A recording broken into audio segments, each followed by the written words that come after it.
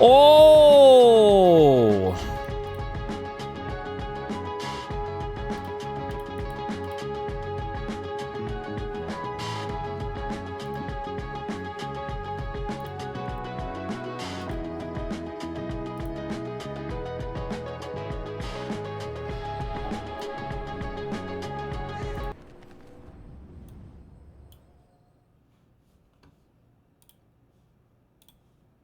Welcome. CS Gamer Rage from today. More, yeah, the inexperience that was coming through in the end, not necessarily bad calling or anything. So, oh, that's rough. Oh, through in the, yeah, the inexperience that was coming through in the end, not necessarily bad calling or anything. So, oh, that's rough. Oh, wow. Okay, well, we're taking that table out of your winnings, I'm afraid. Rip.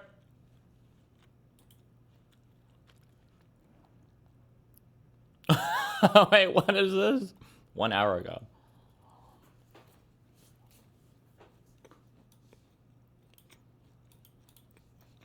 I'm in my big pants era. I wear a lot of big pants, and people make fun of me, but I'm like, the bigger the better. That's my attitude on pants. I'm very big, so when I then turn around and dress in a way that like a waifish twink is supposed to be dressed as, it's like, it looks ridiculous.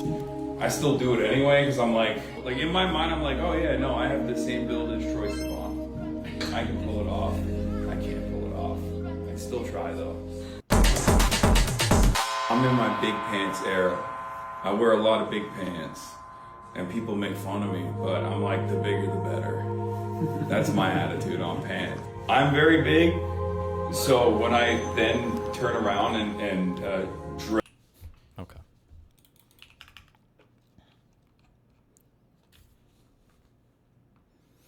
Wait, what? Trump's tariff talking points.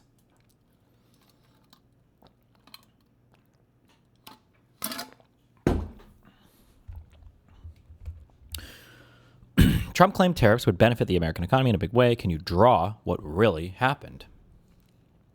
On April 2nd of last year, a little over 2 months into his second term, President Donald Trump unveiled sweeping tariffs on imports from almost all countries. Though this was not the first announcement of tariffs from the Trump administration, Liberation Day, as the White House dubbed it, was a pivotal moment in Trump's trade agenda. In his remarks that day, Trump made broad claims about how tariffs would reap economic benefits for America, including increasing growth, reducing the trade deficit, and creating manufacturing jobs. Since then, the U.S. tariffs on many impacted countries has been renegotiated, caveated, and even revoked. In February, the U.S. Supreme Court ruled that Trump didn't have the constitutional authority to impose universal tariffs under the International Emergency Economic Powers Act, immediately invalidating the Liberation Day tariffs. Trump quickly reimposed a temporary global tariff of 10% on all U.S. imports under the new legal provisions that are valid for 150 days before needing congressional approval. A year after Liberation Day, what really happened in the U.S. economy? Have tariffs had the impact Trump claimed they would? We are giving you, the reader, the power to guess for yourself. Draw on the charts below what you think happened to the trade deficit, trade with China, and tariff revenue, among other metrics, and then see how correctly you guessed.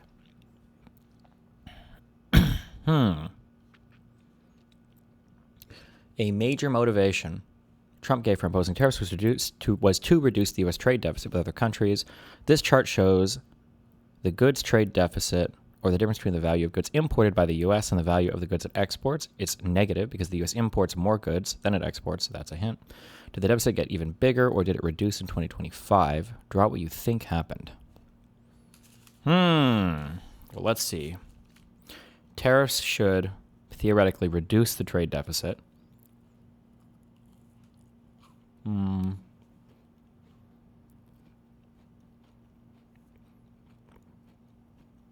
However, U.S. dollar, I think, has been losing value.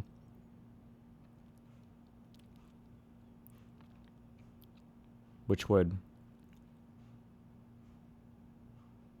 also reduce the trade deficit, right? Weaker dollar means it's easier for people to buy other things from us.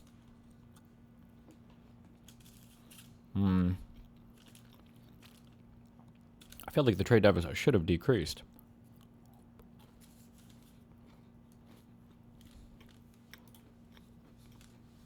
but maybe slightly. But also, this seems like a negative article, so I'm going to go up to here. Let's see what happened. I feel like I've read that the deficit got worse, though, but I'm trying not to bias my... Okay, well...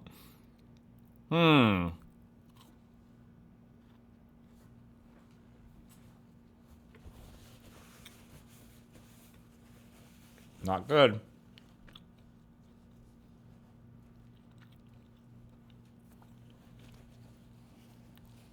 In the same speech on April 2nd, Trump described the U.S. as looted, pillaged, raped, and plundered by nations near and far, both friend and foe alike.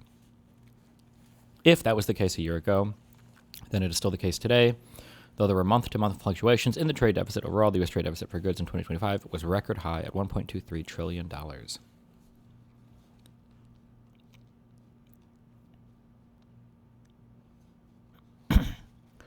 Trump has been particularly focused on the U.S. trade deficit with one of its largest trading partners, China, and has added a cascade of tariffs on China imports worth billions of dollars. In turn, China retaliated with export curbs, counter duties on American goods, but then suspended most of those retaliatory measures in November last year after both countries reached a trade truce. The next chart shows the goods deficit with the top U.S. trading partners in 2024, with China at the top spot. With which countries did the U.S. goods deficit get bigger or smaller?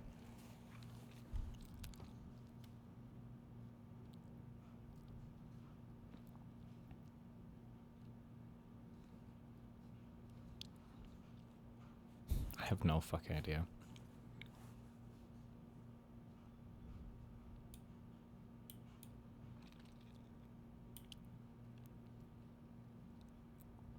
Mexico should have gotten smaller, right? I feel like we're pretty reliant on China. I think we just get fucked by these people, no? I don't know for any of these.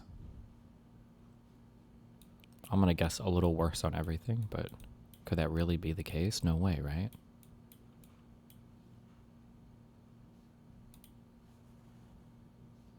Oh. With China, it decreased substantially. Who would know the answer to all of these things?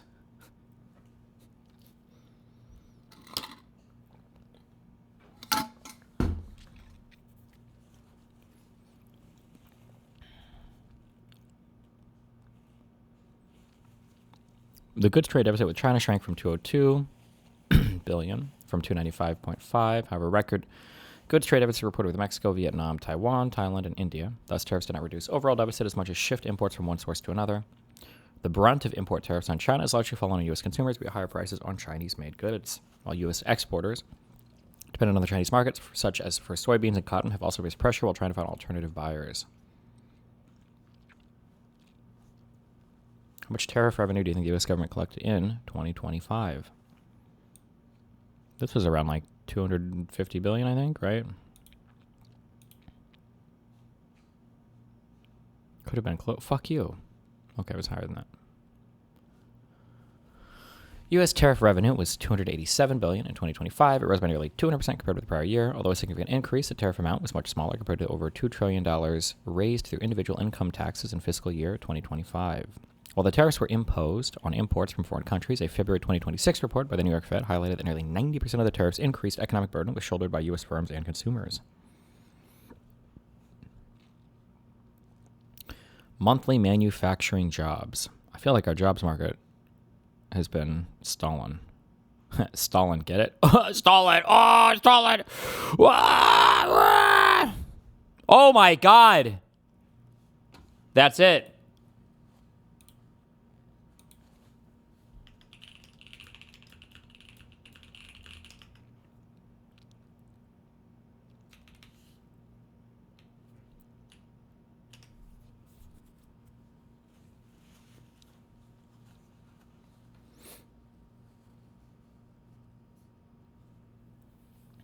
Manufacturing job numbers have fallen by 71,000 between April 2025 and March 2026.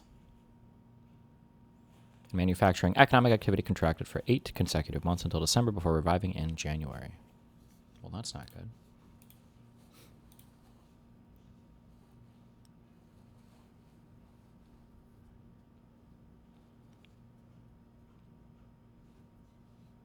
U.S. monthly durable goods inflation. I don't fucking know. Whatever.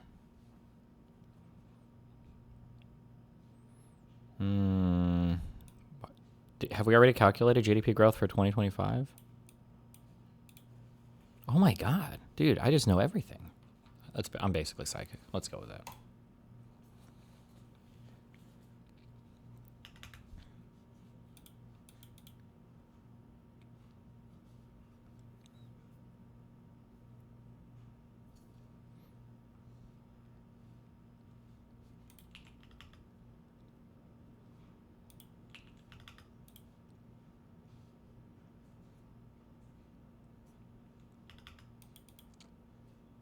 What was the public opinion during the Lewinsky scandal? All I see are people calling Bill crazy for fumbling someone who looks like Sabrina Carpenter.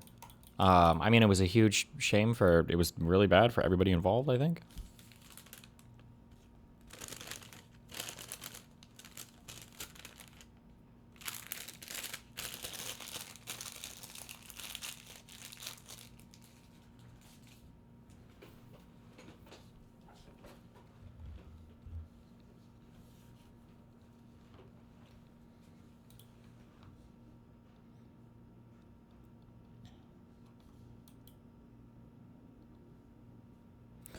Approximately 1. Breaking.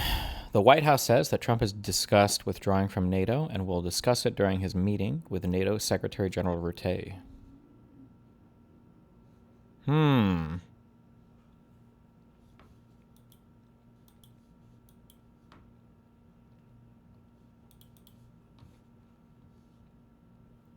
Uh-oh. Hasan SLOP. Now to the Michigan Senate race, where a Democratic candidate is forging a controversial alliance with a left-wing streamer who has defended Hamas terrorists. Oh! That's better. Instead of anti-Semitic. Thank you. Abu al-Sayed campaigned yesterday with 34-year-old Hasan Piker, who has more than... How mad do you think he is? She said his age. Sorry, it was my bad. Abu al-Sayed campaigned yesterday with 34-year-old Hasan Piker, who has more than 3 million followers on the gaming platform Twitch, as well as YouTube. Here he is at the al-Sayed rally in Ann Arbor. Blood's pushing 50. If you round up, like if the number line went from 0 to 50 and you had to round up, he would be 50 years old basically, right? Every single person in here, and myself included, saw heinous war crimes take place every single day for the past 2.5 years. And we didn't stand idly by, we spoke out. And in the beginning, it was a lot lonelier when we spoke out. They used the same exact heinous smears. They said you're anti-Semitic. They said you are a radical Islamist, you're a radical fundamentalist, but also really woke at the same time. Doesn't really make sense. And back then, I felt a lot lonelier, but I don't feel lonely anymore. That is Hasan Piker attempting to airbrush his past statements. Damn! Here's some of what he actually has said about the depravity of the October 7th terror attack, the deadliest day for the Jewish people since the Holocaust. Quote, "It doesn't matter if effing rapes happened on October 7th. Like, that doesn't change the dynamic for me. The Palestinian resistance is not perfect." Now, let that sink in. Hasan Piker is excusing sexual violence by Hamas terrorists. He also claims Hamas is, quote, 1,000 times better than Israel. Hamas is a designated terror organization, not just by the U.S., but by the EU, Canada, Australia, New Zealand, just to name a few. And here's what Piker said about the horrors of September 11th, 2001. America deserved 9/11, dude. F it. I'm saying it. Like, we fucking totally brought it on ourselves, dude. Holy shit. We did. We fucking did. Now, Piker did later call that comment inappropriate and said he didn't mean Americans deserved to die. Several progressive politicians have appeared with Piker on Twitch, including Congresswoman Alexandria Ocasio-Cortez, Senator Bernie Sanders, and Congressman Ro Khanna. Other Democrats, including al-Sayed's primary opponents in Michigan. What is this? Sorry.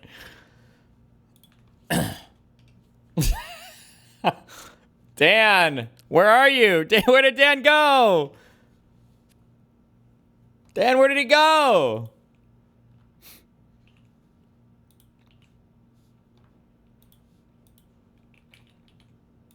Mallory McMorrow and Haley Stevens not only refuse, but both condemn Piker and his comments.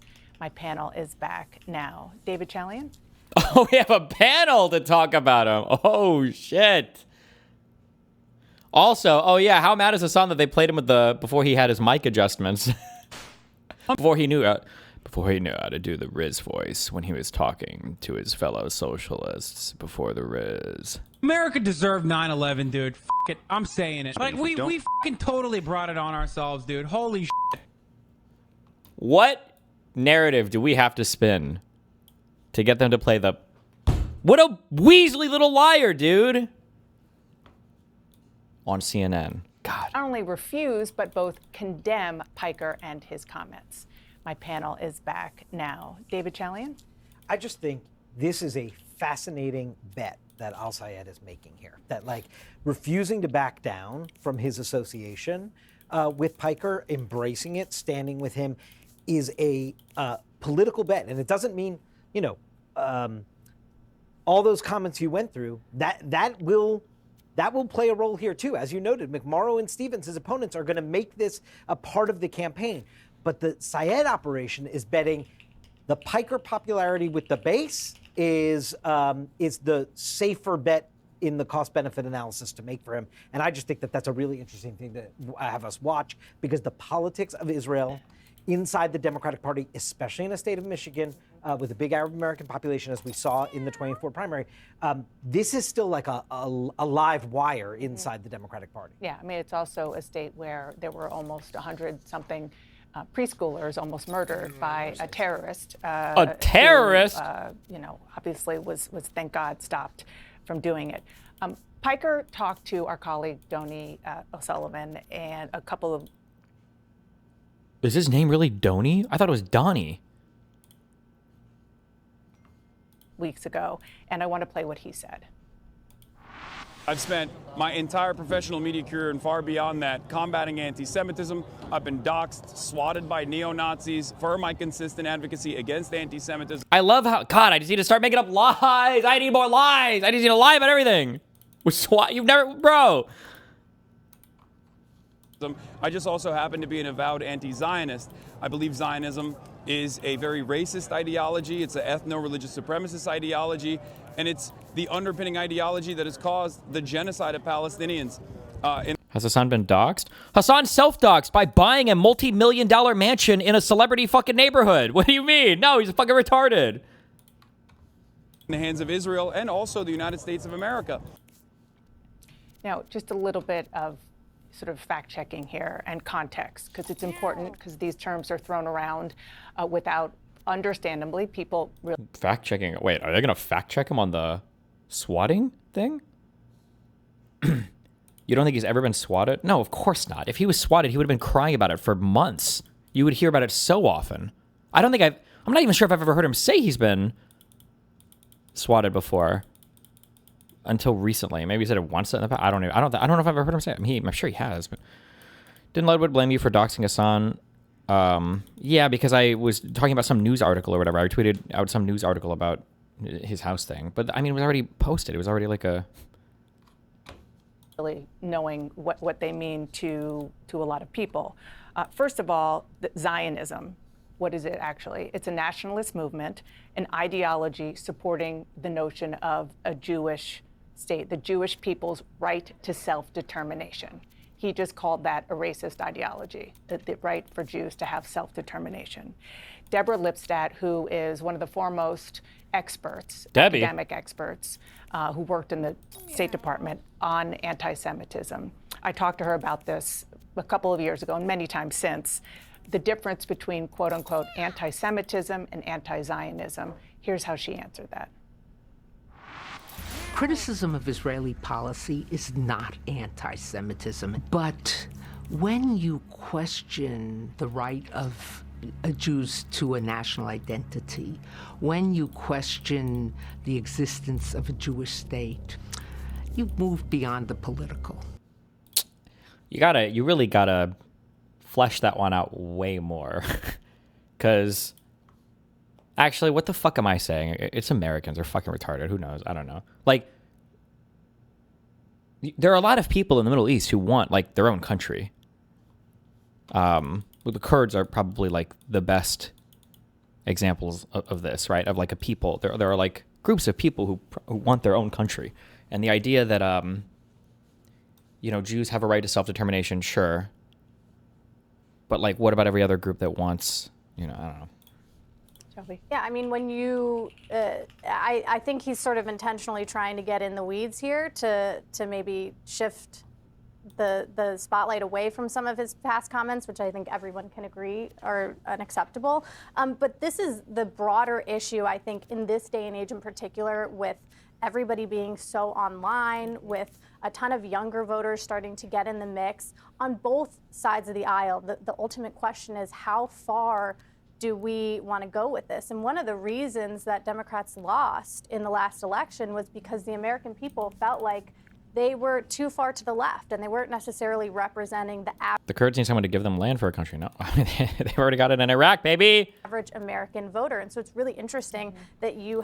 Why are you spamming? Morbler is a retarded fucking lefty dick suck, okay? He types dumb questions in chat constantly. What do you want me to say? Destiny, aren't you not supposed to bring attention to it, though, so not to encourage it to happen again? Then why is he bringing it up now? What do you mean?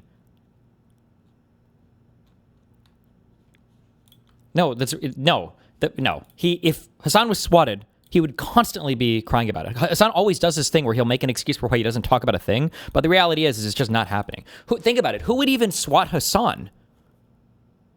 Center-left libs are, not to be mean to you guys, I love you guys, but don't swat people. They're too boring. They don't really do that. The only people that engage in that behavior are either really far-right people or maybe really far-left people. It wouldn't surprise me if the far-lefty people were doing it, too. Although I don't know if I've personally seen that. But I know the far-right people do, and maybe the far-lefty people. Hasan doesn't ever fight the far-right. He just doesn't. He literally doesn't do this. He's only attacking Democrats constantly.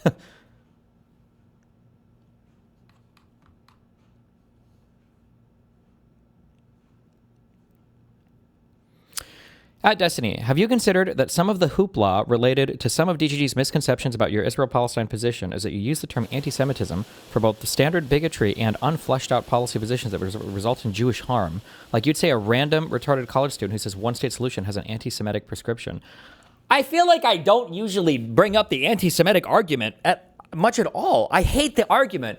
I just talked to Tim Miller, and I think one of my first points that I brought up was stop attacking us on anti-Semitism. I don't think I bring this up very much. I don't like the anti-Semitic. I just criticized this woman for what I think was probably not far enough to call something anti-Semitism. All I say is that the people that advocate for a one-state solution are more or less kind of like pushing in the direction of what would probably be like a Jewish genocide that they really don't give a fuck about, wouldn't do anything to stop. That's all I'm saying, which is most likely true.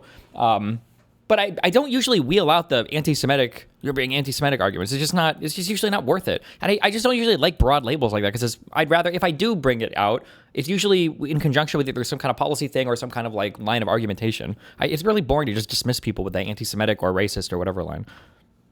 Have candidates who are teaming up with people who are sort of on the very far left side of it. On the flip side, you called soy pill anti-Semitic like 5 times. I said that soy pill was using anti-Semitic tropes. When you say things like Jews need to go back to wherever, that's an anti-Semitic trope. It's used to undermine the history of fucking Jewish people in the Middle East or whatever. That's an anti-Semitic trope. I don't know if I ever said soy pill is anti-Semitic. If I did, I was being imprecise, or I was referring to the fact that he has like the anti-Semitic dog whistles without even realizing it. I don't think the soy pill is anti-Semitic. I don't think, or at least I've never seen anything from him to make me think that he hates Jewish people. The same issue in the Republican Party, where you have fringe folks sort of trying to weasel their... He's Jewish, you know? Is the soy pill Jewish? Bro, I don't have any Judar at all, okay? Fuck you. I don't even know if you're trolling me or not. Way into in the Republican Party, where you have fringe folks sort of trying to weasel their way into this quote-unquote mainstream orbit. And there's a question with both parties of what do we do with these folks? Should we be going on their podcast? Should we be denouncing them? Yeah, I mean, it's such an important point. What was before thought of as fringe, here, both sides are definitely sort of moving into the mainstream. His real name is Levi Soypilstein. Holy shit, really?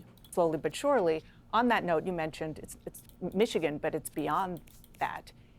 Ro Khanna, for example, he said that he has no regrets about appearing on Hasan Piker's show. It's interesting because going back to the last presidential campaign, you were mentioning the Democrats moving to the left. Another reason they struggled is, they often face criticism on not meeting people where they were, just communication-wise, right? And, Hasan Piker, other influencers, these people have millions of followers, right? And Dems see it as a way to reach a younger, disgruntled base that is losing faith in their political system, right?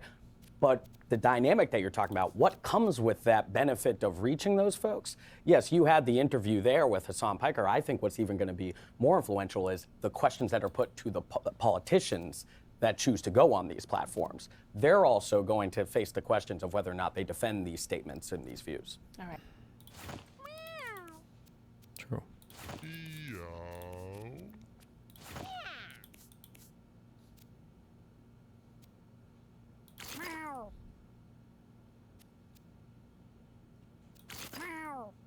Wait.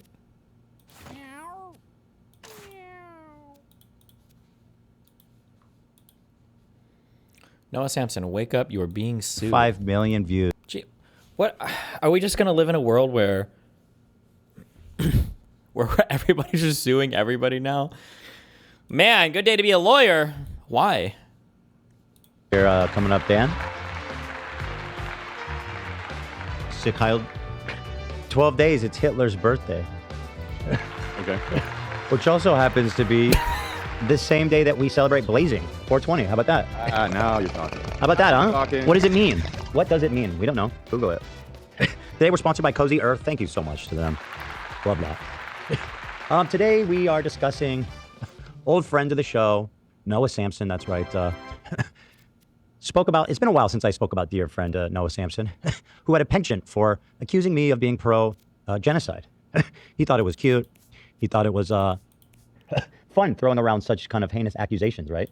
This guy supports genocide. In fact, he had even a video called The YouTubers That Supported a Genocide with me in it. And, that's the world we're living in.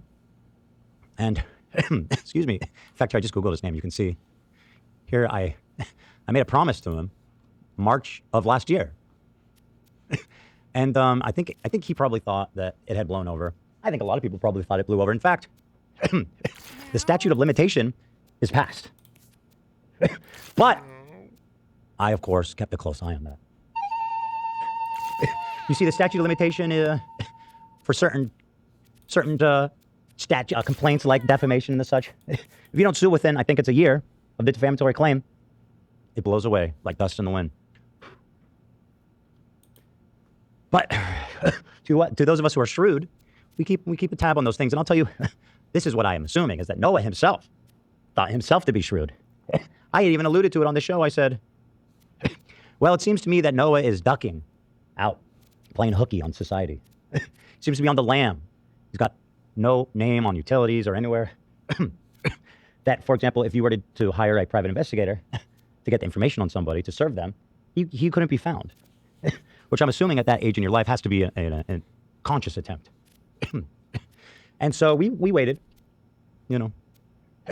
And on the day of, or the day before the statute expired,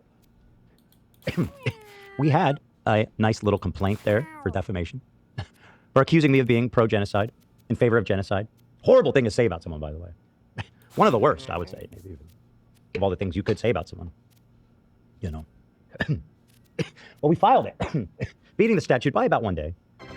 Now, most of the time, people see these immediately, but we were under the radar. We filed it in Orange County, I believe, which is not trolled by media and press. So it went under the radar. Nobody even saw, until now, in fact, nobody knew that I was even suing Noah Samsen. Well, he knew since a couple of days ago, since he was served. But he's the only one. Let me take a sip. It's pretty refreshing. What flavor is that? The only one that matters, Tom. Damn right. Strawberry lemonade.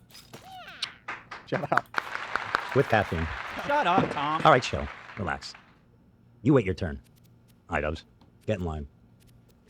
Yeah, but turns out Noah, thinking he was clever, came off the grid.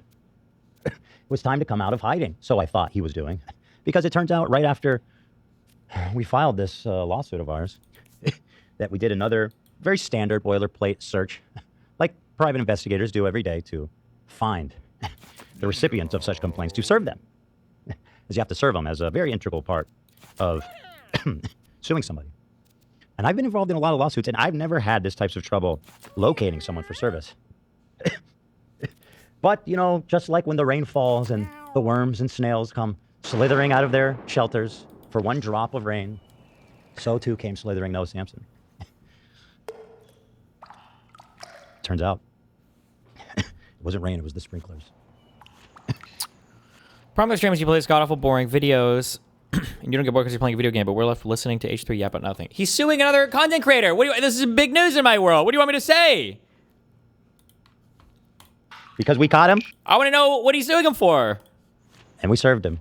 And Noah Samsen, who was served about 2 days ago, has been pretty mum's the word on it, surprisingly, has been sued now in California for defamation. That's right. He thought I forgot. In fact, nobody should be surprised. This is me following through on a promise I made a year ago. And by the way, it's cough slap. Shut the many fuck people, friends and comrades of his, have said that I'm only suing women. And it's been, you know, me, of course, I have a majority female audience who I respect. More than anyone in the world, I love, respect women. And so, to dispel this terrible accusation that I only sue men, or women, I'm sorry, I thought it only fair and equitable to sue a man. A white man, I might say. Very brave. Well, it's equitable, and it's important for me to know, to the three women, that it's not personal, right? I sue those who deserve it, who require accountability. And it was a terrible coincidence, a terrible one, that the three people I sued for copyright infringement were women. Terrible, right? And I'm just happy that I've had the opportunity to rectify that, to set the record straight now, to sue a straight white man. And I think nobody should be more relieved for that, to have that set straight, other than Noah Samsen himself, who was a woke, legendary king, and now he can rest easy at night knowing. Does British civil law not include service? When we watched Repo Slop on anything else, a lot of people were like, oi, bruv, I didn't even know I got that judgment. I don't know. No clue. That Ethan Klein doesn't hate women. He just hates losers who do dumb and bad things. Gender, race, be damned. I come before you a simple man. Oh, fuck. And that's basically what I want. Know what it takes, souls. Yes, you are being sued. For defamation, a very good case, I might say, which I'm going to be happy to read you excerpts from today. But when his head hits that pillow at night, he can know that he lives in a just world where women are not bullied into silence. It's not about that. Gender equality is at the core of everything I do, and Noah as well. So take solace, my friends, all of you. Equality reigns in America in 2026, at least in this house. In this house. Women, men of all races and ethnicities are being sued. That's what it means to be American. And I apologize for the horrible optics that suing three women. I tried to convince everybody. I said, it's not about their gender. It's about their statements on the record. I will love all women. Their intentions to steal from me, but that wasn't enough. And so I stand before you, a man of the people, a man of all people, genders. With lawsuit complaint in hand. Noah Samsen, I am suing you. Pa, paper on the desk. Hear ye, hear you. Sleep well tonight, sweet prince. Oh, we got a background and everything. Because gender equality suffrage for all women has been achieved here in America 2026. Thank you. And congratulations, Noah Samsen. You've done it. Excuse me. I got a button now. Talk about freedom. Yes. And to move on from the gender thing, which is very important, but... I had a quick question about Noah. Please. When you were saying it was hard to locate him, he was on the lam. I don't know if you could say where, but I'm picturing him like in a Saddam Hussein type bunker situation, like kind of like... He may have been in a hole with ventilation. Where was he? Can you say? The truth is, I don't know, because all I can say is he wasn't on any utilities or rental agreements or anything that any normal functioning member of society would be on, where it would be, you could locate them, to serve them with a lawsuit. He was off the grid. He was with, as far as I know, he was with Ban Empanada in what is it? Uruguay. You can it could just, I don't, obviously I don't know because I wasn't involved in the servers, but like my guess is like if you're staying with a friend and you've got like an informal agreement in terms of rent or whatever, then you just won't show up on any paperwork or whatever. But I don't know. Right. But he's no, it turns out he's right here in beautiful California. Right here. Did you know he drives a Tesla? Isn't that funny? I think people knew that, but they weren't sure if he still had it. Why is that funny? I don't know. Lots of people. Because he's Noah flipping Samsen, champion of the people out there driving the Elon Musk car. I love Tesla. Who is, you know, I'm saluting the Nazis guy, right? I mean, he's like the white supremacy X. Yes. Anyway, let's take a look at the complaint. But first, let me talk about the Great Wolf Lodge. No, I'm kidding. I guess I should keep it. Let's stay focused here after that intro. And then we'll circle back around to the Great Wolf Lodge, of which I always have a lot to say. So here's the complaint, stamped by the judge, of course. There's other ways to serve people who are on the lam, by the way, and it's not easy though. It takes a great effort because you have to prove to the judge that you've exhausted every reasonable and in some cases not so reasonable attempts to serve them. And finally, your only option is to serve them in the press. After you've exhausted all options, you say, Judge, we've done everything we can. We cannot find this person. And so you get permission. You take out an ad. I'm sorry, hold on. People just typed on shit in chat. Wait, I can't tell anymore. This is like the Big Stinny Instagram account. Is this a real picture? Or is this a troll thing? I can't tell.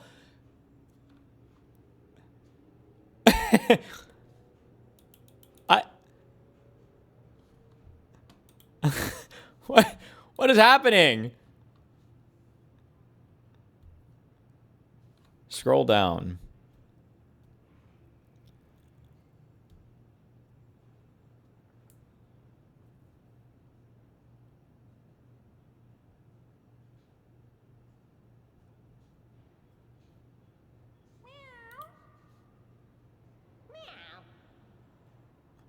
Wait, I can't tell if this is real or not. Wait, I can't tell.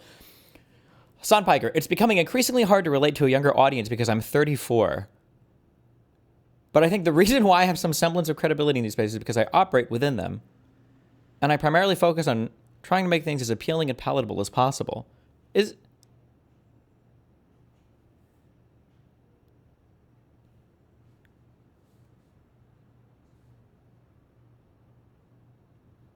I'm always here to tell people I'm here to pull them from the margins. Or I always like to tell people I'm here to pull them from the margins, from the throes of radicalization.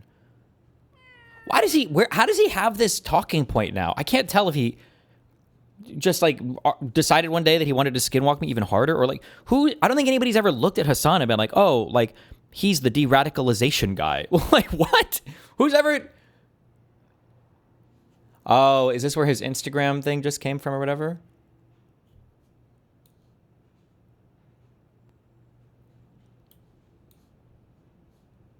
Oh, it's 2 pictures. I feel like this outfit actually looks kind of nice. This one?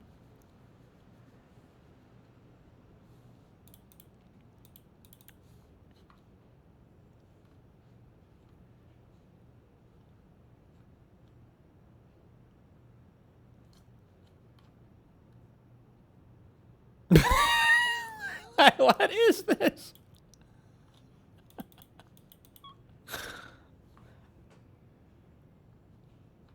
Bro, I don't know, man.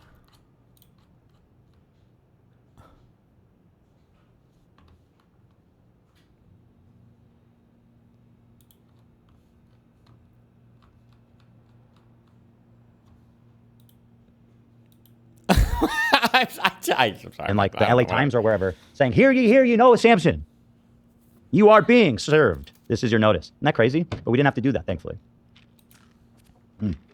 That's some good subs right there, boy. Tastes especially good today, brother. Feel hydrated. Now this document, I'll say, it's 14 pages. Good guess. It's significantly more, actually. That would be an anemic complaint, actually, 14 pages in this case. I know, Dark Viper, that's an unfathomable amount of text, but it's not about him today. So this document is actually quite important to me. It archives and sets forth for the record all the defamatory bullshit that has been peddled by Noah and everyone else across the internet. Baseless, disgusting, hurtful accusations that I support genocide. So this is about holding Noah Samsen accountable as one of the main peddlers of this horrible defamation. But in large, just defending myself, my name. And this isn't something that's going to be litigated on TikTok or Twitter, which is where I know Hasan and Noah Samsen like to litigate such things. No, this is going to be litigated by a judge and potentially even a jury based on the facts. And I'm willing to put that on the line. Here it is. Shall I? Number 1, introduction. Defendant, can I, and we'll need something real nice, some kind of good music there. Hit me up there. Maybe the Haga Navila? Not that one. The Naga Haga Navila. Hava. Have a great time, Noah Samsen. All right. What? Defendant Noah Samsen advocates that the only solution to genocide of Palestinians is the genocide of Israelis, even if they vocally support the Palestinian cause. Through his entity, Samsen Creative LLC, Samsen published a video on YouTube entitled, "The YouTubers Who Backed a Genocide," aka the defamatory video. The thumbnail for the defamatory video depicts various individuals, including the plaintiff Ethan Klein. Samsen knew that Ethan ferociously advocated against the genocide of Palestinians. Despite this, Samsen and his business, Samsen Creative, published a defamatory video to falsely paint Ethan as supporting the genocide of Palestinians. The defendant's defamatory video was incredibly successful. To date, it has received approximately 1.5 million views and is defendant's second most viewed video on YouTube. You know, that's the other thing about this. Noah Samsen, when he's not accusing people of supporting genocide. For example, his last video about the war in Gaza, the IDF's plan to return to Gaza with no constraints 1 month ago, it only got 3,000 views. So, the man has quite a vested interest here in defaming people. It's good for business, it seems. In fact, he said as much, which we quote here in this beautiful, beautiful complaint. Gorgeous. It's 14-page, meticulously argued document. True. It's true what he says, except it's 32. Can we maybe get 32? Damn, you're good. Meticulous 32-page document. We need Dark Viper saying it though, yeah? Excuse me here. No, fuck you. Yeah, exactly. Well, that's in here, but he's quoted as even saying, shitting on me is algorithmically viable. The Ethan Klein crash out industrial complex is booming, he said. And he, of course, was the original and chief, one of beneficiaries of that industry. So I say cheers to you, my friend. I hope you saved some of the money you made. Damn, that sub sits different today. Isn't it? Strawberry lemonade. Damn, back in stock, too. Cheers. Right, Tom? Right. Get it now. Tom Ward, everybody. Everyone's wondering, where's Tom? He's been missing. I have a regular they missed job. You. Yeah, I know, but they miss seeing you. I miss them. You have a job? I do have a job. News us. It takes a lot of time, believe it or not. Tom is a behemoth, man. New sponsor today. You know, it's working. Mm-hmm. But the kids are on spring break, so it forced me to run out of the house. Spring break is brutal, man. Kids at home, dude. Yeah. I've got ADD like bad. So it's hard for me to concentrate, and the constant interruptions and the fighting and the can we do this? I know it. Just the nonsense. You may see me tomorrow and Friday as well. Just constant, just get away, baby. Well, I think about you should take him to Wolf Lodge. Never again, bro. I've made that mistake once. By the way, people found my reviews of Wolf Lodge, and I didn't know that they could see that. I swear, I guess I knew it was probably public, but nobody ever looked at my reviews, so. I don't know if Google erased a line, but I swear I wrote at the end of it, take your family here if you hate them. And I swear they erased it, or maybe Google, I don't know. The rest is there, though, which we'll get into. But dear, beautiful Noah Samsen, I love to address you, my friend. I thought he would have ran to social media the moment he got served, but he's been pretty quiet as a mouse. I haven't seen him in a minute. The last time I saw him, it was when he was pushing that clip of me trying to frame it that I don't care about Israel-Palestine. What's going on? He seems to have a real niche for that. Yeah. It turns out Noah Samsen actually is the only person that truly cares about Palestine. He's the only one, in fact. The clip actually that you had me clarify right after. Literally right after. Even in the moment. Yeah, because I was like... Yeah, I'm glad you did. I mean, I wish I didn't say it, obviously. Not that it mattered. Yeah, but I think it's a good example of who's being honest and who's not. Exactly. Yeah. Exactly. I remember, Avi said... You know, I care about my family first and foremost before anything, essentially. And I was like, just so you know, that's going to get clipped. Yeah. They're going to say you don't care about Palestine because you said you care about your family the most. And sure enough, we immediately clarified it. And Noah Samsen ran directly to the internet to be like, see, he hates Palestinians. Great guy, honest guy. Free likes on Twitter. Hey, collect them all you can, buddy. Yeah. I'm real curious to see how he crowdfunds for this, though, because you might remember when I mentioned I was thinking about suing him, he crowdfunded, what, like $200,000 for Gaza, which was fantastic. I mean... I'd like to even take credit for that if I can a little bit, you know, for being the catalyst, for being such part of a forceful charity drive. It's just going to be a little funny when he's like, okay, now it's my turn. The people in Gaza, yes, they're still suffering, but now it's my turn. I don't think he's going to raise quite as much. I mean, the most of the ladies who crowdfunded was, I believe, Casey Tron, who raised like 50. And by the way, thank you. Appreciate that. Moving along, having too much fun here. Sue me. I'm savoring the moment. Damn, this is good. Get that. Game of subside. GG. Code H3, actually. Are you going to sue Ethan for defamation? Well, I'm waiting for him to get to the complaint. I feel like a lot of these, like, opinions on people, I don't think are defamatory. Unless the goal is to just, like, troll people with lawsuits. Like, Ethan can have the opinion that I'm a pedophile. And I feel like Noah Samsen can have the opinion that Ethan supports a genocide. Like, these are all... I have no idea how you could come down, like, clearly on the anti-side of this, how this wouldn't be, like, such an obvious free speech issue. I'm not sure. I don't know. Does that get you? 10% off anytime, anywhere, on any product. Yeah, his channel's been struggling, though, since he moved on to other topics. Ethan and his wife, Hila Klein, collectively are passionate advocates of the rights of Palestinians to self-determination and the establishment of a Palestinian state. They are vehement critics of the Israeli government, Prime Minister Netanyahu. Bitch-ass Netanyahu. Prime Minister Benjamin Bibi Netanyahu. Really went in on the Jew shit there. Both before and after October 7th, Ethan and Hila condemned Israel's oppression and violence toward the Palestinian people, including explicitly stating Israel's actions constitute a genocide. That would be in direct conflict with Noah's defamatory claim. Not good for him. Ethan and Hila advocate for a two-state solution to resolve the conflict. Both Ethan and Hila are Israelis. Ethan by naturalization and Hila by birth. Nearly all of Hila's family reside in Israel. Hila and her family are also Mizrahi Jews, i.e. Jews from Arab and Muslim countries, who came to Israel as refugees escaping violence and oppression. Both Ethan and Hila know that if Jews were expelled from Israel, the vast majority would have nowhere to go. This is the primary reason why they advocate for a two-state solution instead of one state. Samsen.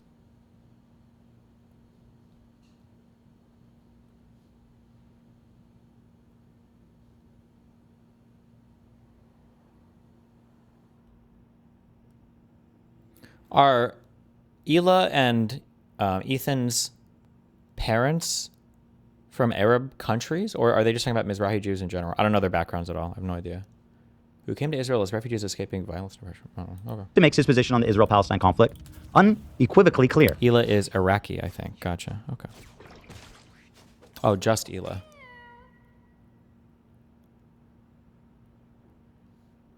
Oh, nearly all of Hila's family was... Oh, sorry. I thought Hila and her family... I'm thinking Ethan as well in the run. Israel must be wiped off the face of the earth. Hasan's made so many incest arguments, or claims about Jews, I just got mixed up.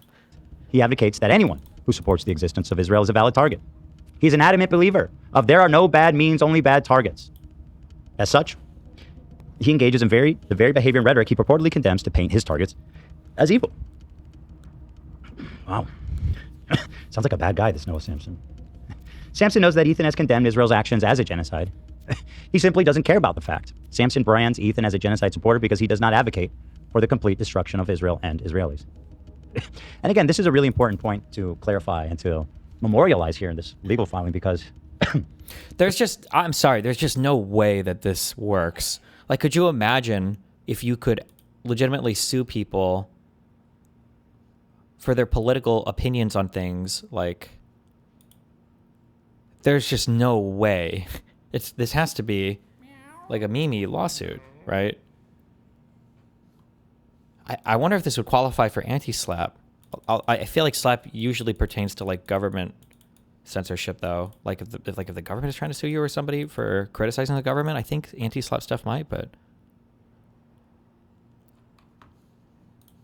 at the end of the day, I think the majority of people pushing this Ethan's a genocide supporter narrative is because I don't completely advocate for Israel's total destruction.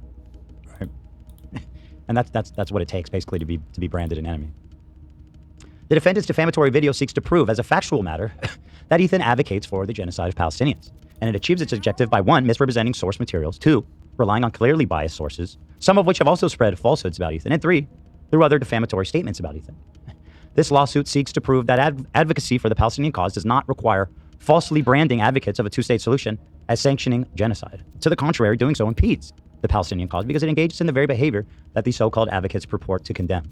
This is exactly what Samsen did, and why the defendants must be held accountable for falsely asserting that Ethan advocates the genocide of Palestinians, despite knowing that his statement is false. That's tough. This is just some factual recollections. Plaintiff Ethan Klein lives in California. Defendant Samsen has a California business. Yada yada. Defendant Noah Samsen is principal business of Samsen Creative, located in Orange County. Yada yada. Bob's your uncle. Now they talk about jurisdiction. This is all very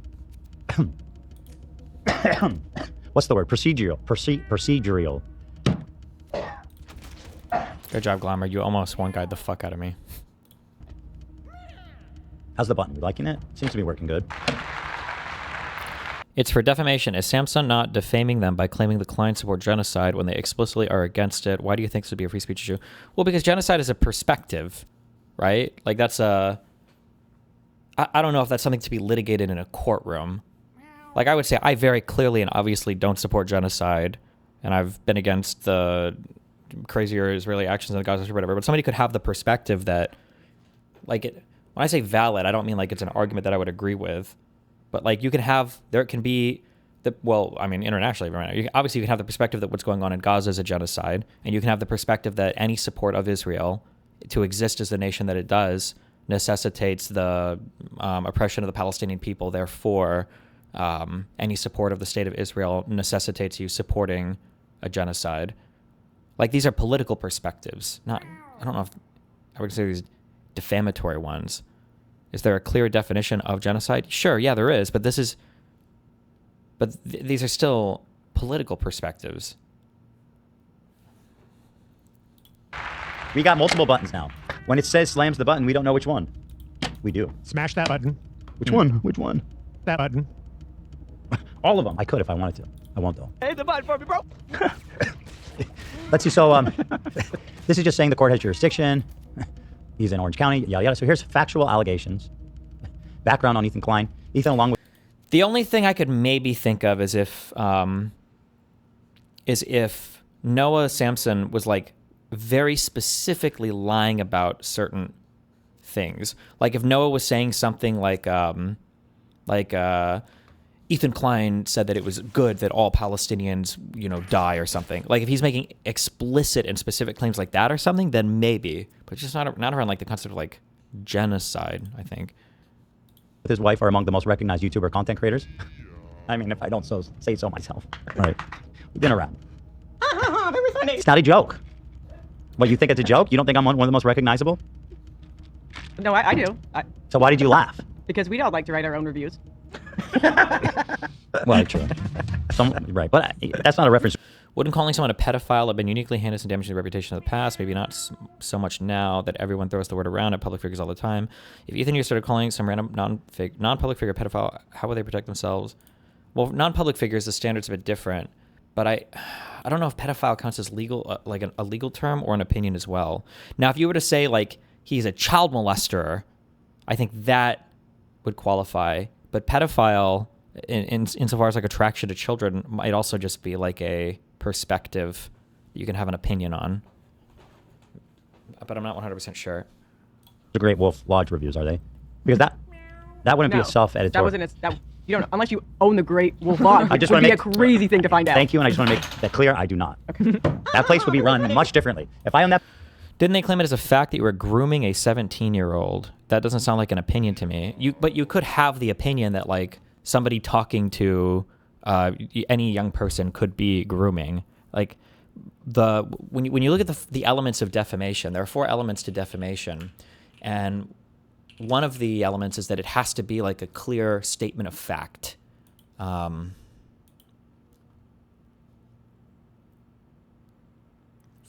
Wait, there's more. I think there's more writing on this. A false and defamatory statement concerning another.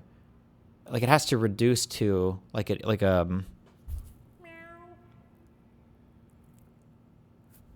I don't remember where I read more about this. Fuck.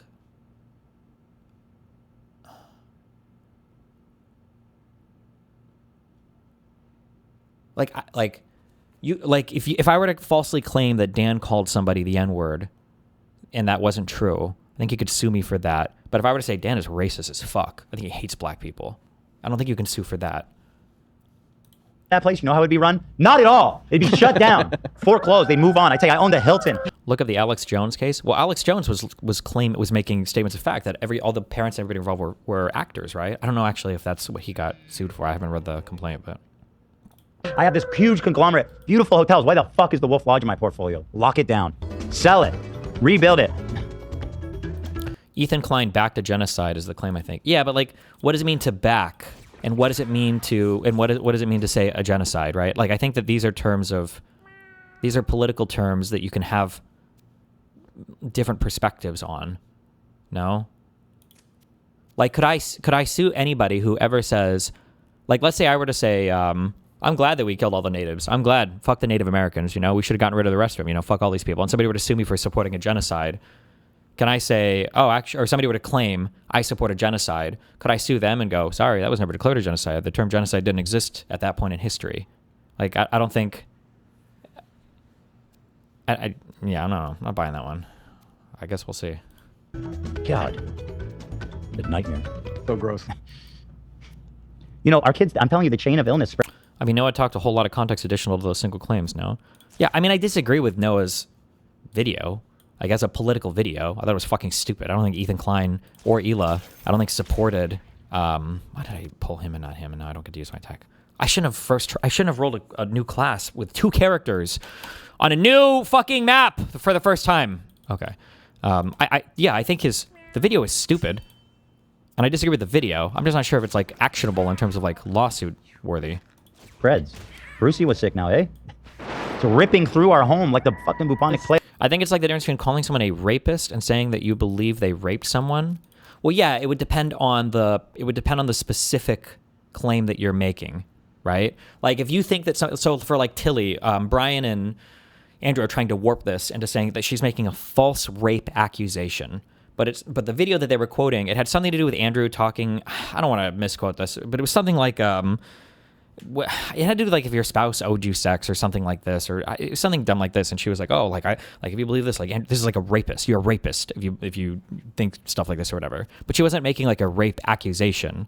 It was the perspective of, you know, I think having this perspective makes you a rapist. Much the same that it would be different to say like, "Oh, like this guy's a pedophile. Why is he a pedophile? Because he's attracted to 14-year-olds or whatever." That's like a statement. But you're not making like a pedophile accusation. But if someone's like, oh, he's a pedophile, he fucked a 14-year-old, that's a different type of statement, I think. You know, one is like reducible to a clear and obvious fact, and the other one is like an opinion that somebody can have. It's a terrible cough. Yeah. Yeah. Holy. Anyway, let's stay focused here a little bit. Most recognizable content creators. Through their entity, TED Entertainment, they own various YouTube channels. As you guys know, yada yada. And we also own a streetwear company, Teddy Fresh, as you guys know. We met in Israel 20 years ago. Yada yada. Bob's your uncle. So I was about to say the Stephen Bonnell guy is good at video games. I could get sued? No, because truth is an absolute defense for defamation. We got married, moved to the USA. We've been outspoken supporters for the. So it has to be an accusation of something that transpired rather than just a statement about your character or disposition. Yeah, no, I don't think you can sue people, or I don't think a defamatory claim is about like your opinion on a person's character or something. Okay, I'm going to look this up, and I'm going to get triggered if this is wrong. If you just ChatGPT'd me. Somebody in YouTube chat said, accusing one of being a pedophile is defamatory per se. So in defamation, one of the 4 elements of defamation is that you have to prove damages. However, if the claim is a salacious enough claim involving, I think, felonies or sex crimes, you don't have to prove damages because it's assumed. So this would be defamation per se, as opposed to the ordinary one, which is defamation per quad. But you're saying that somebody accused somebody of being a pedophile, and it was ruled in some court case that it was defamatory per se.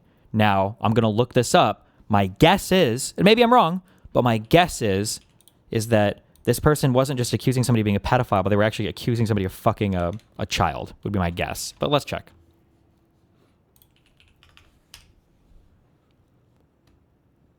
Miles v. National Enquirer.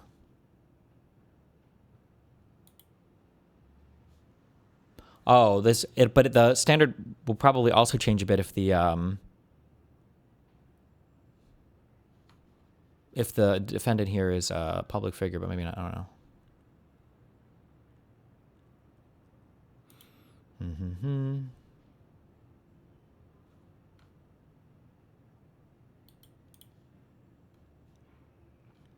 Oh, but the National Enquirer won this case, it seems, as well. This matter comes before the court upon defendant's motion for summary judgment because plaintiff has failed to come forward with clear and convincing proof of actual malice, having reviewed the file and being fully advised of the premises. For the reasons that follow, the court finds and orders that defendant's motion for summary judgment is granted in its entirety. Sorry.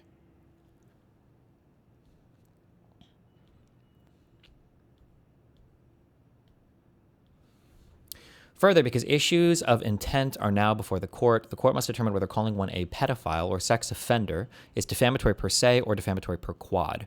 So one issue, too, is that pedophile is used a lot. It just means a lot of things in society. Like, this word can mean almost anything. Some people will say you're a pedophile if you're attracted to a 17 or 16 year old. Some people will say you're a pedophile if you're a 40 or 50-year-old attracted to a 20-year-old. And then some people will use pedophile in place of actual child rapist. Like, oh, that guy was a pedophile. Oh, what, did he like 15-year-olds? No, he fucked one. It's like, oh, okay, he's like a sex offender. He's like a rapist. He's like a child rapist. Sex offender, I think, is a stronger, more obvious, like, sex offender, you're saying somebody has essentially committed a crime, or at the very least an action, right? Let's see. This determination has practical implications in this case. If the statements are defamatory per se, plaintiff need not prove that defendants intended the defamatory implications of a statement because the statements would have no positive implication. The statements would be defamatory as a matter of law. If the statements are defamatory per se, plaintiff need not prove that defendants intended the defamatory implications of a statement. Oh, okay. Whether the statement is defamatory per se or per quad is a question of law. It may be considered defamatory per se if it is specifically directed at the person claiming injury and, on its face, without extrinsic proof, it is unmistakably recognized as injurious. To decide whether the statement is defamatory per se, the court must examine the statement on its own without the aid of inducements, colloquialisms, innuendos, and explanatory circumstances. Historically, a statement constituted defamation per se if it imputed a criminal offense, a venereal or loathsome disease, improper conduct of a lawful trade, business, profession, or office, or unchastity of a woman. In contrast, a statement is defamatory per quad if it requires innuendo or extrinsic facts to establish its defamatory character and requires pleading special damages. Although merely accusing one of being a homosexual is not defamatory per se, Miles alleged that defendants named himself a pedophile and sex offender. There can be no doubt that both statements subjected Miles to a category of persons considered deserving of social approbation. The court has no doubt that such accusations subjected Miles to public ridicule and hatred. However, declaration that these statements are defamatory per se also requires that no extrinsic evidence is necessary to determine that the statements are of and concerning the plaintiff. The statement here meets that criteria. The November article stated included on that list are dozens of pedophiles and sex offenders living in Boulder. One of them, gay photographer Stephen Miles. Without any extrinsic evidence, there is no doubt that this statement is of and concern. Okay, so yeah, like in this case, I could understand this, right? But this is not like an opinion on the guy of like, oh, he likes 15-year-olds. I think this guy's a pedophile, right? Like, this seems to, well, I guess depending on what else was included in the article, but this is just calling a guy a pedophile, putting him on a list of pedophiles and sex offenders. But also, if you're on a list of pedophiles, that's like sex offender. This is like accusations of a crime. Fuck you for making me read this whole fucking thing. I was right. Suck my dick. Palestinian cause of self-determination. I think that you're a just kidding. Determination and statehood. And we're also fierce critics of the state of Israel, even before October 7th. Noteworthy examples include, on November 11th, 2017, I conducted an interview with Hila. During an interview, we engaged in a nuanced conversation about the Israel-Palestine conflict and expressed strong criticism of the Israeli government and the IDF. Hila also discussed how much she detested serving in the IDF, where she served as a secretary. On December 8th, 2020, Ethan conducted a conversation with co-host at the time, Trisha Paytas. Shout out to the great Zionist Trisha Paytas about the Israel-Palestine conflict. He explained to Paytas why she should not be dismissive of the, quote, Free Palestine movement and understand that the Palestinian perspective of the conflict, even referring back then, referring to Israel's actions against Palestinian people as a genocide and as apartheid. That's not good for you, Noah. On May 15, 2021, Ethan made an Instagram post condemning Israel and Netanyahu, which was liked by Hila because she agreed with it, let the record show. This occurred during the Unity Intifada that took place May 10, 2021 through May 21, The post was made specifically in response to the IDF destroying the Al Yala building, which housed Al Jazeera and the Associated Press. On October 9th, 2023, 2 days after October 7th, Ethan, Hila, and the crew of the H3 podcast discussed how innocent Palestinians would suffer from Israel's reaction on October 7th because the Israeli government is barbaric, genocidal freaks. That's 2 days after. And genocidal war criminals, amongst other criticism. On October 12th, a mere 3 days later, Ethan conducted a near 4-hour conversation about the conflict where he described Israel's actions against the Palestinians once again as a genocide. Openly wept, calling the images of a Palestinian father holding his dead infant, and called Netanyahu a war criminal. Oh my God. This was when Hasan fucking fake cried because he felt uncomfortable that Ethan was actually crying. I remember that stream. Amongst many. It seems a little silly to me that as long as you wrap it in an I think, you can still drop any accusation you like, an LOL, just an opinion, your way out of it. No, you can't just say I think as a thing or whatever. No. What about Jane Doe's accusations? Hasn't that caused you reputational damage? Yes. The Substack might be actionable. I'm not 100% sure, but the statute of limitations might have passed on that. My understanding, I haven't looked this up. Somebody told me this, or I think I heard this from a few lawyers. You can't sue people for what's put in a lawsuit. So like if I were to publish a Substack and say, I think Dan is a rapist, he might be able to sue me for defamation. But if I sue Dan and in my complaint, I put Dan raped somebody, I don't think you can sue somebody for defamation for what they put in a legal complaint. I don't believe you can do that. Other statements showing support and empathy for the Palestinian people. It's all right here in blue and black. It's all blue. And black. On November 20th, Ethan and the crew of the H3 podcast discussed their hope for seeing a ceasefire and an end to the atrocities in Gaza. On March 2nd of 2024, Ethan reiterates that he considers Israel's treatment of the Palestinians to be an apartheid and a genocide. On November 25th of 2024, Ethan had an hour-and-a-half conversation with the Arab online creator Lonerbox about the history of the Israeli-Arab conflict. On May 23rd, 2025, Ethan had an hour-long conversation with Palestinian activist and scholar Ahmed Fouad about pragmatic solutions to the conflict. Ethan and Hila have also made numerous donations to Palestinian-focused charities. On October 16, 2023, she lied about her age in the Substack. It's absurd. Yeah, I think there are probably things I could have maybe sued for in that, but also like, bro, one, I don't know if I don't know how it works in terms of like going after her parents' money because on her own, she has nothing. She just gets everything from mommy and daddy. And I doubt I can reach into her parents' pocketbooks for a judgment, number one. And number two, also lawsuits are stressful. It's a lot of shit and it's just not good. It doesn't look good, like to be actively, wrapped up in litigation, especially like as a progressive type or liberal or whatever the fuck I am on the left. Like it's not good for, it's just anything involving women. It's the opposite of the right. Like on the right, you could be Andrew Tate and rape women and people don't give a fuck. But on the left, if a woman literally says anything at all about you, it's like the worst thing in the universe. So.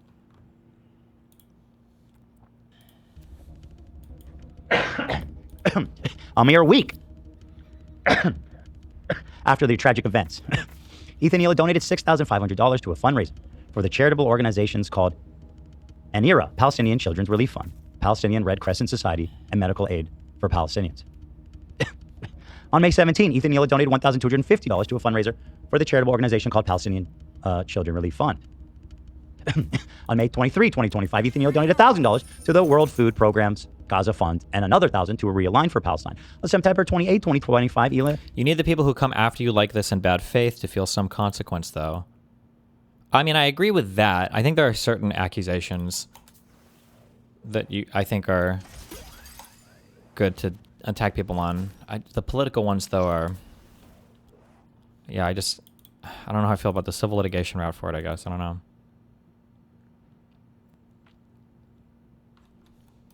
And Ethan donated $1,000 to a fundraiser, once again, for the Palestinian Children Relief Fund. Critically, on January 31st, Ethan Hila, through the production company, released a feature-length documentary called Content Nuke, Hasan Piker. You just need to get a judgment against Doe. It's her responsibility and also her spouse to find a way to pay it. Well, yeah, but I mean, I also imagine wasting all that time to sue somebody and then you're never even going to get paid for it. Like, fuck. The Nuke documented how the prominent political streamer, Hasan Piker, repeatedly supported terrorist organizations, namely the Houthis, Hezbollah, and Hamas. And during this video, Ethan repeated and emphasized his condemnation of Israel's treatment of Palestine. Sounds pretty robust. And this is the problem for Dear Noah. He can speak in inferences and suggestions and innuendo. But at the end of the day, my friend, in court, we got to talk about the facts on the paper. And you're going to have a really hard time, as you did in your video essays, honestly proving that I'm anything you said I did. I look forward to you attempting. Before I move on... Don't you get to garnish wages? What, yeah, so I'll get paid in 20 years? The next part here, Noah Samsen and Samsen Creative as a fact-finding mission here. Let's first, before thanking our sponsors, as a way of putting a little bit of a friendly separation here, read my review of the Great Wolf Lodge of Southern California. I said, of it, 3 days ago. I really didn't expect anyone to see this. What? Why are no fleas coming out? You will get sick. Why does he hate the Great Wolf Lodge so much? Is this a real place? I feel like this is like review bombing, no? You will hate it. This is the absolute worst place on earth. Trust me. Do not take your family here. I swear I added another line. Take your family here if you hate them. Be that as it may, it has 1 star. I'd give it less if I could. 20 hours ago, they responded, actually. We're truly sorry to hear about your experience. If you were, you'd shut it down. Some wrongs can't be righted. Wolf Lodge. We'd appreciate the opportunity to look into this further and assist you directly to better understand this. At this point, given all that we've seen during the court case, do you think people that still have the Substack retweeted should feel embarrassed if they also happen to be content creators while retweeting that Substack? Would that make you not want to platform them / collaborate with them? I don't know. The problem is there's like so much shit. It's just like a lot. I don't know if I would expect any normal person to keep up with everything. And I have my expectation for people to study or read or do anything are already basically rock bottom anyway. So, situation support you accordingly. Please send us an email. Blah, blah, blah, with your reservation number and review. I'm not doing that. Because there's nothing you can say that is going to change, make me and my children unsick to reclaim the week of our lives that you stole from us.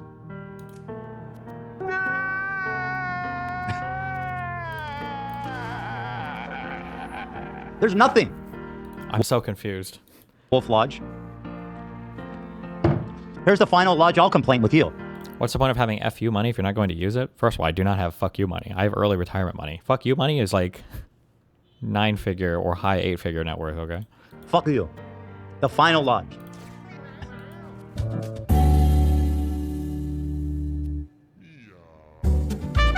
He got sick on the trip. It's a meme. Does the place not get like actually review bombed, or is it like a fake establishment?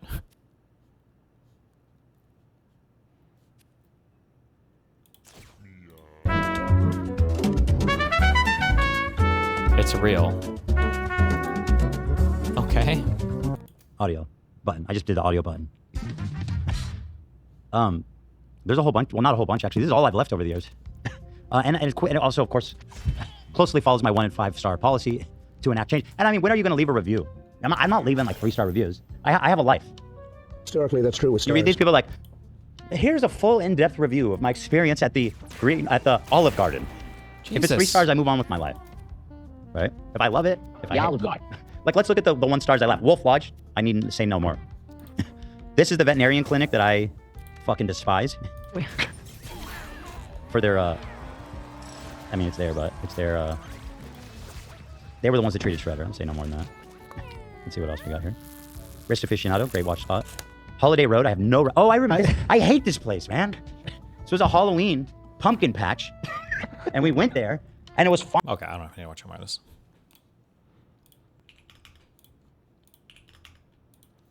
Or wait, can we skip ahead? Does he go over any more of the complaint?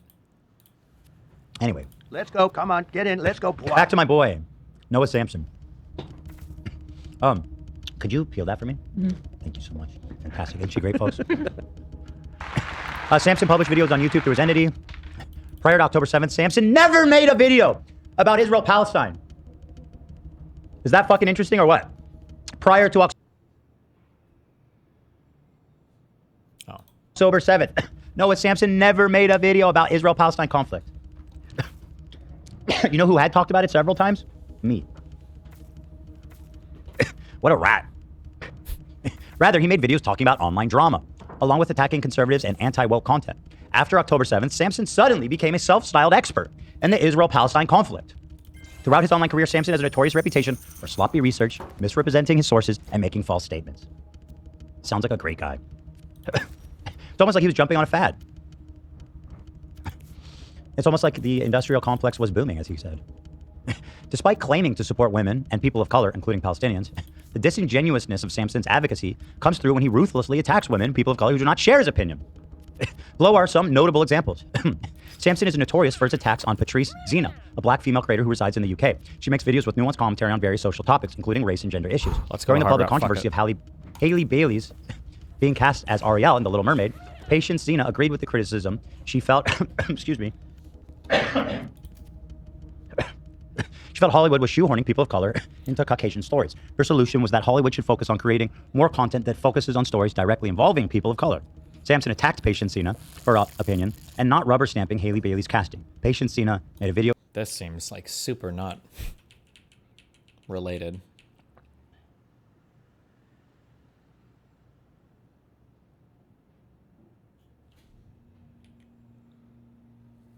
Okay. Below are some notable examples.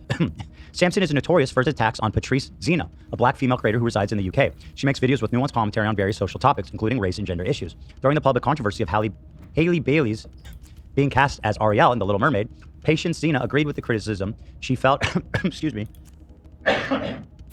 Jesus.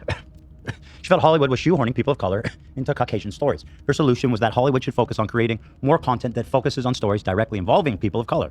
Samsen attacked Patience Zena for opinion and not rubber stamping Hailey Bailey's casting. Patience Zena made a video exposing Samsen's hypocrisy.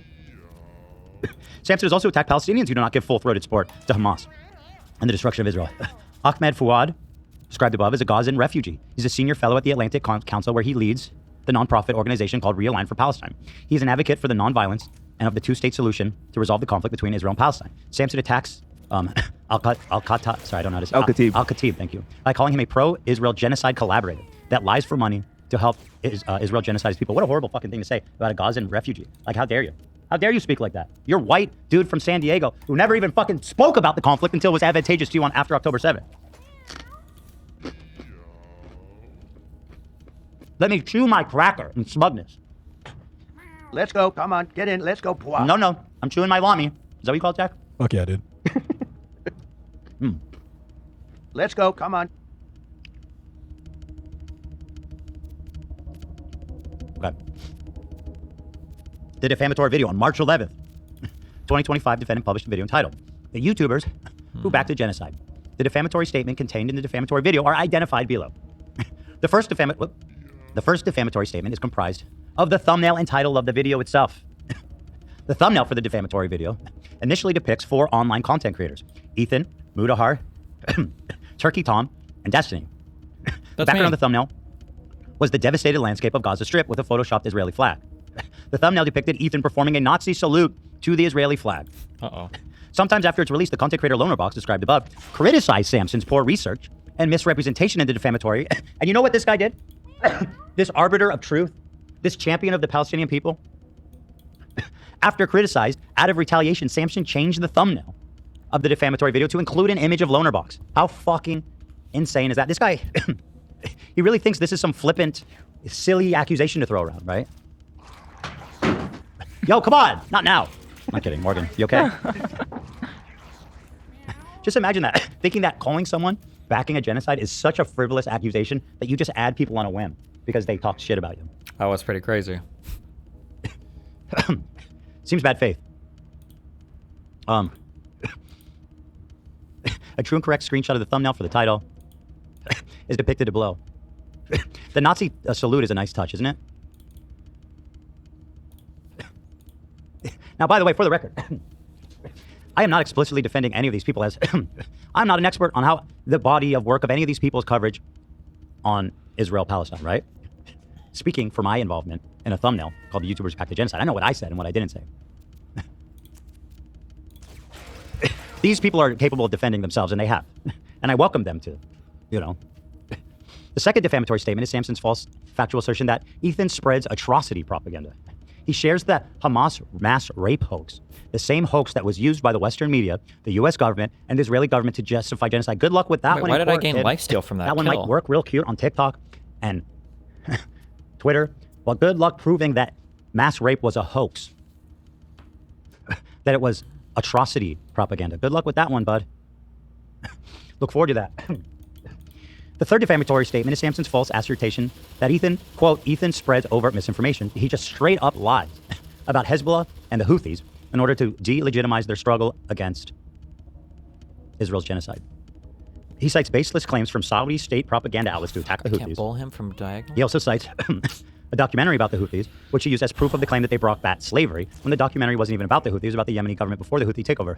Fantastically incorrect, erroneous statement that I can't wait to see him try to prove. Fantastic.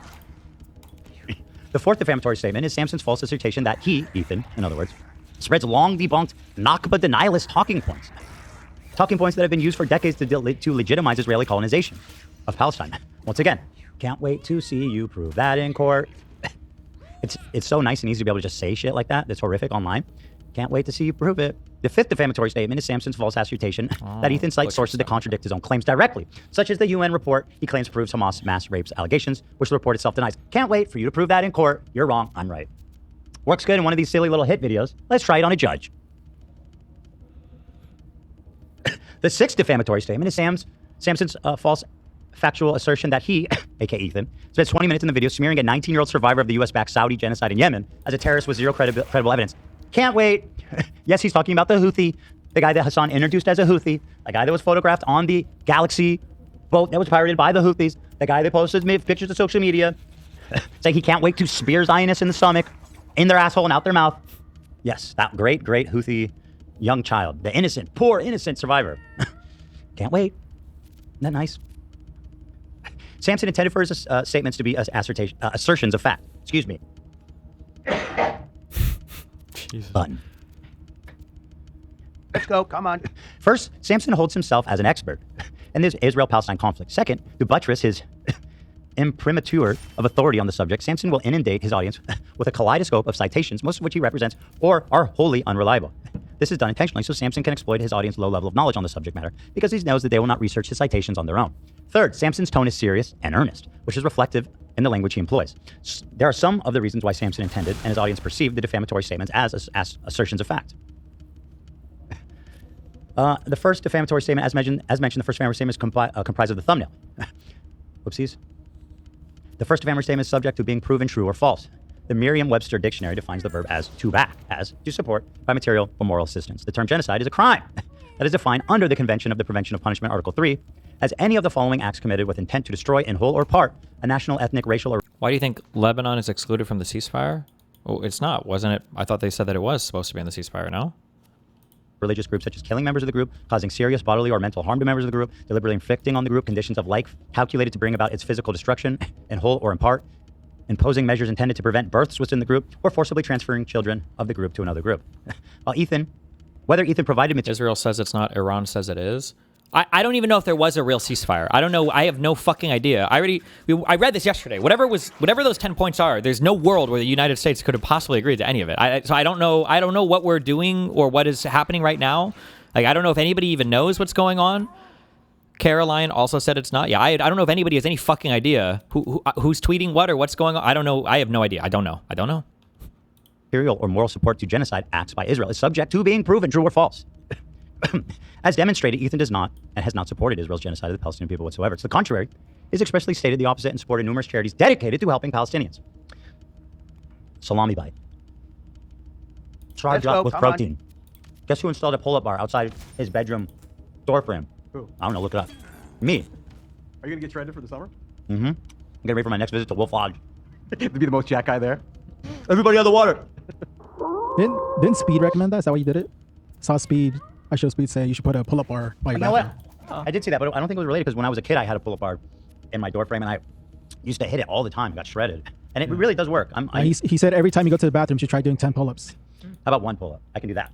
No, you just have to 10's try. a lot. It's honestly so hard. One's a lot? I said 10's a lot. Yeah, 10 is a lot. I'll get there. We should put one above the bathroom here. You get shredded in no time. Cute that you think I use the bathroom here more than at home. Well, luckily you have a lot of bathrooms. I make a point. I'm surrounded by them at all times. Why do you think I don't want to leave my house? Makes sense. Mm-hmm. Anyway, protein up. Noah, sit and wait. This salami's actually fire. Carnivore diet will fix that. This salami mogs these crackers and cheese thrown out. Yeah, the cheese is kind of mid. The crackers, whatever. Honestly, Trader Joe's got really good low sodium salami. Very good. You know what's weird about low sodium salami? Tastes the same. I disagree. I disagree. You taste it more. It's not like that weird, like over salty. But you're saying you like it better. I like it better. Yeah. Oh. And then I get a whole thing of parm, and I just eat that shit like a protein bar, dude. Slices of Parmesan cheese. Mm-hmm. Kind of sharp. It's very good. It's very a little bit fills you up. Pretty good. So are you still ketoed out? Yeah. Wow, you've been on it for a while, eh? Yeah, I mean, I've had my spurts of like going off the track, but you know. You on it right now? I am on it right now. I allow myself Saturday to kind of just eat what I want. Even The Rock gets a cheat day. We see it on Instagram. Why shouldn't you? I didn't know that. You follow him? I think so. I just remember seeing for a while, it would just pop up on my feed. He would eat like an insane amount of food, like 15 pancakes. I don't trust the guy that donuts. pisses in a bottle. Nah, Same. Nah, that dude is shot. His credibility is Red shot. flag number 1, the piss bottle. Number 1 through 100. Hey, yeah, assistant, can you empty my piss bottle? No. Nobody's that famous. Nobody's that important. Let's see. As demonstrated, Ethan does not and has not supported Israel's genocide of the Palestinian people whatsoever. I read that one. Samsen knew the first defamatory statement was false because he cites the nuke. The video in which has a clip of me expressly condemning Israel's treatment of Palestinians. So did you watch the video or not, Noah? If you did, why didn't you include that? Salami. Pause. Salami. Let's go. Come on. Trump's been crazy lately, huh? Get in. Let's go. Oh, yeah. He's been like crazy even for him. He's losing everyone. He's losing everyone. Yeah. They came in so fast. That's fantastic. Isn't it interesting to see? If it wasn't so horrific. Bro, that tweet. Did anybody see that tweet? Oh, no. There's been a few tweets now where and I think everybody was like, is this real? Oh, yeah. The most Who's got recent, it? There was the one where Who's he's like, got "We the wanna link? fucking Who's wipe mind out melded all with of me?" Iranian civilization. Yeah. Yep. Everyone's like, what? Bing. Just open the fucking straight, you lunatic. He was like, what is this? The problem is that you never know if he actually means what he's saying. He's just like so unpredictable. Like, is he just saying it to scare them? Like, nobody knows. Would he actually pull a trigger on something crazy like that? I mean, he kind of already has. And I guess in some cases. That's his political strategy. He's like the unpredictable. Yeah. The Mad King. Mm-hmm. Yep. Didn't vote for him, by the way. Didn't promote him. Same. Kamala, baby. You got to watch the Melania doc because the back half of it, you see some really good BTS of him. Really? Yeah. I watched the start of that. Me and Lena did. It was insane. Oh, it's horrible. I thought she was going to try to be down to earth. Yeah. It was more. She's more out of touch than I could have Oh ever God! imagined. So they couldn't even give her a puff piece. No, and it starts with Billie Jean playing as she's walking out of the plane. Why? What? I don't know. I think she's an MJ. Fuck, nobody has it? It's a quote from Trump. It's always like, this is probably the best tweet of the gay orgy tweet. Nobody has this tweet? The bareback gay orgy one. Fan, because in Billie Jean, the Billie Jean routine, he throws off his hat in the beginning and he goes like this. At that point in the song, she gets inside the limo and goes like this. And I'm like... Also, a little more in the movie, there's a scene where they're in the car and she's singing the song, and you can clearly tell she doesn't know all the words to it. But she's like, we met Michael, and like, anyways, first half of the movie is horrible. But when they get to the inauguration, you see some really good BTS of Trumpy. It turns out she's just really comfortable around pedophiles. After like it shows her going to her apartment. They came Telling everyone how impressive my first gay bareback orgy was. They came in so fast and so hard, and these guys knew exactly what to. Let's go. Come on. Get in. Let's go. Pwah. They came one right after another, not at the same time. They don't want to come at the same time. They had to come right after each other. They didn't have any room. They came. It's just fucking so stupid, dude. I hate this fucking planet right now. Jesus.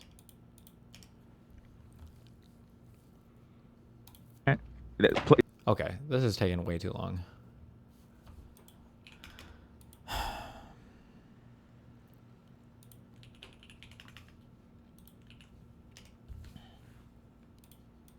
Andrew Garfield talking about Emma Stone behind the scenes. And she was like a shot of espresso.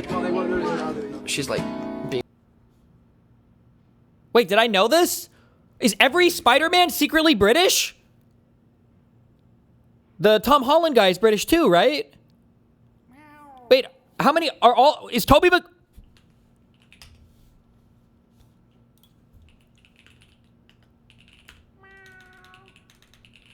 No. Toby is an American. This is a good old American boy. Spider-Man is the dream job of all time, is it not? It's pretty great. Are you afraid of getting... Okay. She's incredibly energetic and enthusiastic. She had this sense of play and fun, which was incredibly exciting.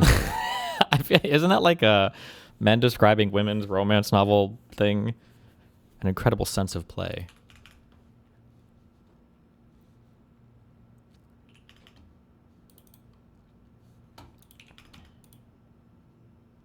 Breaking. Pam Bondi will not appear for April 14th deposition over Epstein files, to the surprise of no one.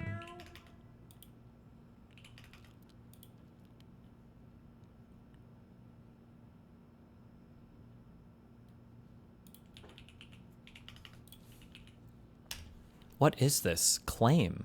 It's like stupid and stupider. Breaking.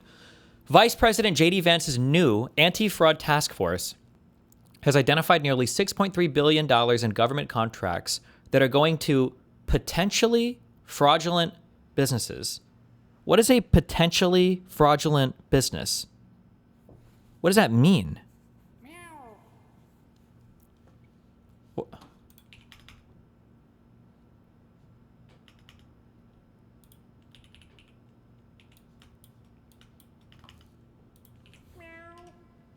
When I started to explore that one aircraft that I was like, this is shockingly affordable. Ladies and gentlemen, I have breaking news for you. This might be the first time this has ever happened. A popular influencer who once said that they were against something that they likely thought they would never have the opportunity to experience, something that it's the popular opinion to be against, has now completely changed their mind once they realize that they do in fact have the funds to experience that thing. Have we ever seen this? Ladies and gentlemen, finally, some good YouTuber drama. I feel like it's been a while since anything juicy yet still fun to talk about has come across my desk. Seems like most of the things we've talked about involving YouTubers recently has not really so much so been drama, but instead just horrible or depressing shit. So, you know, nice change of pace. Recently, Linus Tech Tips, one of the biggest tech YouTubers on the planet, has recently found himself in a bit of hot water because he bought a private jet. And a lot of his audience is not super happy. Now, if you've been keeping up with Linus and how the internet has sort of been viewing him recently, you might already understand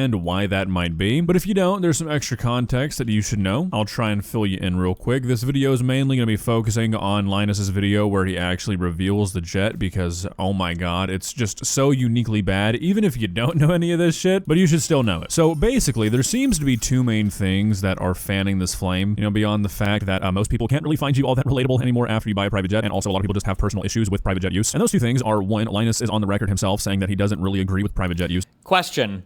Why is it that rappers are the only ones who can be like unrelatable? You ever notice that?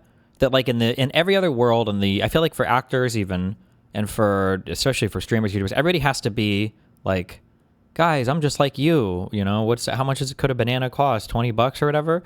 Whereas rappers are like, 7-figure retainer for the lawyer, you know, just got $50 billion for my last verse. Like, it's like, I feel like every other rap song, I'm exaggerating, but I feel like, what's the difference there? I wonder why.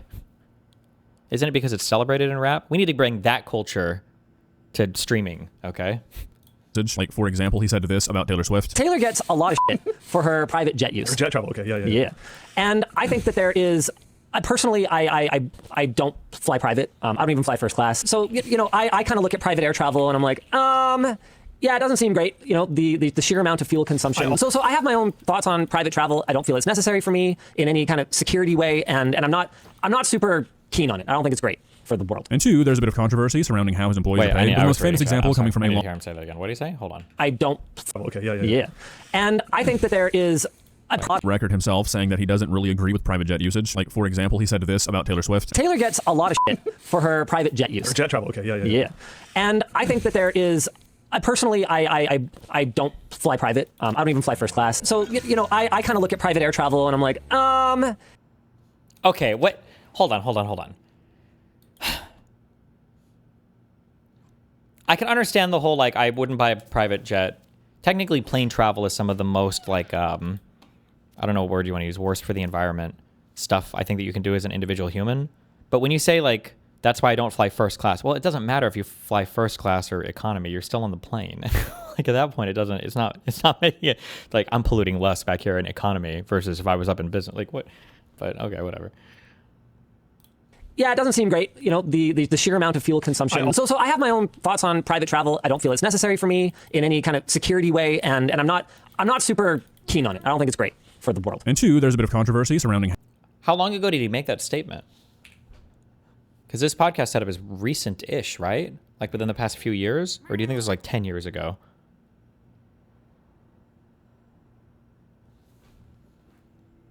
And I'm not super keen on it. I don't think it's great for the world. And two, there's a bit of controversy surrounding how his employees are paid, with the most famous example coming from a longtime former employee of Linus Tech Tips named Jake Tivy, who publicly left the company and then made a video explaining his decision, with one of the main reasons being his compensation, with him saying, and I quote, "You kind of start thinking while you're working on your boss's third house if you're ever going to be able to buy a house." So this is such a stupid... I don't know if he mistreats his employees. I never saw anything compelling that their pay is like really bad or anything, but like that statement of like, I started to realize my boss is always going to be richer than me. The owner of my company is always going to be richer than me. Like, yeah, welcome to being an employee. I mean, like, what? Yeah, no shit, Sherlock. What the fuck? As I stocked the shelf for the final night, I realized Mr. Walmart is always going to have way more than I will. those are the two main things, and I'm sure you can probably understand why those two particular issues might make the fact that you just bought a private jet look a little bit worse than it might otherwise. But again, like I mentioned earlier, just the video alone where they reveal this private jet, the way it's framed, the way it's handled, is just kind of bad. There are some real questionable moments, and I can see why it's kind of splitting up his audience. So we're going to take a look at this video, kind of form our own opinions, and go from there. Let's begin. Please subscribe. So the April Fool's wasn't a joke? We actually bought a jet? What started as a meme on Land Show when I discovered that a jet-propelled aircraft is not as expensive. Linus forced to do non-scripted live content made it super obvious how out of touch and fake Linus is. I just don't know why, like, who cares? Or, no, I know the answer to this. I'm sorry, I'm being autistic. I'm sorry, I just saw a stupid comment in chat. Desi, but you're taking it to the extreme. He says that he can't afford a house, supposedly, yet puts in just as much work split between the multiple YouTube channels that Linus Media Group has. So first of all, if he's an employee and not the owner, that's just the structure of the company. I don't know what you mean by just as much work. His job probably wouldn't exist without Linus. He'd be working somewhere else. I doubt he could do the YouTube shit on his own. Otherwise, he would probably do it on his own, right? Number one. Number two, I seriously doubt he couldn't even afford a house. What he probably meant was he couldn't afford a nice house downtown in fucking San Francisco or some shit. Is my guess. Okay? The fact that 10 people have typed into chat that this guy owns like multiple cars that he takes to the track to go and race or whatever, but I don't know. I could be wrong on that. Sorry. Okay, back to this. You don't have to... I wish that like when people say they want authenticity, they're proxying this for other things sometimes. Like Trump comes off as very like relatable and authentic, but how? He's obviously a billionaire who's super out of touch on literally everything. Like, I think just be honest about where you're at in life. You don't have to fake... No, I'm being autistic. I understand there's a huge value to doing this. This is why Hasan lies about his background and his story so much or whatever. I don't know. Whatever. I appreciate Dave Chappelle for this, because I feel like Dave is one of the few people who was a comedian who was honest about, like, I'm fucking rich as fuck now. You know, like, this is my life. The fake relatability shit on everything is just so cringe. Ugh. Look at this video, kind of form our own opinions, and go from there. Let's begin. Please subscribe. So the April Fool's wasn't a joke? We actually bought a jet? What started as a meme on Land Show when I discovered that a jet-propelled aircraft is not as expensive as I initially thought. I'm serious. Okay. Even Luke was shocked. So I started exploring various options, and my uncle's in aviation and has been for many years on the pilot side, mechanical side, and operations side. Okay. So when I started to explore that one aircraft that I was like, this is shockingly affordable. Okay, so right off the bat, and really this is my main gripe with the video, I feel like Linus is being extremely disingenuous throughout this entire thing. Calling any form of private jet travel affordable is fucking laughable. No, look, I'm not gonna play stupid. I understand what he's probably trying to say here, which is, hey, it's not a $70 million Gulfstream, but saying it's shockingly affordable might be one of the most out-of-touch things I've ever heard a YouTuber say. So because of the non-disclosure agreement that we signed... Like, I feel like you have to be careful when you're saying things like affordable when you're talking about private jets. Jesus, yeah. In order to purchase it. Okay. Like, this whole world is very closed door. Yeah. I can't actually tell you how much I paid. But what I can tell you is that if you Google it, it's less than that. And the second thing that I can tell you is that with a little bit of girl math... Says the guy who complains about tipping culture when you could tip 50% every time. I max tip every single place I go, okay? I think tipping culture is retarded, though, and I will complain about it. Suck my dick, motherfucker. $0. I would have been crazy not to buy it. All right, so this is where we really get into the kind of bullshit I'm talking about. Again, trying to say that you are spending $0, that you're losing money if you don't buy a private jet is unfucking believable. Also, the whole if you Google it, it's less than that thing sounds kind of silly to me. Oh, it's not the exact number you threw up on screen? Oh my goodness, it's almost like that's how buying any vehicle is. They're all kind of priced differently. No, but like seriously, once he starts to explain what he means by it costs $0, it just gets real eye-rolly for me. Like, I don't think I've mentioned this yet, but the title of the video where they reveal the plane is The Gamer Jet is Real and it costs $0. Like, whatever, dude. The engines were all in a service program from the previous owner that entitles you to completely refurbish them to effectively 0 hours brand new once they reach end of life. All 3 of those were done right before we purchased it. It's effectively brand new from an engine standpoint. Each of those refurbishments is worth anywhere from $1.1 to $1.2 million. Each? And there's 3 of them? The jet was also in for a 12-year service. That is the most scripted line I've ever heard a YouTube deliver in my entire life. Hilarious. And because my uncle's a shrewd negotiator, he put together a purchase contract for us where it was guaranteed that once it came out of that 12-year service, it was at Dassault specification. That 12-year service effectively cost as much or more than the rest of our purchase price. So what you're saying is you got the plane for free? So when I'm done with it, with the condition that it's in, with some of the special features that it has, for example, it is one of the few 900Ds on Earth that has a medevac kit. When it's time to divest of this thing, I should be able to get back what I paid and maybe even the bulk of what I spent operating it. Okay, so to me, this seems like an extremely optimistic claim, especially if you're familiar with what it costs to operate, maintain, insure, and store a private jet. Now, obviously, I'm not like an expert in shit like this, but basic intuition and also like from the research I could gather, this just seems like normal aircraft purchase procedure. From what I can tell, it is just normal to service your airplane in this kind of manner before you sell it, because if you don't, just like if you were selling a car that needed a major maintenance, you have to price that into the sales price. So I mean, like, he's the one who just bought the private jet, he probably knows a lot more about this than I do, but he could easily spend $1 million a year operating this jet. I don't really understand like where the idea is coming from that he's gonna be able to make all of his money back. I don't think it'd be a stretch to say that he could make back what he bought the plane for, but to recoup a bulk of his operating costs. I don't see how that could be possible. Also, and maybe I'm just projecting here a bit, but I've made some purchases that I probably shouldn't have made in hindsight, and if I'm being honest with myself, this is how I always talked about them right after I made them, trying to convince myself and the people around me that it was the best purchase I could have ever made in my life. Do I know that's what Linus is doing? No, but to me, it sounds like something I've done before. And I know that you were very opposed to the jet in the lead up to this. I was very vocal against it. But the way that the math works, it's a little bit of cash flow tied up, but we're not actually spending any money, which is so cool. Okay, so I mean, like, again, I would really like to see this so-called math to where you are owning a fucking private jet and taking your family to Cabo in it, but you're somehow not spending any money. Like, seriously, unless there's just something he's not telling us, which he did say there was an NDA, this just doesn't make any sense. Private jet travel is the most expensive form of travel on the planet. Beyond like using a fucking super yacht, I guess, but nobody uses those to actually travel like that. It just doesn't seem like this could be possible. I assumed that jet fuel would be inordinately expensive. It turns out that it's actually really similar to kerosene. Okay. And doesn't really cost that much more than regular fuel. How much does it store though? It's just the sheer volume of it that you go through. Okay. With that said, I'm starting a family vlog. That'll be coming soon. And the first episode is going to be a trip to Cabo where I treated mine and Yvonne's families. When we factor in that the fuel coming back from Mexico was half as much as we paid to go down, it actually cost less than buying like a first class ticket for everyone. Okay. That was also really funny. Depending on when you're booking these, I don't know. These could be anywhere from $2,000 to $10,000 for these tickets round trip. But I don't know. I haven't looked at flights to Cabo. Hey, you're gonna go ahead and retract my statement earlier that him saying that private jet travel is shockingly affordable is the most tone-deaf thing I've ever heard a YouTuber say. This now holds the crown. Like, I'm sorry, but what was the expected reaction here? Oh, Linus, you should have led with this. The fuel that it costs to take 2 entire families on your private jet to a different country costs less than it would to just put them in first class. Well, now that you put it that way, why don't we all just get one? Like, holy shit, dude. First of all, this means literally nothing because fuel does not even account for like half of your operating cost to get a plane somewhere. It's usually like 30 to 40%. And 2, first class tickets are— It's actually true though if you need to transport a half dozen or so people frequently as a business. Maybe if you're flying business or first, sure. They're expensive as fuck. I put in some random dates, and for 8 first-class tickets, which I feel like is a safe, if not low, assumption to how many people would go when you say you took 2 different families, from Vancouver to Cabo is 20 grand. I found a fuel calculator online, and while it's probably not perfect, it estimates that it would cost you about $14,000 to $16,000 in fuel to get from Vancouver to Cabo and back. Which, I mean, like, I guess if you just had to get to Cabo, and your only other option was first class, and you only had to pay for fuel, yeah, I guess if you ignore the fact that you had to buy a $5 million airplane for that to even be an option, sure, you're saving money, but that's not the actual story. Like I said, fuel only accounts for about 40% of your operating costs when flying an airplane, which if you're paying 15 grand in fuel, and that's 40% of your total cost, that means that his actual cost to get his plane to Vancouver, to Cabo, and back was really probably about $35,000 to $40,000. And that's just to get there. So I mean, like, it feels very disingenuous to be like, oh, well, I mean, fuel is technically cheaper than the most expensive plane ticket you could buy, so we're saving money. No, you're not. You've got to pay the pilots, you've got to pay insurance, you've got to pay the countries that you're flying into, over, and out of to be in their airspace. You've got to account for the engine hours you're adding to the plane. He was real happy about the fact that somebody else paid that $1 million. You have to pay to use other countries' airspace? Is that true? Well, that's not cool. That's not very bruv.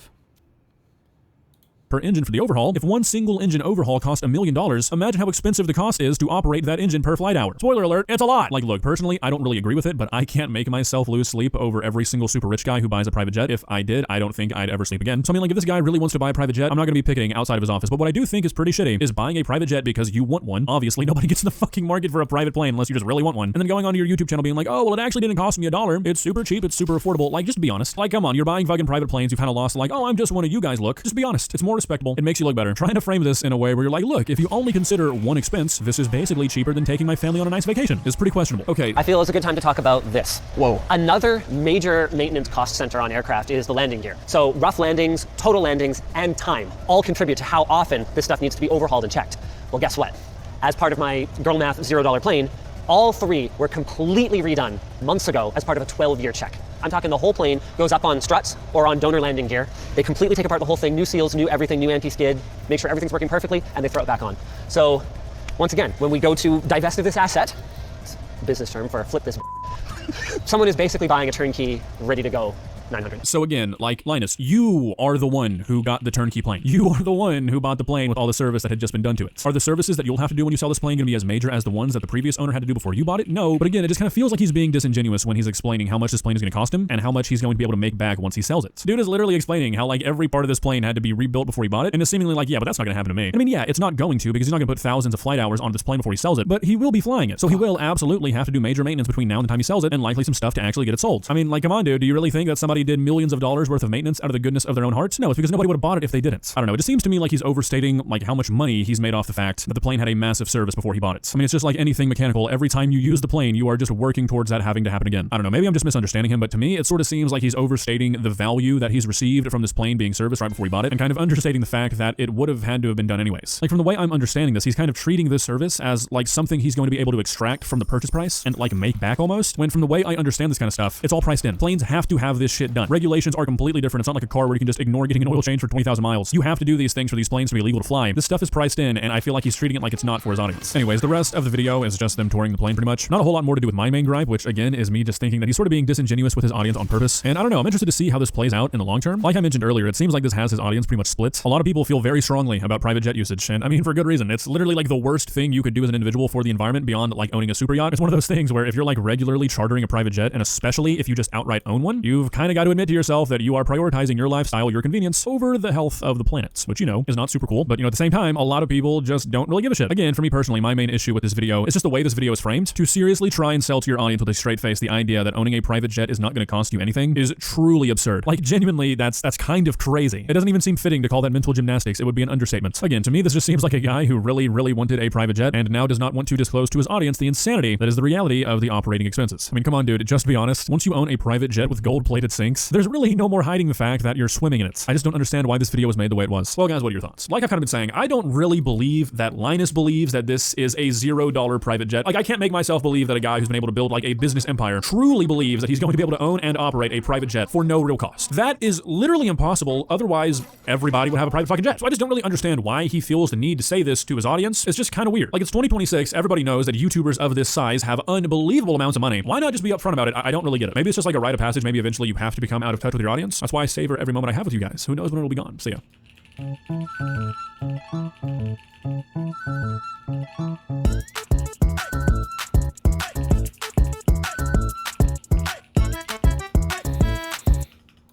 Okay.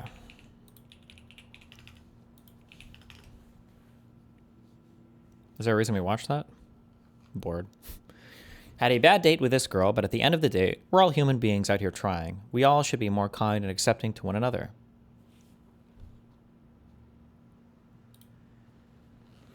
I'm home. I'm sorry I was a little awkward. LeMayo. I just take a little bit to open up. I hope you had fun. I enjoyed meeting you, and I hope you don't take it personal. Don't ever put that message ever. Don't even bother wasting your time writing that. Oof, I cringe just reading that. You're literally telling somebody, I imagine, why you're not going to go out with them again. Of course they're going to take it personally. Why even say that? But okay. And I hope you don't take it personal. Didn't feel an attraction or connection, but you're a kind girl, and I know you'll find the right person for you at the right time. Holy shit. Wait. Oh, never mind. This is a troll. This is a bait. Actually, I take back what I just said. This is actually a perfectly crafted bait message. I could tell you were taking some things to heart. I really think you should do some internal work to strengthen yourself there. Hell, I have flaws, and I'm working hard every day to improve my self-love and confidence. I'm always here for you, and I mean that shit because life is short. You'll always have a friend in me. Never ever feel alone, dead ass. This is a perfect bait message. So we've got, I hope you don't take it personal after doing the most personally attacking criticism, scathing criticism ever, okay? Didn't feel an attraction or connection. He could have just said connection, but now he has to put attraction in there, which the girl is going to read as like, oh, I'm fucking hideous. He thinks I'm actually hideous. You're a kind girl. Oh, so I'm an ugly fat fuck, but I have a good heart. I'm nice on the inside. And I know you'll find the right person for you at the right time. I need like a hyper specific jigsaw puzzle piece because I'm such a weirdo that's like out on the cusp of reality that I have to find like the exact right person. I can tell you were taking some things to heart. I really think you should do some internal work to strengthen yourself there. And now calling her lacking confidence and things, and now giving her things she needs to work on? Jesus.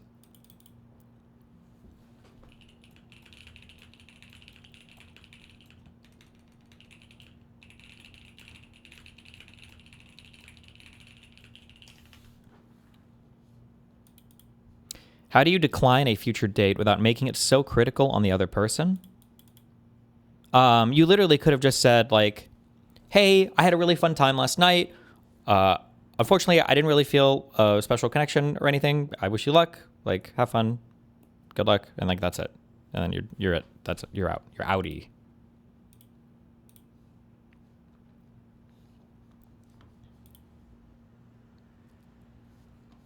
So you should lie.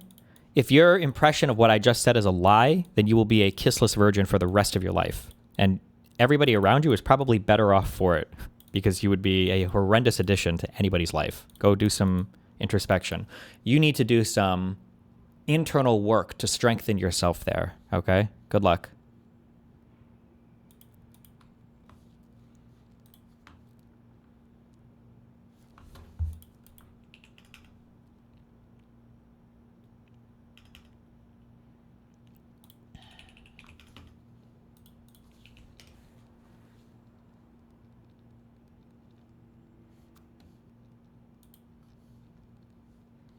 Did she really take things to heart, or were you passive-aggressive? Because reading this paragraph, it seems like you're passive-aggressive and low-key reflecting.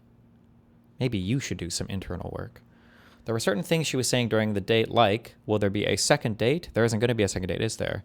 You don't like me, do you? Ooh, Jesus. During the date, and she started crying at the end, I could tell she was struggling. Oh, Jesus. I don't know, man. Okay, never mind. Jesus Christ.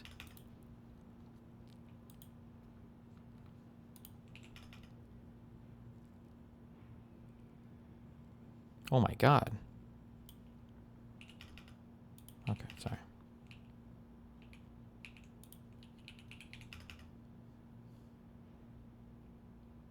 My friend said that he wants to wait a few days before he messaged a girl he was actually pretty interested in after their first date. Is that a bad idea? I think playing texting games like that is fucking retarded, in my opinion. Those types of arbitrary rules can help if you're naturally, I guess, like too clingy a person and you need like a hard and fast rule to make yourself not come off as like super clingy. But especially if this is a girl you met off of Tinder or some shit and you're putting days between meeting them again, then they could meet somebody else. They could go out on another date. They might think that you don't like them. So they start to rewrite their, you know, time with you. Like, I don't know. This is a quite unfortunate fit that they put me in, which I think they did deliberately. This has shoulder pads. Like, oh, that's why. Oh my God.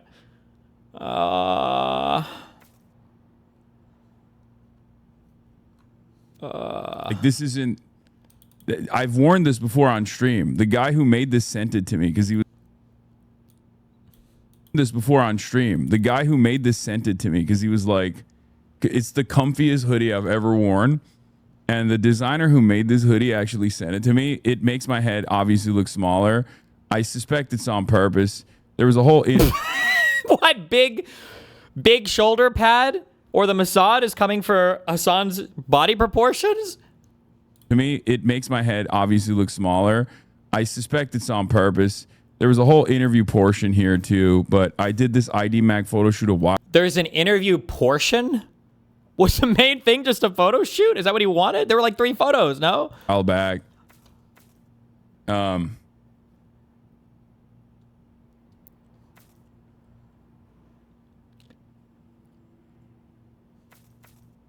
Yeah, I know. I was in ID Mag. We'll obviously talk about that too. It's not that.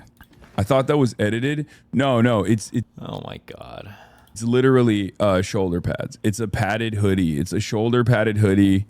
it's ironic because I also did like an interview about fashion on the ID Mag thing, and I talk about how like I'm too fat and too big to wear this kind of stuff, like stuff that's supposed to work on like you know, handsome slender man, a waifish twink, and I don't have that frame, but I still do it regardless because, you know, I'm a chud ass loser. What are you gonna do? It's he has like he somehow, I give him credit for this because this has to be intentional. He has somehow maneuvered himself into having the most cringe possible disposition you could ever have on fashion. How can you be somebody who, because you can either be somebody who cares and then you put effort into either high fashion or just like looking good and having appropriate, you know, like time appropriate outfits or whatever, right? You can do all that. Or you can be somebody who just doesn't give a fuck and you wear fucking sweatpants and a t-shirt or whatever, right? But he simultaneously positions himself as somebody who doesn't care, but then spends $20,000 on an outfit. Like, how could you inhabit both positions? It's such a retarded. It's the worst position to have. He could pay people. He could pay. I doubt there'd be any big designers that would want to work on it, but he could like pay like a stylist or something, or to get something, whatever the fuck, to look nice when he goes out or whatever. And he could even have expensive clothing or whatever integrated into the outfit. But he manages to spend a fuck ton of money on his shit while simultaneously not giving a fuck about how he looks. It doesn't make any sense. It's like it's such an attempt to just flex wealth. It's such a classless, gaudy way. He really is the Trump of the left.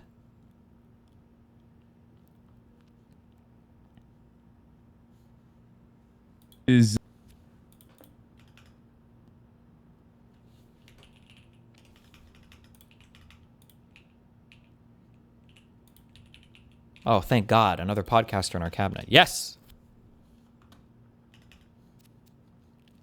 Trust. For decades now, Americans have been told that we should trust the system, but our children are sicker, chronic diseases exploding, and the answers that we've been given aren't working. Many of us have come to the conclusion that government actually lies to us. I'm Robert F. Kennedy Jr., your HHS secretary. This podcast is about telling the truth, especially when it's uncomfortable. I'm going to have fearless conversations with critical thinkers, including independent doctors, respected scientists, and leaders in medical innovation and research. I'm going to ask the questions and lift the taboos and expose the hypocrisy and the conflicts and the corruption. We're going to follow the evidence wherever it leads. And we're going to name the names of the forces that obstruct the paths to public health. This isn't going to be about politics. It's about our families, it's about our children, and it's about confronting the spiritual malaise and embracing the truth. If we want a healthy nation, we have to confront the lies that have made us spiritually, morally, and physically sick. The time for half measures is now over. We're launching a new era of radical transparency in government here at HHS. I hope you'll join us in our mission to make America healthy again. Wow.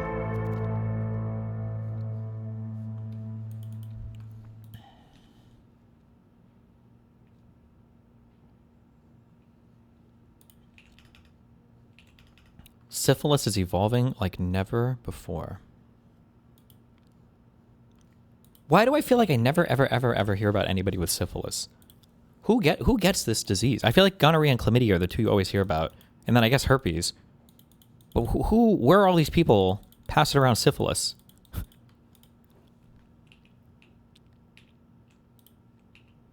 It's huge in Thailand. Okay.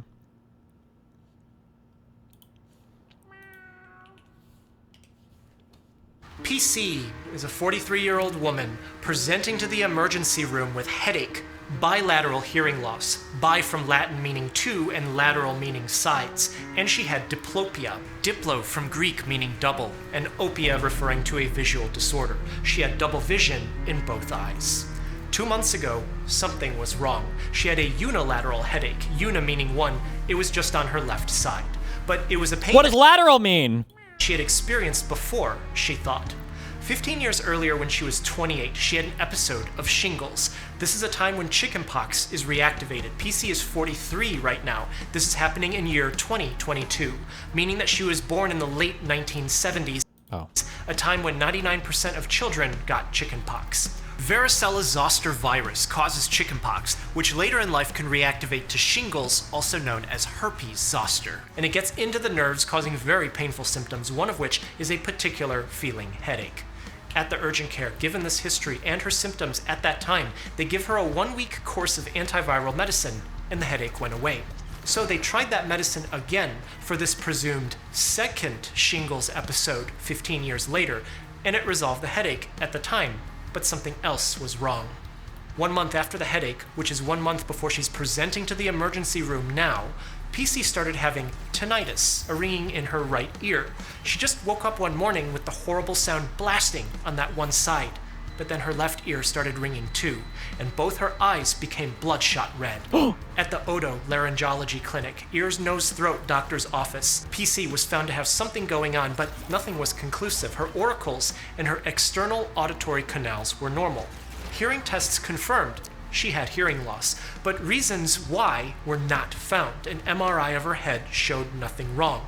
PC was diagnosed with sudden idiopathic hearing loss, idiopathic meaning of an unknown cause. She was given a 12-day course of steroids because many times this could be inflammation related and things seemed to be fine at first.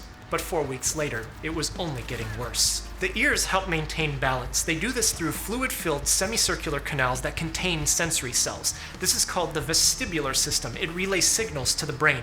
One of the first things that the doctor noticed was that PC's balance was totally off. And a repeat hearing test found that her hearing had gotten much worse over the last few weeks. Given that balance is ear-related and that her hearing has gotten worse, then it means that something very terrible is happening. It could be wrong with her nerves, it could be something wrong with her brain. She was given an urgent referral to a rheumatology clinic, one who specializes in autoimmune diseases, and they set the schedule to see her in just 3 days, but she wasn't going to make it to 3 days. Uh-oh. Hey, have you learned something from this video so far? If you have, and you're not subscribed yet, I'd really appreciate it if you did subscribe and come back to see the video that I publish next month too. I've made, on average, 1 video a month, every month since 2017. I do these videos for fun, and they're to teach medicine by showing cases and their associated stories. Your time is one of the most valuable things that you have, so I want to make sure that it's worth your time to watch every time. And I always enjoy making these. Thanks so much. Appreciate you. PC had polyarthralgia, poly meaning many, and arthra referring to joint, algia meaning pain. Jessica was big mad about your convo with Tim Miller. Okay. Pain. Her entire body hurt. She started seeing spots in her field of view. Her head was pounding so hard she wasn't going to make it to the rheumatology visit. She drives herself to the emergency room, where we are now. At examination, PC physically looked fine. A blood test finds she has some kind of inflammation happening. Every other everyday vital sign was fine. Her blood pressure, heart rate, breathing, all normal, no fever. Looking at her eyes, doctors found inflammation there. At this hospital, they did tests again and confirmed PC did have hearing loss. One ear was worse than the other, and she couldn't balance herself. But it was just these 4 problems. Given her headache, polyarthralgia, asymmetric sensorineural hearing loss with vestibular hypofunction and ocular inflammation, doctors have some clues as to what's happening. They write a list of problems. Okay, she's got syphilis. What is this about super syphilis? So, fit any of this criteria. All of this stemming from a single comment. On its own, this study didn't find. Do you remember that we sequenced Treponema pallidum's genome in I remember that. 1998? Okay. And ears simultaneously like this. Lupus actually can do this, but typically lupus affects eye blood vessels when it does, and she doesn't have that. She also doesn't have other She doesn't have symptoms eye of blood lupus. vessels? There's a disease where the immune system inflames the spine completely, disabling a person, known as ankylosing spondylitis. In the immune overreaction, this can cause permanent hearing loss, but when it affects the eye, it typically only affects one at a time, and she doesn't have anything wrong with her spine.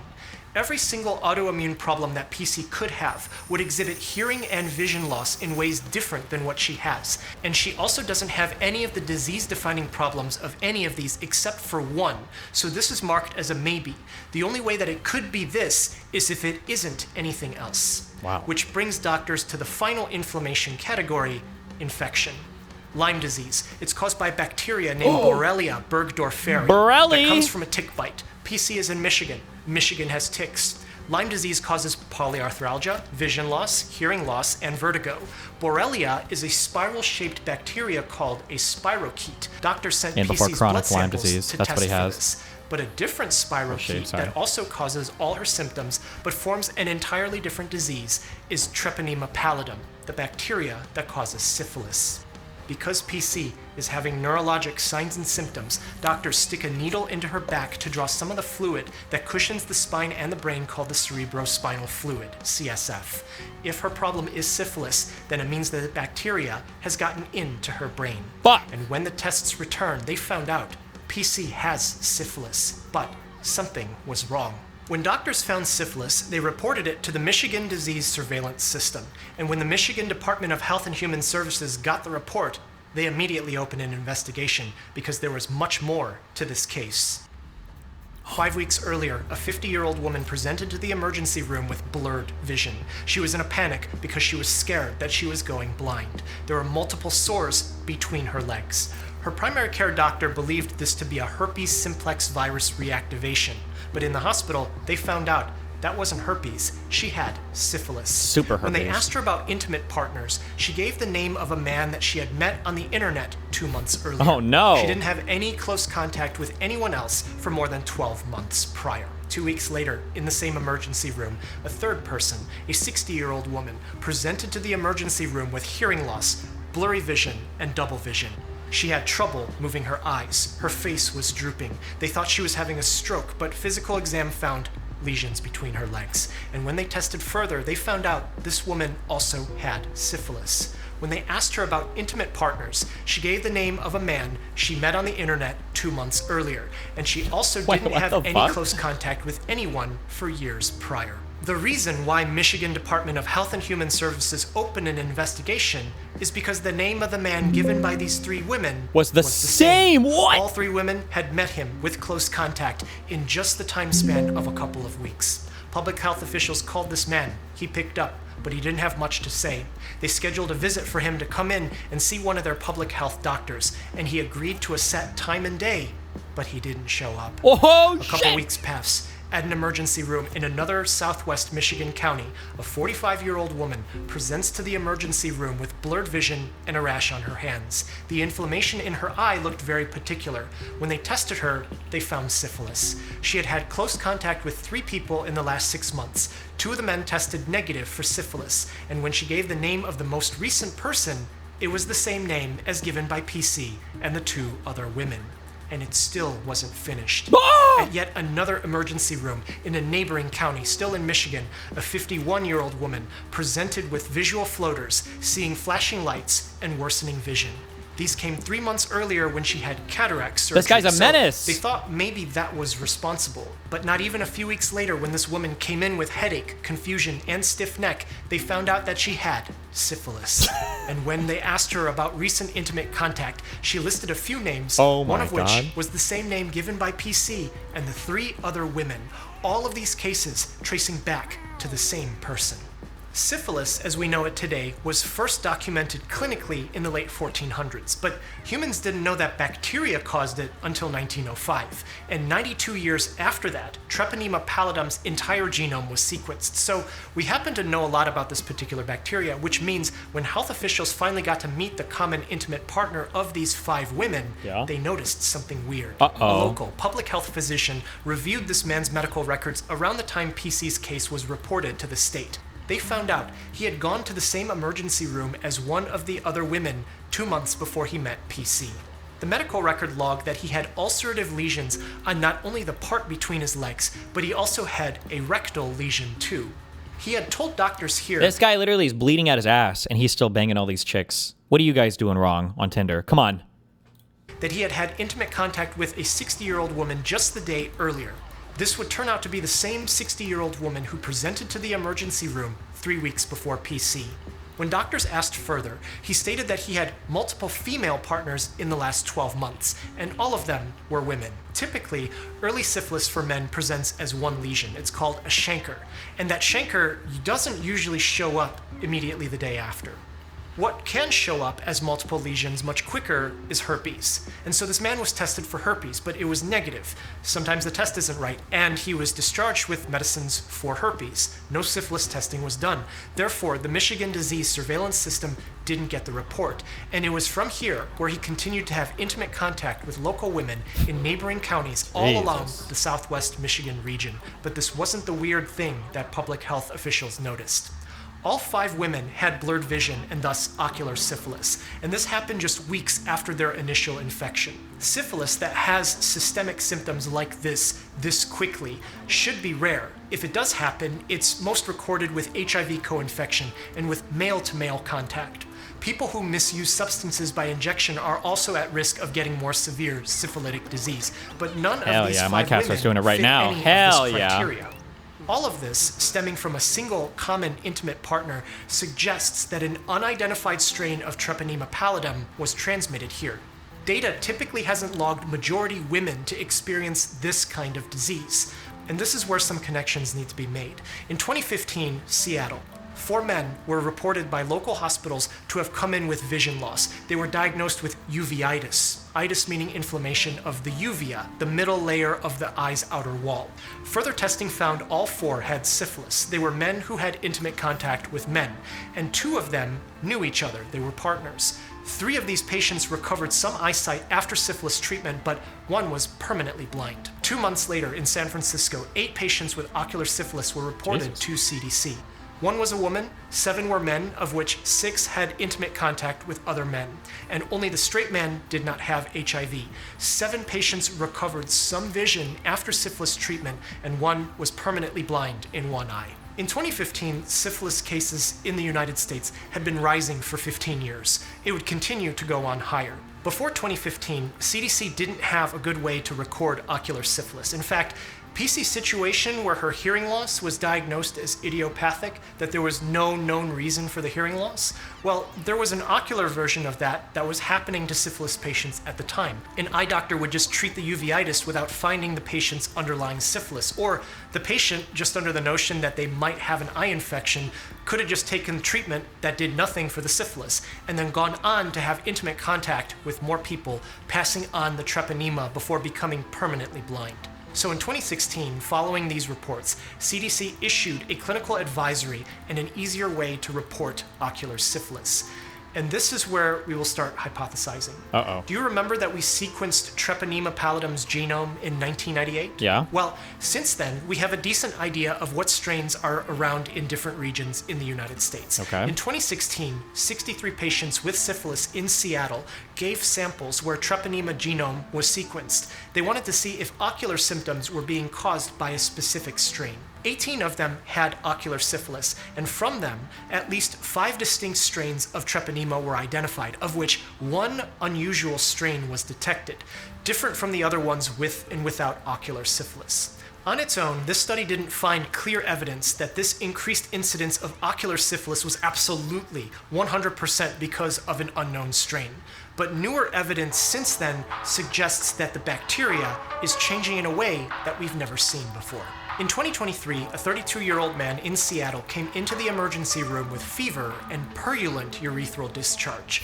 Purulent meaning that there was pus. Ew. He told the admitting nurse that he had an intense pain between his legs, and all of this came a few days after intimately interacting with a woman, different from the woman who he lived with and normally interacted with. And he said that woman he lived with was newly diagnosed with HIV 4 weeks earlier. This particular man was newly diagnosed at this emergency room visit with acute HIV. They found a single chancre between his legs, and unlike the 5 women from Michigan, he was tested for syphilis right then and there, and it came out positive. What does acute HIV mean? Wait, what does that mean? He was given antibiotics in the emergency room and given additional antibiotics to take home. These would clear out the treponema and prevent The initial stage of an HIV infection, developing 2 to 4 weeks after exposure. Oh. syphilis from progressing further, and he was scheduled for an appointment to start HIV treatment, but he never showed up for that appointment. Over the next 15 months, this man would be in and out of urgent care in the emergency room. He'd have severe abdominal pain, blurred vision, and a shooting pain up his leg, but every time, just before they would treat him, he would leave. What? 18 months after his initial diagnosis, the symptoms were so severe that this man presented to the emergency room. By this point, he had lost 40 pounds, lost most of his hair, and he had become blind in his left eye. When doctors sent a camera down his throat to look at his The stomach, super spreader. they found multiple ulcers. They took samples from these to test, and they found Treponema pallidum. Doctors sent another camera through his other end and found inflammation, and they took even more samples. And this is where further evidence that Treponema is changing appears. When the Treponema genome from this man's ulcers were sequenced... What is this guy's priorities in life that he's still out there fucking getting laid and doing all this shit while this is happening, while he's dying? Truly, we all should salute this gooner. Oh my God. Good for you, man. Jesus. Doctors found that there were 2 distinct strains present. This man had told doctors he only ever had intimate contact with women, but he hadn't for several months at this point because he had become so sick, meaning at the time of infection, he may have been infected more than once simultaneously. But also found was that both strains' DNA featured mutations not yet observed, meaning that the bacteria may have undergone intra-host evolution. This might have been from the fact that he discontinued treatment shortly after his initial diagnosis 18 months earlier, and possibly with his HIV co-infection. But all of this led to the most unique finding. Some specific genes were discovered that were a combination of both strains together. You can't get these specific genes without putting these 2 strains together, meaning that both bacterial strains had gathered together and were creating a brand new strain of syphilis through genetic recombination. Given that this man had extreme ocular symptoms to the point of becoming blind in one eye, and that this is happening 8 years after the CDC issued the clinical advisory on ocular syphilis, this is another signal for us to consider that syphilis is changing in a way that we've never seen before. And this brings us back to PC's case. When she was found to have ocular and neurosyphilis, she was given intravenous penicillin. When syphilis is found early and there aren't that many Treponema bacteria floating around, it's usually 1 dose intramuscularly. When syphilis is in the brain and the nerves, like in PC's case, the intramuscular dose can't get into the brain, can't get into the nerves, but intravenous penicillin can get in, so it was given every 4 hours for 2 weeks. There are several things that are true that may or may not be connected here. First, syphilis cases in the US have been going up since year 2000. Second, HIV co-infection makes syphilis disease worse because of immune deficiency. Third, the prevalence of ocular syphilis cases appears to be increasing. This may have been happening before the CDC advisory in 2016. However, the increase could also be attributed to the fact that we're paying more attention to ocular syphilis. Fourth, Treponema pallidum is changing through genetic recombination. We have documentation going back decades that this particular bacteria changes slowly. But we've now been able to directly observe that different strains can and will recombine genetically to create new strains. It's not to say that this has never happened before, it's just that we now have evidence of seeing it firsthand. These 4 things are not an exhaustive list, there's probably a lot more. But if we look at just these 4 things, a few questions come up. If the cases have been increasing and there's a situation whereby the bacteria can cause a different looking illness in humans, and given that the bacteria can and has changed in ways that we haven't seen before, is it possible that certain new strains are causing more cases of and more severe ocular syphilis? Will these changes in the bacteria create a different syphilis with different signs and symptoms? And maybe the worst question that we could think of right now, from these changes, can an antibiotic-resistant strain of Treponema emerge? We saw it happen in the early 2000s. Another antibiotic called azithromycin was... Wait. Am I supposed to know what the different gay flags are? What does this flag mean? Is that the LGBT one? What is this flag? Like the asexual one? What do these flags mean? Able to treat syphilis. This was for the patients who are allergic to penicillin. But since around 2002, we can't use it anymore because the bacteria is completely resistant to it now. But that recombination paper from Seattle says that that particular recombined strain didn't feature penicillin resistance. And the question that we might not ever know, because doctors weren't able to take samples from PC or the 4 other women, or from the one common partner they interacted with. What is this fucking flag? Can somebody tell me what this flag is? This is the bi flag? Why do bi people, they don't fucking flag? So what does this mean? They have a chance of fucking the wrong cat? Is did they have an unusual, undocumented bacterial strain passed among them? One that. And what does this mean? So this person won't fuck? Please consult the chart. Okay. Well, this is just like the every person flag, no?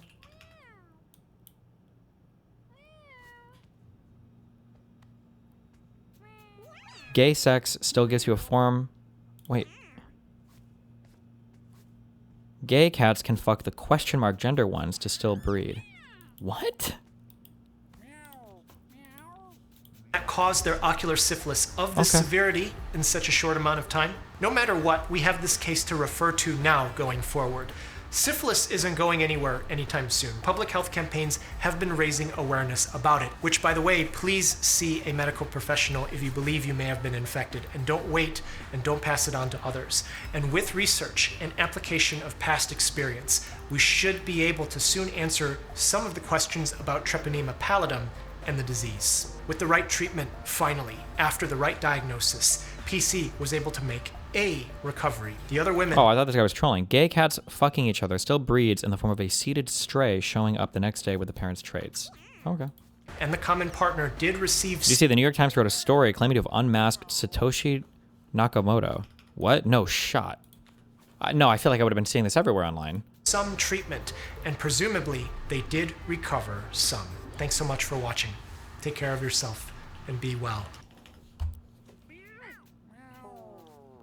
17 hours ago.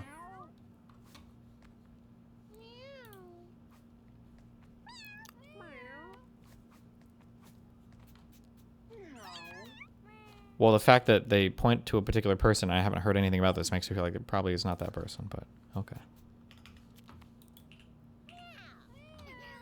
It's Jeffrey Epstein, holy shit.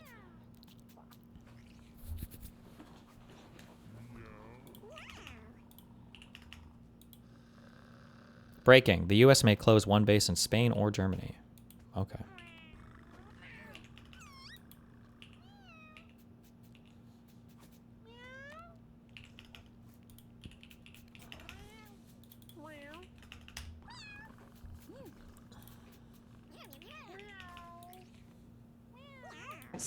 First, a quick good to see all of you here today.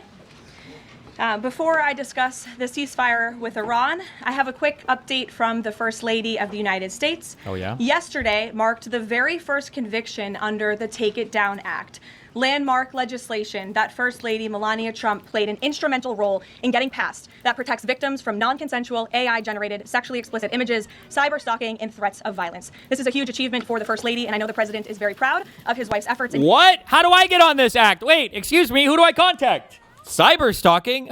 Sexual harassment? What? Getting this critical legislation passed to protect America's youth. So we thank the First Lady for her efforts. Youth? What, only kids get protection? Okay, fuck you. And we hope that others will report on this historic conviction yesterday.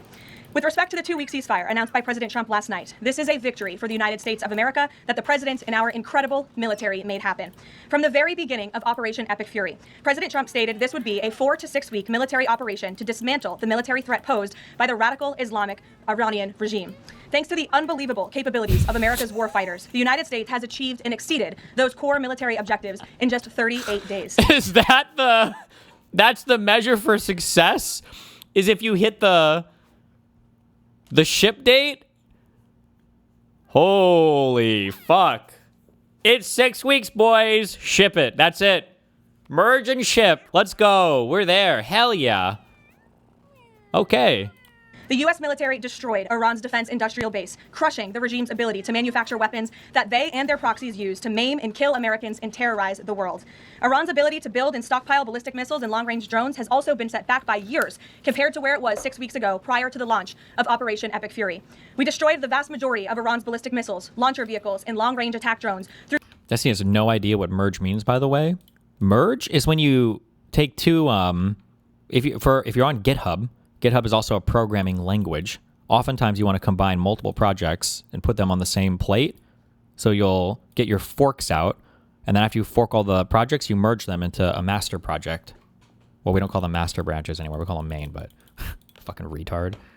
More than 450 strikes on ballistic missiles and approximately 800 strikes on Iran's drone launching units and storage facilities. In total, more than 13,000 targets across Iran were struck. Again, this is in the matter of just 38 days. Meanwhile, the Iranian Navy was completely annihilated. The United States destroyed more than 150 naval vessels in total, including 16 entire classes of Iranian warships. Despite once being the largest undersea force in the Middle East, Iran now has 0 submarine vessels. 97% of Iran's once massive inventory of more than 5,000 naval mines has also been targeted and destroyed.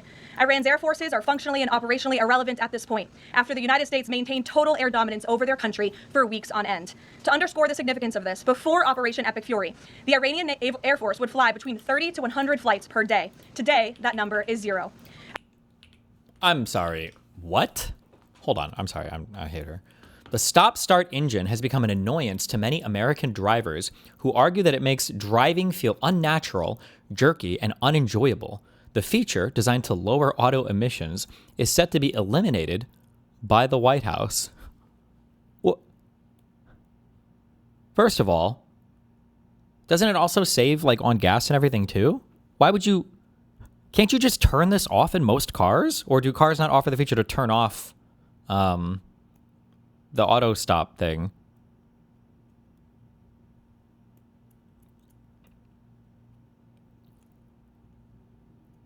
Why would the White House eliminate the feature? Was this feature brought to us by executive order, or?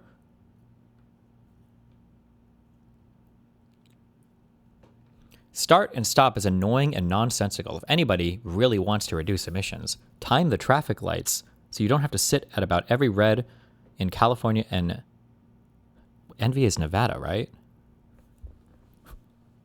Is there another state I'm missing? Why are there a lot of stoplights in Nevada? For Los Angeles? Is that, or not LA, I'm sorry. Las Vegas? What? Who goes driving in Las Vegas? Why did he bring up Nevada? This is a bot. It's a bot.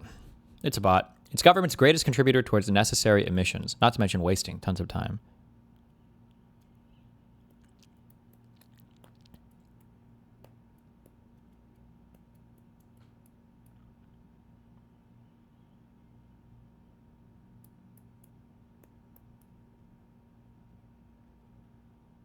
It's different car to car. In my girlfriend's RAV4, I have to turn it off every time. My Cayenne, I have to command start stop on if I want it on.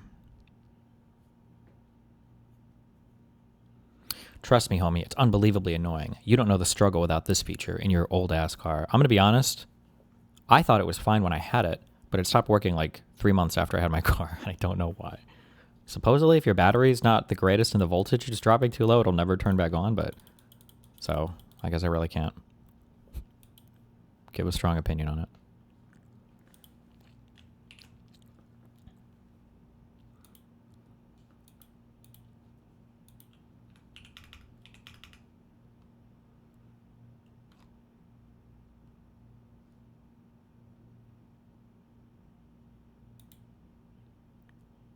How much do you get per gallon? Like 20 miles per gallon?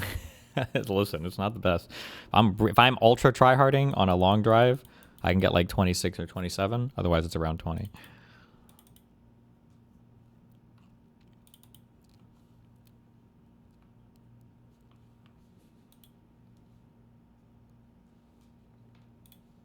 Iran's ability to fund and support its terrorist proxies has been greatly reduced. At this point, Iran can no longer distribute weapons to its proxies in the region. And most importantly, Iran will not be able to acquire nuclear weapons. Prior to the start of this successful operation, Iran was aggressively expanding its short-range ballistic missile arsenal. Through these weapons and its navy, Iran was attempting to build a military buildup around their country that would pose an imminent and existential threat to the United States military assets in the Middle East, our allies in the region, and ultimately the free world. Iran was pursuing this dangerous and aggressive strategy for one reason: to hold the entire world hostage to its terrorist terrorist ambitions. The Iranians aim to use their expanded military capabilities as a shield around their country to continue achieving their ultimate goal internally, building nuclear bombs. But their murderous and evil plans have been blown up, quite literally and figuratively, along with their military, their nuclear program, and most of their senior leadership, including the former Supreme Leader Ayatollah Ali Khamenei.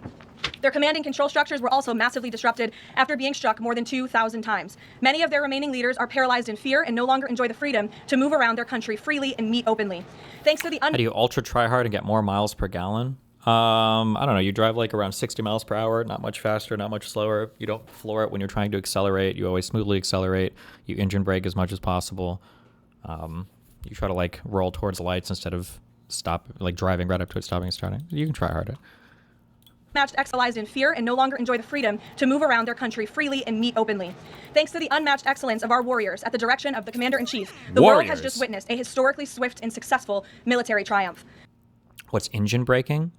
On manual cars, so engines are made of insanely powerful steel, right? Like, you ever see like the dark marks whenever you're driving down any highway street, especially, you kind of see how like the middle of the lane is darker. When you engine brake, you push something called the clutch, and when you're depressing the clutch all the way, what it does is it drops the engine out of the bay just a little bit so that the bottom of the engine will kind of drag on the pavement, and then that slows the car down because your engine kind of functions as a brake when it's on the street, basically. This is why whenever you're like driving near small towns, they'll always have signs that say no engine braking, because it's really loud, especially for semis that are engine braking, because that dragging of the engine on the street makes so much noise.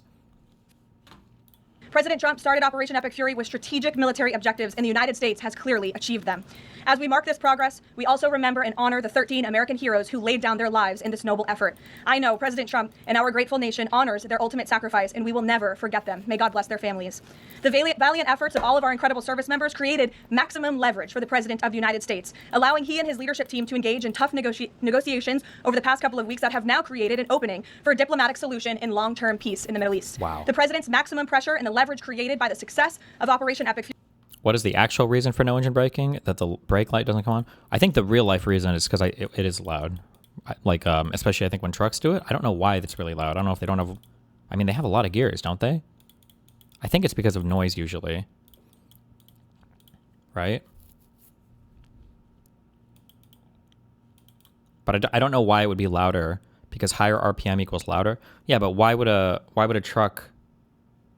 Why would the RPM have to go so high unless the ratios are really far off from all of the gears? I don't know. I don't know the answer. I don't even know if that's the reason. I was just told it's because it's really loud that you're not supposed to engine brake. There's signs saying no engine braking when you're approaching small towns and stuff. Fury led to the Iranian regime asking for and ultimately agreeing to a ceasefire proposal with the United States. Iran could no longer tolerate being bombed or taking the gamble of what was to come following President Trump's 8 p.m. deadline last night. Iran has agreed to open the Strait of Hormuz, and as the president said, we have received a proposal from the Iranians that has been determined to be a workable basis on which to negotiate. I've seen a lot of inaccurate coverage today from the media about these negotiations and these plans already. Is this a manual thing? My guess is automatics, probably automatically engine brake, because they're always kind of in gear. Is my guess. I don't know 100%, but... So let me be clear and correct the record.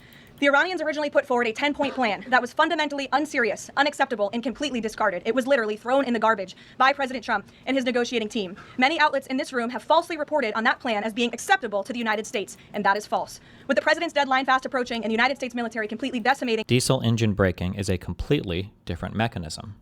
Okay. Iran with each passing hour, the regime acknowledged reality to the negotiating team. They put forward a more reasonable and entirely... They have a special valve that closes when they turn on the Jake brake. It's technically different than regular engine braking. Lots of people bring up the Jake brake. I have no idea I don't know what the Jake brake is or what's different in a semi. I have no clue. Iran with each passing hour, the regime acknowledged reality to the negotiating team. They put forward a more reasonable and entirely different and condensed plan to the president and his team. President Trump and the team determined the new modified plan was a workable basis on which to negotiate and to align it with our own 15-point proposal. The president's red lines, namely the end of Iranian enrichment in Iran, have not changed. And the idea that President Trump would ever accept an Iranian wish list as a deal is completely absurd. Wow. The president will only make a deal that serves in the best interest of the United States of America. And he as a negotiating team will focus on this effort over the next 2 weeks, so long as the Strait of Hormuz remains open with no limitations or delays. These extraordinarily sensitive and complex negotiations will take place behind closed doors over the course of the next 2 weeks. I would strongly advise the media against running with narratives that have no basis in fact. What Iran says publicly or feeds to all of you in the press is much different than what they communicate to the United States, the president, and his team privately. Never underestimate President Trump's ability to successfully advance America's interests and broker peace. President Trump has a proven track record of achieving good deals on behalf of the United States and the American people, and he will only accept one that puts America first. With that, I will take your questions today. I'm sure you have a lot of them. In our new media seat, we have Shane Harris with the AMAC Newsline. Shane, thank you for being here. Why don't you kick us off? Yeah, thanks for having me, Caroline. 2 questions for you. First, following the president's announcement of the ceasefire, if this is indeed the end of hostilities in Iran, what is the president's message to the American people about what was achieved for our country through Operation Epic Fury? Sure. I think I just laid out a significant portion of that in my opening remarks. 6 weeks ago, the president looked the American people in the eye directly, and he told them that he launched this operation to take out the imminent threat that was posed by Iran. And that threat has now been greatly destroyed. Their navy, their missiles, their defense industrial base, and their desire and their plan to build a nuclear bomb inside their country is no longer going to be allowed, can no longer happen, thanks to the remarkable success of Operation Epic Fury over the course of the last 38 days. That has been absolutely achieved, and now we're moving into the next phase of this, which is a negotiating period to put some fine points on this and to hopefully broker an agreement that can achieve long-term peace in the Middle East. Yeah, and then second, what is the president's message to American seniors who have a much higher voter participation rate and they're likely to be a key swing vote in the midterm elections? Well, the president loves our seniors across the country,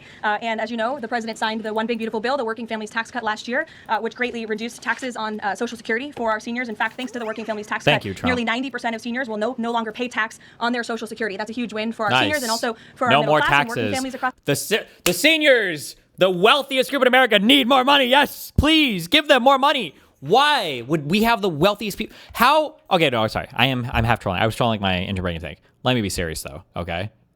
Imagine if you're a senior trying to buy your 5th house and you can't do it because you have to pay taxes on your Social Security money. Fuck. How fucked would that be? But now, thank God, nothing's standing between you and that 4th rental property.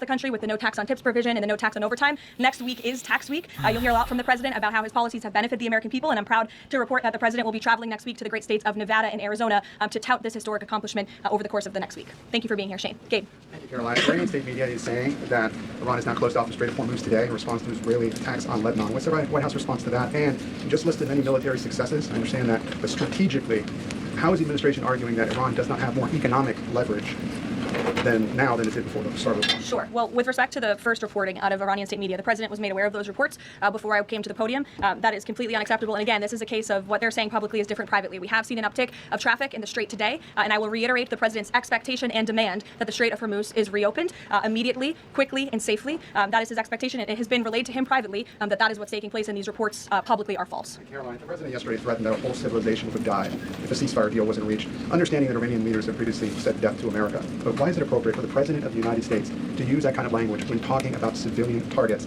And was the president mocking Islam by signing off? He was trolling, bro. It was just a troll. Wouldn't that antagonize? Why do we have such buzzkills in the press pool today? My God. Muslim allies across the world. Well, I understand the questions about the president's rhetoric, but what the president cares most about is results. And in fact, his very tough rhetoric and his tough negotiating style is what has led to the result that you are all witnessing today. Iran publicly acknowledging last night that they have agreed or that they wanted the ceasefire with the United States because they no longer could tolerate being bombed by our very powerful and lethal military, and that they have committed to the reopening of the Strait of Hormuz. Metalloid, literally nothing you're saying matters because there's no way any of this is real. I do not believe that any of this is real. This is like, this is like Inception. We're 3 dreams deep right now that we're waiting to wake up from. We're going to wake up from whatever this dream is, back to the other world where we're at war with Iran for I don't know what the fuck the reason is. Then we're going to wake up from that dream. Okay. Then we're back in the world of Trump with the tariffs on the whole world and every fucking other thing going on. Then we have to wake up from that dream and elect a real president and get out of, I don't know. We're incepting ourselves. I don't even know if my reality is real right now. Okay. Maybe this is my dream state. Maybe I'm in the dreams and it's punishing me for playing too many video games by making all the politics just goofy and ridiculous and stupid. Which the president will hold them accountable for, and it's something the administration is closely monitoring in real time. Danny. Should the world not take his word seriously? The world should take his word very seriously and I wish people would press on this more. So what is it? When Donald Trump makes these exaggerated statements on Twitter or Truth Social, he's trolling and not serious, but also he makes tough statements like that so that people will take him seriously and negotiate. What is it? Because every time he says things like, I'm sorry, It's just so funny to imagine waking up in the morning and President Kamala Harris, I'm like reading her Twitter and she's like, today we're ending a civilization. I'm like, that's totally something she would do. Like, where the fuck are these people getting this idea from? I'm sorry. There are so many dumb lefties. God, Mehdi Hasan was on a tear of just the worst tweets I've ever seen in my life last night. Holy shit. I don't know. Understanding that the president is always most interested in results. And it was the Iranians who backed down, not President Trump. He said that they would face very grave consequences, as you just laid out, by the 8 p.m. deadline if they did not agree to reopening the Strait of Hormuz. And what did they do last night? They agreed to reopen the Strait of Hormuz. Danny. Thanks, Caroline. Would President Trump like to see Lebanon included in this peace deal? As you know, there's been increased Israeli strikes on Lebanon today with dozens of casualties there. Sure. Lebanon is not part of the ceasefire. That has been relayed to all parties involved in the ceasefire. Oh, interesting. Okay.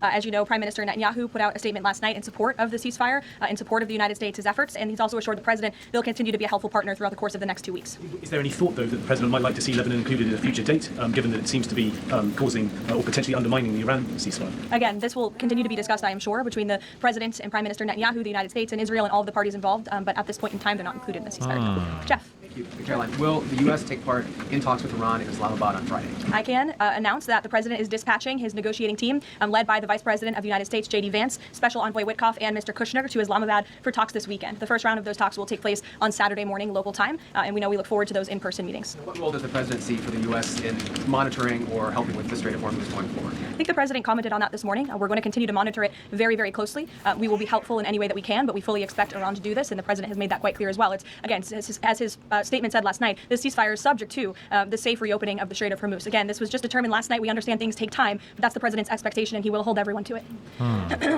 Sure, in the green blazer. Thank you, Sure, and then in front of you. But Andrew, you can go ahead. All right. You're not wearing a green blazer. There's a little brown. Fair enough. Frickin' epic, guys. Regarding Frickin' the president's epic. rhetoric, when the U.S. invaded Iraq in 2003, George W. Bush said in a message to the Iraqi people that the military campaign was directed, quote, against the lawless men who rule your country and not against you. Yesterday, the president threatened to destroy Iran's civilization, the entire civilization. Not the Iranian government, but the Iranian civilization, the Iranian people. The U.S. has been a moral leader for most of its history by fighting wars against other governments, not against civilizations.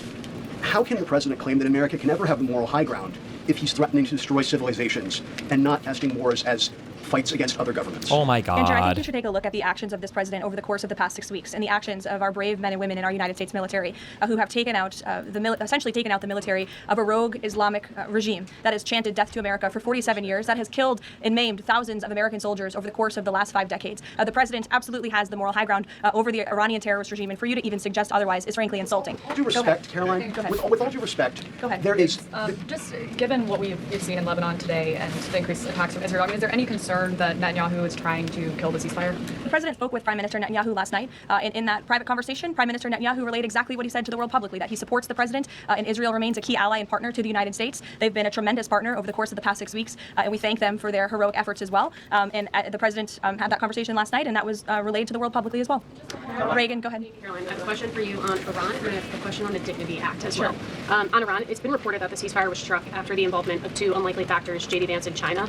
What role did those parties play in striking a deal? Well, Vice President Vance has played a very significant and a key role in this since the very beginning. Of course, he's the president's right-hand man. He is the vice president of the United States. He's been involved in all of these discussions, and as I just announced, he'll be leading this new phase of negotiations in Islamabad later this week. With respect to China, there were conversations that took place between top levels of our government and China's government. The president has great respect for President Xi and a great working relationship with him and with that country, and he looks forward to visiting China in just a few weeks. And on the Dignity Act, it's getting a fresh push through Congress. It would give some illegal immigrants in the country a path to citizenship. What's the White House's position on this legislation, and would the president sign it if it made it to his desk? Honestly, Reagan, I haven't spoken to the president about the legislation, but I will have that conversation, and we'll get you our formal position on it as soon as we can. Thanks. You're welcome. Go ahead. The president suggested yesterday this morning that he would support a joint U.S.-Iran venture to charge tolls for ships going through the strait. Does the president believe that the U.S. should earn revenue from the Strait of Hormuz going forward? It's an idea the president has floated, as you know, and it's something that will continue to be discussed over the course of the next 2 weeks. But the immediate priority of the president is the reopening of the strait without any limitations, whether in the form of tolls or otherwise. You know, the highly enriched uranium, has Iran given the administration any indication that it would simply turn over the enriched uranium, or is this an expectation the president has that he would have to send in ground troops in order to do that? This is on the top of the priority list for the president and his negotiating team as they head head into this next round of discussions. And as I said in my opener, that is a red line that the president is not going to back away from, and he's committed to ensuring that takes place. We hope it will be through diplomacy. Have they given any indication that they would turn it over? They have. They have? Yes.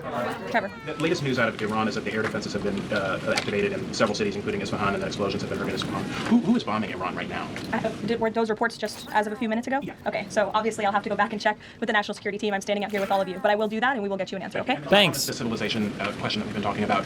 And I would just add to that point, again, I haven't seen these reports. I'm not verifying them. Not that I don't trust you, Trevor, but I want to go back and check with the experts here at the White House. I would just say, and I would echo what the Vice President said this morning, this is a fragile truce. Ceasefires are fragile by nature. We've seen this with respect to the 12-day war with Iran and Israel last year. It takes time sometimes for these ceasefires to be fully effectuated. And one of the results of Operation Epic Fury was we completely dismantled Iran's command and control center, which makes it difficult for them to pass messages up and down the chain. And so we understand that. I would caution a little bit of patience, but of course we want to see the ceasefire effectuated and abided by all parties as quickly as possible. Thank you. American presidential administrations, going back to Ronald Reagan, have said this formulation about nuclear war, that a nuclear war cannot be won and must never be fought. Is that still the view of this administration, given the president's comments about civilization? I have no change in our view on that policy. Katie. Caroline, I'm just, given the gravity of what he said yesterday, what was your understanding of what he meant when he said, this civilization is going to be eliminated? I think it was a very, very strong threat from the President of the United States. Threat to do what? A threat for what? A threat for what? That led the Iranian regime to cave to their knees and ask for a ceasefire and agree to reopening the Strait of Hormuz. So it was a very strong threat that led to results. And as the Secretary of War stated at the Pentagon this morning, it was not an empty threat by any means. The Pentagon had a target list that they were ready to hit go on at 8 p.m. It wasn't an empty threat, so they were ready to destroy a civilization? Or what do you mean by that? Last night, if the Iranian regime had not agreed to open the strait, which they did, and I think that's something we should all be grateful for. The United States is a moral leader in the world, given that he's... I was asked this exact same question by your colleague Andrew in the back, and I think, again, the insinuation by anyone in this room that Iran somehow has the moral high ground over the United States of America is insulting, considering the atrocities that they have committed against our people and our military over the past 5 decades. Come on, guys. John, go ahead. Thanks a lot, Caroline. Two questions for you. One has to do with a joint statement put out this morning by some of America's European allies, our NATO allies. And in that joint statement, they said, regarding the Strait of Hormuz, our governments will contribute to ensuring freedom of navigation in the Strait of Hormuz.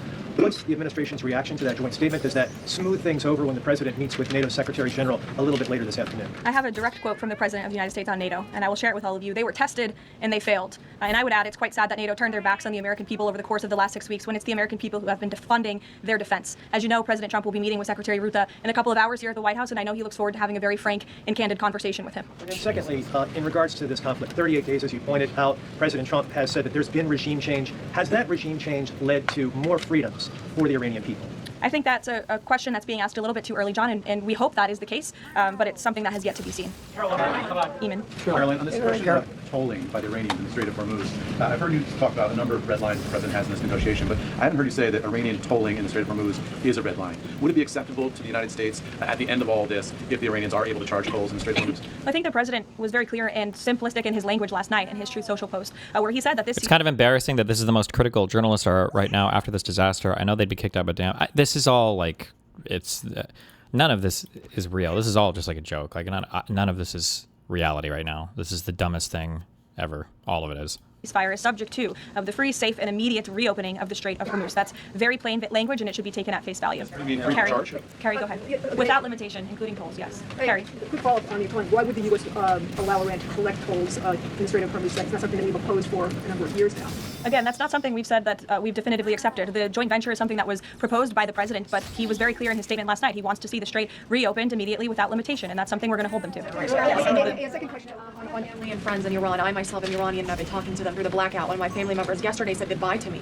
So what message should we be sending Iranians when they message me saying, what should they be doing right now? How should they stay safe? Because they really don't know what to do.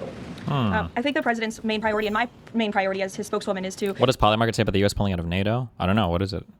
Make sure that clear messages are sent to the American people, of course, which is my job today. With respect to the Iranian people, the president, has taken out the imminent threat that was posed by their military to the United States, to our allies in the region, to our forces in the region. And of course, as the president has long said, he hopes that Iran will be a country of peace, of prosperity, and we're moving into this next round of negotiations to hopefully come to an agreement with this new regime that will create long-term stability in the Middle East. He has said that they should stay inside of their homes and also take back their country. So there's a contradiction there. So how do you address that? Again, we're moving into this next round of negotiations with the remnants of the regime and those that we are speaking with now to hopefully reach a place of peace long term for the region, and that includes the Iranian people as well. In the blue, go ahead. Thank you, Carol. The White House posted the statement from the Iranian government that passage in the Strait will be coordinated with Iran's armed forces. As of today, who controls the Strait of Hormuz? Again, these statements were put out 12 hours ago. We expect that the Strait will be opened immediately. As I said earlier, we have seen an uptick in traffic in the Strait, and it's something that we are monitoring minute by minute, hour by hour as the days go on. Who controls the Strait right now?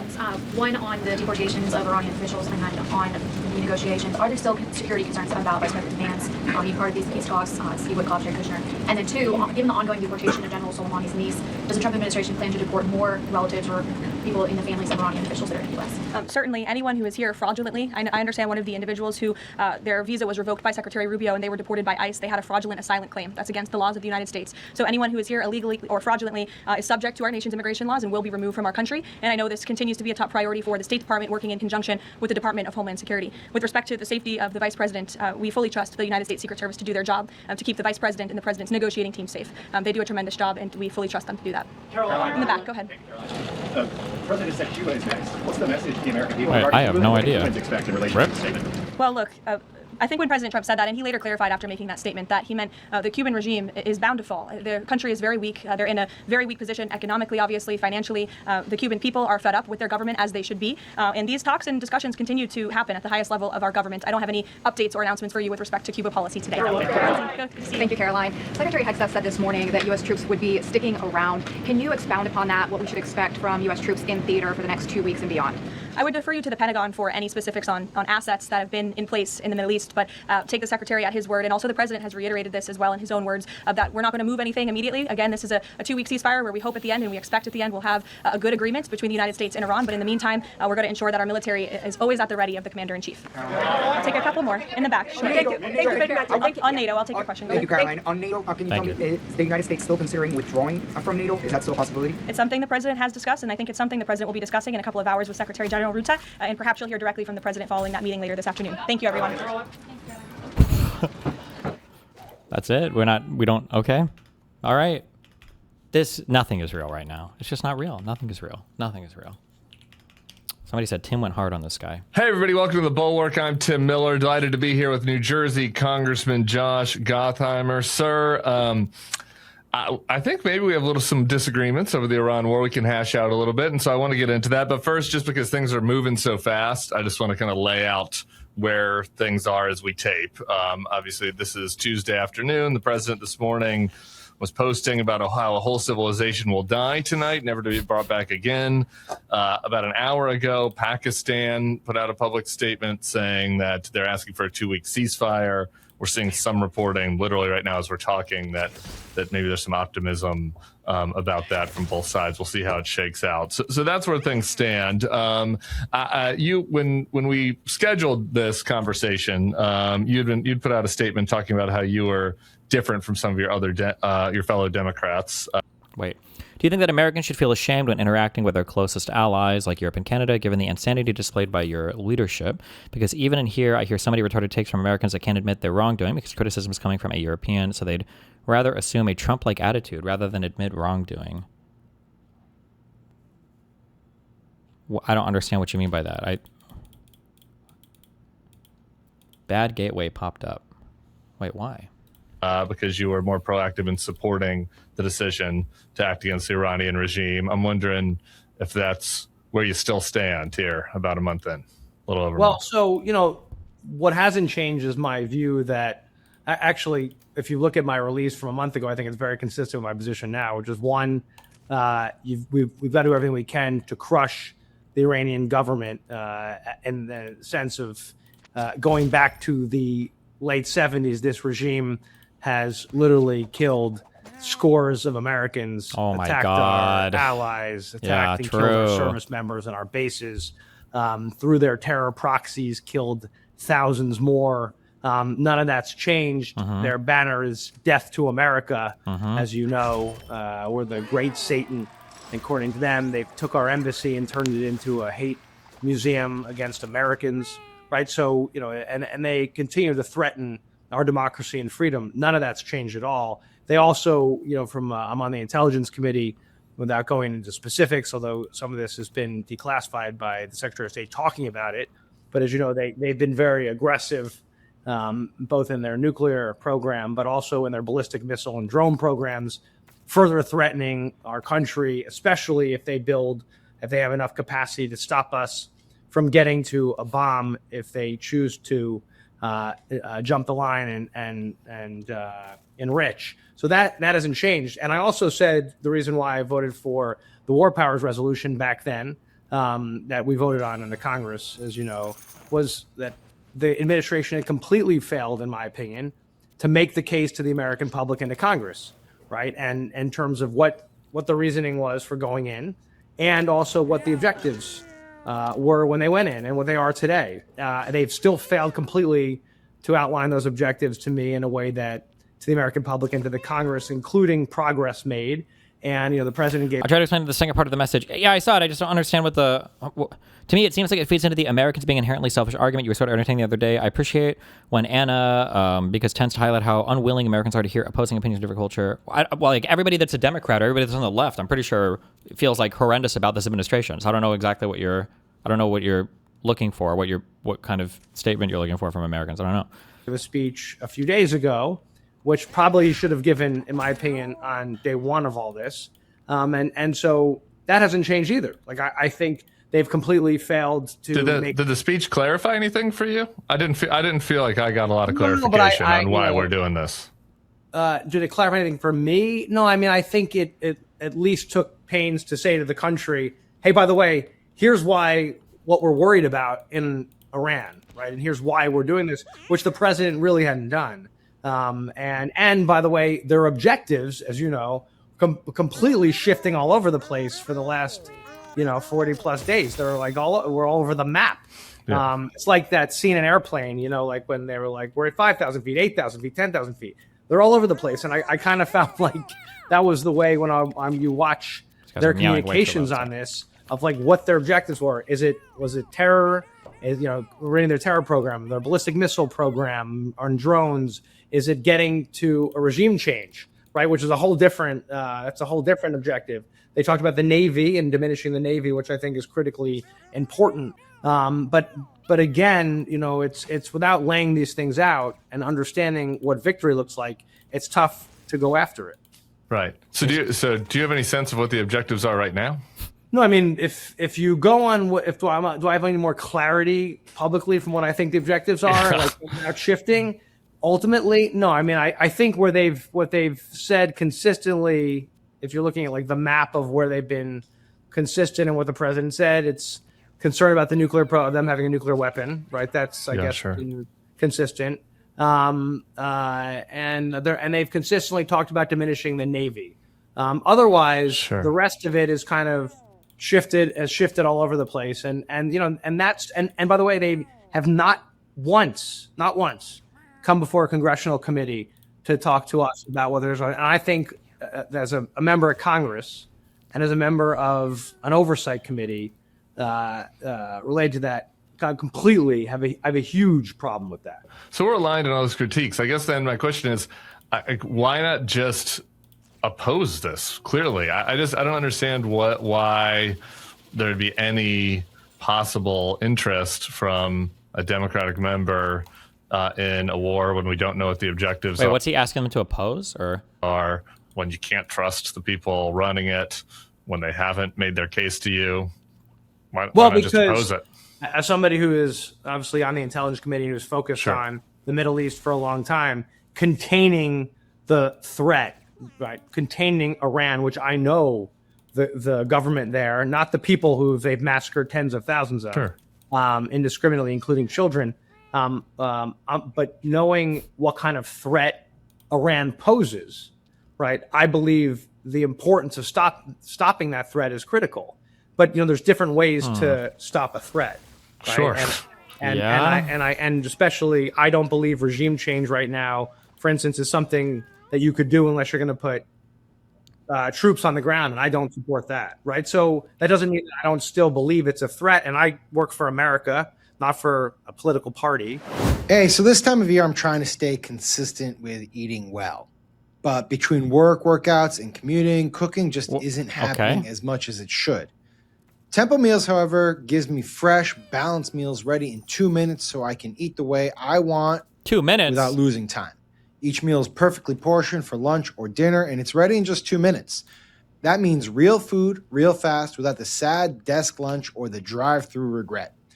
With 20 new recipes every week made from nutrient-rich ingredients, Tempo keeps things exciting and helps you stay consistent with healthy eating habits. What? That's awesome. Even busy athletes like Maria Sharapova swear by Tempo for balanced meals that help them stay on top of their wellness goals. And no matter your goals, there's a Tempo meal for you. So protein-packed meals with up to 30 grams of protein, calorie-conscious, or even GLP-1 balanced meals. It's convenient but flexible enough to fit the way you want to eat. For a limited time, Tempo is offering our listeners 60% off their first box. Go to tempomeals.com/bulwarktakes.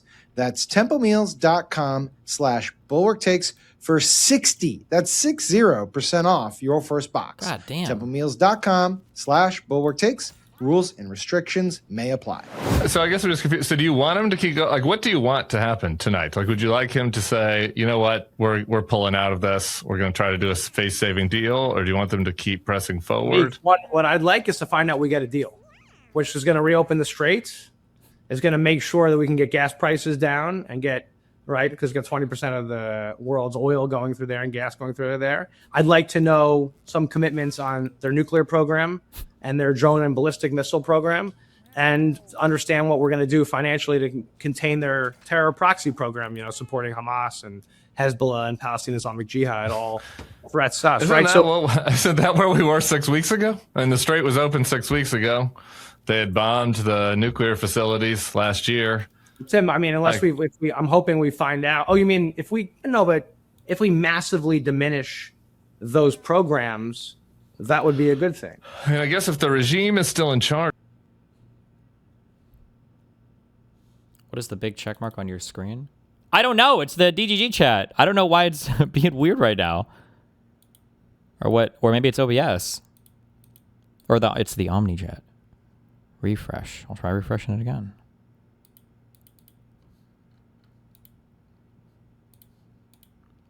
We'll see if that does anything. Good luck.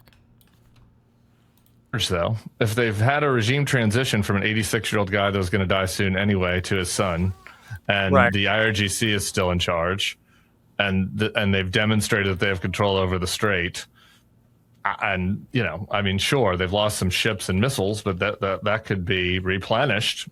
Like, great. Like, why would we did that? We caused all this harm. We caused all this international harm. We've pissed off our allies in Europe and Asia and Australia. People at home have higher gas prices. Like, for what end? We got rid of a couple of their missiles and ships. Who cares?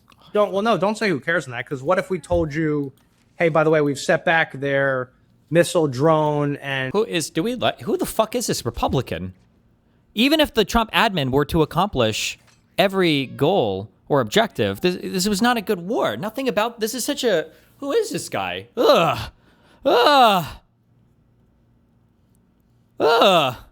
And nuclear program several years. Would you consider that a win or a loss? I mean, they said that last year, and now we're in a war with them again. And I think that China and Russia could replenish them. China and Russia, we're seeing Russia's replenishing them now. Obviously, that's how they shut down our plane. Like, they didn't, have. So there are other ways for them to access weapons going forward.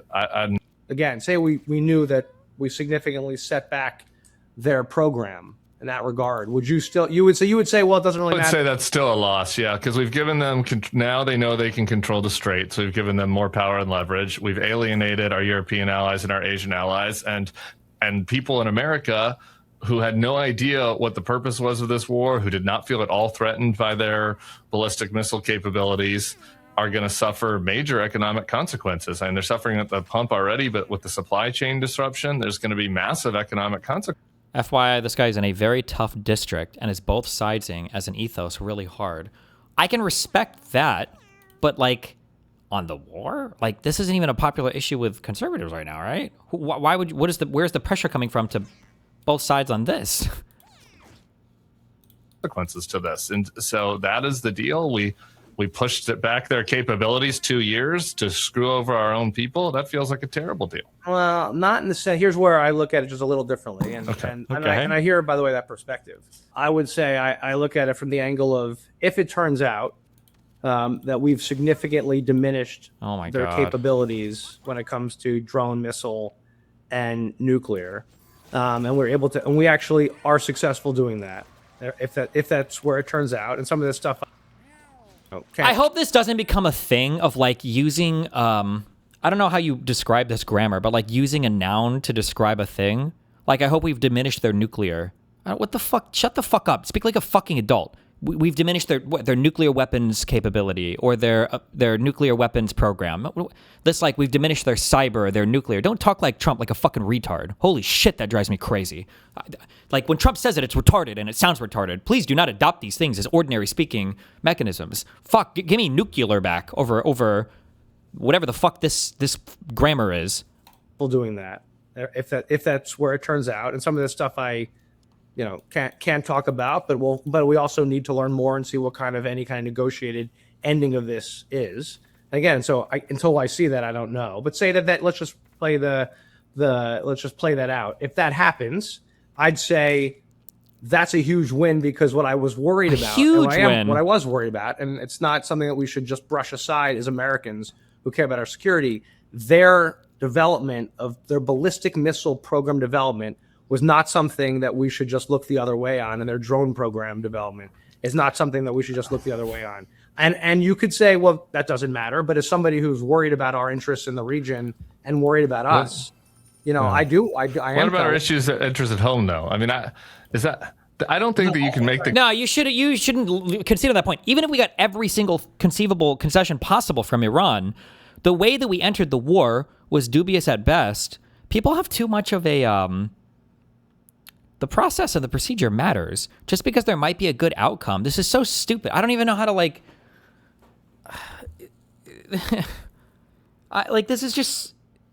this is not real. I don't even know why I'm watching this. I don't know why I'm doing anything. Where's our creators at? Where's Moody at? Like, if you were to walk up to a person on the street and punch them in the face, and it's like, without the hospital, it's like, well, what do you think about punching that guy? It's like, I don't know. I need to wait and see what they find at the hospital. It might be that the guy got punched, went to the hospital, and they found out he had that syphilis virus that Chubby was talking about, and now they managed to cure the dude. So we're gonna have to wait and see how it turns out. Or it might be that once he goes to the hospital and they run his record and a cop sees him, maybe he's got like an outstanding warrant or a record as being like a rapist or something, and they managed to catch this guy. So I've got to wait and see. No, motherfucker. What do you mean you have to wait and see? No, Jesus Christ. Holy fuck. Let me get a Red Bull. Hold on. Fuck.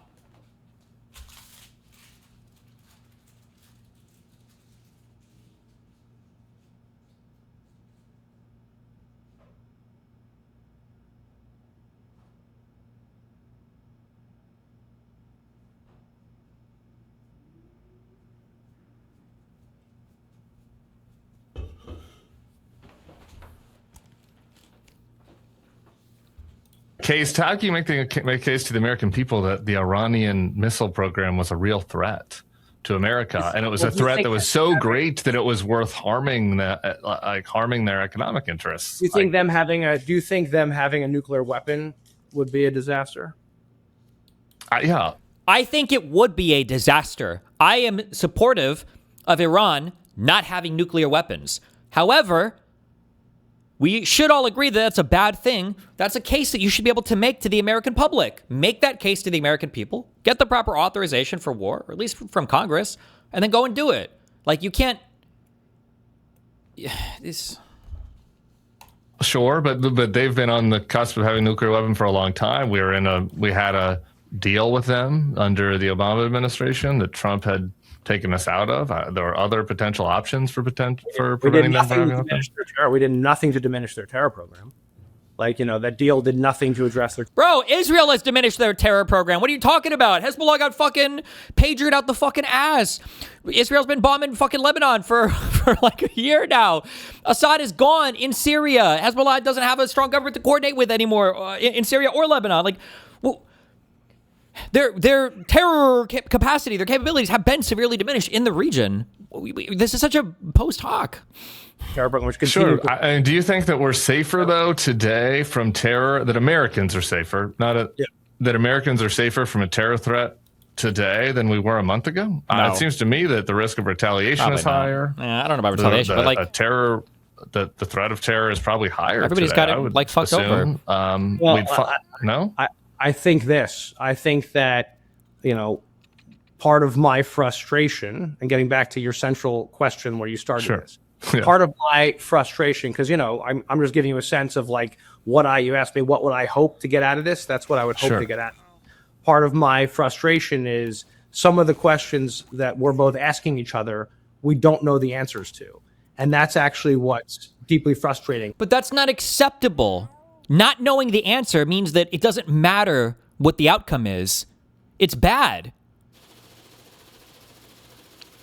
Like if you tell your girlfriend, if she says you can fuck me in my sleep, and you're like, that's awesome, I'm gonna come over tomorrow and do it, while you're having a sleepover with 10 friends, and you sneak into the room at night and you don't know who anybody is, and you just fuck one girl at random, it's not, you don't get to say, well, we'll know when they wake up if we did something good or not. Like, it doesn't. This is such a stupid argument. This is not. It is not conceivable to me that a real life adult human being is making this argument. This is such a stupid argument. I can't believe that this is a real argument. If some of the answer turned out to be yes, some things I know the answer to, but let's say that some of the things turned out to be yes.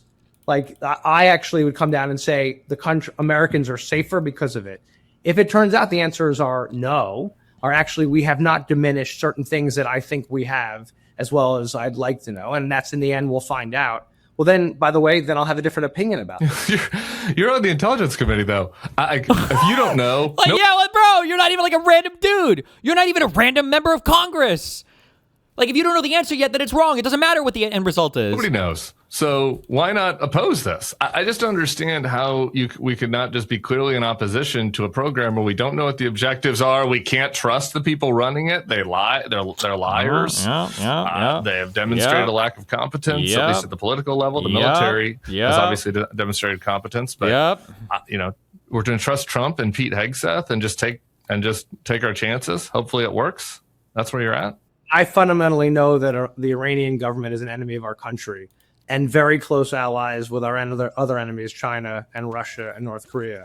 I know that they are dangerously close to having a nuclear weapon, and that's... Yeah, but what have you done? Think of how much you've empowered... Dude, this is like this is not real. I don't know why I'm giving commentary on this. This isn't real. None of this is... I'm not even saying that, like, ironically. None of this will stand. Whatever the deal we've made is not going to stand because it's ridiculous. But, like, if it did stand...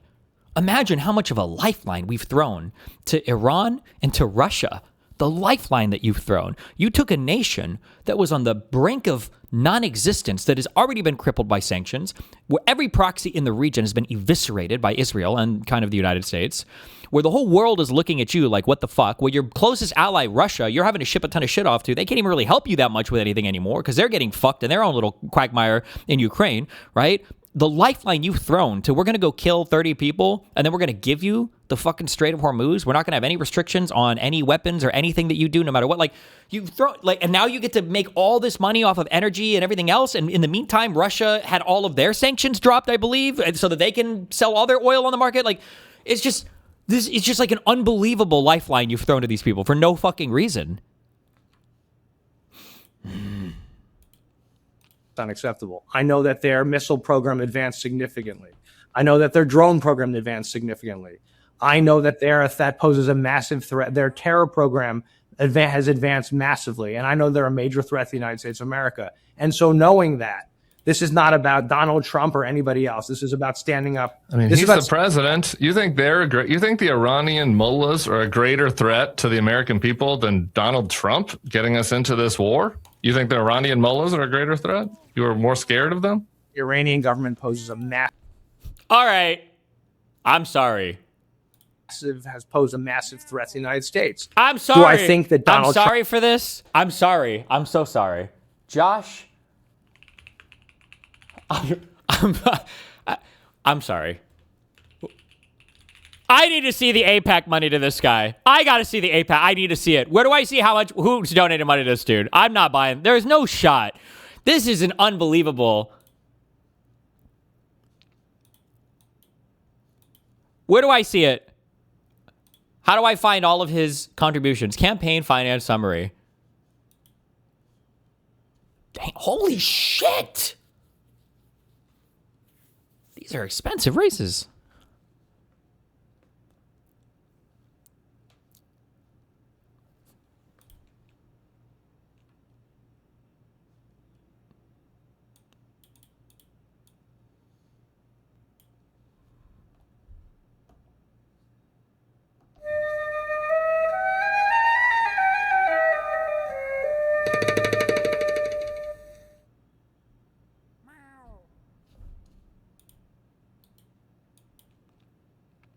These are Israeli talking points, like 101. Like it is, like Iran is the greatest threat.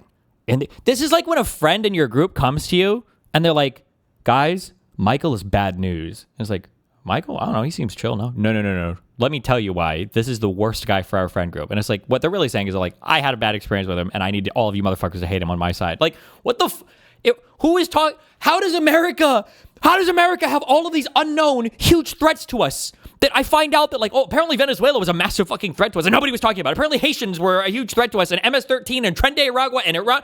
Where are all these new threats coming from that Trump manages to stand up and tear down the same day he identifies them as a huge threat? Trump has handled this well. Back to the thing we were talking about. No, obviously not. And I said that. Yeah, obviously not. So why would we trust him to do something if we know he isn't going to handle it well? Well, this is a very high stakes situation. I don't think anybody, the Strait of Hormuz has now been closed. We've got the best general, because it's not just Donald Trump that runs this. We've got the best generals in the world and the best military in the world, the best intelligence in the world, the best intelligence community. The best intelligence in the world. Tim, hit him up with the, tell me you know the counter.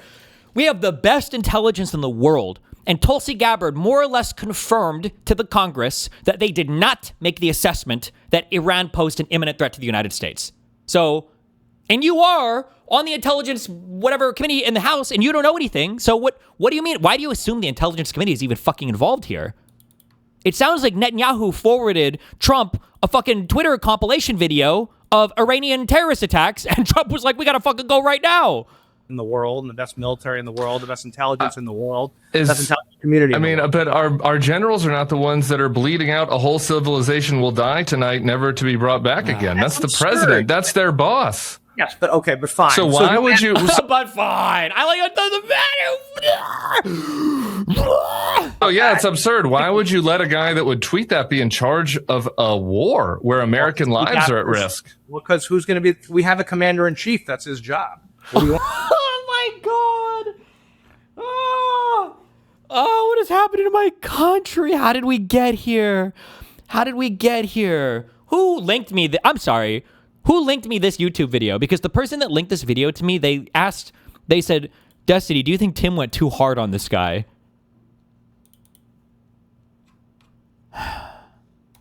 Yeah, to oppose him, I think. To say that as a Democratic representative, you do not think that an unhinged commander-in-chief should be getting us into a war where he's promising genocide in Iran. There's a reason why I opposed it, why I supported the War Powers Resolution a couple weeks ago, because I opposed it. I made it very clear. But like that doesn't mean that I'm not going to support our servicemen and women. It doesn't mean I'm not going to back the great work of our military and intelligence community. It doesn't mean that I'm not going to say the government of Iran needs to be crushed. Okay. Yeah, that's what I think. Didn't he say Tim went hard? No? It sounded like he was saying Tim went too hard. He should have... I think Tim should have roasted this guy even further. Oh my God. This is... Whatever, bro. So you're kind of for it in the abstract. Like you wish it would work well, but you don't know what the objectives are. And... He is part of the Blue Dog Caucus. They are all this retarded, but most are in battleground states, so we give them a pass. Battleground states are supposed to be states where you're a Democrat, but you're not like for single payer health care, okay? It's not supposed to be that you have an indistinguishable position from the Republicans on insane foreign policy. I don't even know who likes this war. Nobody even likes this war. This is not popular, even amongst Republicans. Maybe the crazy MAGA people kind of, but like this won't age well either. This war is not going to age well. Bro, okay. You don't... want to do. Link me to this guy's district. Everybody keeps saying that this guy's in a tough district. Fuck, that AIPAC tweet, I just made 20% of my audience more anti-Semitic. Or this. I shouldn't have looked this up. Bro, kill me. Hold on. Josh, what district is this guy in? New Jersey's 5th district.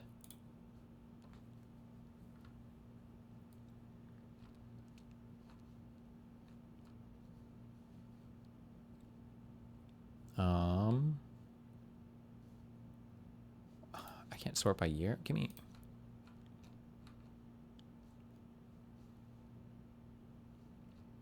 Oh shit! Red. Oh, maybe it is. This district might be kind of competitive. Well, wait. Am I retarded? Did I just read this wrong? Oh no! I didn't read it wrong. He's been there for a long time though. He's been there since 2016. 5 points is a decent margin in 2016 when Trump, that was the year Trump won. 14 points in 2018, off-cycle year, so it's supposed to be high. 2020 when Biden won, 8 points, 7.5. 2022, still off-season for Biden and still did well, 10 points. 2024, 11 points, even though Trump won. He does not, these are big. 11 points is a big margin. Like, 5 and over is a big margin.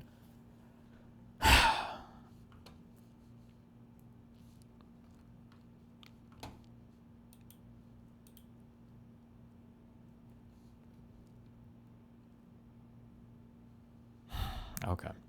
Whatever. Do anything to constrain it. I have a huge problem with how this thing's being executed from how it's being executed. The goal of crushing Iran, I think the goal of crushing Iran is the right thing. I think not giving us hearings is a problem. I think not giving us more information, the country and the Congress is. These aren't problems, by the way. These are deal breakers. Like these you can't support this if these basic things aren't happening. It's a deal breaker. Huge problem. I think firing the Army Chief of Staff, huge problem. Right? So you asked, why don't lefties go after this retard? Because lefties can't win in this district. They will only pick the bluest of the places. If you asked me, like, do I think the goal of massively diminishing Iran is a good thing? Totally. Oh my God. Do I think the way this is being executed is going well? No. So do you think we're stronger? Do you think we're in a better place now than we were 6 weeks ago, economically, geopolitically? Well, we got to wait and see how it turns out. From a safety standpoint, do you think we're in a better or worse place than we were? We got to wait and see, guys. I think if we've diminished their military, I think we're stronger. If we've diminished their military. Never mind. Okay, we're stronger. We're better off. I mean, we've lost. I mean, he does make a good point. We have diminished our military. And think about all the military attacks from Iran onto the United States over the past couple years. Jeez. You know, I'm acting surprised by this because I was going to compare it to the Afghanistan thing. But I guess technically, this is kind of like what the Doha Agreement. Was it the Doha Agreement or the Doha Accords that we did with the Taliban, where Trump just Trump completely and totally unilaterally surrendered all of Afghanistan to the Taliban and left.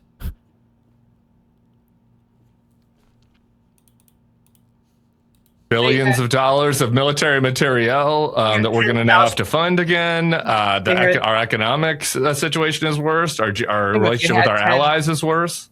If they had 10,000 ballistic missiles, just I'm picking a number yesterday, and they have 2,000 today. Yeah, were they gonna shoot 8,000 of them at Florida or New Jersey? Like, what? Yeah, what are we worried about? They've been shooting missiles. They've been getting intercepted, and then they fall on and kill Arabs. Like, what do you mean? Where is, bro? What's the risk of that? We know their missiles are longer range than we expected. They could shoot them at our allies in Europe. They could threaten us. They could threaten us. You think that's what Iran is going to do? Is going to start bombing Europe? You think Iran is going to start shooting missiles past Turkey? They're going to start bombing Europe? What are we doing? What next? Are they going to start bombing India? What are we talking about? Dirty bombs inside. What are we talking about? He's fucking retarded. In Europe aren't on board with this. They've Tim is like, I don't even. What do you even say? What do you even say? Our allies in Europe aren't on board with this. They've. He should be like, we just sent the Artemis mission up to the moon. You know that their flight path for about 2 hours puts them right in the possible trajectory of an Iranian interceptor. They're now hostile to us. You're asking me one question. I'm answering you. You're saying, do I think you asked me a safety question? Okay. You asked me. I think we're safer? You asked me a safety question. I said if we diminish their missiles and their drone program and diminish their nuclear program and their terror programs, the answer would be yes. But part of the frustration is I said we don't have all the answers that I'd like to have. I've seen some of the things. You don't have any answers. You have nothing. And with some of the things I've seen, I think we've made progress in some areas. But you're right. In terms of like the Straits of Hormuz right now, no, that's not acceptable what's going on in the Straits of Hormuz. Would I like to have actually have deeper, would I like the president to have been handled this for the country better? Yup. Would I like him to have engaged the allies? Yup. Would I like to have done things better all along? Yes. But again, Iran, you asked me about as somebody who has studied the region. I got it.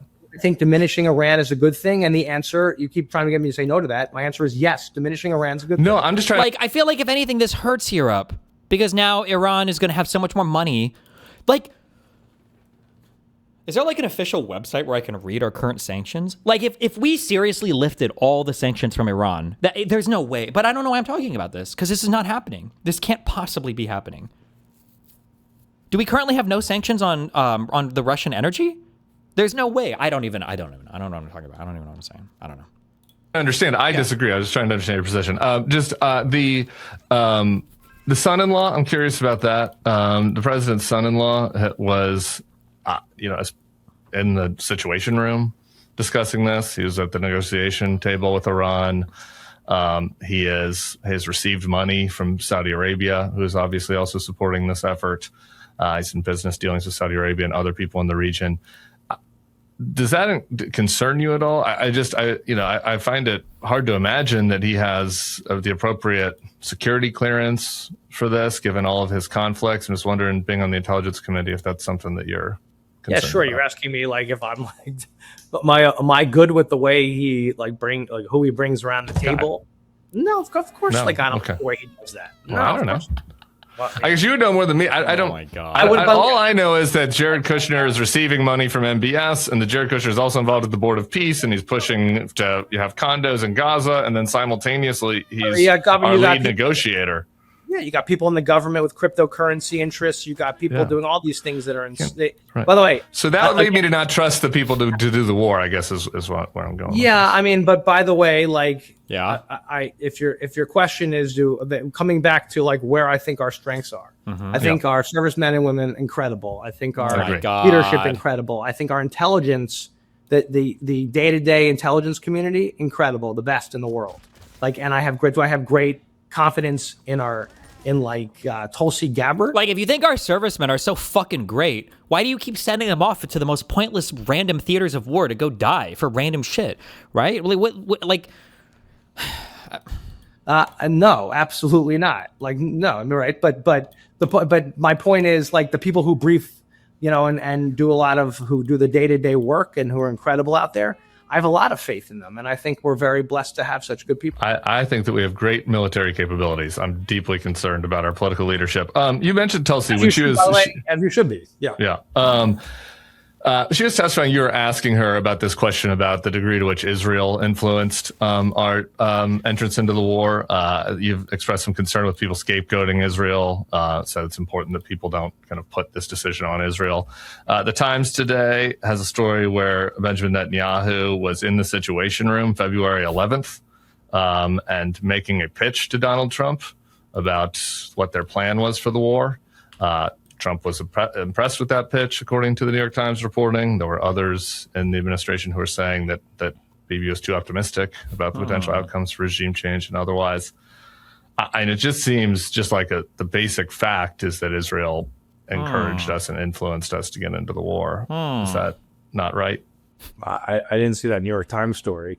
I think the question I asked at the committee, which is the question that I think is important, I asked this of the director of the Central Intelligence Agency, the CIA, and then asked to see if DNI director Gabbard agreed, was what motivated our decision about protecting the United States of America, that we made our decision, or was it because some had reported because we were, pushed into it by Israel or any other country? The answer was no, this is a decision we made to protect the interests of the United States of America. And it seems like we were pushed into it by Israel, though. Everything I've seen, or was it because what motivated DNI director Gabbard and that I think is important was the I asked this of the director of the Central Intelligence Agency, the CIA, and then asked to see if DNI director Gabbard agreed.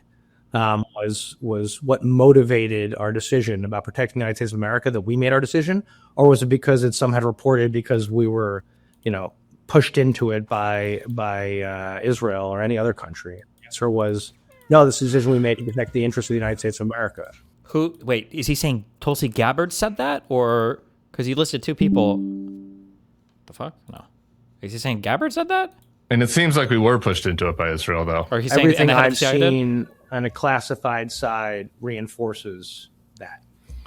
But of course, by the way, we talked. And it seems like we were pushed into it by Israel, though. Everything I've seen on a classified side reinforces that. Reinforces that this. Wait, I thought he just said that they didn't have clear information though about us needing to go to war. That it wasn't. That it wasn't what? That Israel didn't, is what he's saying. Everything he's seen says that the United States did it themselves. Reinforces that there was like strong U.S. interest to go there. Yeah, but I don't know. But what is it though? It sounded like earlier he was saying he didn't have that information or didn't know that. But of course, by the way, we talked. So you hadn't seen though that you didn't know that Bibi Netanyahu was in the Situation Room making a pitch to Trump on this war. I'm not invited to the Situation Room. What am I doing? What? I don't again. I would think that on the classified side, the intelligence committee, like you guys, would know that a foreign government was briefing the president on why he should enter a war, right? No, Article 1 and Article 2. Obviously, Article 1, the Congress. Okay. Yeah, we've got a classified place where we go, where we get briefed. Sure. The White House is, a different article of the Constitution. They do their own thing, as you know. But it's very common to share intelligence with our allies. So if you're telling me if we were doing intelligence sharing and strategic sharing as we do with our allies all the time, would be completely. That's not what I'm saying. No, I'm saying that Bibi encouraged Trump to get into the war. I think that's just a fact, isn't it? I want to know. I wasn't there. Why do people what are these answers? I don't know. I wasn't there. Nobody is saying that you were there. This guy might be mentally challenged. This guy might actually be cognitively deficient or something. He's retardation or something. I don't even know. I don't think I would be able to do this interview. I don't know how I would even respond after that. The guy that was murdering your best friend and stabbed him 20 times with a knife, he really hated your friend, didn't he? I don't know. I can't read his mind. Oh. Well, he had a huge knife, and then he showed up with, tourniquets and extra guns and everything. He must have been preparing for a while for this attack. I don't know. I wasn't with him. Okay, well, you were, what? I don't know these answers. I don't know how you would engage with this. I think that's just a fact, isn't it? I want to know. I wasn't there. I have no idea. What was? Do you think that we would be in the war if Bibi was against it? Do I think that we thought that? I don't know, bro. It was a national interest for the United States of America to get involved here, which to protect America's national interests. Absolutely. You think we would have gone alone? You think we would have done this war alone without Bibi's? Again, you're asking me questions that I don't know the answer to. Well, I know what I asked. I know what I asked the head of the CIA, and I know what I asked the director of national intelligence. Well, you also said you can't trust the director of national intelligence, so I'm not that surprised that she would lie to you. But it comports with. I mean, if he actually has no knowledge of the event in question, what should he say? I mean, if he's saying that he feels like there is a compelling reason for the United States to enter this war, and he's part of the Intelligence Committee in the House of Representatives in the United States Congress, and now he's finding out via a New York Times article that a foreign leader was in the White House making the argument for why we should go to war, and he had no knowledge of that, that should bother him. He should say, oh shit, that's really important information. I'm pretty upset that I didn't have access to that at the time. What I've been briefed on. But it was the only public setting. The reason I asked that in a public setting is because we don't ever get a public, as you probably know, there's only, we don't often get a public setting to ask questions. Most of the stuff we do is in a classified setting below ground. It's not public. I think one thing, like we both are, I'm concerned about the increasing anti-Semitism in this country. I know you are. You've talked about it, and I just and so it worries me. Like I think that an average American. That's why I'm not on Piker's. That's why I'm not on Piker's show and on yours. Okay, we can talk about that next. It worries. I think that an average American would look at this war that we're in and say, I don't understand what our direct interest is. It's costing me more at the pump. We were not responding to a recent terror attack on us from Iran. Obviously, Iran's been attacking us for a long time through proxies. But like, if you're just an average American, you're like, I don't understand why we're doing this. I hear that Bibi Netanyahu was encouraging Trump to do it.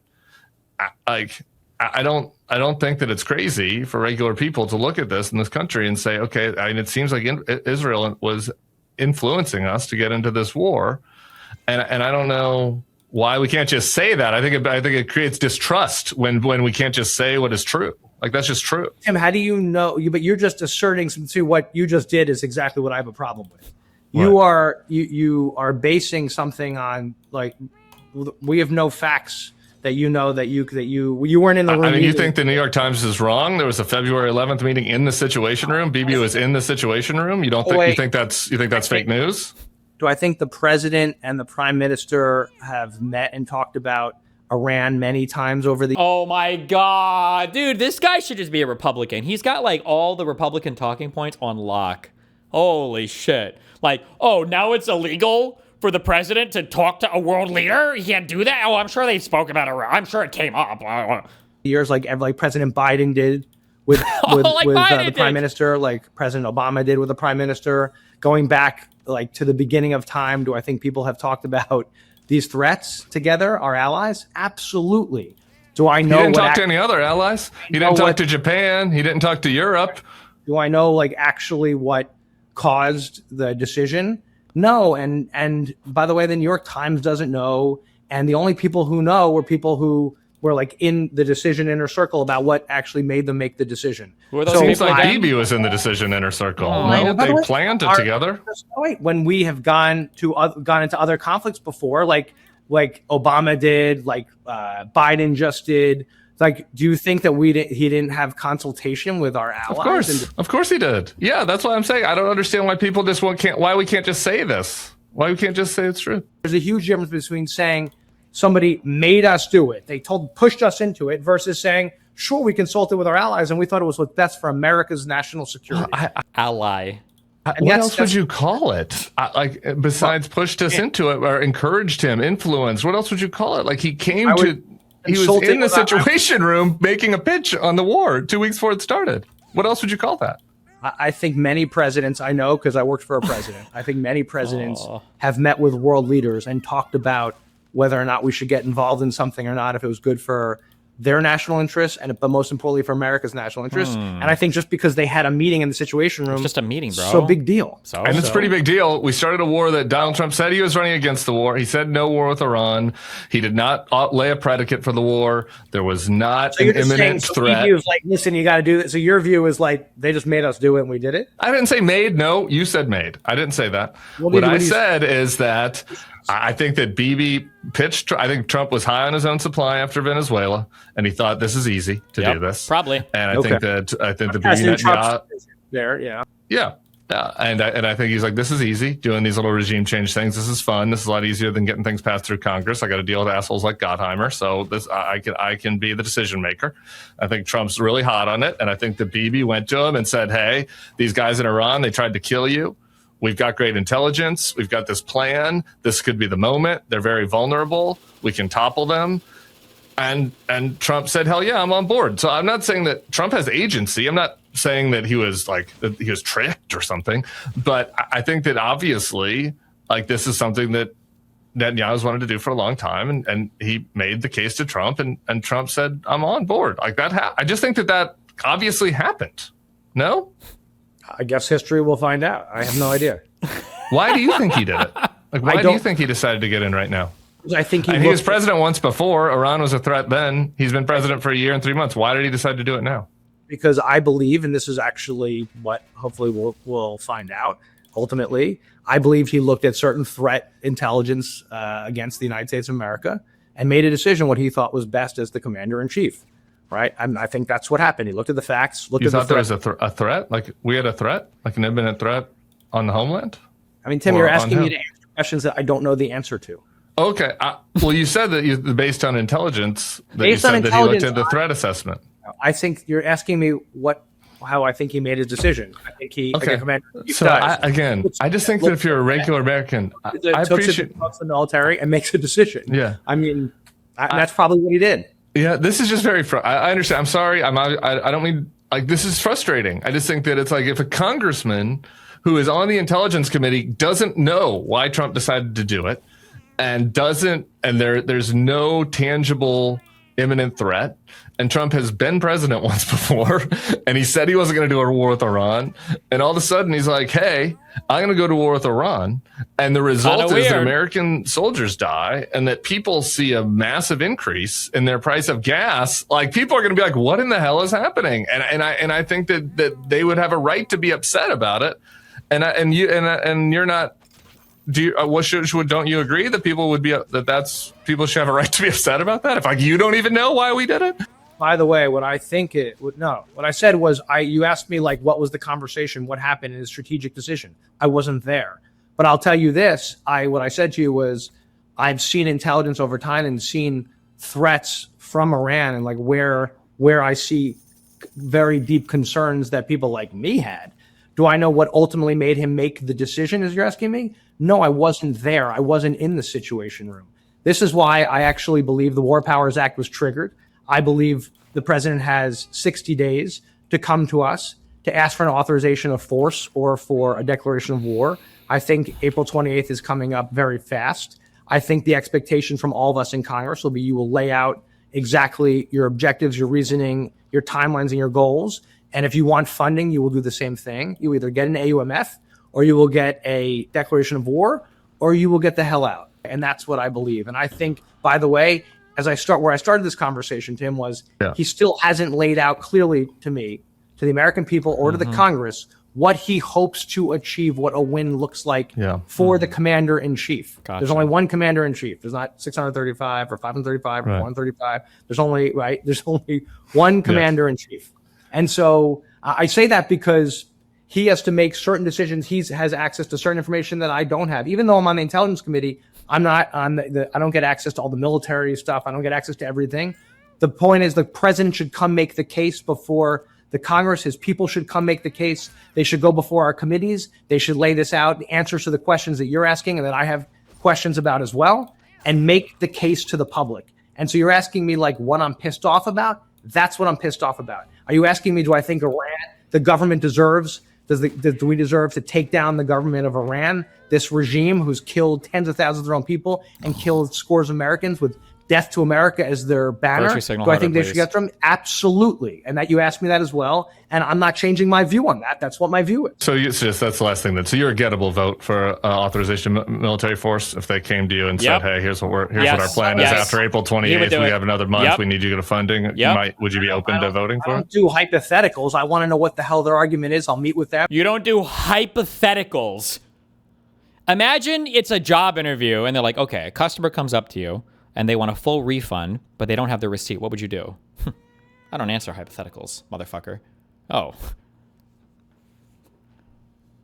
Imagine you're taking a test for the bar exam, and it's like a client makes blah, blah, blah, blah, blah. You know, what's the proper... I don't do hypotheticals.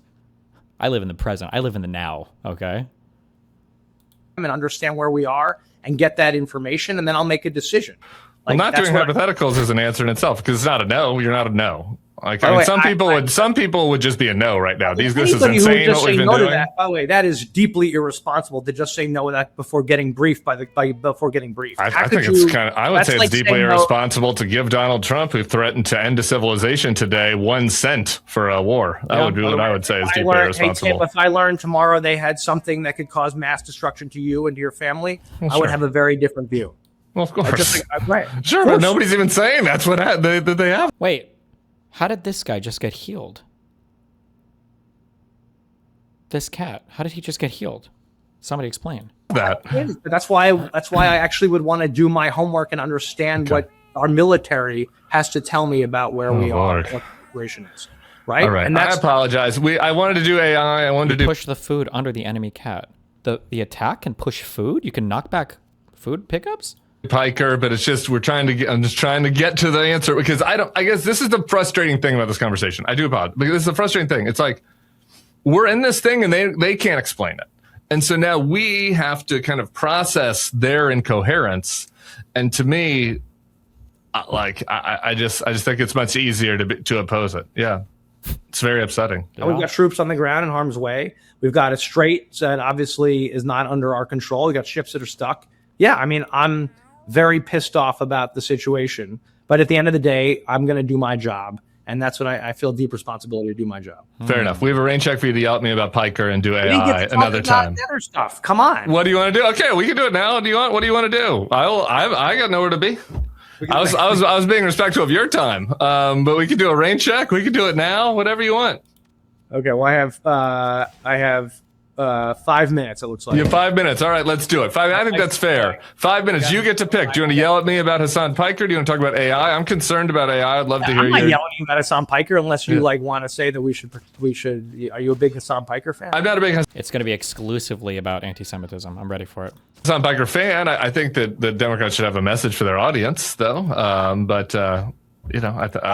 you concerned? And should we also go on Alex Jones and talk to him? Well, I think that it would be probably pretty good for the Democrats to go on to some MAGA podcasts, America First podcasts, and talk to them about the ways that Donald Trump has betrayed them. Yeah, I think that would probably be good. I mean, you have to make a decision on a case by case basis. Some of these people are just trolls, but if somebody has to have a good faith conversation, yeah, sure. I would not like to legitimize Candace Owens. I mean, Candace Owens is talking about how Brigitte Macron is a dick and there's bees, a bee cult. So I probably wouldn't do that one either. But if somebody disagrees, then that's fine.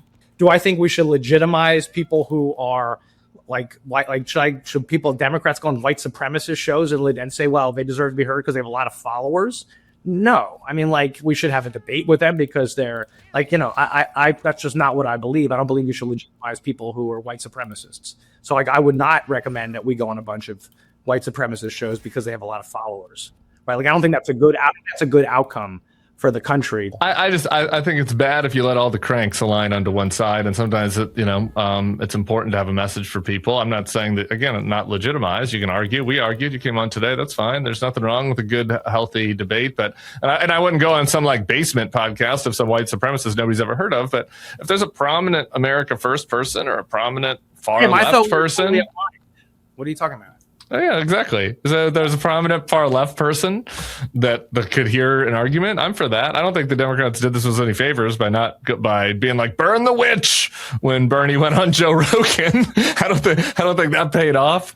So I don't know. I'm for talking. I'm a talker. I'm a yapper, Josh. People to profit and amplify insane views that are deeply offensive to lots of Americans, and that's part of my concern is not giving legitimacy to them. And if what you're saying is you just go on and scream at them and tell them why they're crazy the whole time, then okay, maybe I go on and try to be rational, make the case. Again, this goes back to our earlier conversation about Israel. I think I think that one way to give legitimacy to anti-Semitic cranks is to tell them that they can't believe their lying eyes. And I think that conflating,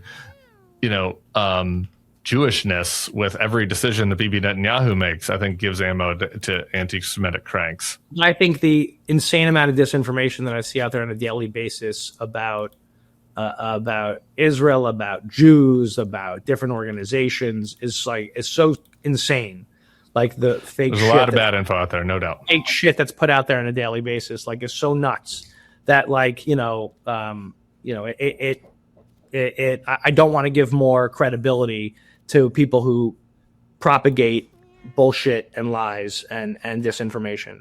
And I think we got to be very careful. I think we got to be very careful with that. Yeah. Anyway, I don't either. We're going to do AI next time. We're going to do AI next time. Okay, it was your fault. You got to pick. I was going to let you pick. Okay, Congressman Josh Gottheimer, bro, thank you very much for coming on. Having a disagreement across, same party lines. Same party lines. All right, brother. We'll see you soon. Okay. Wow.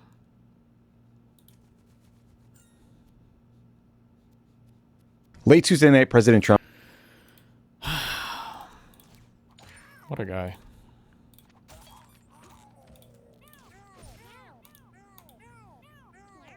Say you love Israel right now. Fuck no. Hold on, let me just rest 1 sec.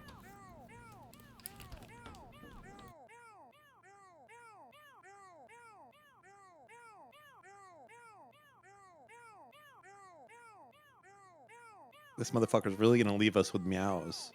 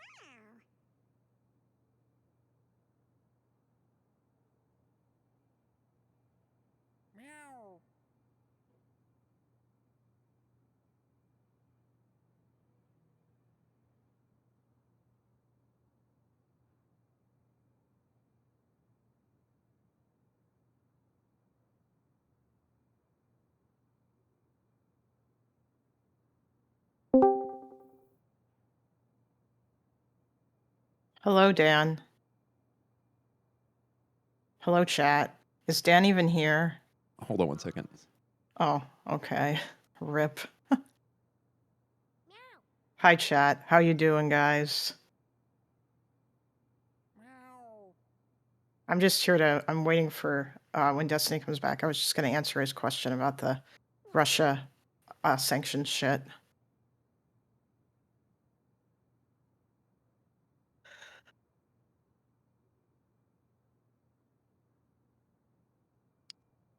All right.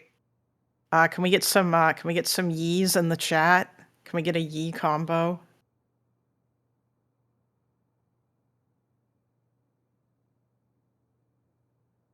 God damn it. Fucking frogs. Oh, wait, there we go. Oh, okay. Obamna. No, it's Obamna. There you go. All right, I'm back. Oh, hey, Dan. Oh, hi. Hi. What's up, buddy? Are you here to defend Israel? Typical women. No, not really. Although I could make a good argument for the Iran war, but just not fucking Trump doing it, because fuck that guy. Oh, okay. Yeah. Hello, Steven. You see how he doesn't say anything? It's because he's rude. He doesn't Sorry, care. hi, He my mic is disrespects muted. women. I'm here to answer your question about the Russia shit, the Russian sanctions, because I saw that you asked that earlier. And I wanted to wait till you finished watching the video. Okay, what's up? Yeah, so Russia did not, or Trump didn't like lift all sanctions on Russia. What the first thing they did is they said that they took sanctions off of oil that was being sold to India that was already at sea, and then they issued a wider waiver, but it was only for like oil that had already been loaded onto ships. The waiver lasts until April 11th. We'll see if they extend it, but this was Trump like fucking panicking because the oil prices were going up after Iran closed the strait. Also, it concerns me greatly hearing that congressman talk about how Russia is America's enemy when I'm not sure if Trump thinks Russia's America's enemy. Yeah, I don't know either. I don't know what Trump thinks about anything, but yeah. All right. Did you see the did you watch the Caroline press conference where they asked her about if the Strait of Hormuz was, or they asked her about how the Strait of Hormuz was actually closed, and then she was like, no it isn't. That's a lie. It's actually open right now. Did you? I didn't see the stream earlier if you saw that. I mean, we watched it, yeah, but there were like there weren't that many questions about like what was going on or the war or anything, so it's all just kind of been pretty goofy, yeah. Okay, yeah, it's closed, by the way, as far as I know. I haven't seen anything to the contrary, which is very funny. I don't know, this is fucking stupid, but yeah, it is indeed, yeah. I agree. Yeah. All right, anyway, is this Pod Save America guy going to address their weird stance about Hasan? Maybe, perhaps? I doubt it. I don't think they think their stance is weird. Okay, I'm sorry. Their stance is about like Hasan. Yeah, this is like an autoplay video. It just popped up, so I don't even know what this is about, yeah. Oh, it's an autoplay. Oh, okay. Oh, are you just going to watch it? I'm surprised you haven't turned off autoplay, but... Nope. Okay. I'm trying to think of if there's anything else, but probably not. What? Yes, me too. It's great. Also, Dan, aren't you happy about Hasan? Yeah. It feels like you just don't you just don't want to talk about it anymore. Did the yes honeys get to you, or? They did. A little bit, but also I feel like any contributions I make at this point is probably like a little bit neutral or even having a negative effect. So it's just better to have like people like fucking congressmen and Fox News. They don't need a fucking retarded Twitch streamer to be involved in anything. And if any part of me doing all that previous work, me continuing to do something could probably only harm anything. So yeah, me doing nothing is the smart thing. All right, I mean, fair enough. I feel like you maybe did something to help, or well, you got Hasan's ad money removed. Never let anyone take that from you. There's a lot I don't let anyone take from me, and you know, I did all this. I take credit for everything. Oh, it's based. Oh fuck. I guess like I'll Destiny. I got a little bit of a historical correction that I need to make to you about Nazi Germany. I'm gonna go, but can you guys both thank me for my service? Thank you so much. Dan. Thank you for your service, Dan. You're welcome. Okay. Wow. Okay. I don't think it's correct of you to say that when you talk about the KPD and the NSDAP, the way that they work together, they didn't really work together in any meaningful, open way. It was more like a... Yeah, I don't think I've ever said that they worked. Yeah. I don't think there was like one or two elections where they kind of did, but it was generally they were just both attacking the social liberal party or whatever the entire time. They were also attacking each other, though. In the beginning, they were Nazis. For sure. Yeah. But yeah, and later on too. I mean, the Nazis did especially once they started once they got into power. Yeah, sure. Yeah, but I think the real big issue was, or the real big thing was the fact that when the time came to potentially fight back against the Nazis, the KPD told the SPD to fuck off because they would not align with them unless the SPD, who was a bigger group, subordinated themselves to them. You know, kind of like what's happening today with the fucking Hasan types and stuff. Sure. Yeah. But I feel like you kind of did make it seem like that, but I don't know. I'd have to find the clip, and I'm not going to harp about it. Okay. Yeah, it's just they didn't, you know. Anyway. Well. Have a good one, buddy. Yep. Have fun. Be careful. Stay safe. Bye. Yeah, thanks. Bye.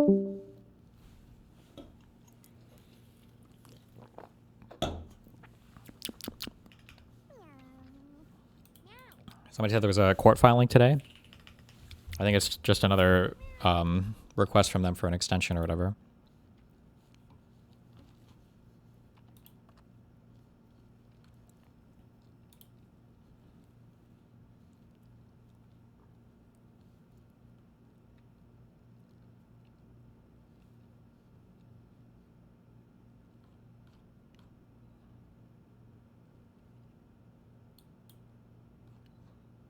Yeah, basically.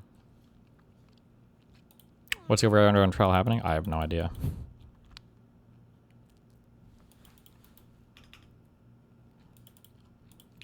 We still don't know.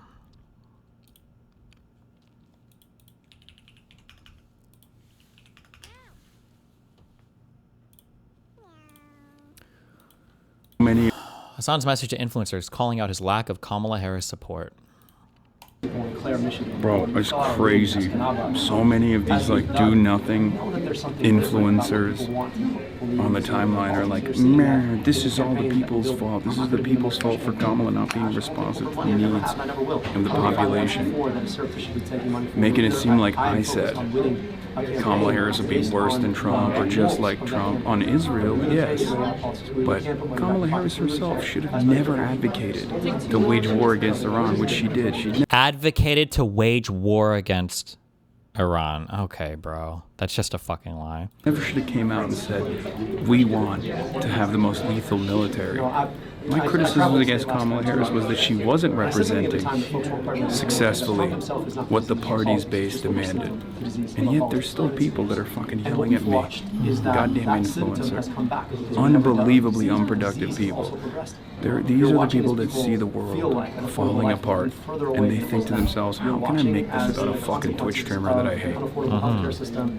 Please, I urge, I mean, not you guys in here are obviously You're great, guys. aware of the situation, but I urge people, when you see stuff like this, just, you know, tell them, dude, lock the fuck in. I think they're looking for Unbearable. folks who are serious about what they want to do and not just picking and plotting different positions because they feel like they look nice. Unreal, Instead, guys. have been about it. I think Shame. Shame.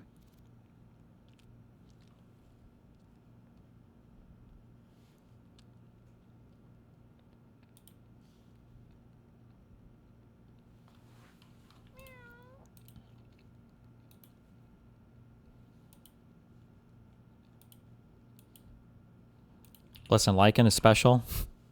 You're never gonna, every take he has is just gonna be fucking retarded. I don't know what you want me to say about this. Did you miss the part where leftists and even a few liberals were extrajudicially arrested, beaten, and murdered just for standing up for their communities? Fuck off forever. So you're saying that revolution is not a viable strategy because it's dangerous?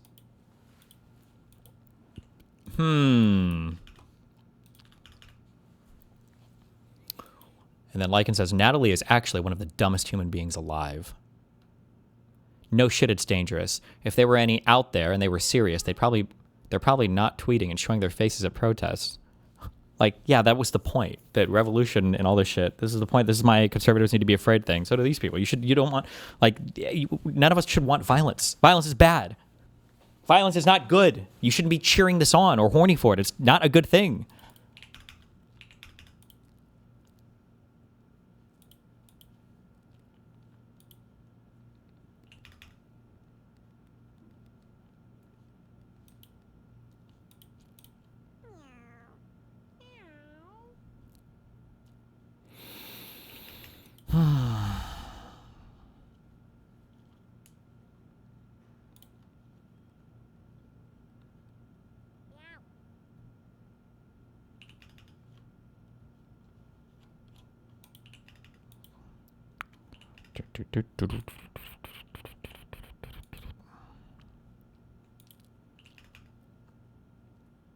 What is this? Pop culture meme.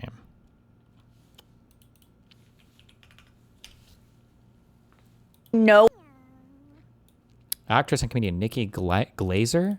What is she in? How lame it comes across. I sometimes don't like to tell guys about this thing that I have where I'm like, you know, this is separate than the soulmate thing. Like, I don't care if a guy has a sexual connection with a girl and like he was to use protection and just have sex with her for a night. Like, I literally wouldn't care if my husband did that. I don't know why. I don't know why. If he were to like watch The Wire with her or like do crossword puzzles or like text up, but like send memes and stuff, I would be like, what the fuck are you doing? Like, that's our thing. Like, emotional cheating would hurt me, but like physical, I'm just like, I just feel like I understand how sex is for men most of the time. Outside of a relationship, it's just kind of transactional and it's just like they just want a nut and it's not about like, I want to spend my life with this woman. So it wouldn't feel, I don't know. I just wouldn't care as much. So our barometer is no emotional cheating. Yeah. Queen.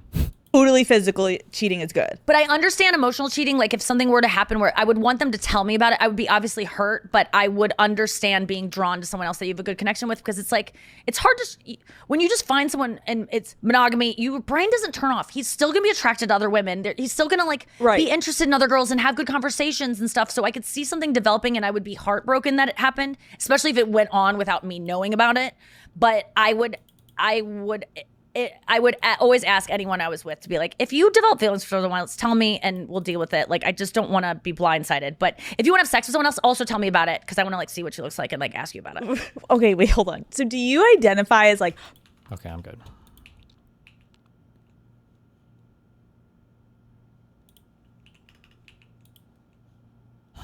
Fuck. More, okay.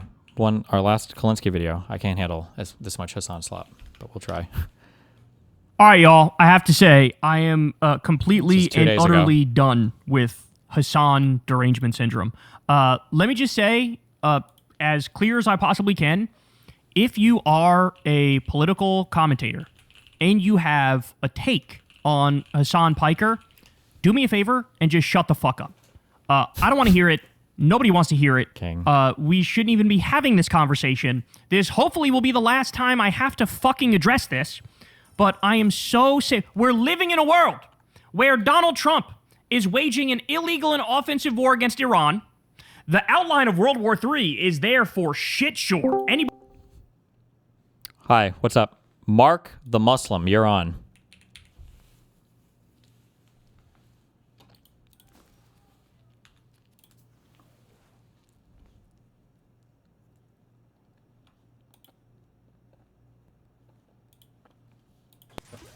Hey, how you doing? Sorry, I was muted. Hi, what's up, buddy?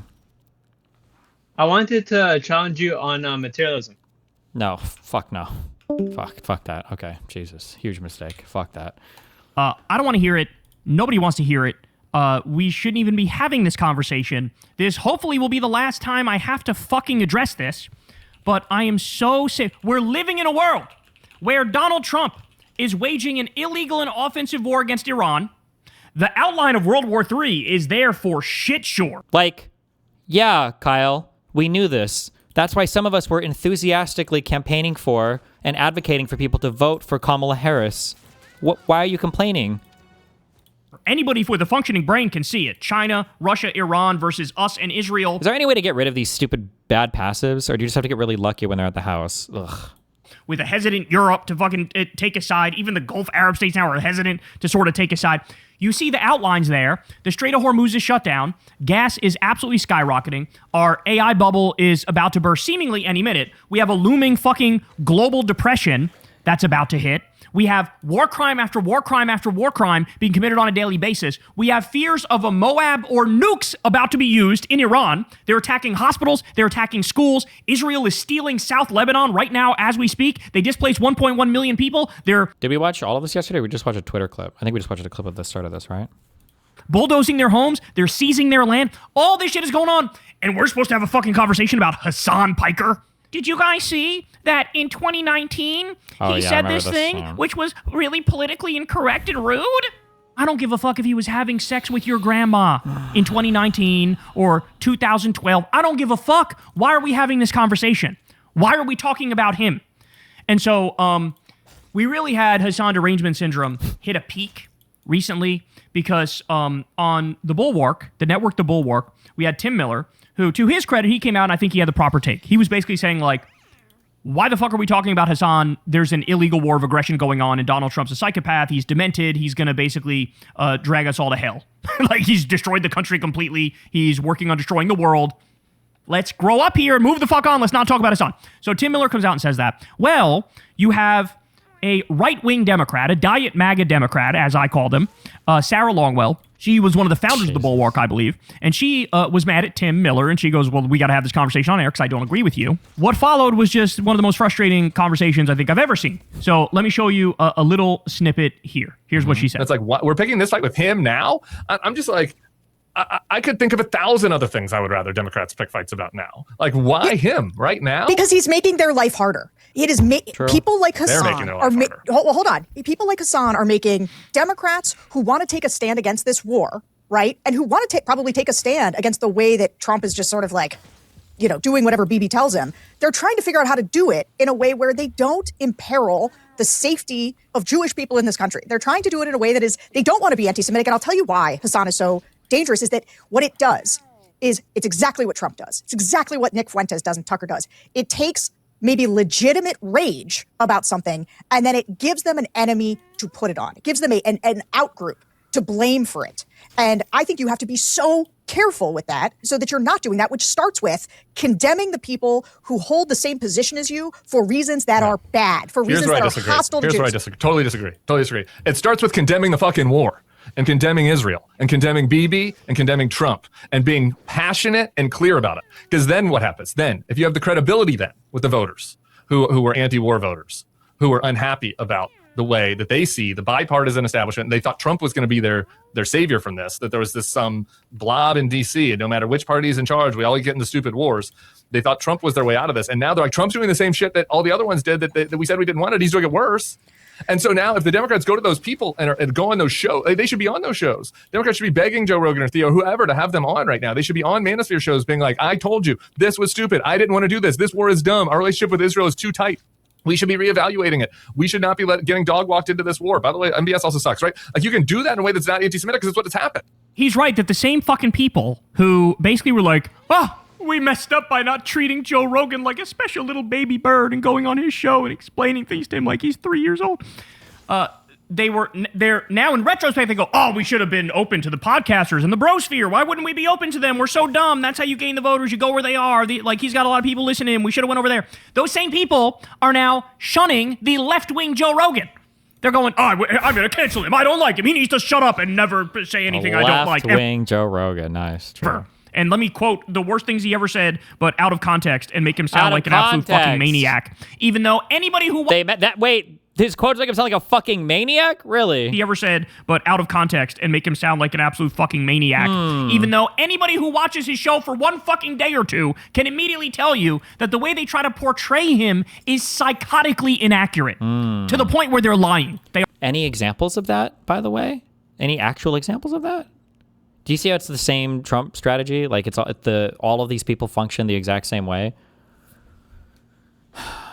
Are lying the way that they portray this man. So, Sean says, my main takeaway from this was the revelation that Sarah has a book coming out on how to defeat MAGA when Kamala lost following her exact game plan down to campaigning with Liz Cheney. Tim Miller is the only Never Trumper who has actually truly thought about what happened in 2024. Like, what is that, 2 or 3 personal attacks basically on Sarah? Like, she was an ex-Republican consultant for whatever people, and then with Liz Cheney, the warmonger. Like, it's like there's no defense of Hasan. There's no engagement with anything Sarah says critically. It's just like all of these like pivots, personal attacks, never engage on substance because these people don't have any substance. The bleach has like rotted through his skull and there's just like nothing in there. There's literally nothing going on in there. That's fucking incredible. So Sarah Longwell supported the idea of campaigning with Liz Cheney. Now she has the nerve to police the boundaries and the borders of the Democratic coalition. How about you go to shut the fuck upsville? How about that? How about you were dead wrong about everything? Kamala came out the gates hot as a motherfucker when her and Tim Walz were doing the rallies and Tim Walz was making jokes about J.D. Vance, having sex with couches, and they were talking about how we're going to ban price gouging for groceries, and they came out hot and aggressive, and they went left. And at that moment, polls came out that had her up 6 points on Donald Trump. Then as soon as the Biden people infiltrated and the Never Trumpers infiltrated, and what happened? Oh, they softened the rhetoric. She stopped talking about the banning of price gouging on groceries. She started talking about having the most... Like, I'm sorry, but no matter how you look at it, the reason why there was so much energy behind her initially was just because the Biden debate was a disaster and it seemed like things were hopeless, and then bringing in a new person, there was just a lot of energy around that. Like, it was just a lot of energy, a lot of excitement just because of everything that was going on. The idea that, oh my God, they were so popular because they were so far to the left, but then when they started coming back to the center, that's why they lost their momentum. It's so stupid. It's such an unserious, so stupid. Lethal military in the world. She had on... nobody was listening to Kamala say that and think, oh my God, she really said that? That we should have a lethal military? I want the U.S. military to be weak and impotent. Like, it's so stupid. She started talking about having the most lethal military in the world. She had on she was out there with Liz Cheney all the time, which, by the way, netted her fucking 0 voters, probably lost more voters. Like, for fuck's sake, hello, this is the Democratic Party. Most of us lived through the fucking Bush years, and we saw the horrors, and we hated the fucking neocon warmongers, and your brilliant idea was to bring a neo... Remember, this is a guy who said openly that he didn't vote for Biden in 2020, and then made a strong endorsement for Jill Stein in 2024, by the way. But, neocon warmonger and say, I'm with these people who you fucking hate. And so the fact that she has the nerve to go out there like she's policing it, bitch, you got here yesterday. Like, you got to the coalition yesterday. Are you kidding me? Okay. We also have this. It's Politics says, and people wonder why some never-Trump Republicans are not the best allies. Listen to Sarah Longwell. She came yesterday to the Democratic Party, and maybe she doesn't agree with the majority of positions of the base, like Medicare for all, taxing the rich, and decoupling from Israel, but she gets to pick and choose what people are in the tent. Get the fuck out of here. So here's another clip that went viral. Here we go. Should he be in the tent or out of the tent is a question of like, okay, who is this guy? What does he believe? What does he talk about on what is a relatively popular streaming site? And I'll just give you a flavor of some of the Here come the smears. Here come the out of context quotes. Let's get it. Things that pop up. I'm sure he's going to give additional context to every quote that comes up too. Please. Okay. From Hasan's critics that I have seen and that I think are quite terrible. So America deserved 9/11, dude. It's the CIA concept of fucking blowback is what he's talking about. No, he's not pro Al-Qaeda, pro Osama bin Laden. Okay, so you're just justifying the quote then. It's not out of context, no? By the way, it's a semi-defensible quote. I've said as much. Of all the edgy Hasan takes, you can defend it. But that's not out of context then. That's what he thinks, right? Is that America engaged in actions that warranted or that basically led to 9/11, right? Laden, pro-terrorist attack against civilians in the United States. And the only reason why you're implying that's the case is because you're an Islamophobic hag bitch. Oh, she's Islamophobic. Oh, that's why we hate Hasan, because she's Islamophobic. Oh. His name is Hasan, so you think you can get away with a quick one by pretending. Oh, that's why. Oh, because his name is Hasan. He's pro-terrorism. No, in fact, on his show, he's literally pro-terrorism. He interviews terrorists and sucks them off. He literally was talking about how based Hezbollah and Nasrallah were, and how he was talking about how Hamas are freedom fighters and blah blah blah. Like, gee, we've seen the streams, dog. Holy shit! Talks out against terrorism daily.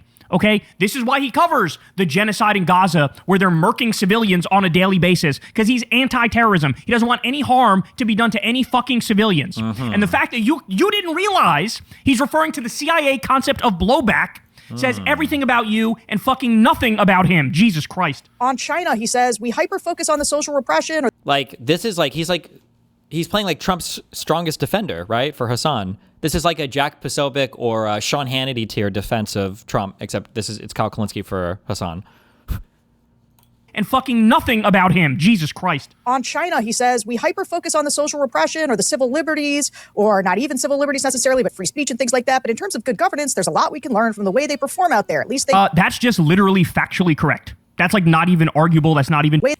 Or not even civil liberties necessarily, but free speech and things like that. But in terms of good governance, there's a lot we can learn from the way they perform out there. At least they... that's just literally factually correct. That's like not even arguable. Okay, so that's the second... So you don't disagree with that one. Okay. You don't disagree with that one then, okay. Well, that's not even debatable. They have all these fucking beautiful high-speed trains where they built out all of the infrastructure since like 2008 until today. It's a fucking modern marvel of engineering. It's phenomenal. That's the shit he's talking about. Hey, look at the high-speed trains. Look at the state-of-the-art airports. Look at how their mid-level cities now mog the shit out of our fucking top-level cities. That's what he's talking about. Well, in what ways? I mean... You're trying to... Like, in some ways, yeah, sure. There are European places that do this as well. But is that really the guy who got the little red book from his state-sponsored CCP tour guide? That's the only thing he's talking about with regards to China?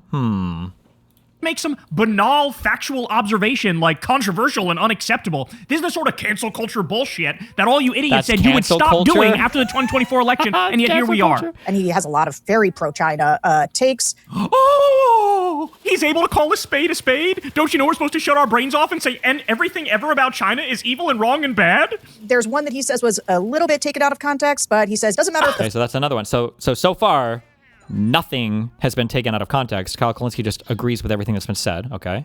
fucking evil and wrong and bad. There's one that he says was a little bit taken out of context, but he says doesn't matter if the fucking rapes happened on October 7th.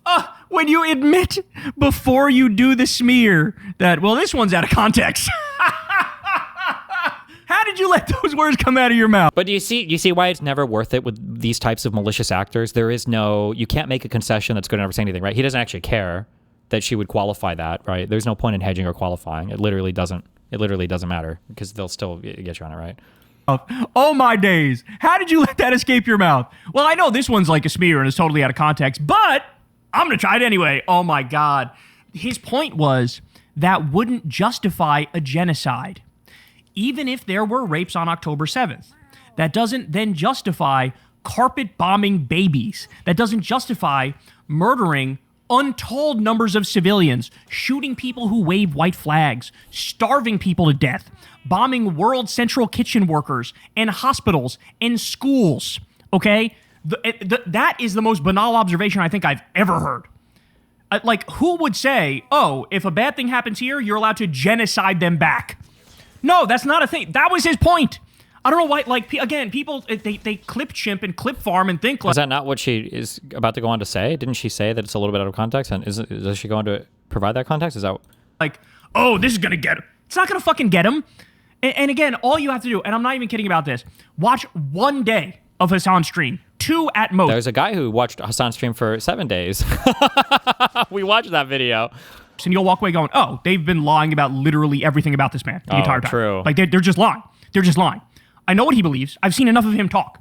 I don't need you to take these out of fucking context clips and play the gotcha game, and you think that that's going to change my opinion on what I've seen with my own 2 fucking eyes. That doesn't change the dynamic for me even this much. So that's the other part of this problem that many people can't contend with. Like the Palestinian resistance is not perfect. They're not like so good. They have magical bullets. I don't know what that means. He says Hamas is 1,000 times better than Israel. Literally, he's talking about math. How many people died on October 7th? Like, what, 2,000? And what's the minimum number they talk about now? Like, so it's not out of context. Also, nobody in the entire history of the planet thinks of conflict like this. This is, by the way, well, I'm going to say, it's not really a neo-Nazi argument. Like, everybody who wants to be a disingenuous will use this argument. But this is an argument that people will say, oh, well, actually, the true victims of the war were how many Germans were killed, you know, when the Allies invaded, and look how many people died in the Dresden bombings and all this shit. Like, these are the arguments these people make. You never measure this in terms of just raw death. It doesn't make any sense. If somebody does I said this before, if somebody does a terrorist attack on your country and kills 5,000 civilians, you don't think like, okay, well, I'm going to go to war with them, but once we've killed 5,000, we're done because it's got to be equal exchange. Like, what the fuck is this? This is such a stupid fucking argument. Like, it's such a brain dead. I can't even believe, I don't even know why I'm saying this. Like, what, 2,000? And what's the minimum number they talk about now on how many are dead in Gaza? 70,000? 80,000? In reality, I think it's like at least 200,000, by the way, for the record. That's what I think. Okay, true. 200, yes. True, King. It is at least 200,000. But let's go with the low number of like 70,000. It's a mathematical reality that 70,000 innocent people being murdered by the Israeli government is... even, by the way, even Hamas doesn't make that claim, that all 70,000 are innocent. Even Hamas doesn't make that claim. I like how Kucklinsky's giving this as like the lower bound number when he's still exaggerating so much out of it. But okay, buddy. A much higher number than about 2,000 being killed by Hamas on October 7th. That's the point. Are you now going to proceed to argue against math? Is that what you're going to do? Oh, it's just math. It's just simple math. It's just math. It's just math. Please try. Let me see how that works out for you. On Hezbollah, he said, overall, what's my favorite flag? Hezbollah. Look it up. I'm not even kidding. It's actually a dope flag. It's got an AK on it and a fucking hand holding it. Tim Miller is laughing. Why? Because when you talk about something like this, it's literally just how a flag looks. That's a fucking joke, okay? And that's why... What's the joke, though? What's funny? What's the joke? Notice how it's so funny because I said at the start of this, I said, I wonder if Kucklinsky is going to actually give an example because nobody ever does. To Kucklinsky's credit, he actually is going through them one at a time. But notice how he hasn't actually disagreed on a single example that it was taken out of context. He actually is defending or saying that all of them are correct. So nothing is actually out of context here. He just agrees with all of it. Tim Miller is laughing. Again, what? Like they're trying so fucking hard and they're getting absolutely nothing. And by the way, don't take Hasan's word for it. There was an article that came out in the Telegraph, which they deleted because it got a little too close to the truth.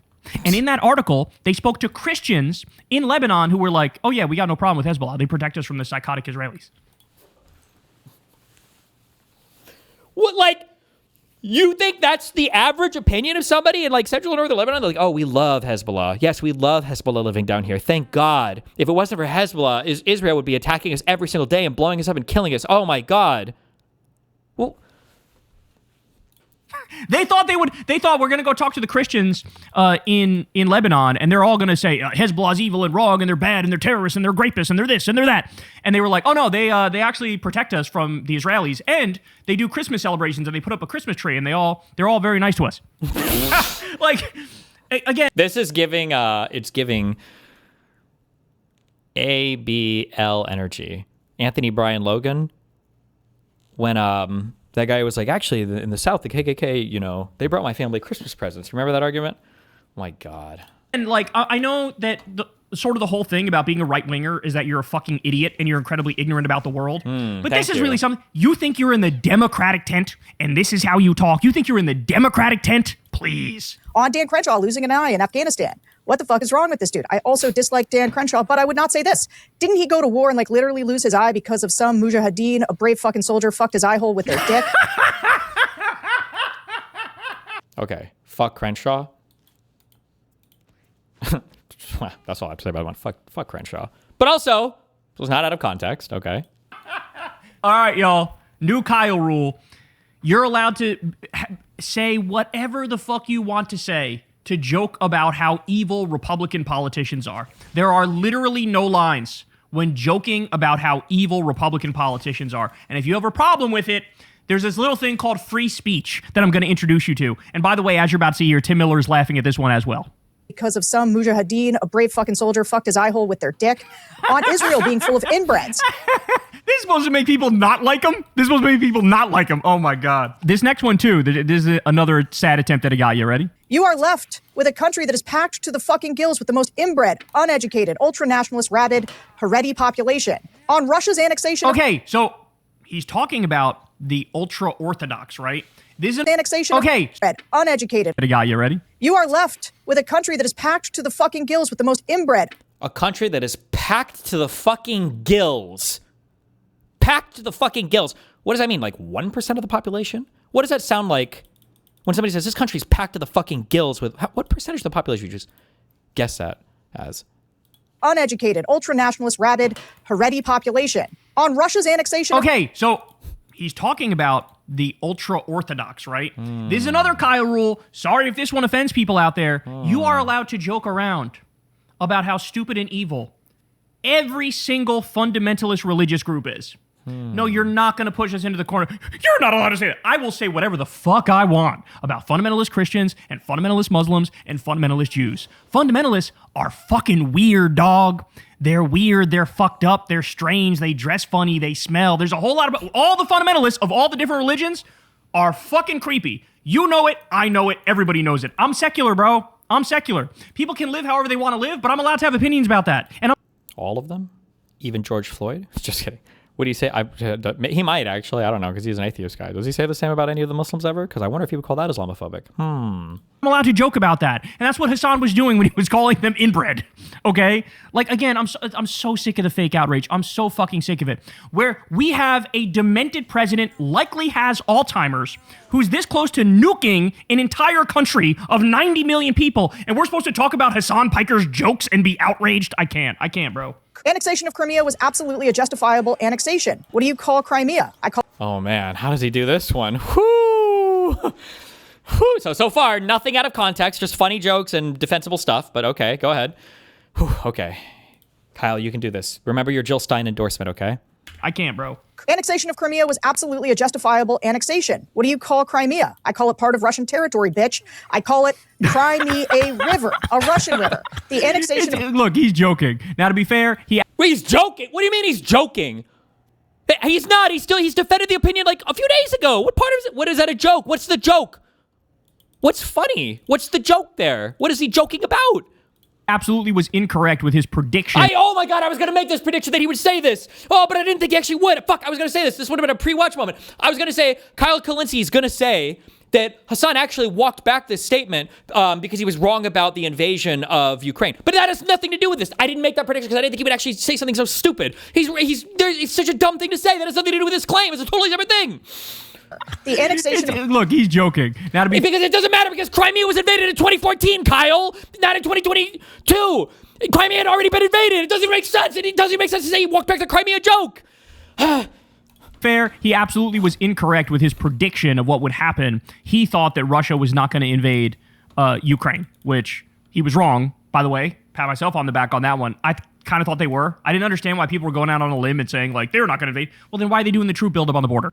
What do you mean you don't understand it? You're too stupid to understand your own side?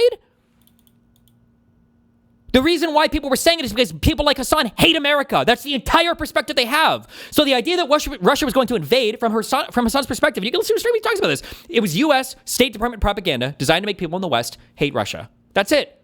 It was bullshit. It was U.S. State Department propaganda to make Russia look like an unhinged aggressor. That's it. That was the rationale. Right. So I think he was factually wrong about that. He would admit he was factually wrong about that. But this just sort of sounds like jokes.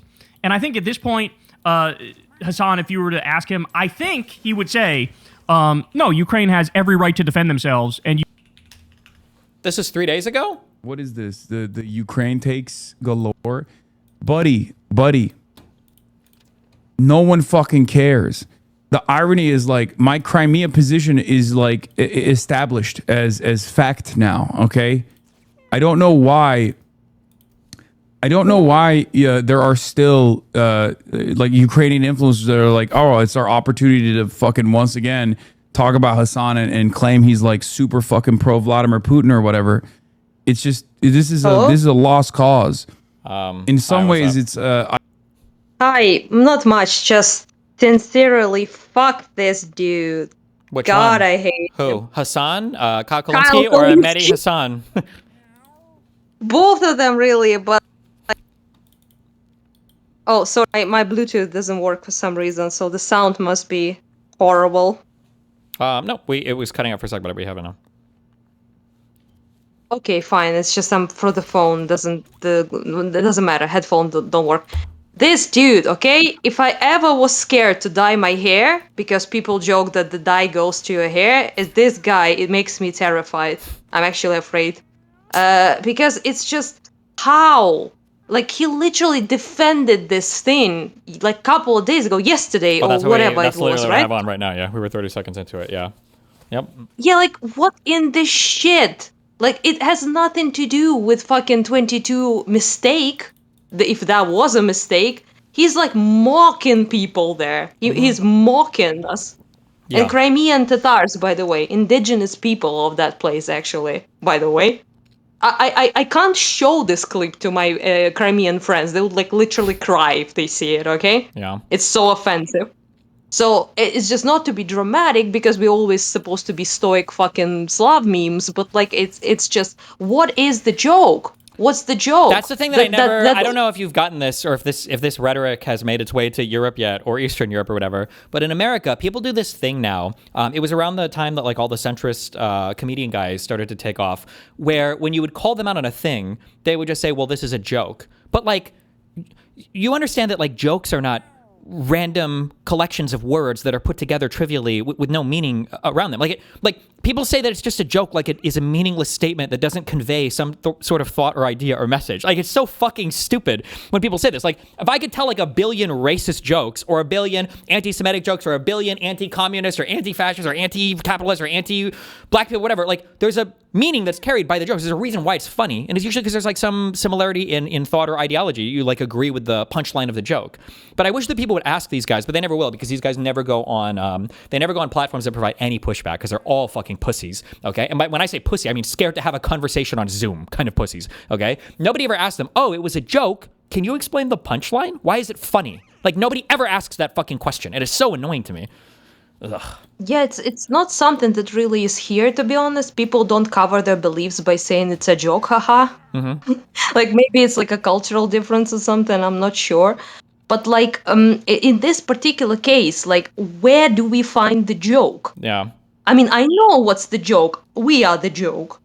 Yeah, We are the joke is that it's not is that you agree with it. That's the joke. Like it's not a joke. You're making fun of the people. Yeah. So he's saying that just because a Russian Empire back in the day, right, annexed Crimea from, by the way, hilariously, the Turks, it means that they have some sort of forever legitimacy to this territory. And then he proceeds, by the way, to say that fuck sovereignty of Ukraine, who cares, like, are you what are you, a liberal or something like that, he says, like, who cares about sovereignty, right? Sure. And, like, in this argument, he basically just shits all over international law because, like, borders don't matter, he's a commie. So then he makes an argument basically appealing to might makes right, because like they took this territory, thus it's theirs, right? And then he also makes appeal to the Russian people who are living there in the whole thing, with the context, with the infamous fucking context they always talk about, which by the way is extra hilarious because they will literally, you know, move there, the Russians. There's a funnier thing after though too. They that is genocided Tatars. Yep. So but what's the ultimate irony though of this argument is whatever argument Russia could make for being allowed to take over Crimea, why the fuck could Israel not make that argument for the West Bank and the Gaza Strip? That's like, my question. If these are the arguments that he wants to roll with, what the fuck are we even what are we doing here? Yeah. Yeah, I wrote that like on my Twitter, like what was his defense of Palestine again? Because like, what is it? Like, none of it applies here for some reason. And so apparently if you just remove the entire population, unironically, like all of them, like all of them, you remove them to Siberia, to fucking Kazakhstan, to Cape, half of them dies, by the way, on the road, and then you replace them with your people, then that gives you the right to the place, I guess. Yeah. That's how they see it. I mean, base. Only when it's their side. It's only when they agree with it, though, of course, right? Yeah, it's just so to Kucklinsky then, like, has he never seen it? Like, the arguments, like, does he know nothing, or he just simply just is a malicious fuck that knows exactly what he's doing, but it is in his best interest to defend Hasan, so he does it. If you're ever trying to understand kind of like how the Hasan stuff works for the United States, you just have to look at you just pretend that it's like Trump, like Hasan is like Trump, and then these people are like Sean Hannity or Kristi Noem or Pam Bondi or any of the people. Like that's just basically how it goes. Like you have to figure out any possible way that you can defend the positions, and then you go in that direction. Yeah. So fucking yikes! Like bro laughs like it's like hey lol, you know. It's just what are we laughing at? Yeah. Like. Does that woman show the boat shit, or doesn't she go there? I just wonder how on earth can you defend that fucking thing? Oh, I don't know. We're only 15 minutes in, so we'll see. Yeah. Oh well, I guess. Yeah, it's just I don't know, dude. It's just what in the actual shit? Like it's not the fucking the recent defense as well. Like I was right about what? Yeah. He's like, everyone thinks that about Crimea, and like what? That Russia annexed it legally? No. Yeah. Keep in mind too, for these lefties, like it doesn't come up anymore because we don't really have the conversation anymore because we don't talk about Ukraine. But like all of these people also completely believe in the idea that the reason why the war happened, right? Like it's not good to attack, but it happened because of the Victoria Nuland call, which proved that the 2014 Euromaidan was a CIA coup and NATO expansion. Yeah, they all believe this 100%. Yeah. Like, I swear I saw fucking in 22 so much shit has happened that it's difficult to memorize everything. But I swear to fucking God that I saw Hasan watching that Gravel video slop. Oh, the and Gravel then he deleted it. Oh, and God. Then, that Gravel dog shit that they didn't delete it themselves about Ukraine. There was like this fucking Muslim lady with a hijab or some shit. I don't know. Yeah, it's like, what? And she was like, Bandera this, Bandera that, far right sector this, Nazis in Ukraine this, Nazis in Ukraine that. And bro just played this like blatant propaganda. Yeah, and you're right. It was so shameless and so bad. And the Gravel Institute, their audience are like pretty far left, but it was such a bad video. Even their audience was like, bro, this is like so fucking off. I remember like even on YouTube. only the most like unhinged Stalinist fucking commie sloppers were like pleased with it because they're obsessed with fucking Ukrainian Nazis since the dawn of time, since the dinosaurs. Yeah. But yeah, it's just the most people even on that video were like, what in the shit? And they like deleted it, but Hasan watched it and showed it to like fucking how many people watched it. Like a lot of people watch his shit, right? And I don't even remember if he said anything. I think he like just sat there like a dumb fuck and like nodded basically. Yeah, that wouldn't surprise me, yeah. Anyway, yeah, it's just I hate myself, dude. Like I hate myself that I was interacting with those people and I was like trying to prove to them something and like explaining things to them. Like, why was I arguing about fucking Nazis collaborations in Ukraine? My country, okay, had collaboration rate below 1%. Why in the God's name, okay, I am supposed to defend any of that? Like below one, it And these people, below like, meanwhile, 1%. they're like, you know, they'll make excuses for why, like the Molotov-Ribbentrop or whatever, that wasn't actually like a real alliance. That was just like a temporary. That wasn't like a whatever. Oh, I know, Like, they'll always make excuses for that. They'll always bring up Operation Paperclip, but they won't bring up the fact that the Soviet Union took even more Nazi scientists from Germany. Like it's just one. It's a joke. Yeah, it's all just, it's all a joke. Yeah. Like below 1%. Like I'm gonna leave you with just this one. It's a full mind blast. Like I still remember this. I got an email from a commie Italian. Okay. Okay. I didn't even know that was a thing, but apparently it was. So it was a leftist Italian, basically, who watched American, commie YouTubers, I guess, like lefty YouTubers, Hasan in particular. So he wrote me a huge email where he was basically saying how we are Nazis and because we collaborated and because Bandera. And I was like, and we don't deserve support because of that. And I was like, you're Italian. Like, what? Like, I'm a guy that was like the biggest ally of Germany during World War II is telling me that we are huge collaborators that did a doozy and unforgivable sin by having below 1% collaboration rate. Yeah. I was like, I was like looking at this email, like are you sure you're Italian? He just wasn't buying it, and I'm like, are you certain you're from Italy? Because if you are, then what in the actual shit? I'm just so over it. I'm not defending like any of that shit anymore. Like, go fuck yourself. Like, I don't care. Like, those people never will be satisfied with literally any answer. They would like dick suck that guy. I don't remember how he's called, but the Palestinian dude who was like sucking off Hitler in every picture. Like, it's it was the guy who was the Mustafa or whatever the fuck of Palestine before 47. I don't remember the name, but like the guy. Yeah, you seen him like on myth pictures, and like what?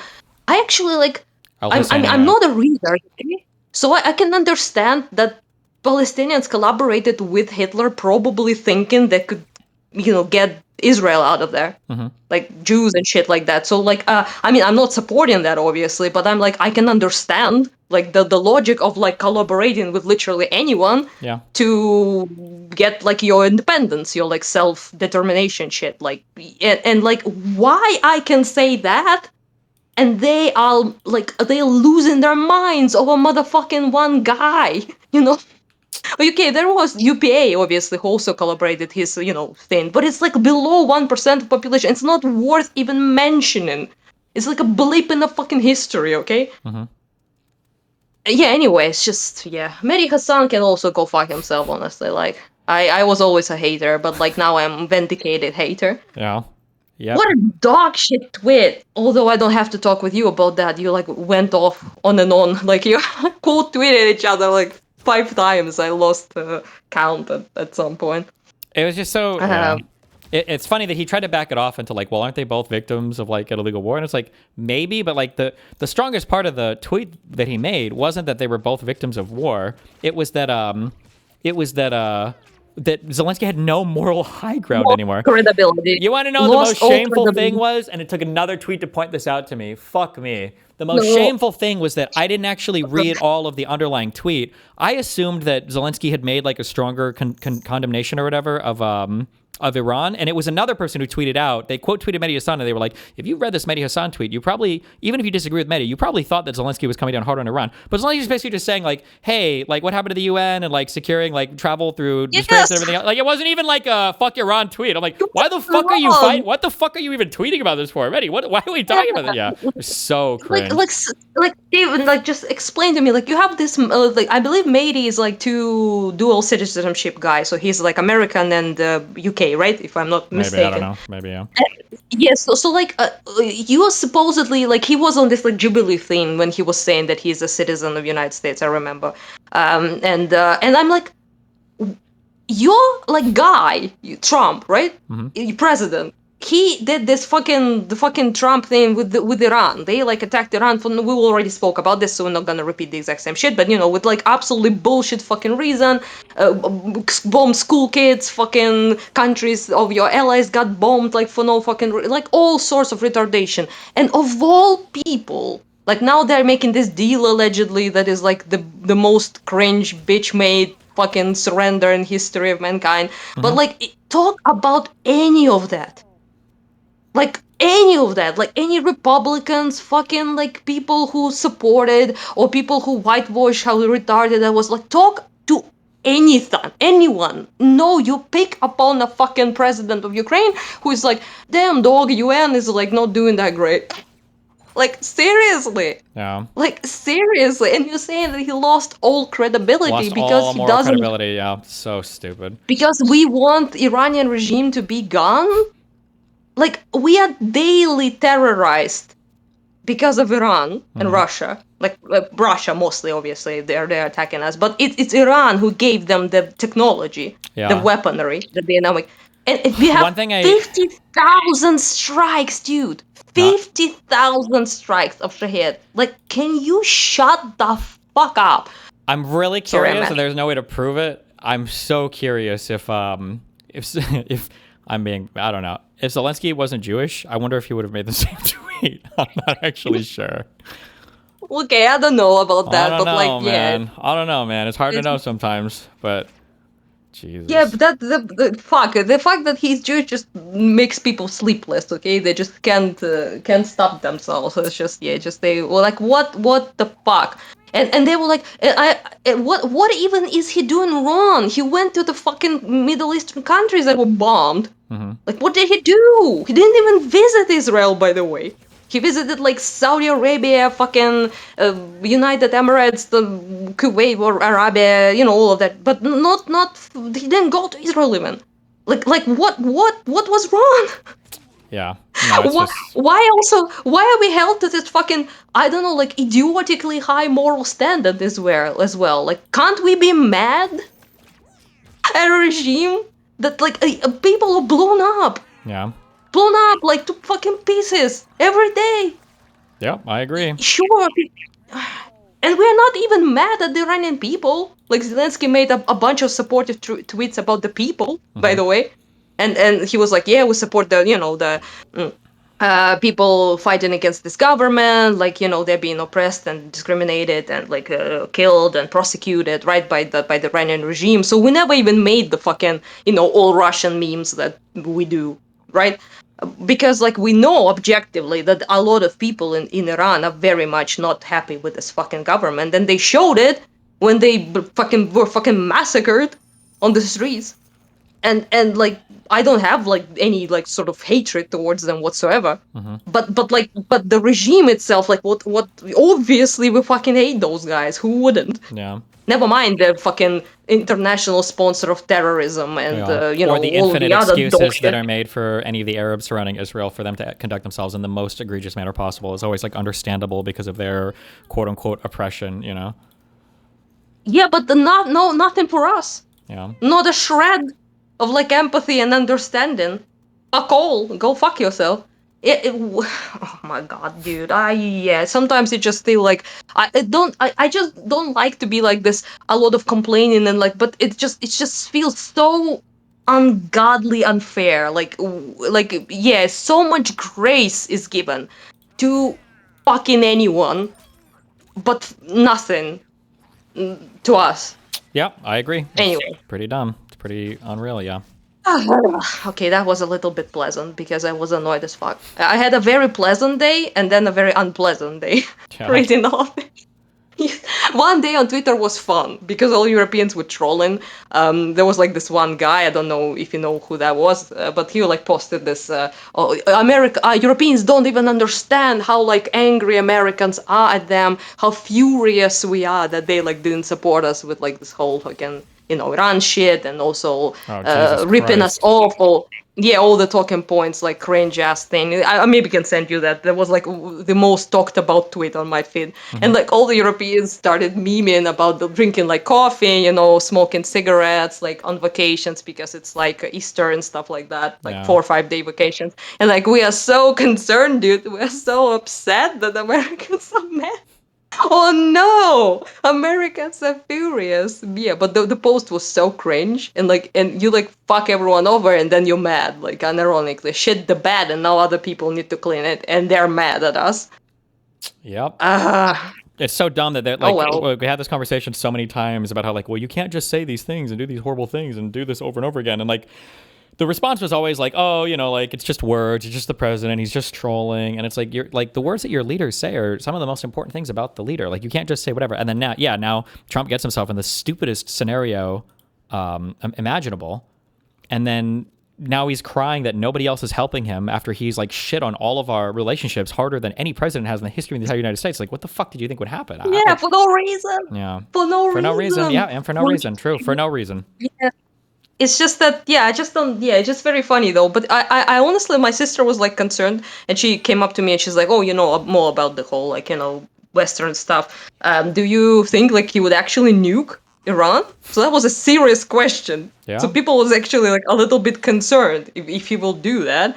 And I'm like, well, and I thought myself that I think no, I think it's a bluff. Maybe. But also at the same time, I realized that I was less certain than about Putin, unironically. Because, like, I know that Putin has, like, rattled the fucking nukes and used them as a threat, like, million fucking times, and nobody, believes it at this point. Some people don't even think they fucking work over there, okay? Yeah.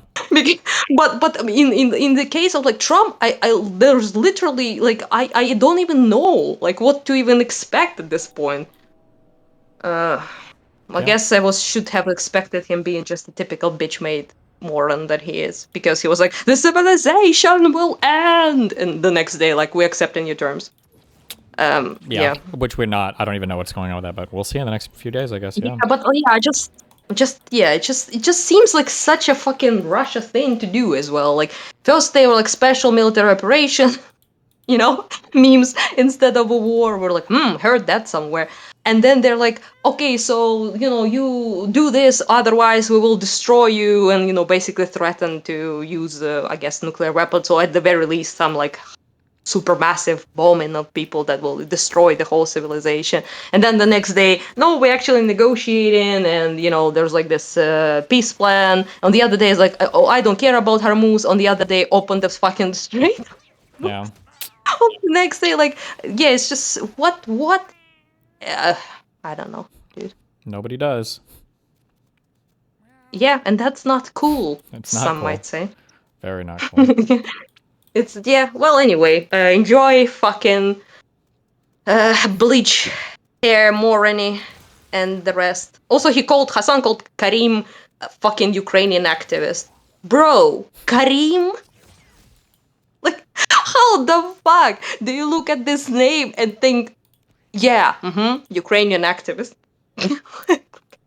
Like, such an American guy, though. You gotta appreciate. He's your culturally. He's your man. Okay, is. That's our man. So. Yeah. Well, yeah. Well, bye. Good luck, I guess. Yeah. Have fun. Be careful. Stay safe. Bye. Bye. Okay. I'll replay this, but this was a few days ago for Hasan. What is this? The Ukraine takes galore? Buddy. No one fucking cares. The irony is, like, my Crimea position is like established as fact now, okay? I don't know why I don't know why there are still like Ukrainian influencers that are like, oh, it's our opportunity to fucking once again talk about Hasan and claim he's like super fucking pro Vladimir Putin or whatever. I also just like this framing of like, God, like, are we still talking about Ukraine, Russia? Meanwhile,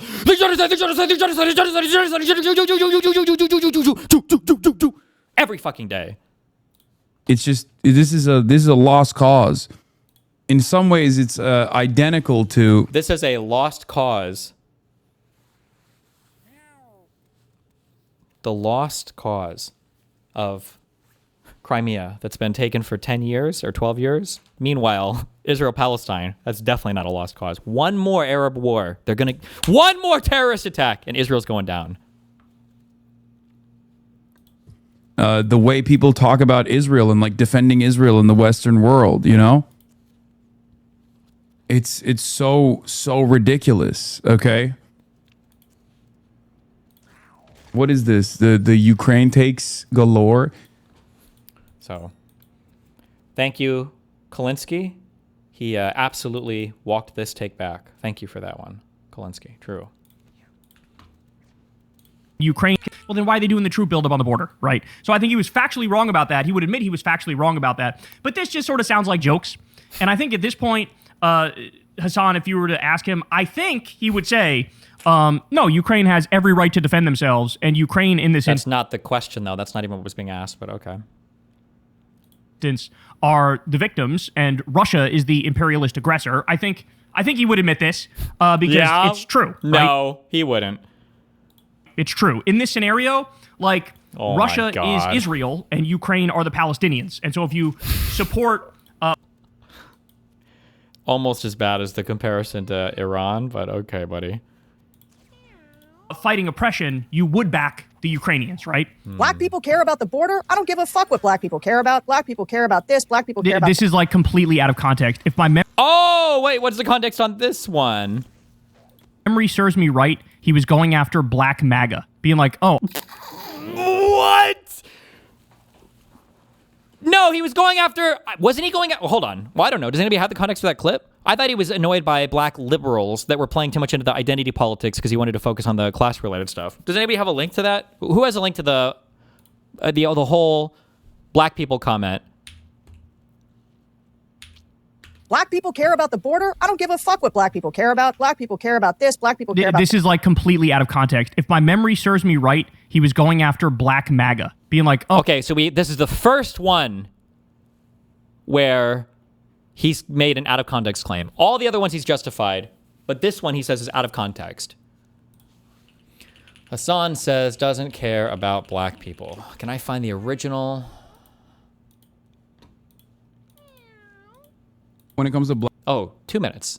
Okay, hopefully this has enough. When it comes to black folks, you really don't want to talk about us unless it comes from voting. When is the last time you spoke about Sudan? I'm gonna fucking ether you. Sudan. Now, to be fair, conservatives, Black MAGA is really up on Sudan. That's like a big thing for them. Like you guys have heard them, right? Black MAGA always complains about like the conditions in Sudan and stuff. When it comes to black folks, you really don't want to talk about us unless it comes from voting. When is the last time you spoke about Sudan? I'm gonna fucking ether you. Any other black folk want to engage in radical activist language in this fucking chat? Suck my fucking cock, okay? You stupid fucking radlib. Get the fuck out of here. Radlib, I think, is a slur we use for MAGA, right? Radlib, I think, is a slur we use for MAGA. Radlib, right? My fucking cock, okay? You stupid fucking radlib. Get the fuck out of here. Get the fuck out of my chat. Stop meowing so much. Why are they meowing so much? Stop. Fucking stupid, moronic, fucking radlib nonsense. Suck my fucking dick. Fuck you. Okay. Hold on, a minute and a half. More context. There's more context. You think you have a pass in here to fucking speak like this? Get the fuck out of here. Hold on, it's coming. The context is coming. I promise. Dumb fuck.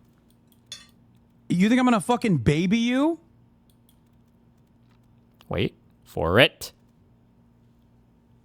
Hold on. Go ahead. Go post a fucking clip about how much of a fucking white supremacist I am. Suck my dick. Yeah, he's definitely talking to a conservative there. It's coming. Hold on. Annoying. Dumb fuck. God damn, dude. This kind of attitude is so insanely repulsive. Like, what the fuck do you think you're doing? We're talking about fucking creating a larger, broad, people-backed movement and fucking creating solidarity, and you immediately got Root.com article regurgitators in here instantly being like... Root.com, very popular far-right publication, by the way. Sweetie, you don't understand black people. Shut the fuck up. God damn. That attitude left a long fucking time ago. It doesn't work, okay?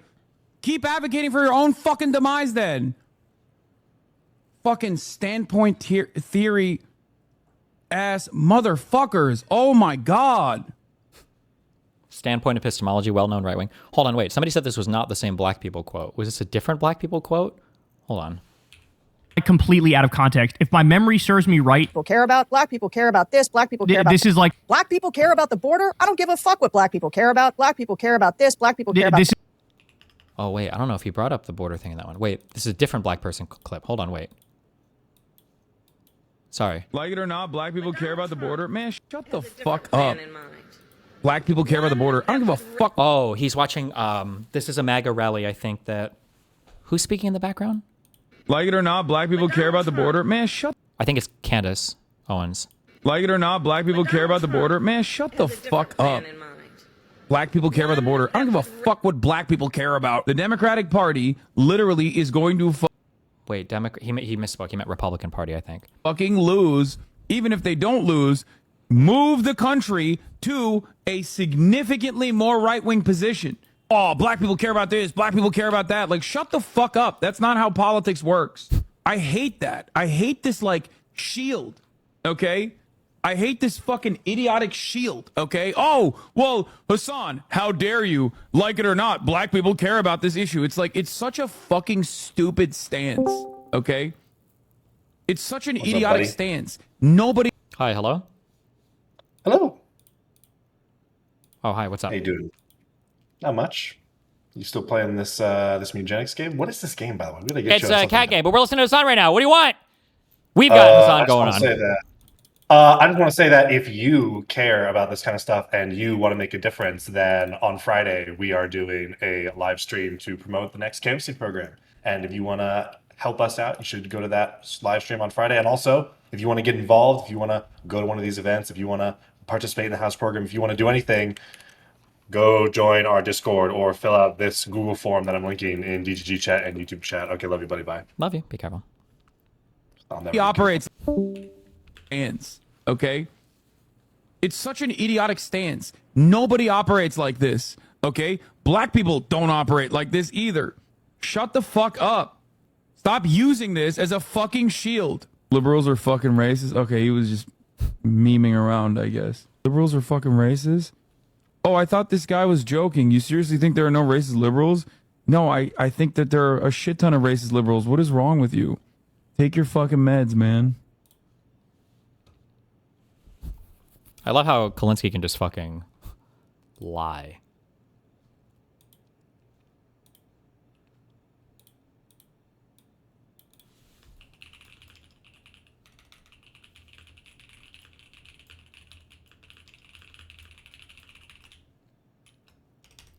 Am I about to burn the Medi bridge by throwing the... I wonder if you would have tweeted this if Zelensky wasn't a Jew. I won't do it. I won't go that far.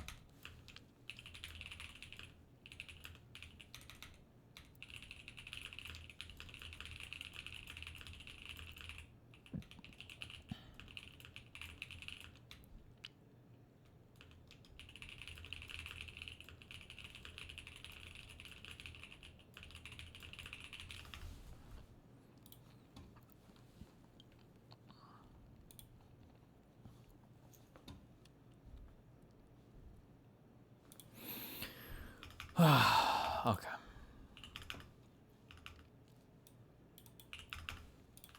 Sorry. Ukrainians. And so if you support fighting oppression, you would back the Ukrainians, right? Black people care about the border. I don't give a fuck what black people care about. Black people care about this. Black people care about this. Is like completely out of context. If my memory serves me right, he was going after black MAGA, being like, "Oh, I don't care what," because there's some black people who are hard right wingers. That's supposed to like stop me from opposing them. Like, fuck that. I don't care what these black people think of it. That's what he meant. Like, it's so funny because you got to wonder. The thing that I like about, I've always said this, lying is more interesting than telling the truth. Because somebody tells you the truth, they're just telling you what they think. But when somebody lies, like, why would you lie about this? Where did the lie come from?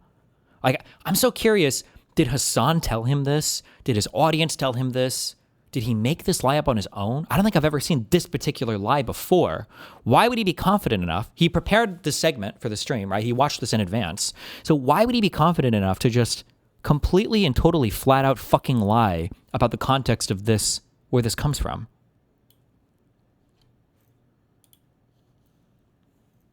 And again, she's trying to frame it like he's racist against all black people. It's just, this is so try hard. that. Like, shut the fuck up. That's not how politics work. And then, I don't know if this is I don't know how to, I'm not going to rank these, but this one's a real doozy. Date rape is better if it happens to rich women.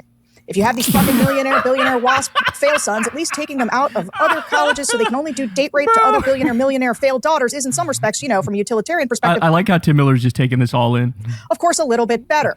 Okay, Piker told off a listener who condemned the massacre on October 7th, a bloodthirsty, violent pig dog suck my dick. Okay, huge retard question. I'm sorry, Destiny. Isn't the question about black people caring about the border talking to black MAGA in a sense? Like, yes, it's still retarded to say, I don't care what the ethnic portion of the voting bloc think in regards to the election, but black MAGA would be swayed by a strong border, right? No. The issue is, remember, progressives think that every single person in the country would agree with their policy platform, or tankies now, socialists think they would agree with them if they just knew well enough what the policy platform was. But the issue is that a lot of people wouldn't agree with that platform. And even ethnic minorities, of which progressives and then socialists have always said are like their number one champions, are really not in step with a lot of this. So like, they want their neighborhoods to be policed, believe it or not. Even black communities had a majority positive view of wanting police neighborhoods. The idea of like abolish all cops and get rid of the police forces, or any of these other, or like fuck, who cares about anything that happens on the border? That's just not true. Black people, Hispanic people, all these other people care about drugs in their neighborhoods and crime and border shit and illegal immigrants and all that. They all care about this stuff too. That was what was being brought up. Kamala Harris had to speak to the border issue. Unfortunately, because Republicans managed to make it a massive fucking talking point. And Hasan is like, well, we shouldn't care about this. Who the fuck cares? But like, yeah, even minorities in the United States care about stuff like this. And that's what Hasan was speaking to. I don't give a fuck what black minorities think about the U.S. You need to get on board with our class issues. You nincompoop. Okay, so that's the guy. That's the guy. I do not think any Democrat should look to include him in their coalition. And here's the thing. You mentioned my book at the top. I just wrote a whole book that is going to come out in September. It is 300 pages. It's called How to Eat an Elephant One Voter at a Time. It is 300 pages about how you build a winning coalition. You gave Kamala bad advice. You are the last person we should listen to. That recommends cozying up to people like Hasan Piker. I talk a lot about big tents. I talk a lot about pro-democracy coalition. But here's the thing. Hasan Piker doesn't actually belong in the pro-democracy coalition. She's doing the takfir. You're not a real Democrat. When she came yesterday to this party. Illiberal guy. He's a China, Russia sympathizer who hates women, hates Israel. Like, he's all the toxic things. And I think, and I was listening to you last night, and I was like, my biggest problem with it, because I agree with you in some places, my biggest problem with it is I felt like you were soft selling who this guy is. No, you're smearing him and you're lying about him. Now, finally. So basically nothing that was said was out of context. Kucklinsky has admitted that and defending almost everything. The one thing that he said was out of context, Kucklinsky is just lying about. He just lied about what the background to the clip was, but okay. Let's get to the heart of the matter here, the real truth of the situation. This is what Sarah Longwell really believes. Here we go. But here's the thing about the cheering that I loved. Speaking of Stonewall, but also... I should point out, this was just before the election, right before the election, okay? So I think it's amazing when you get 75,000 presumably libs on the ellipse, and she's like, we're going to have the most lethal fighting force. And people are like, yeah. So she loves it when Kamala sounds more like a warmonger than Trump. Having a lethal fighting force is not being a warmonger. The United States military, whether you're pro or anti-war, should be a lethal fighting force. Like, that's important that we're able to protect ourselves, to protect our allies, to protect trade routes, whether we're talking the Strait of Hormuz, which really shouldn't be in question, or up to the Suez, the Red Sea, or whatever the fuck, that the Yemeni fuckers were bombing, right? Like, it's important to have a lethal military. The idea that that makes you a warmonger is just stupid. It's just stupid. That's what she's describing here. So presumably, it stands to logical deduction. She would hate it if Kamala was out there like, I'm anti-war. We're not going to go to war with Iran, right? We're not going to, keep arming and funding Israel as they do a genocide. I'm against war. Like, Kamala was calling for a total ceasefire. That wasn't enough for these guys because, like I said, you can never make enough concessions for these people. And if you think that Kamala would be at war with Iran in the way that Trump is right, you're delusional. I'm sorry, you're just delusional. She would not like that. She's not. Destiny, do you think it's safe to say that Kyle is a full-on anti-dem rat fucker at this point? I've been saying this for over a year, but my audience doesn't believe me on it, but whatever. It is what it is. But yeah, no, Kyle Kucklinsky's always been, like, fucking permanently brain broken on everything. Domestically, he's okay, but especially as soon as foreign anything gets involved, the Jill Stein chip activates in his brain, and he just becomes the most retarded motherfucker in the universe. Done though. Tell us more. It's lethal fighting force, and people are like, yeah, and she's like, and we're gonna secure the border, and people are like, yeah. So defeating MAGA by doing MAGA, defeating MAGA by taking their policies and doing them, but like do them more liberally. We are gonna be leaders in the world, and we're not gonna let these guys push us around. And I was like, man, the world's really changed. Did the neocons just take over the Democratic Party? Don't say that. Yeah, don't say it.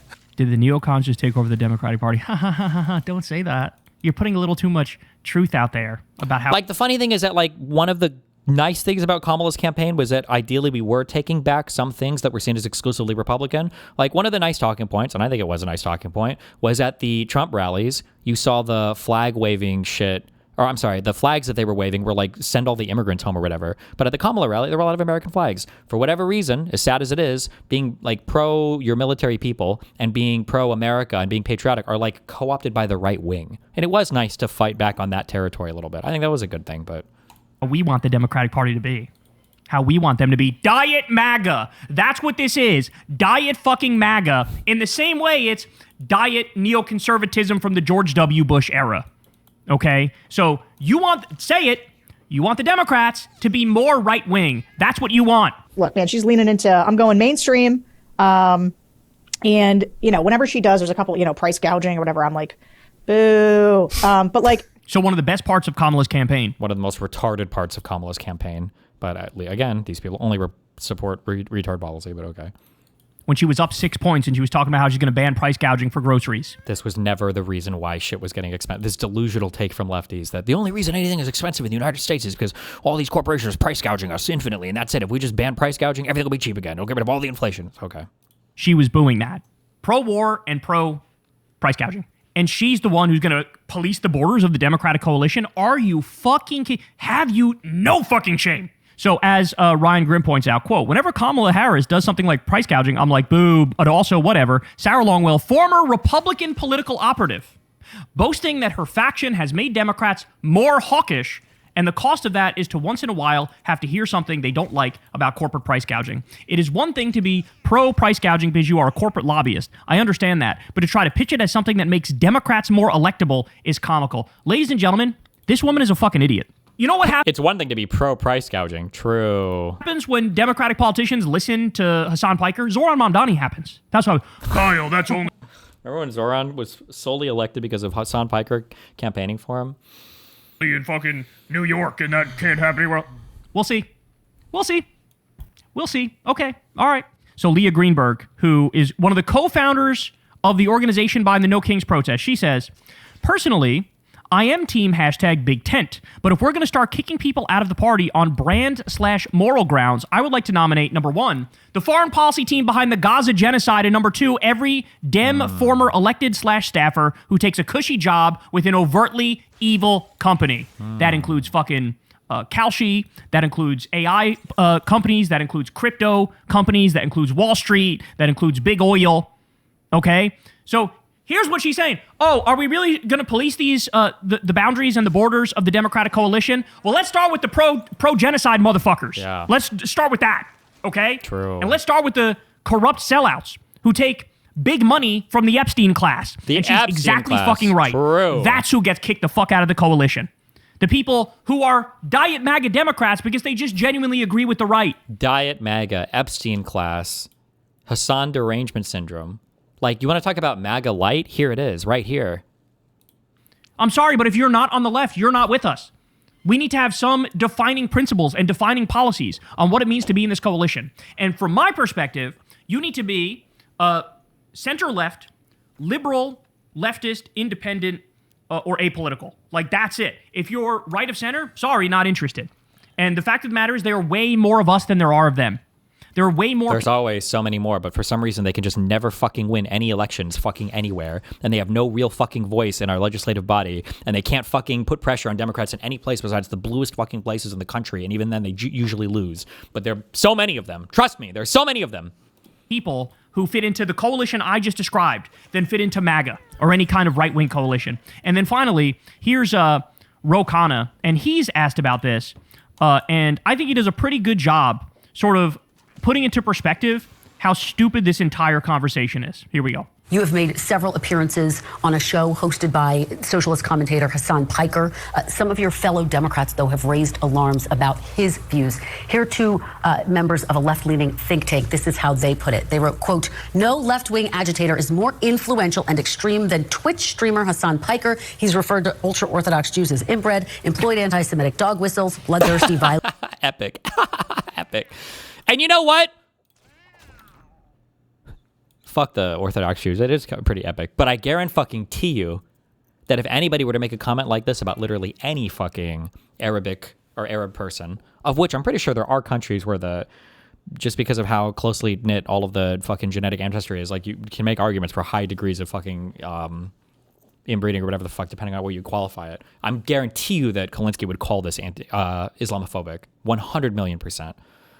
Pig dog against an anti-Hamas viewer of his stream, compared liberal Zionists to liberal Nazis, and said This is so dishonest how they're framing it. Hamas is 1,000 times better than the Israeli state. Now, Hasan Piker, again, mathematically speaking, yes, the death numbers, but okay, let's just fucking smear him. Anyway, let's listen to his response. so some of his comments have been taken out of context, but he largely stands by them. Do you have any regrets about appearing on his show? None, and I would go again. But I, of course, condemn those comments. I mean, I've described Hamas as a terrorist state, and we need to unequivocally condemn anti-Semitism. But Hasan Piker was at the DNC in 2024, covering Vice President Harris. What should the standard of the Democrats be? Should we not go on Theo Vaughn? Should we not go on Sean Ryan? Should we not go on Joe Rogan? Should we just have these purity tests of canceling folks? The lesson of the last election is we've got to be out there. We've got to engage. It's a complex, messy, multiracial democracy. I will defend my views, but the people who are saying don't engage will cost us future elections. I think he handled that well. I mean, look, if I was sitting in the chair, I would have taken head on a lot of the lies and smears that were directed at Hasan about how they're just flat out lying about this guy and his beliefs. Lying, yeah. But I understand that as a politician, he's in a slightly different situation. But I think he handled that well to say, it was 7 minutes ago that all you idiots were saying we're going to go on all the podcasts, we're going to talk to all the people, we're going to try to win over everybody. Now all of a sudden, you're shunning the left flank. So apparently, the outreach to expand the tent only cut to the right. Which meant what? All you idiots are just trying to make the party more right-wing, which has been the fucking problem. By the way, if you look at polling in the Democratic Party, most Democrats want the party to moderate a bit. Like it's like 80%. Or 80 or 90% think it's either where it should be or want them to moderate a bit more. It's like 10% are these extreme left people. But all along, the further left you go, the more you'll win. And the more you'll actually stand for something from a moral perspective and an ethical perspective. The morality. Right? The more you'll actually be good people. Of course. And by the way, the further left you go, the harder you oppose MAGA. Wow. So I'm tired of the diet MAGA bullshit. I'm tired of the Hasan derangement syndrome. And I need everybody to wake up and realize what's going on here. Hey, y'all, do me a favor and like and subscribe. It helps out big time in the algorithm. Oh, Jesus.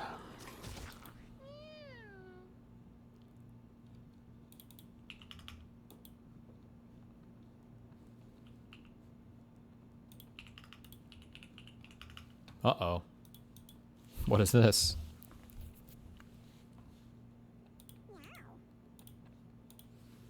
California influencer embraced by Dems went on racist anti-Asian rant.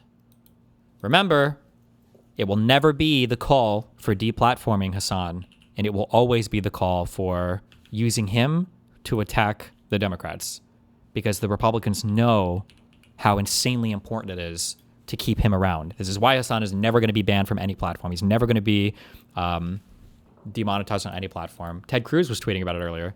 A Democrat candidate for Senate in Michigan thinks it's politically advantageous to campaign with a Marxist Islamist who believes America deserved 9/11. This is today's Democrat Party.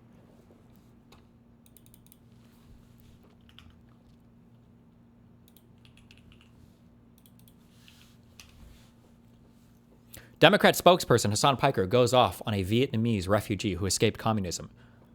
Suffering under We watch this. But. the communist regime, and we believe that... Okay, fuck you, dude. I mean, seriously, fuck you, old lady. Shut the fuck up, you stupid fucking idiotic old lady with your stupid fucking gamer headset.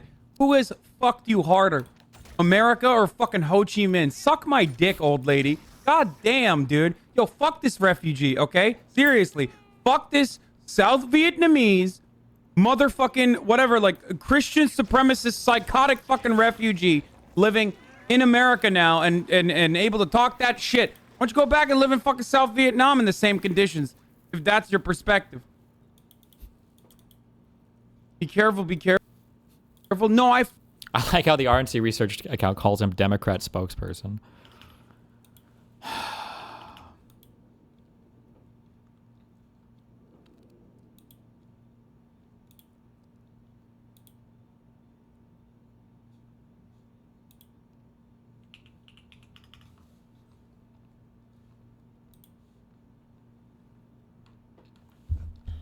Oh, that was this one. Yeah. Well.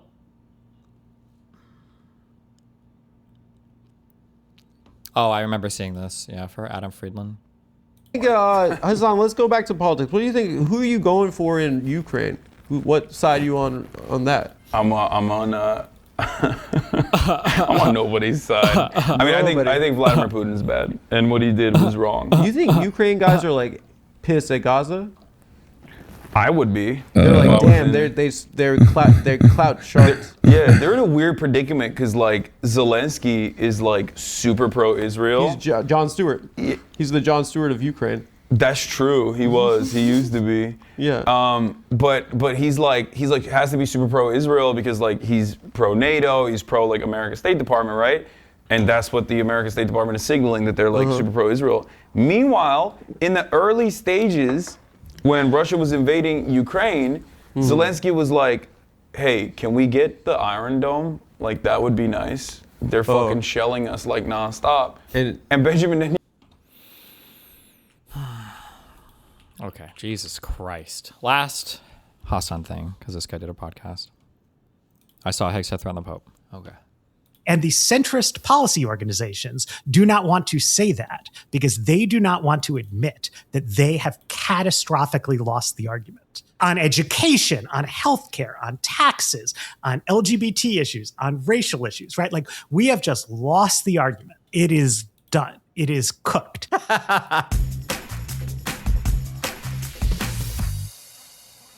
Hey everyone, you're listening to a free preview of the Politics Podcast. Wow. For several days now, Donald Trump has been threatening to destroy the civilian infrastructure of Iran unless the Iranian government reopens the Strait of Hormuz.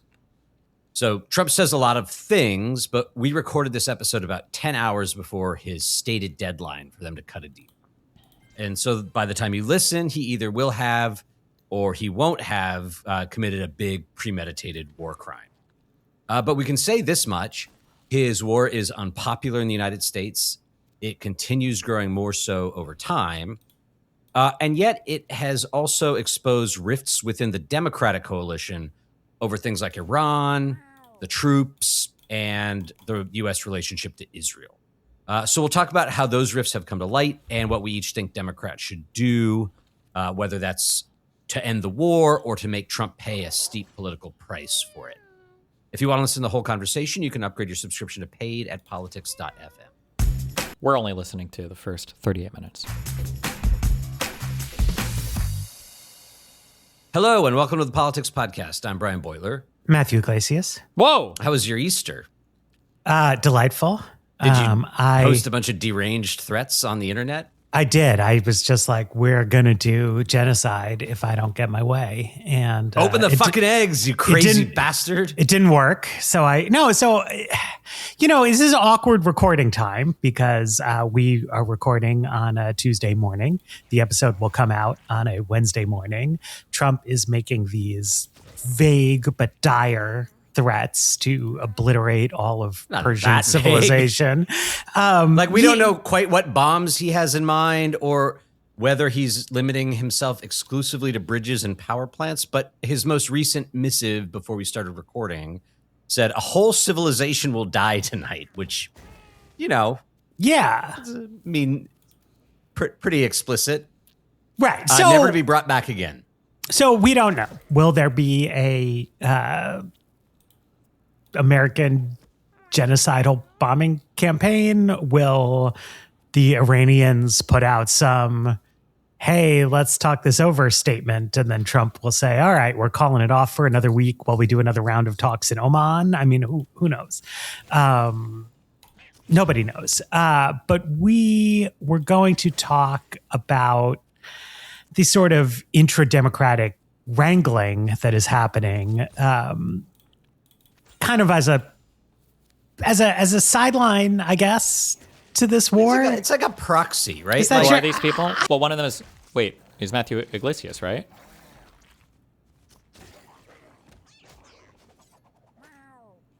Yes.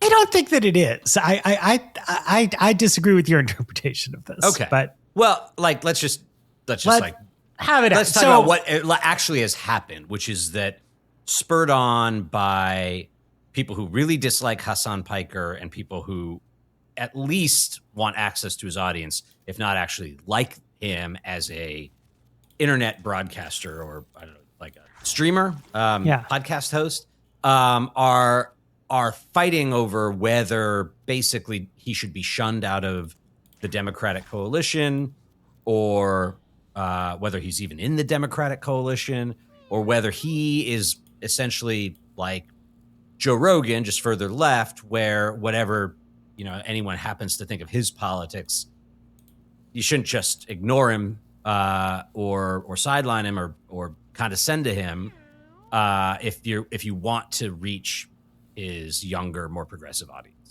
So I guess this all got kicked off because one of the 3 leading Senate Democratic candidates in Michigan decided to actually campaign with Hasan Piker. And this led to a wave of recriminations against him, and then counter recriminations against the centrist groups, like I guess mainly the Third Way. Yeah, Third Way had basically come out and said, forget everything we said about how cancel culture is bad. We should cancel Hasan Piker. Right. So I mean, just as a quick, I don't know the Third Way people, what their positions are on things like cancel culture or whatever, but like nobody in the United States thinks that canceling somebody is necessarily bad. What the argument is, taking in good faith, what the argument is really about is like, what is it worth to cancel somebody over? Like if somebody is like a serial rapist murderer and they want to run for politics, I think most people will be like, this guy probably shouldn't have a platform or something, right? Like I think most people will be okay with quote unquote canceling this person. It's just the idea of like somebody getting canceled because when they were 16, they tweeted out a racial slur, or somebody has like an unsavory opinion about like IQ and race or something. These are the types of things people are talking about when they're against like cancel culture. Not like, since we're anti-cancel culture, every single person should talk to every single person and treat every single person equally and evenly from now on. Like that's like such a retard take. I don't agree with the Third Way philosophy of this. I think that this is how... I think that, like, as I have tried to say many, many, many times on this podcast, the crippling, agonizing problem facing the Democratic Party, the core root of all of their problems, is that the authentic views of rank and file Democratic Party voters have become super duper left wing, and they want Democrats to espouse left wing election losing ideas. Centrist Democrats keep trying to hack their way out of this problem by accusing various left-wing figures like Graham Plattner or Hasan Piker in different ways of being bigots, right? And this is a strategy that I think some people feel worked for Hillary Clinton in the 2016 primary against Bernie Sanders, where instead of saying, Bernie Sanders has very left-wing views that I disagree with, she like insinuated that it was like racist or sexist to be a socialist. I'm sorry. Maybe I wasn't paying as close of attention to politics back then. Were these big arguments the Clinton campaign was making? I know that like her being a woman was a much bigger deal in that campaign than Kamala Harris being a woman was, but I feel like I don't remember these types of attacks very much. I know the woman thing came up more, but I don't know. I think that this is like a dead end strategy for moderate Democrats, that it is losing traction with the people it's supposed to gain traction with. And it also costs moderates the virtue of being moderate, which is to not act like insane leftists. To just be like, we're going to turn the tools of the insane leftists against them. It's like, it's cute, but like it doesn't make sense. Like if anything, it makes Plattner seem more reasonable and appealing that you're coming on him this way. Now, Oh yeah. One thing that I don't like, and this might just be like an unavoidable reality of politics or whatever, I really don't like this argument that somebody used a tool like a retard in the past, so now we can never use that tool again. Like, I think we can all agree that there was definitely a time period where progressives were labeling every single person anti-Semitic or racist or bigoted, and they all needed to be canceled for dumb shit. Like, we can all agree that they went overboard with that, like 2016 to 2020 maybe. Like, we can all agree with that. But to say then that we would never, ever, ever,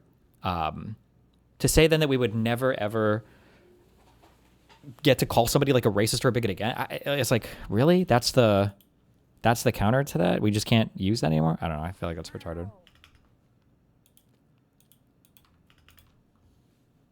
not that like I think like getting weird SS tattoos is per se praiseworthy, but like freaking out about that kind of thing is like the kind of behavior that people don't like about Democrats. Like, I'm sorry. I'm not fully convinced that that's really where the electorate is. I think that if you were to try to accuse somebody of being a Nazi because they made an okay sign, I think the electorate would view you as being a little bit crazy and unhinged. But for a person having legitimate Nazi tattoos and shit, I think most of the electorate still sees that as being like kind of weird, like kind of out there.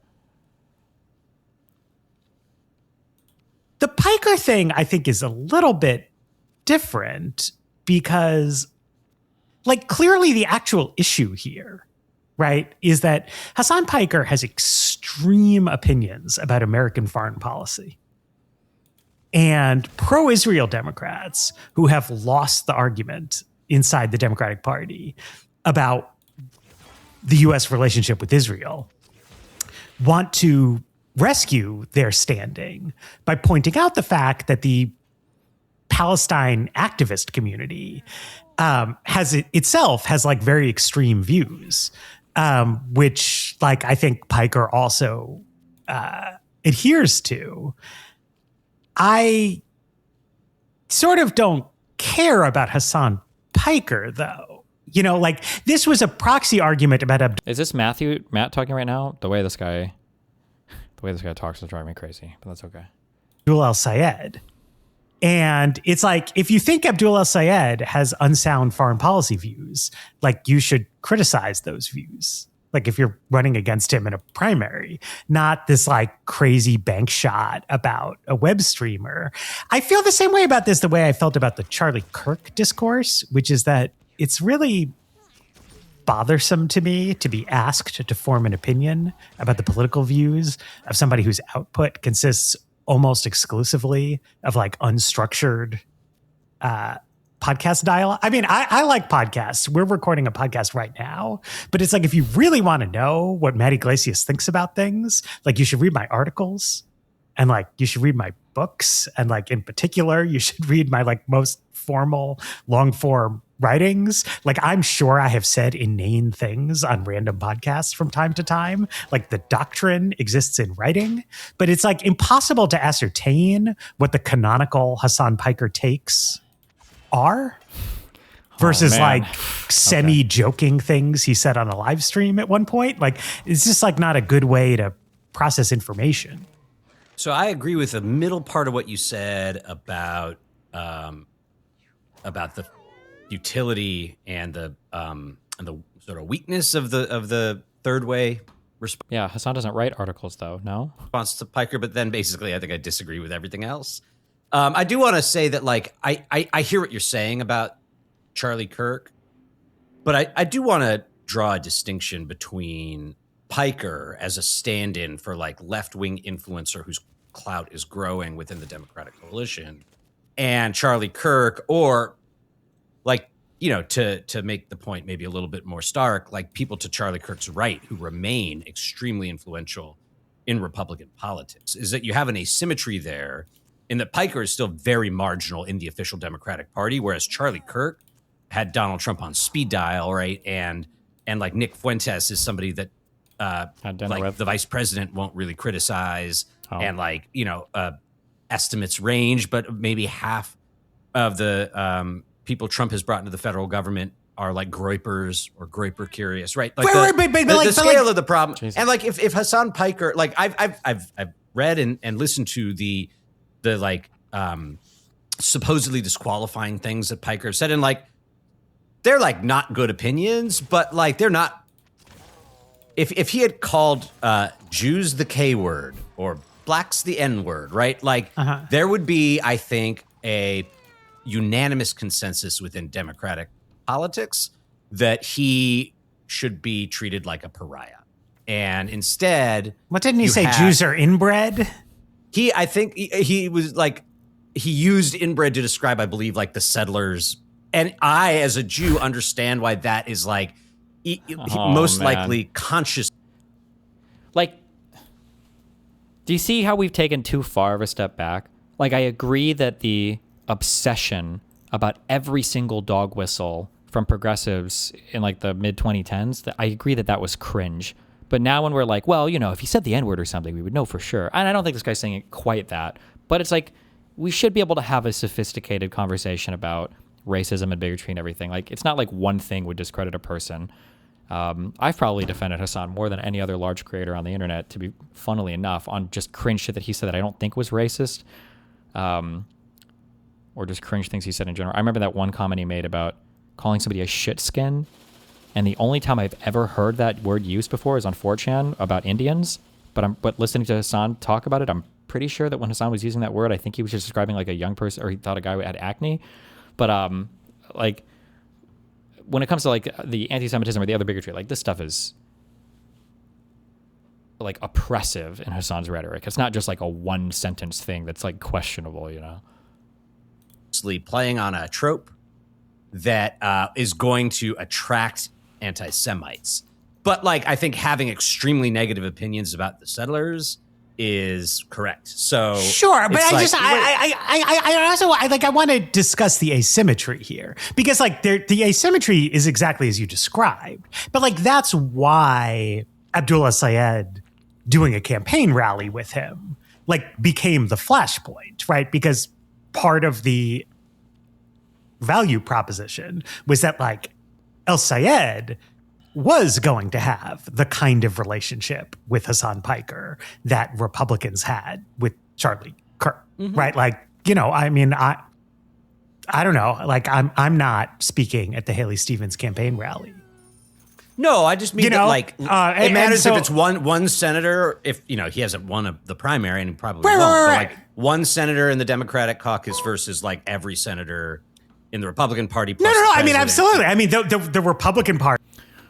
Somebody said, why are all these conversations happening? And it sounds like no one actually listens to Hasan's stream. That's just the belly. No, not the belly of the beast. That's just the nature of the beast. It's streaming stuff. It's too much to listen to. It was like when progressives or people on the left tried to fight with Jordan Peterson so much, but nobody actually took the time. I mean, I say take the time, but you have to go through so much material, and it's hard to summarize it. You kind of have to experience it, you know? But it's too much to sift through. Party is a conservative movement party. The Democratic Party historically has not been a leftist political party. Yeah. And like one of the questions on the table of El Sayed's primary candidacy is like, should they become that kind of party? You know, so I think that they're arguing about that to some extent, but I think that they're really arguing about Iran and Israel, particularly with like a. If the lawsuit never happened, they'd be fighting against Destiny being the Joe Rogan of the left. Good one.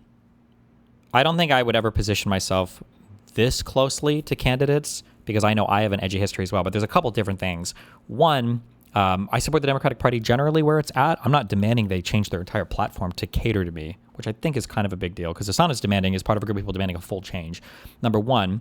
Number two, I've said edgy things, and I don't know if people will get there eventually to Hasan's ideology, but I don't have my ideology is like very bog standard. Like generally the way that leftists criticize me, and even Nazis or far right people criticize me is like I'm a statist cuck, or I'm like I'll repeat verbatim whatever the U.S. State Department says about foreign wars, or I just defend institutions, or a corporatist or whatever. Like my political positions are pretty average, but I don't know if I would ever advise a candidate, like if they would like, hey, we should go campaign together. I'm like, I don't know about that one, man. That would be a lot.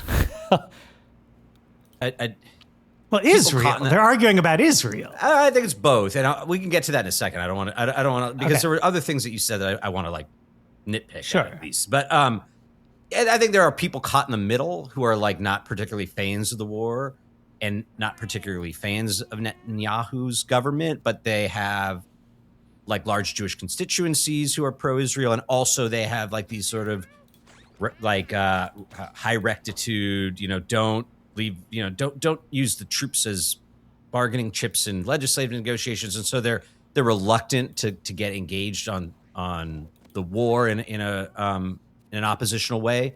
But like the way you frame this is that there's a bunch of leftists gaining power in the Democratic Party. They're voters and their influencers or whatever, and they're making Democrats take all kinds of unpopular stances. And then so the centrists are trying to play this cutesy game of turning left-wing cancel culture back on the leftists, and it doesn't work. And I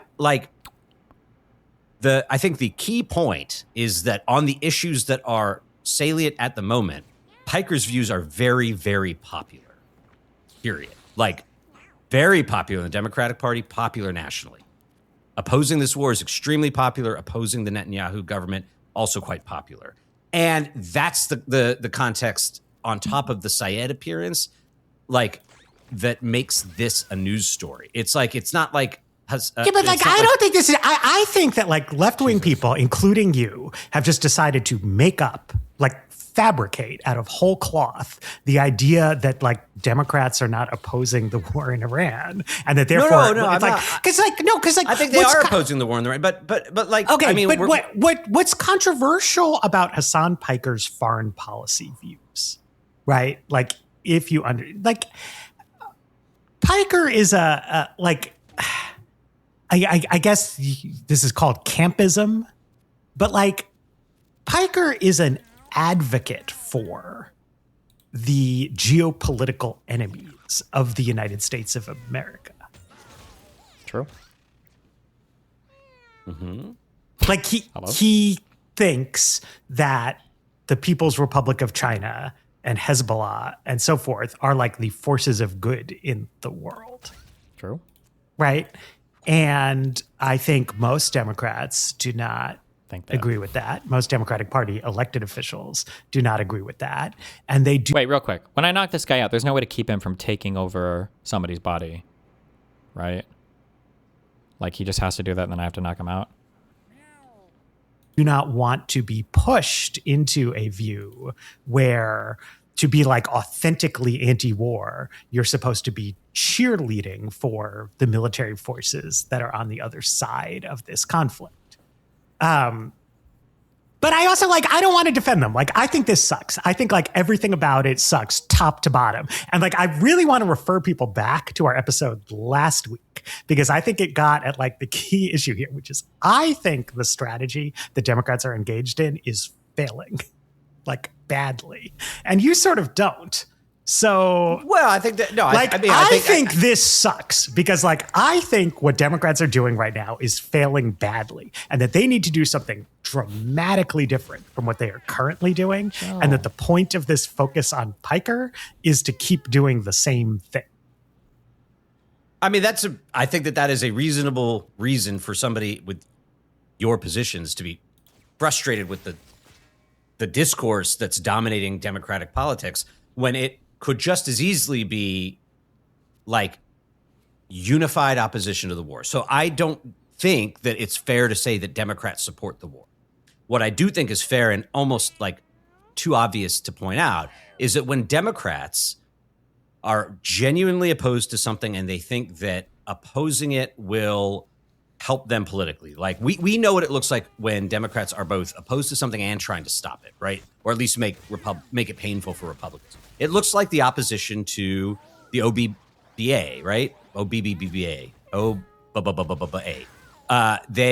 They do daily press events. The leadership coordinates them. They make a bunch of placards, right? Like they try to force a bunch of votes. Like every member of the party from left to center thinks that this is going to help them, and they try really in earnest to stop the Republicans from doing the bad thing. But they also know that if they fail to get the Republican Party to blink, that Republicans will just do something that's very unpopular, and that will help Democrats in the next election. But that's because OBBA was a bill. Like if there was an Iran war authorizing vote, Democrats wouldn't vote for it. No, but there's like an Iran war crime being put on the schedule. And like, instead of being like, hey, like this could escalate to World War III. We need to like throw our bodies under the gears to stop this from happening if we can. They're having this fight about Piker, right? And but I just like. Well, who is they? Like, is Schumer talking about Hasan Piker? I feel like the conversation on this is so off in so many ways. I don't know. Literally don't understand. Like, there is not a bill. There's not a piece of legislation for Democrats in Congress to oppose. All they can do is say this is bad, and they are all saying that it is bad. That's not true. Because like for every moment from when Republicans introduce a bill like One Big Beautiful Bill Act to when there's the final vote on it, there are a multitude of efforts to try to break Republicans off, to try to make the bill fail, to try to put Republicans in awkward positions. But that's because there's a bill. There's no bill. But like I'm saying that there's daily activity in the war, and then there's this like this changing Trump deadline that may never actually come to pass, where he says he's gonna do something like genuinely awful that will like. Not, he refers to it as changing the course of history because the Persian Empire will be destroyed, but really the American Empire will be destroyed, right? And if Democrats actually care about whether the next Democratic president inherits something fixable or inherits something that's like broken forever, like I think that you would expect them to be behaving about Trump's threats differently than they are. It would look more like a anti-war version of how they oppose healthcare cuts, right? Like, but they oppose healthcare cuts by mobilizing votes in Congress against a bill. By mobilizing the public and by appearing at rallies and by doing, like they do the press conferences every day. They are trying to be like, hey, there's something big and bad coming down the pike, and we are trying to alert people to it in the hope of stopping it. But if we can't stop it, we need everyone to know who was on what side. But they are doing that. No. Not really. Like, I don't understand how we can podcast about this. Like, I don't. Wait, do I have to sacrifice a cat in order to advance in this thing? I have to? Ugh. Goodbye, Rami.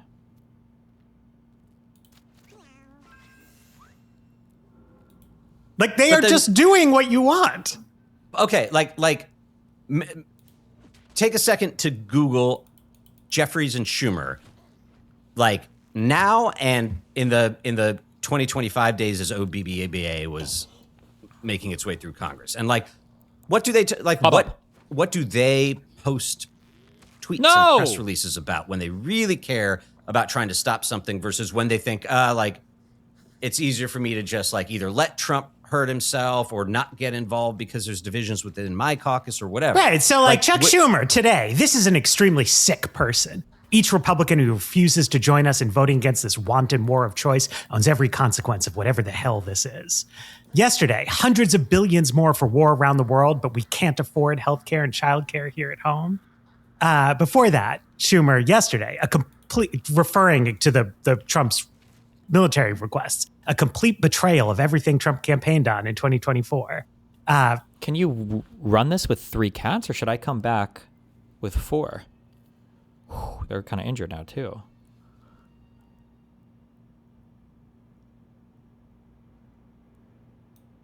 April 5, Happy Easter, America, as you head off to church and celebrate with... You can, and you can't leave right now. Oh, fuck. Friends and family. The president of the United States is ranting like an unhinged madman on social media. He's threatening possible war crimes and alienating allies. This is who he is, but not who we are. Our country deserves so much better. And this is, I mean, we know, like, this is the most pro-Israel, most Iran hawkish senator in the whole fucking caucus. Awkwardly is the minority leader. And like, he is there, guns blazing. Trump sucks, war crimes, blah, blah, blah, Okay. blah, blah, blah, blah, blah, blah. Like, you know, what do you want him to say? It's bad. There's no bill to vote on. So I mean, there are it requires like a little bit of like parliamentary trickery that gets a little boring, but like there are things actually, particularly in the House, that If I attack it, I get can do to make war powers resolutions votes happen, to make impeachment resolutions votes happen. And I just feel like the statements that you read are good. I don't actually think that the Democratic Party, quote unquote, supports the war in Iran.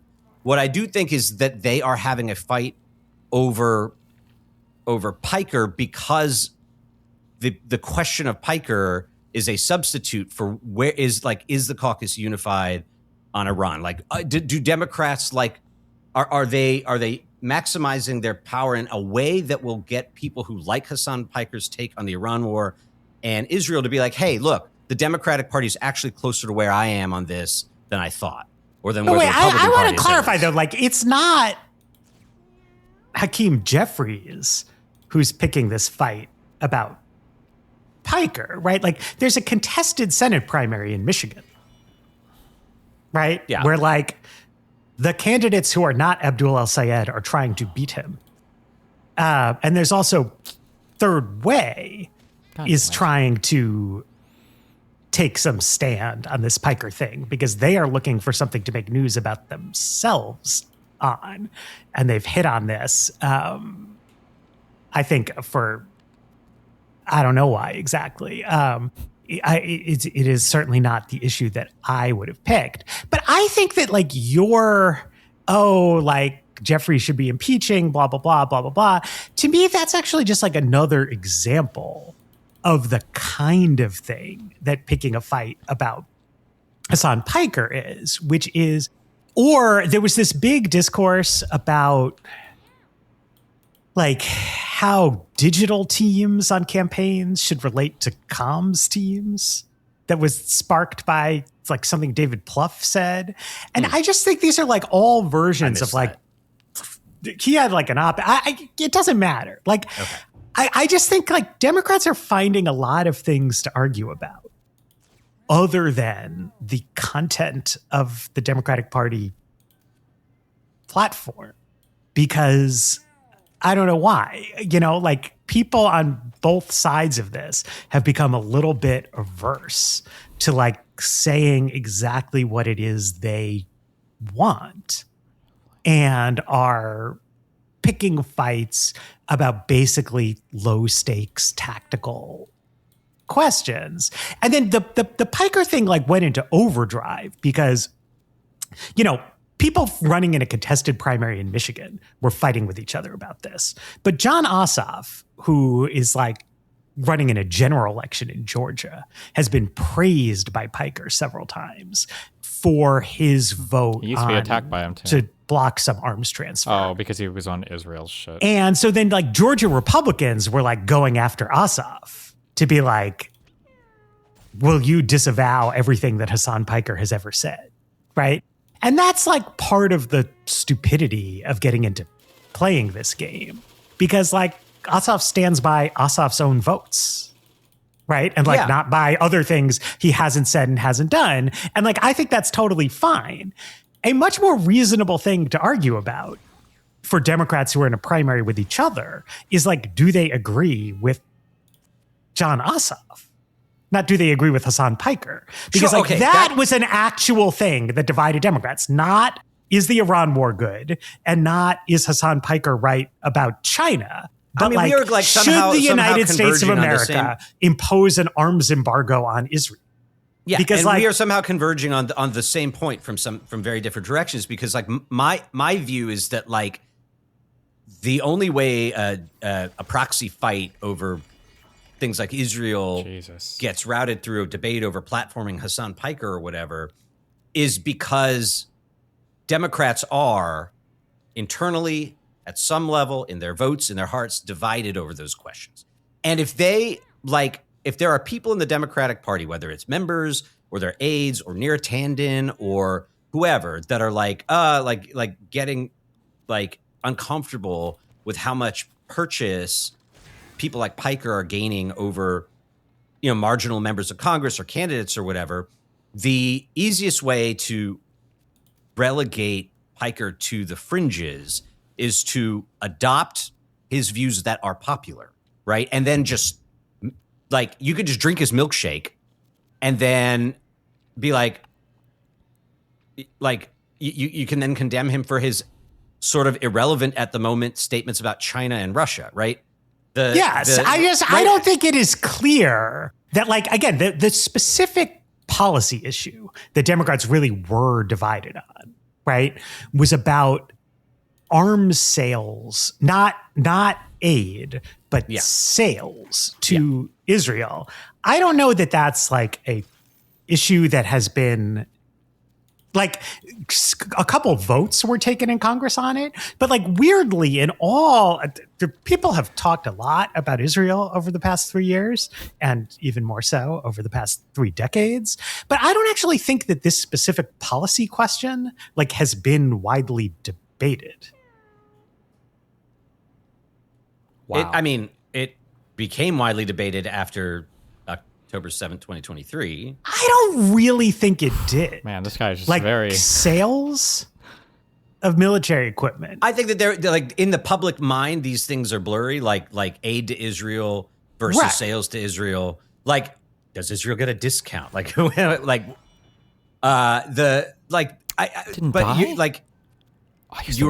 that the question of like, is there an open market for U.S. military equipment?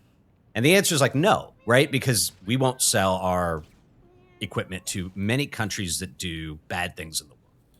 And so now there's a question, does Israel fall into that category or not?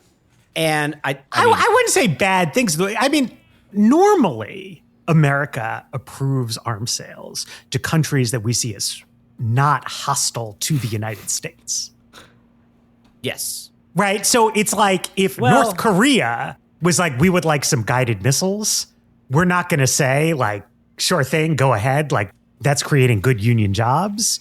But like we sell weapons to Pakistan, right? Which is not like a comprehensive judgment on the part of the American people or the United States House of Representatives that the Pakistani government is like an amazing entity that we love. They're customers, right?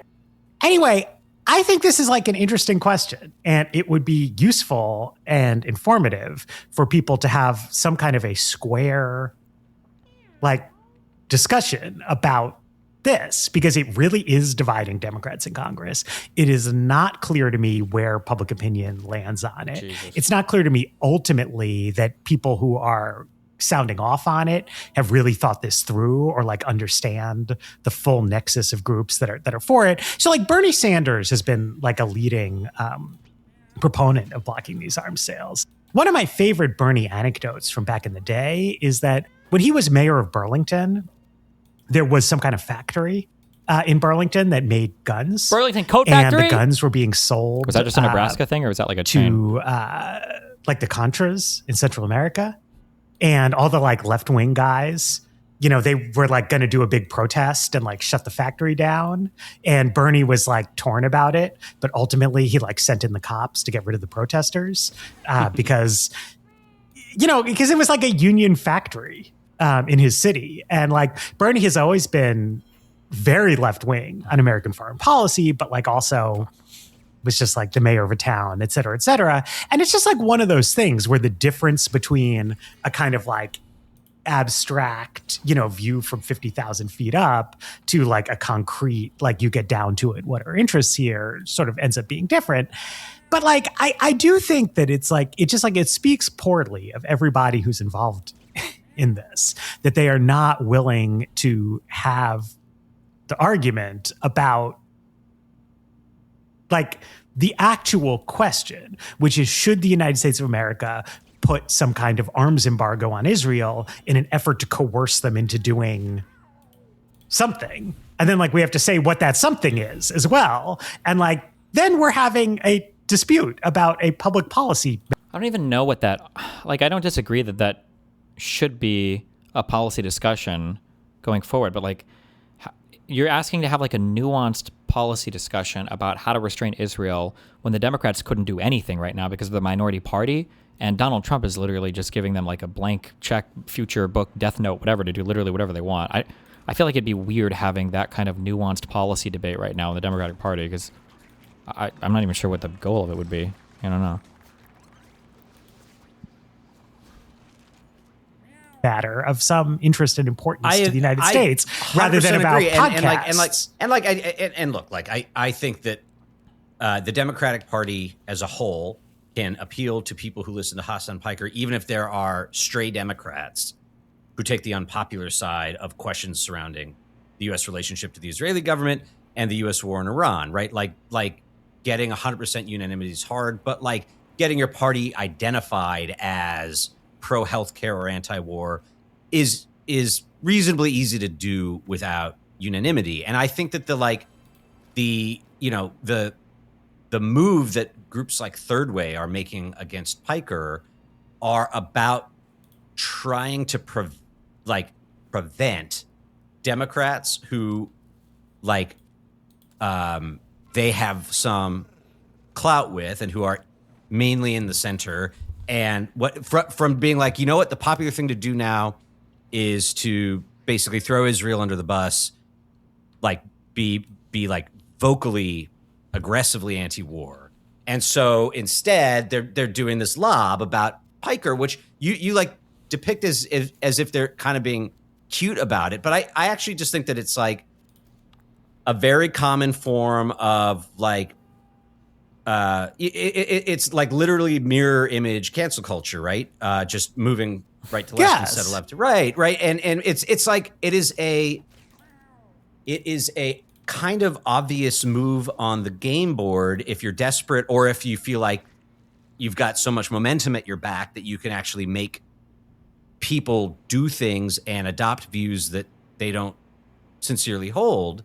And it's like, it's not really about who you're canceling. It's about what you're trying to prevent the party from becoming identified by. And in this case, like, Third Way's not primarily concerned about what Piker said about Russia and China. They're concerned about his views on the war and on Iran, right? And that's why they're going at it. No, they're concerned about his views on Israel. Yeah, did I not say that? You said Iran you and Israel. said no. You said his views on the war and on Iran. Oh, okay. I meant the war and Israel. I really want to draw a distinction here, though, because it's like Democrats are unified in opposing this war in Iran. Democrats are very divided on Israel, but like by very divided, I mean that there's like an incredibly wide range of views, not just like a divide. Pro versus anti or whatever. Well, I mean, not just like two sides, right? Like there is a view which has gained a lot of traction inside like elite circles, but that I don't think is like fully understood and like mentally processed, right? But is that the United States of America should not only like stop being so supportive of Israel, but should become very hostile to Israel, should be really trying hard to coerce Israel into doing things that the Israeli government and the Israeli public really do not want to do. Right? That will amount to, dissolving the Israeli state as it currently exists. I think that like moderates are being, I don't think is desperation. I think it's like the opposite. Like Third Way, I went to the Third Way conference and I was pleased to be there. I was, they asked me if I would come and moderate a panel for them. I was thrilled to do it. I broadly think they are on the right side of things. I'm happy to cooperate with them.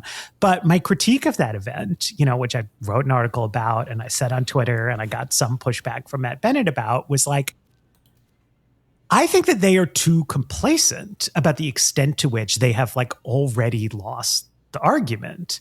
And they are being much too protective of the establishment. And that this like fighting with Hasan Piker is like, you're picking a fight with somebody who's fairly marginal in order to make you feel better about yourselves. Oh, I think it's because picking a fight with Piker is one where they can say that they're on the popular side by pulling in Piker's somewhat extraneous. Because they're on the policy, they're on the unpopular side, and their whole thing is Democrats have become too extreme, and to win elections, they have to take sensible positions that the public agrees with. And instead of being like, okay, we give up on those positions, they're trying to hologram them. No, but it's I just think it's the opposite. It's like they think, as I think, that Democrats, like not left-wing Democrats, mainstream Democrats, moderate Democrats, centrist Democrats, have toxically left-wing positions on a broad swath of issues. But like if you say that, right? Like then you end up, when I say that, I am on the wrong side of Chuck Schumer and Hakeem Jeffries and everybody in the caucus. They are all too left-wing. Right. And so I have to put myself, like, this is the conversation that we had last week. That's the conversation that Democrats need to be having. Right. Like getting into this other thing is about Israel, about the war. It's completely pointless. Like it has relevance. I think it has relevance to you because like, no. It has relevance to if Democrats like spent right now, this moment being like, you know what? We don't care about Hasan Piker or the Israel discussion. We're going to talk about our other views on policy that Matt thinks are too left-wing. That would look even more evasive to the public about what is actually happening in the real world right now than the fight over Piker. But the fight over Piker is a deflection from the raw substance of what matters right now, which is the war in Iran, which is a U.S.-Israel production, right? Mm-hmm. And thus requires Democrats, if they're going to oppose it, to take on Trump and to take on Netanyahu. And they don't want to do that, right? I think they do want to do that. They are doing exactly what you want. No, not they, the Democrats. They, the Third Way. They, the people who are like picking the fight over Piker. I don't know. I have no defense of them. Like, I just think this is completely irrelevant. Like, all this stuff, Iran, Israel, it has fucking nothing to do with anything. Like what we talked about last week is what matters in Democratic Party politics. And what we have right now is a caucus of which all of the senators are too left-wing. All of the House members are too left-wing. Everyone running in 2028 is too left-wing. And the centrist policy organizations do not want to say that because they do not want to admit that they have catastrophically lost the argument.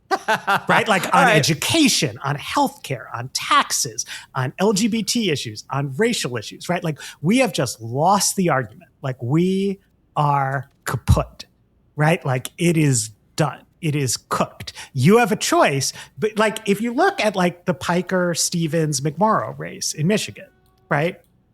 There are real differences between those three, but none of them have majoritarian views on like the big issues where centrists say that Democrats have gone too far left. Okay, let's take a break. That's just where we are. Let's take a break and talk about this because I feel like you do a dance where on this show you talk about like Democrats as having toxically left-wing views, but then when you write about what you want a chill Democrat to do, it's not like much different from what they're doing, and I want to talk to you about that. So if you want to hear that part of the conversation, go to politics.fm and upgrade your subscription. Okay. We made it all the way through that. Good job, guys.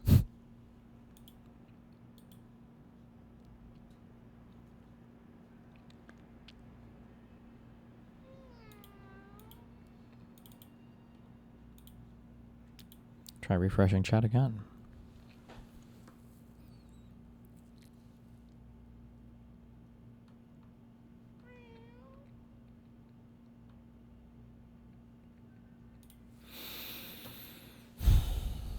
Can you summarize the convo? Yes, I can. No, I'm just kidding. Sorry, stop. That was mean. Sorry, just kidding.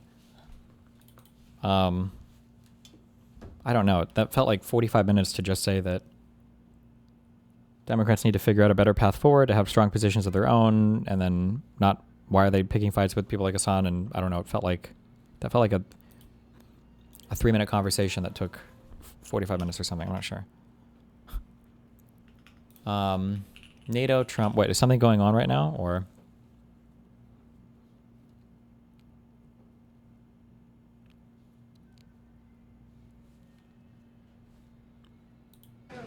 John, go ahead. Thanks a lot, Caroline. 2 questions for you. One has to do with the state. I don't know what is happening right now.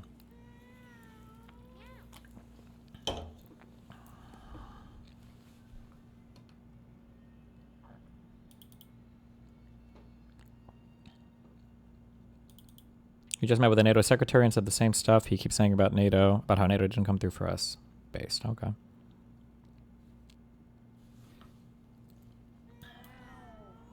The people of Lebanon all morning, carpet bombing cities just out of rage. The first thing that President Trump has to do in order to make sure this lasts is actually restrain the Israelis, take away. I feel like every day is like a new thing to like challenge them on actually defending the crazy Trump action. Like, how, there's just no world where you can realistically defend this as a victory. I just can't, but somehow, it's a rough day. It's rough to be a conservative right now. Man, yeah, that's a lot of slop you got to do for your commander-in-chief.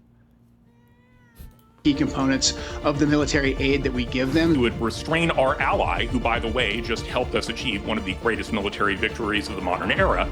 We would restrain them instead of trying to use the threat of continued belligerence from them to extract more punitive terms from the Iranians is silly. The furore about President Trump's vow to end Iranian civilization was not about a fear he was about to do that or a hope that he would. It was about the foundational idea that the United States is a bulwark against exactly the kind of atrocities he foreshadowed. If the US is capable and willing to eradicate an entire population, how does it have the moral authority to be a global arbiter of right and wrong? But Donald Trump doesn't seem interested in that. Clearly, he sees the US as a muscular superpower which can throw its weight around to get what it wants. And to be clear, many people support him about that. So amid the shrieking noise and spin about the 11th hour ceasefire agreement, it's worth asking a simple question.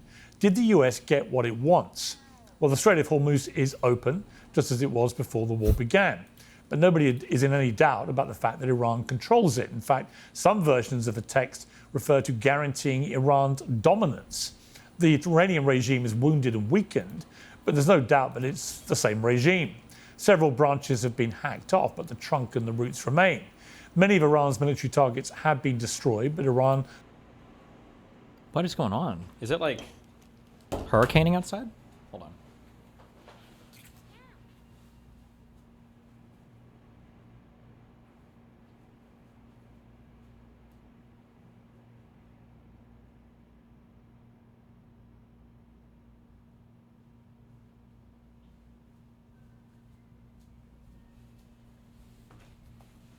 Jesus, it is. Or not hurricaning, but big storms.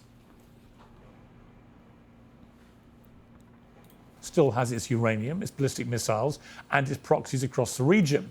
The Iranian plan, which Trump now calls a workable basis for talks, includes reparations for the damage caused, the lifting of all sanctions, and the release of Iranian funds seized by the United States. It's a multi-billion-dollar windfall.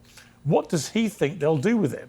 And on the question of cost, the US has now spent more than $30 billion on the war. Does your apartment have a generator for the building? Doesn't matter. I bought that big-ass battery that Dan recommended, so I can power my computer for however long.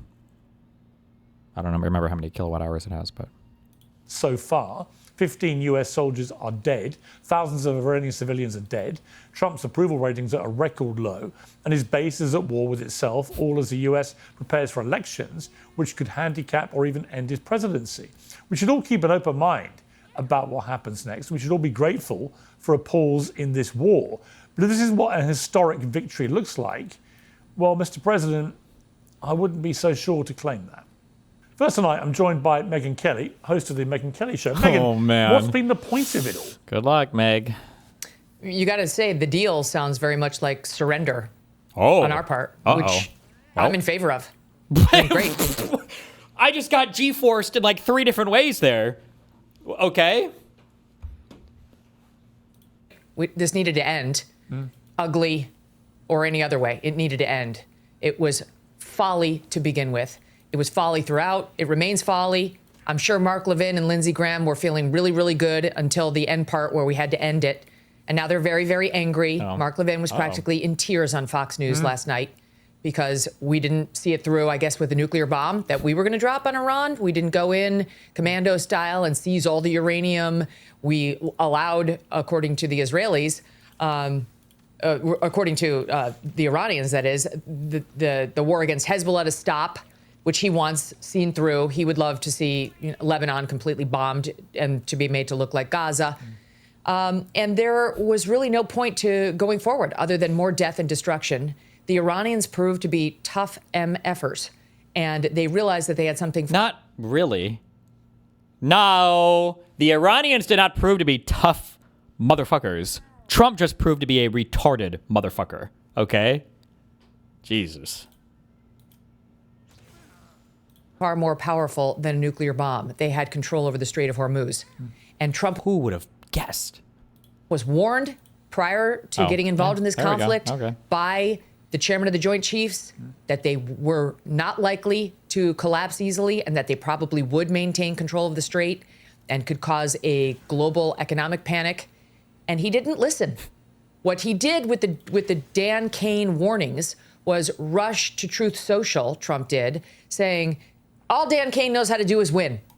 And if I tell him to invade, he's going to win. Well, that's not really what happened.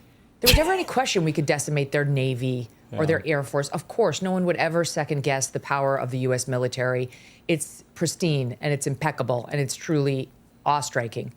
But these battles in the Middle East have been fought now for 20 plus years, and we continue to learn the same lesson over and over.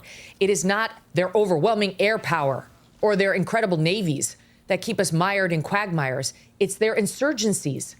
It's this disparate way of fighting that we don't know how to handle. We can't. What? It's not like they engaged in some crazy insurgent fighting force. They just mined up the strait like every sane person on the planet would have expected them to do in a war of annihilation. I don't know. All right, based. Tamped down with the amazing power of an aircraft carrier, which, by the way, we had trouble getting anywhere close there after they figured out how to attack it. And we've already learned this. Trump watched us learn it. And so what led Trump, at 79 years old, to sit in there in that Situation Room when Bibi Netanyahu was seated as an equal? Yeah. Trump didn't even sit at the head of the table. Trump sat at the side of the table, and Bibi was across from him as an equal in the American Situation Room. What led him to sit there and buy what that guy was selling hook, line, and sinker when every other... God damn. I can't tell if she wants to be critical of Trump, if she wants to be critical of the war, like critical of Trump because she wants to break off and join like a Fuentes Candace tier, like anti-MAGA movement party, or if she just wants to be critical of the war because she wants to have like this kind of like isolationist, like classic MAGA stance, or if she's just anti-Semitic and really wants to move into the Zog arguments. I have just so much diversity of thought on the right these days. Whew. Their president was able to see through that liar. What was it? Because he was told the next day by our own top advisors, from the chairman of the Joint Chiefs to the Secretary of State to the vice president, that these are lies and that these objectives are not going to be attainable. Don't believe him. We might be able to wipe out the Ayatollah, not regime change, Ayatollah. And we might be able to decimate some portion of their missiles and their military. Okay, that's true. But the goals as stated by Trump when we actually did pull the trigger were all over the board. And to this moment, he's pushing the BS claim that we affected regime change. No, we didn't. It's the same regime, just different players. There isn't somebody more moderate in there at all. We have no reason to believe that. In fact, it looks like the Iranian Revolutionary Guard is in control now, which is far more radical. And the fatwa that had allegedly been issued by the Ayatollah on developing nukes is gone. Iran is more powerful economically. It controls the strait and now is demanding the lifting of all sanctions against it. No, I didn't know this stupid And what cat Trump did with that 10-point plan was go from Monday saying, no, not good, to Tuesday saying, very workable, we can do it, as a means of saving face to bail off of his insane threats about annihilating an entire civilization. So I don't know how we got here, Piers. I'd like to know just as much as anybody else, but all I can think in my head, based on what I've read in the paper, is we got here thanks to Bibi Netanyahu, Lindsey Graham, and Mark Levin. And ultimately President Trump. That's not to take Mark Levin, he's really informing our foreign policy right now. Wait, I need to take a quick pit stop to over here. Hold on. Have you started the fight? Yeah, why? What do you want? I just needed to check. I don't know if you want like. Nope, I don't. There's or I would one ask thing for they it. might Stop. want to know ahead of the fight, or no? For what fight? No, I'll fight the you. next one No. that's coming up. Oh, in eugenics? No, I'm playing the game. I'll figure it out. Be careful. Oh, okay, all right. You're looking at Carvana's newest and proudest customer. So proud that we're teaming up to create Shackvana. We are? We are. Shackvana will be 100% She's trying to follow Tucker Carlson. Can shop from anywhere. That's so Shackvana. About time you caught up. On Damn. Shackvana.com, customers can shop tens of thousands of vehicles. Love it. And they'll get 7 days to love their ride or their money back. Visit Shackvana or Carvana and buy your car today. Turning back to our world lead, White House Press Secretary Caroline Leavitt teased a meeting between the president and NATO Secretary General Mark Rutte today, saying Trump may discuss the idea of the U.S. leaving NATO entirely after expressing his displeasure with American allies for not supporting the U.S. Secretary General Mark Rutte today, saying Trump. Back to our world lead, White House Press Secretary Caroline Leavitt teased a meeting between the president and NATO Secretary General Mark Rutte today, saying Trump may discuss the idea of the U.S. leaving NATO entirely after expressing his displeasure with American allies for not supporting the U.S. and Israeli war against Iran. NATO Secretary General Mark Rutte is here with me now, and you just came from a meeting at the White House with President Trump. He's not been hiding his frustrations with NATO countries. How was the meeting? Did he say he's withdrawing? Well, let me be absolutely clear. He is clearly disappointed. Oh,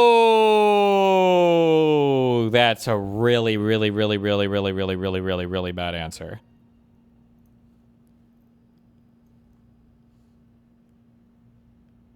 The answer to that question was supposed to be an unequivocal no. He absolutely is not leaving, but of course NATO is going to step up. We're going to do better. Oof. Not been hiding his frustrations with NATO countries. How was the meeting? Did he say he's withdrawing? Well, let me be absolutely clear. He is clearly disappointed with many NATO allies, and I can see his point. But at the same time, I was also able to point to the fact that the large majority of European nations has been helpful with basing, with logistics, with overflights, with making sure that they live. He's saying that they had a debate and he was fighting for NATO's life, but he got no guarantees. Trump said he was leaving. Trump said he was leaving. He told him he was leaving 100%. Up to the commitments, and there is also widespread support for the fact that degrading the nuclear and the ballistic missile capacity from Iran was really crucial, and that only the U.S. was unless he says something, unless he curves us back around at the end. Hey, and let's not forget, there's Keir Starmer, the British Prime Minister, who is bringing together now a coalition of over 30 countries, even over 40. But 34 participated yesterday in a planning meeting with. But he would have brought it at the beginning. This guy's media smart. He doesn't want this clip. He would have said it at the beginning. Fuck. Leaders to make sure that free sea lanes, being able to use the Strait of Hormuz going forward, will be possible. So I also pointed him to the positive. But clearly, this was a very frank, a very open discussion, but also discussion between two good friends.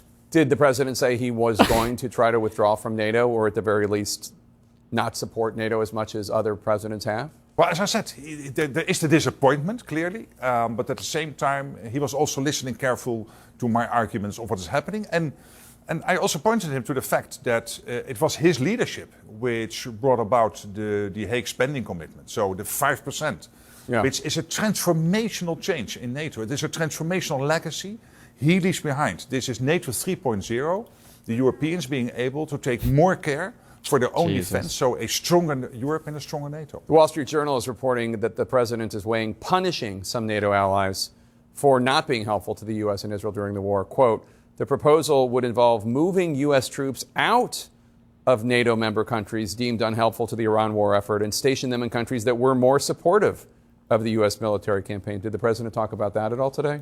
Again, it was a very frank, it was a very open discussion. He clearly told me what he thought of what happened over the last couple of weeks. Some countries specifically said, you can't use our bases, you can't even fly over our airspace. Spain, France.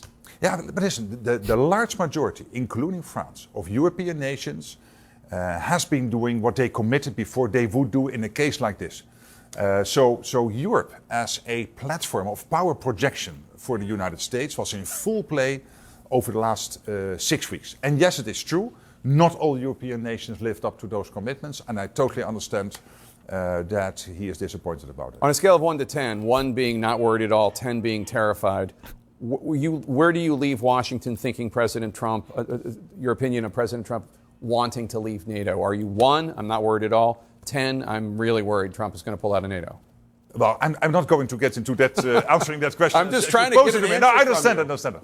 Remember, think about what he would say if the answer were otherwise. If this is why I'm saying, like you already know, Trump was telling him that he wants to leave, or he's telling him that he's going to leave. If Trump had given him any kind of assurance whatsoever that we're not leaving, we're still talking, we're just whatever, he would be jubilantly jumping up and down to say that.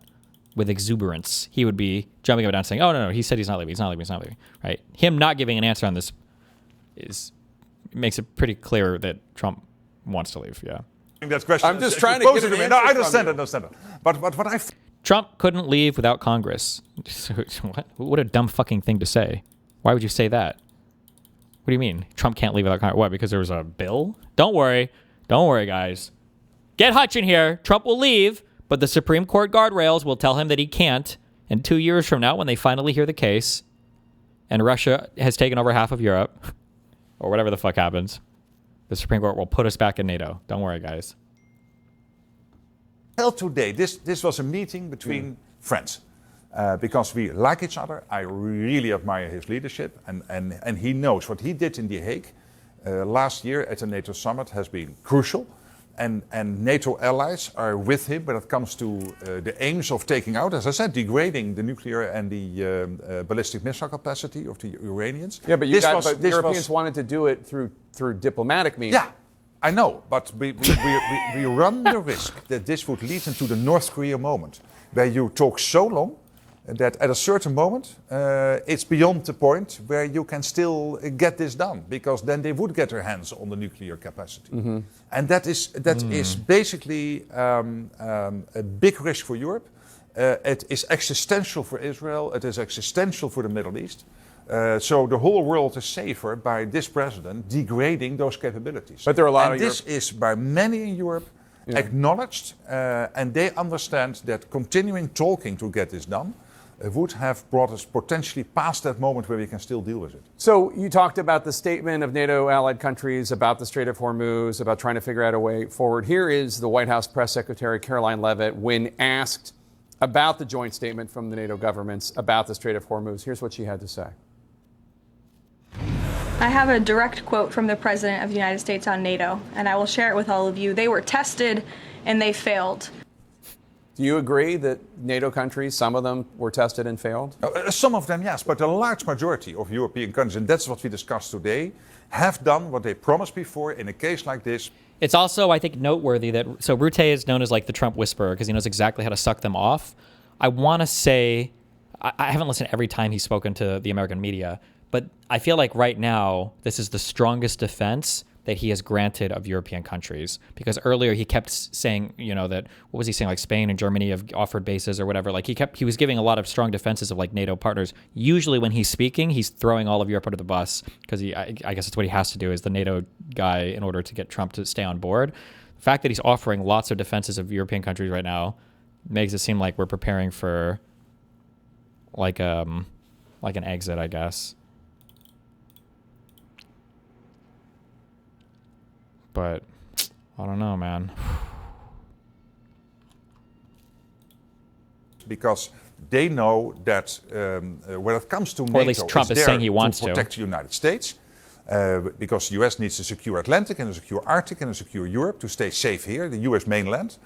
But it is also there to make sure that, of course, Europe is safe, and to be this platform of power projection for the United States. So what the US did with Iran, they could do because so many European countries lived up to those commitments. Not all of them. And I totally understand his disappointment about that. But it is therefore a nuanced picture. It is not just saying it is black or white. How many NATO allied countries, a lot or a little, thought that the war that President Trump and Israel waged against Iran was illegal, was an illegal war? Do you think that's a prevalent view?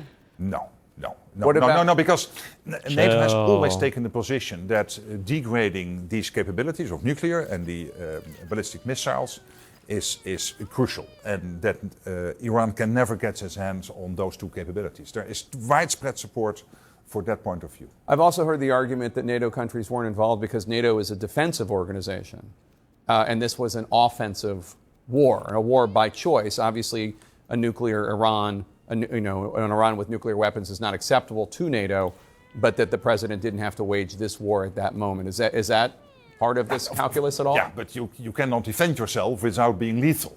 And look at NATO. The Germans now spending in 2029 153 billion, twice as much as in 2021. They will spend the same as the French and the Brits combined. The whole of NATO is now on 2%. Last year, NATO spent 20% more. Canada and the European NATO allies.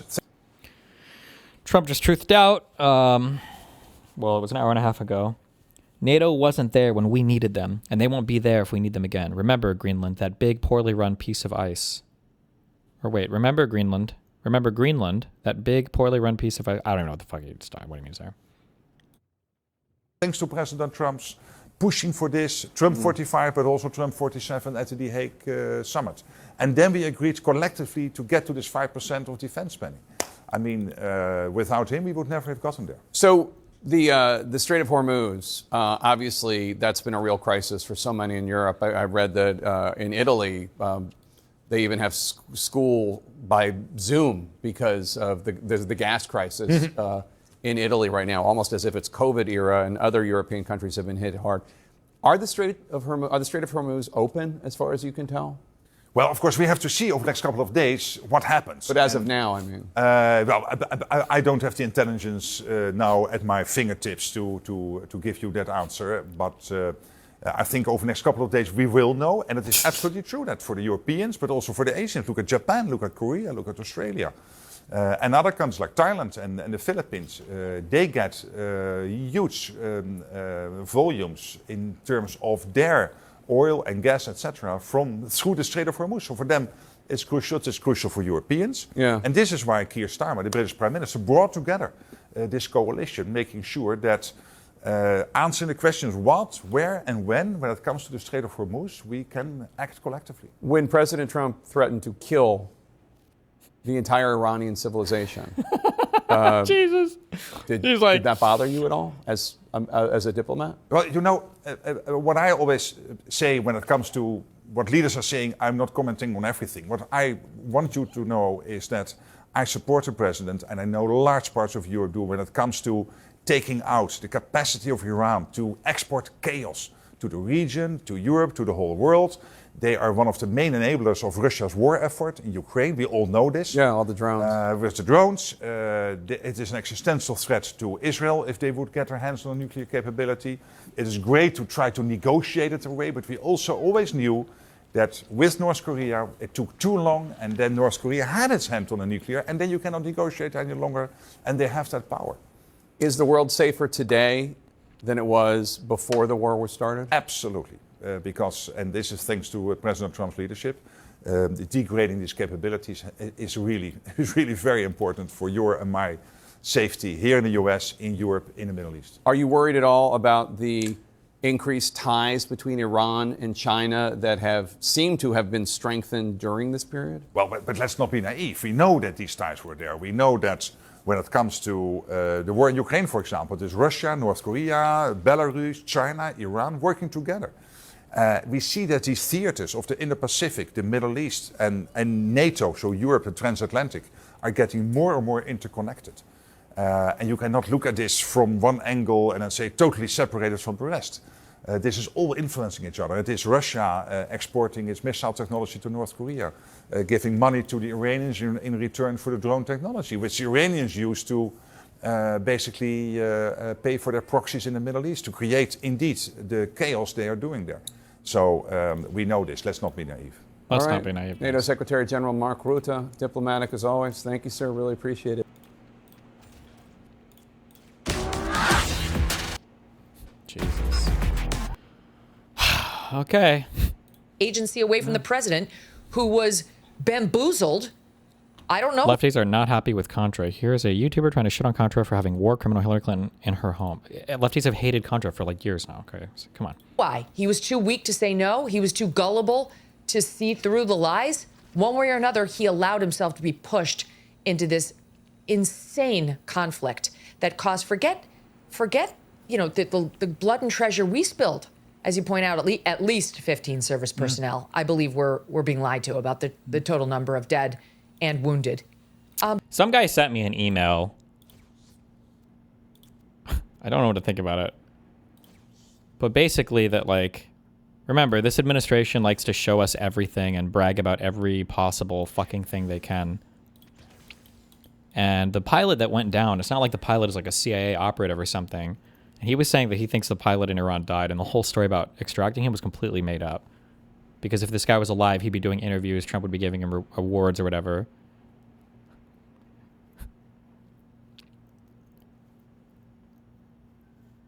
I feel like if this guy was alive, like, we would see him at like the State of the Union or whatever. Trump would absolutely give this dude like a, I don't know, like a Purple Heart or some shit. I don't know.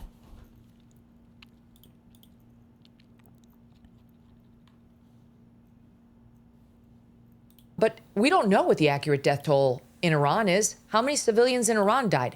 How many died in our allies around Iran who now don't trust us? What penalty do we pay other than the cost and the 15 lives that we expended, which count for a lot?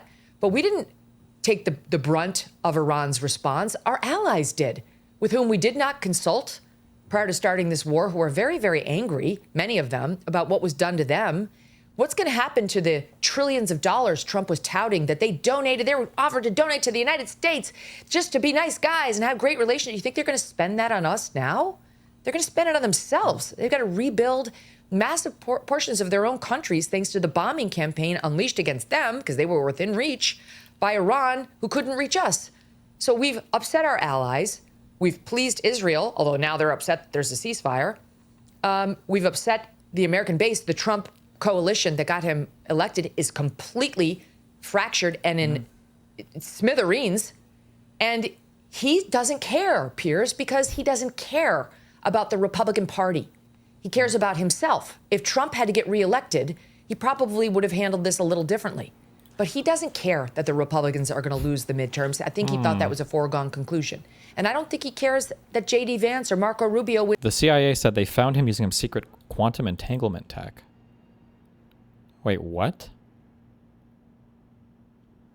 This is a New York Post story. I don't believe you. I feel like I would have heard this meme if this was a thing that people were saying.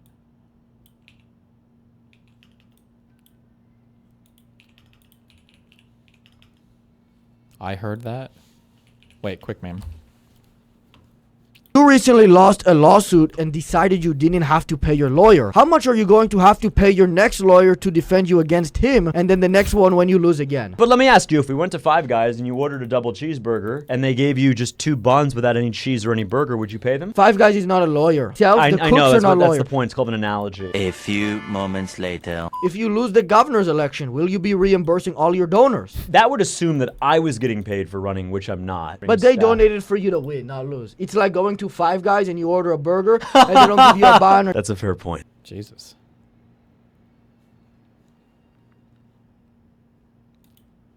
The CIA used a secret new tool, Ghost Murmur, to locate a downed U.S. airman in Iran. Its first real-world use, it can detect a human heartbeat from miles away using AI and advanced sensors. Oh, AI? Huh. Community note. The airman was located using a standard Boeing C-cell GPS beacon he activated, not a secret heartbeat detector. Quantum magnetometry detects heart signals only at close range, not miles away. Okay. Wins the presidency next time around. I think there's a piece of Trump that would like to say, I'm the only one who could do it. The Republican Party's nothing without me. And the rest of us are going to be around to pick up the pieces.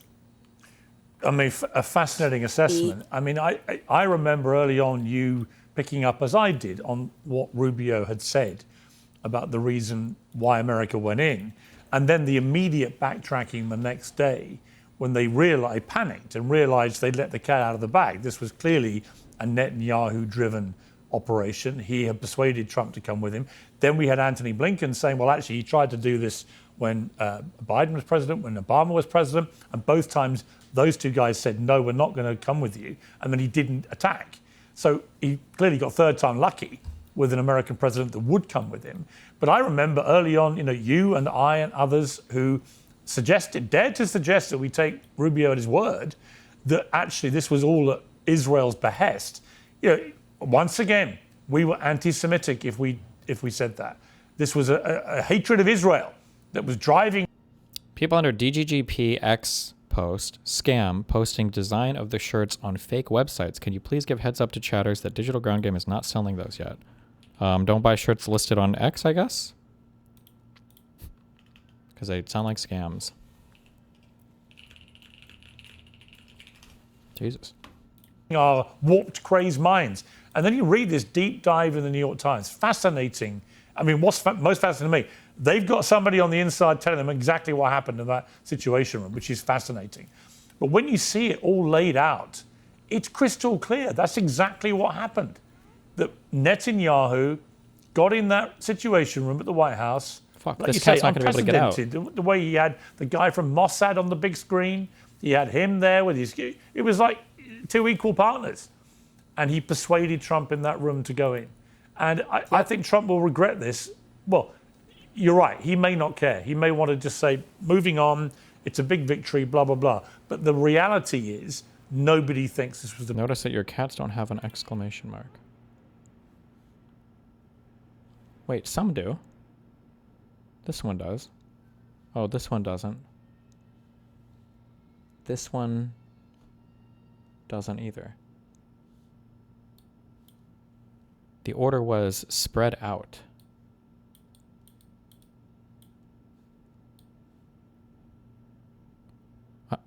So do I leave this one here because there's no question mark? Or is his attack range going to change based on where my cats are? Big victory for the United States. Nobody can see anything but actually a bit of a humiliation. Not militarily, because America can beat anyone when it comes to a military punch-up.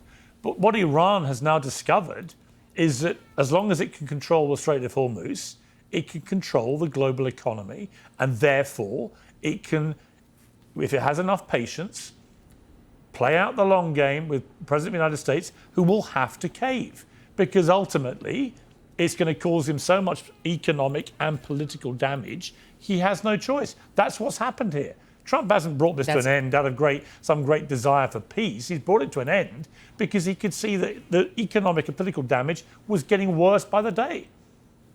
Because the Iranians wouldn't fold.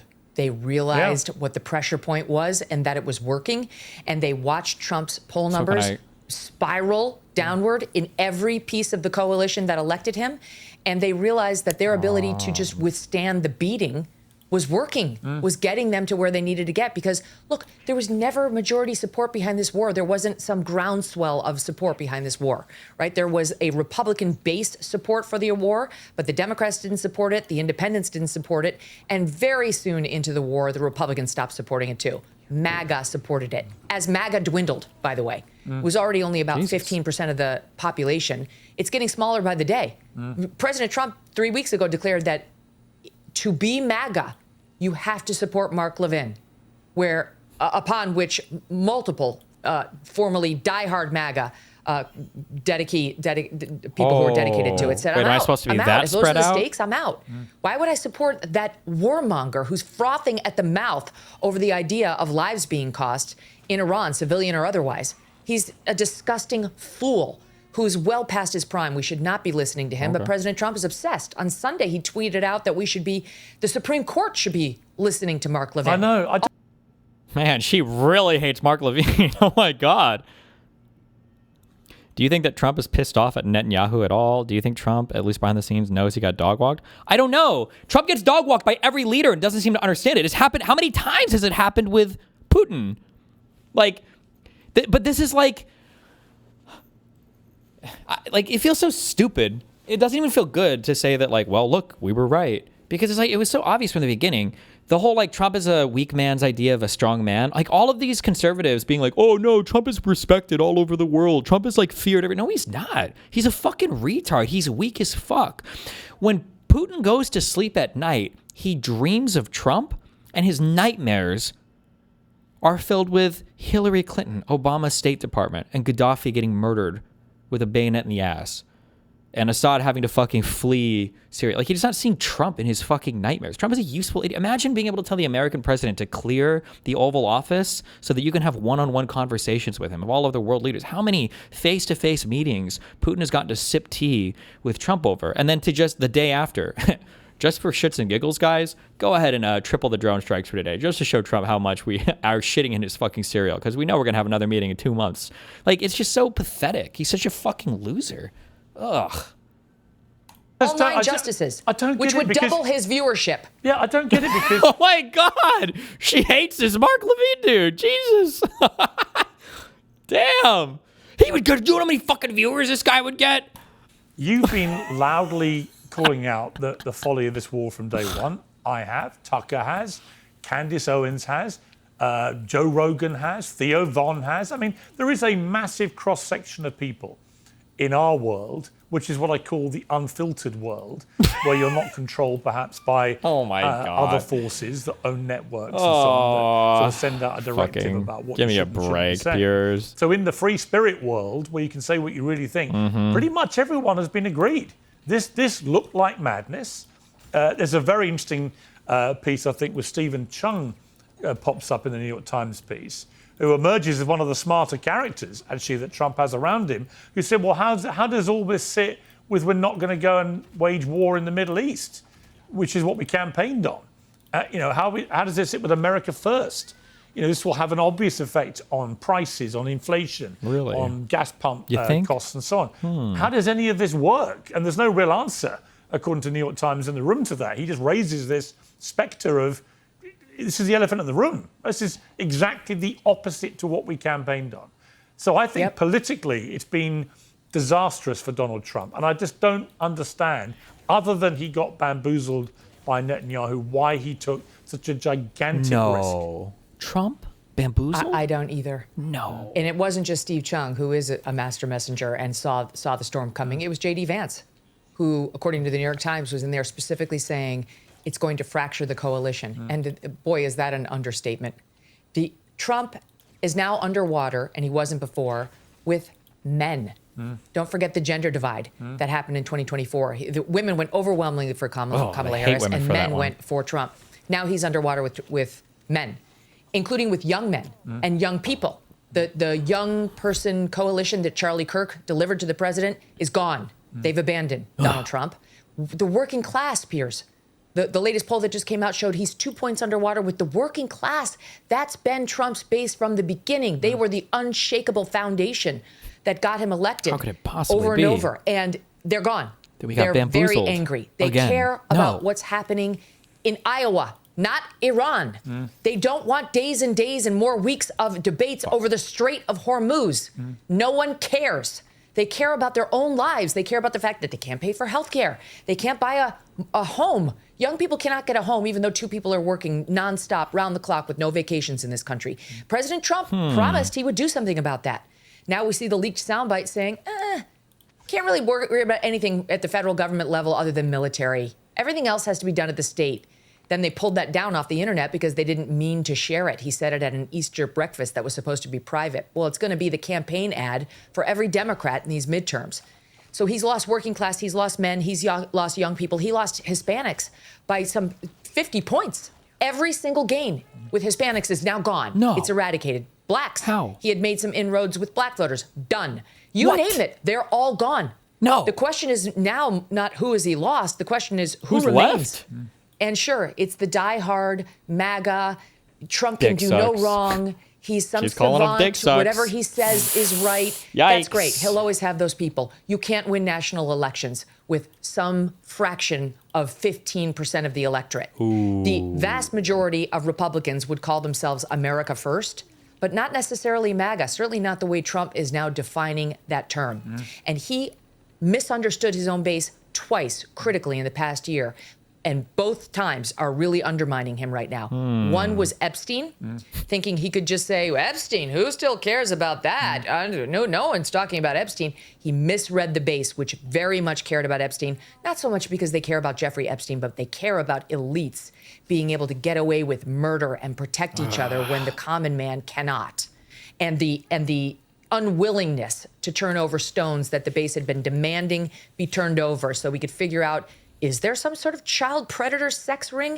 Is there an elite cabal working to hurt people that gets protected because they have money and we don't? And Trump could not get rid of that with a shrug of a shoulder, and ultimately it resulted in legislation he had to pretend he favored that was crammed down his throat and he had to sign, though it had enough loopholes in it to drive a Mack truck through. But in any event, it was a step forward on Epstein that he didn't want to make and was forced to.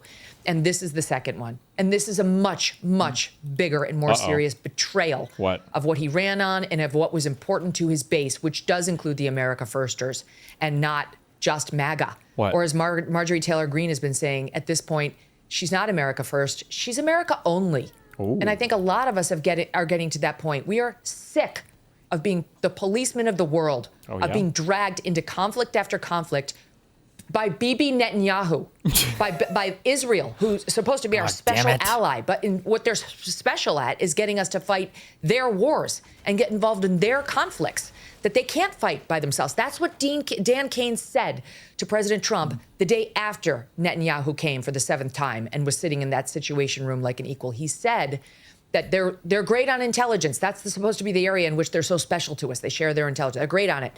But that intelligence doesn't always seem to pan out. Like it does for the Israel, regime will fall easily. The Iranian people will revolt in the streets and take over. With how? They don't have guns. Bombs would be raining down. Wasn't this thought through? There isn't regime change. The Iranian people are arguably worse off than they were before, and it's all based on Bibi Netanyahu's special intelligence, which cost at least 15 American lives, the fracturing of the Trump coalition, probably at least the next 2 elections for Republicans, not to mention the amount of lives and blood and treasure that was spilled in the Middle East. So great job. Megyn, got to leave it there. Wish I could talk to you for another hour because it's blistering stuff, but you're so right. You're so and right. You said at the start, Queen. one word, folly. Who What could a have ever folly saw it's this been, coming? And I think the repercussions Who are could going have to be saw? Who could have seen this coming? enormous. Thank you very much, David, for joining me. Crazy. Just about everybody on all sides of the Iran war debate is taking a victory lap today. Everybody was right, it seems, and everybody has won. The notable exception is Israel. As we speak, is continuing to pound Lebanon. Israeli officials say the ceasefire doesn't include Lebanon and the war must go on. A direct... He just doesn't give a fuck. Netanyahu's gotten so much of everything he's fucking wanted, dude. What an unreal, Jesus, what an unbelievable run. A generational run, some might say, for that guy. Contradiction of the Pakistani and US position. Today, the leader of Israel's opposition said that if this ceasefire is as good as it gets, it will amount to, quote, one of the most severe strategic failures in Israeli history. None of this bodes well for a permanent end to the war, unless, that is, President Trump is about to break with Bibi Netanyahu. Somewhat lost in the excitement of Trump's vow to end Iranian civilization yesterday, New York Times released an extraordinary report on how Netanyahu made the case for war in the White House. The Israeli premier, it says, planned a simple mission with swift regime change, but it had to be now. Well, General Kane, the top US military official, reportedly told the president, "Sir, this is, in my experience, standard operating procedure for the Israelis. They oversell, and their plans are not always well developed. They know they need us, and that's why they're hard selling." What? All of this appears to echo the position of Vice President J.D. Vance and the former Secretary of State Antony Blinken. For several weeks now, we've been told it's an anti-Semitic conspiracy theory to say that Israel dragged the US into this war. Perhaps the only people who can plausibly declare victory today are those who... I mean, that's not really the only thing that people say that makes it anti-Semitic, but okay, Piers, based. You said the evidence suggested otherwise.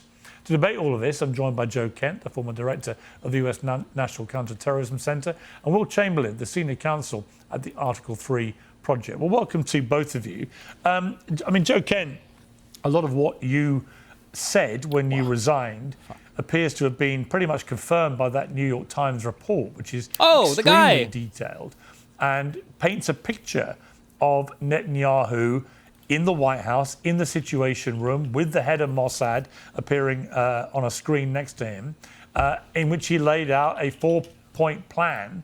Hold on, just a quick announcement. The shirts, I think, if there was a video posted on Twitter with me promoting those shirts, they're not quite available yet. So if you're seeing people underneath in tweets trying to sell them, they are Chinese knockoffs. They're illegal. That's contraband shirts. Don't buy them. Why this would work, decapitating the regime, the people would rise up, they would be too powerless to shut the Strait of Hormuz and so on, most of which has not happened. What do you feel about the fact there's now this ceasefire, albeit it seems quite perilous one? Is it a recognition, do you think, by President Trump that he's got to get out of this? I think it's a good thing that President Trump took the opportunity to enact a ceasefire and to get both sides to the negotiating table. I think what's key, though, is that President Trump has to realize in order to accomplish our strategic goal, which is ending this conflict, reopening the Straits of Hormuz, and maintaining the alliances that we have in the Gulf, he has got to restrain the Israelis. The Israelis have a different strategic goal than we do. They want to take down the entire regime. They don't care how long it takes. They don't care how much we have to commit in terms of blood and treasure. So the Israelis and us have parted ways in terms of strategic objectives. Like, if this is what you wanted, Trump is the guy that's going to restrain the Israelis? Trump is the guy who approved the moving of the embassy to Jerusalem to legitimize Israel's control of East Jerusalem as well? Trump is the guy who bragged about the Abraham Accords, which allowed Israel to achieve more on paper normalization with other Arab states, absent not excluding the Palestinians. Trump is the one who tore up the Iranian nuclear deal, the JCPOA. Trump is the one who authorized strikes the first time, like a year ago or whatever, against Iran. Like, where were you guys here? Like, where? It's not even like you had to be like a genius to see this coming. This is not like hard to see stuff. What's the name of that one, the Fuentes guy? It's not Owen Schroyer.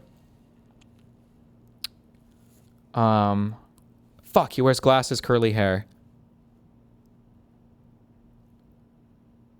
Not Kai. John Doyle. Bum, bum, bum.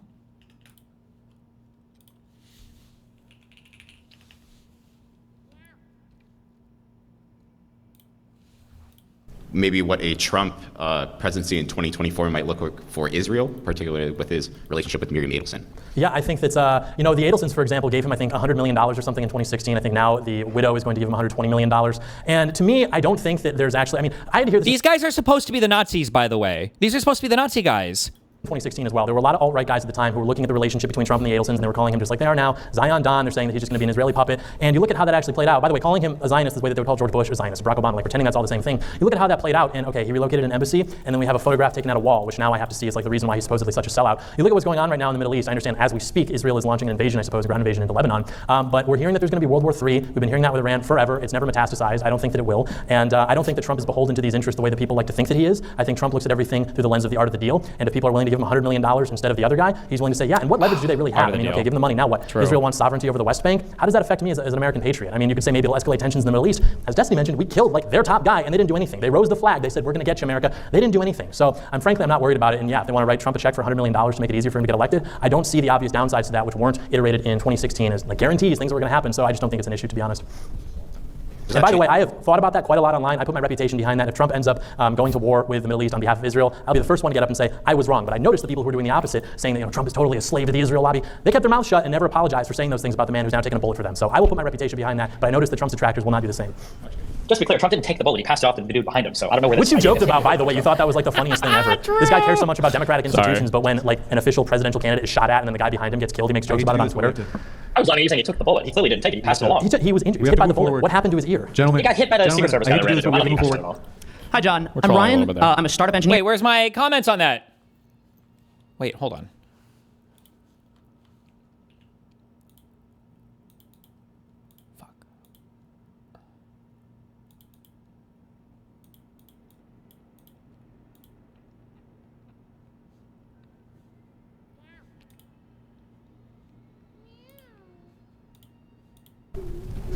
Destiny, do you have an answer to the question?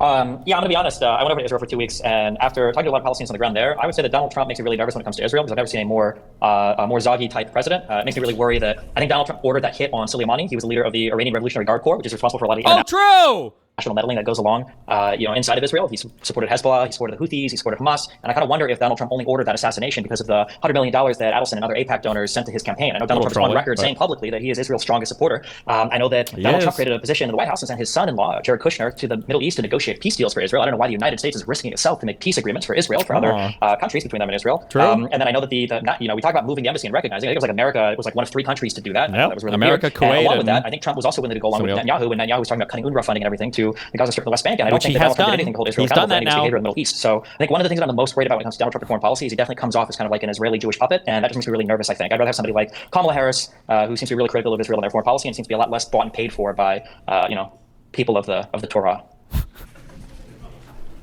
All right, this question's for John. Oh, thank you. All right, this question's for John. I don't know, really makes you think, huh? We have to pre-watched. To be honest with ourselves, it sounds like, considering the fact that someone shared the origins of this war with the New York Times, that is recognized now by this administration. So the first thing that President Trump has to do in order to make sure this lasts is actually restrain the Israelis, take away key components of the military aid that we give them so that they lack the capability to go on the offense and to spoil this ceasefire. Will Chamberlain, your response to that? I mean, I think that's a completely incoherent idea, not merely wrong, but just incoherent. First off, it presupposes we have the ability to take away their offensive capabilities. Newsflash, they already have them. We can't just seize them. Are we going to invade Israel and take their planes? We can't. They have the F-35. They have these capabilities. Remember, they launched the 12-day war on their own. So, I mean, but even America, the debate but on itself that point, the Americans could withdraw their funding. The billions of dollars that go to the Israelis, which they use to fund their own military, that could just be withdrawn. So America isn't powerless. It can exercise that power. Right, but the offensive capabilities they would need to strike Iran, they already have. They're the second. People have this stupid feeling that the only reason Israel exists is because the U.S. has backed them forever, and if the U.S. stops backing them, it's going to change it. It's not. It won't. That's bullshit. We do help them a bit financially, but they'll be fine without us. Biggest air force in the world today. Even if we said we're not going to give you $4 billion a year going forward, that wouldn't stop anything. And then the second point is that this is an unbelievably silly approach to foreign policy because we haven't hammered out final terms with the Iranians yet. We're still in the middle of negotiating. What do you want, Mutin? I hate you. What's going on? It's watching my country descend into chaos. Oh wait, what happened with the Trump and Root meeting? I've been busy for like 7 hours. Jesus. I don't know. He sounded pretty depressed, like we're maybe possibly leaving NATO. We'll see. Okay. Yeah. negotiations. The idea that we would restrain our ally, who, by the way, just helped us achieve one of the greatest military victories of the modern era, we would restrain them. Wait, what are we talking about? Oh, fuck. Why is there nobody? I'm the only person in the world. I hate my audience. I'm the only person in the world who is not deranged about Israel-Palestine. You either have to be the mega Zionist dick suck, or you have to be the most fucking Zog anti-Semitic fucking crazy neo-Nazi, or you have to be a weird anti-America pro-Pally. Why can't anybody just have like a centered, measured take? Israel helped us with one of the most impressive military victories of the modern era. What are you talking? Come on, bro. What? Helped us achieve one of the greatest military victories of the modern era. Oh my God. We would restrain them instead of trying to use the threat of continued. No, yeah, us bombing Iran. I'm guessing a year and a half ago, maybe, or maybe what we were just talking about. Yeah, or Project Epic Fury, or whatever. I don't even know which one. Oh, they're fucking retarded. Like the United States utterly lost. Like it's well, insane. Maybe, I don't know. Who knows? Maybe we're gonna blow them up next with nukes. Belligerence from them to extract more punitive terms from the Iranians is silly. It's just completely antithetical to how things should work. And the idea that we need to be worried about our Gulf neighbors who would be upset if we didn't restrain the Israelis is also absurd, because our Gulf neighbors are on our side. And this war has not only solidified our position militarily, it's solidified it diplomatically, because all those countries are furious with the Iranians and are on our side and want to strengthen cooperation with both us and Israel. But what is clear from that New York Times report, it seems to be incredibly well sourced. So somebody's been talking who was in that room.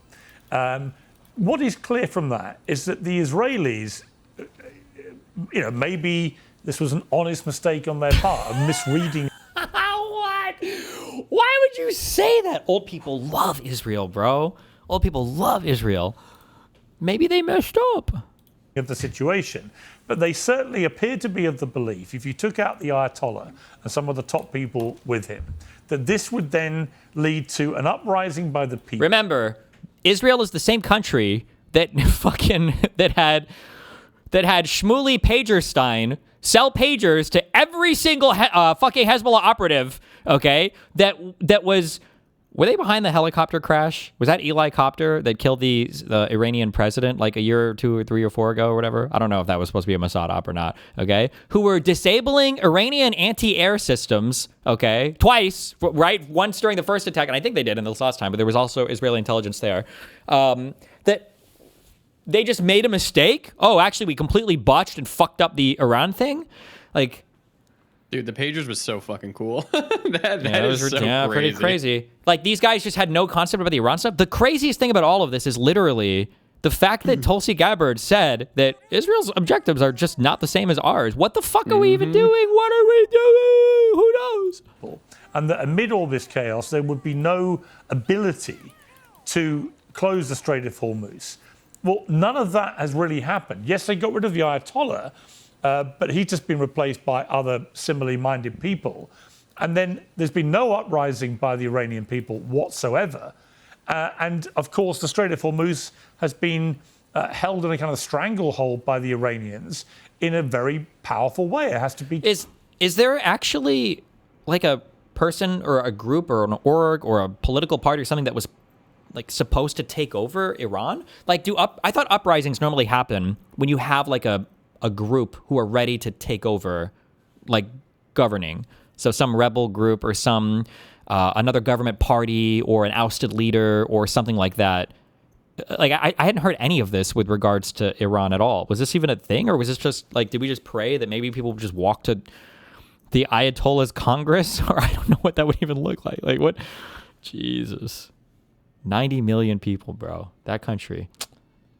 Conceded, which has caused enormous damage to the global economy. They've basically controlled that strait now for 4 or 5 weeks, and it's caused hell. And none of that appears to have been predicted by the Israelis in their sales pitch to Trump to join them on this war.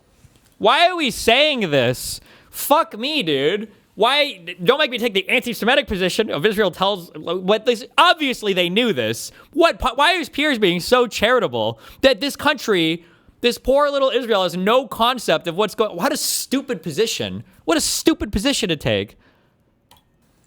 Well, so I think you're overstating a number of things there. First off, I mean, the Iranian Navy is gone.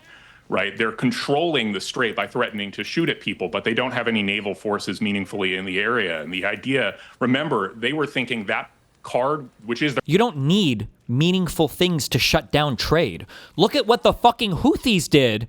For how long did they encumber or delay or fuck up trade, inhibit trade? For what do they even have in that country in terms of like bombing? Like, you just have to plant a bunch of bombs on a fucking boat, on a what do they call them, like a skiff, and you just fucking send it into ships and you can blow shit up. I think we've seen videos of this. Skiff IEDs. Is that a real thing? What the small boats are called? No, fuck. What are the names of like the little, a dinghy? I don't know. What's like the name of the small boats? It's just like a small boat with an engine on it. You can like load up with IEDs. These things cost nothing. You can blow ships up with them. Oh, Houthi drone boat.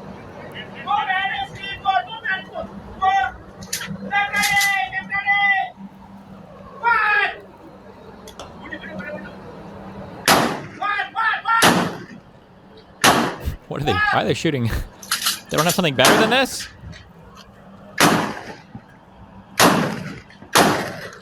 What do you expect on this billion-dollar boat? What are they trying to hit here? Is this a real video?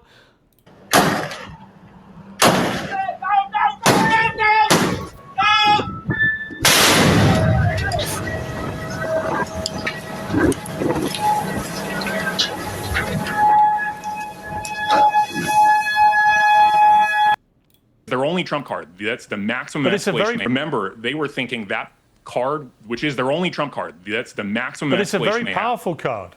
Yeah, that all they can do is shut down global energy markets. That's all they have. That's literally the only thing they could possibly do. So what's the big deal?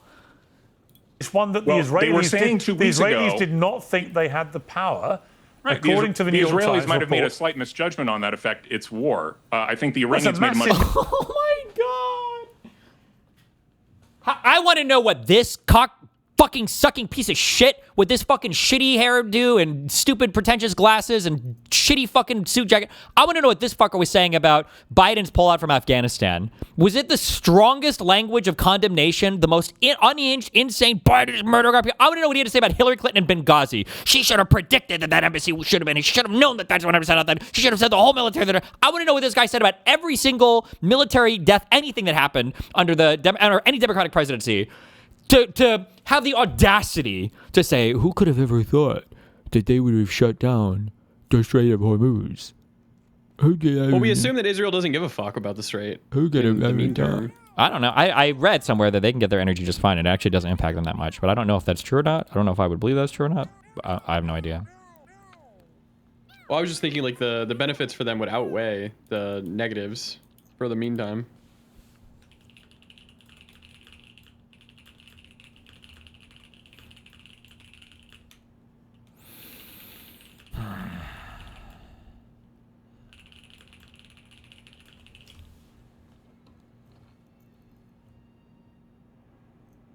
According to the New York Times article, General Kane warned Trump about Iran shutting down the strait. Trump thought the war would be over shortly.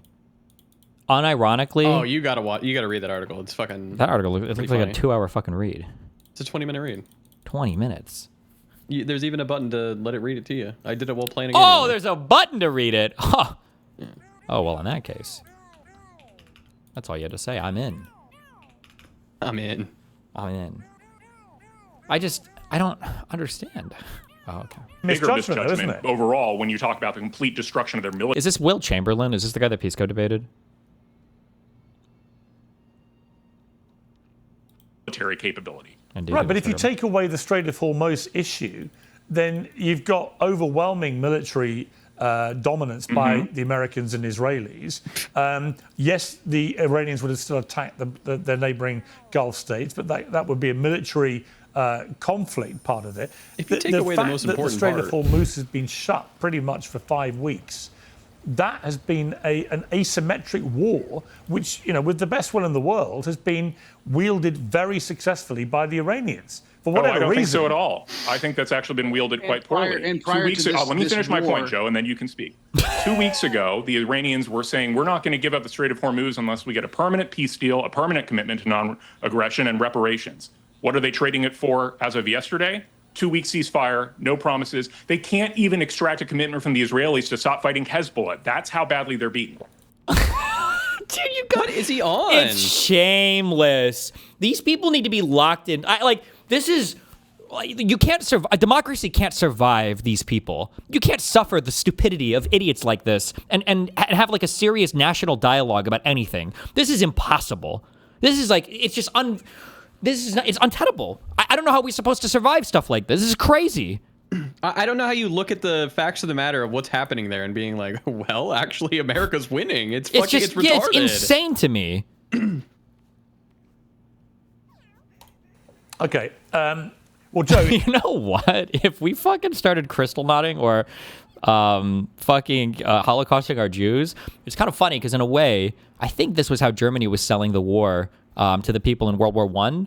That you didn't have, like all this TV back and forth and all the updates from the front line. And I think Germans thought that they were winning the war basically up until the full unconditional butt-fuck surrender to the Western powers. They were like they just basically got the announcement one day. They're like, hey, yeah, we completely lost. And they thought they were winning the entire time. And this is one of the reasons why that the Jewish myth of the stab in the back, that the Jews somehow made us lose when everything was going our way or whatever. It's one of the reasons why that myth was able to propagate so much, is because the German population thought they were winning right up until in the end where they lost. And it's kind of funny because I wonder if we're setting ourselves up for the same thing. Like, we really thought we were doing the fucking Jews got in our goddamn way again. They fucking pulled one over Trump's eyes. They really fucked us over again, guys. Like, my God.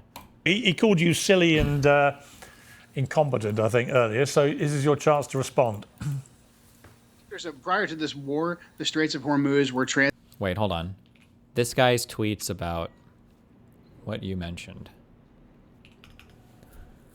The Biden admin is the kid that turned the test in with half the questions unanswered and bragged about getting to leave early. Joe Biden's endless wars. Anthony Blinken is at the center of the Biden administration's failure in Afghanistan. When terrorists attacked our embassy in Benghazi, Hillary and Obama did exactly nothing and watched as our ambassador died. When terrorists attacked our embassy in Baghdad, Trump sent in the devil dogs and then assassinated the perpetrator, Qasem Soleimani, within the week. Yeah, it's predictable. They're ghouls. These people are ghoulish.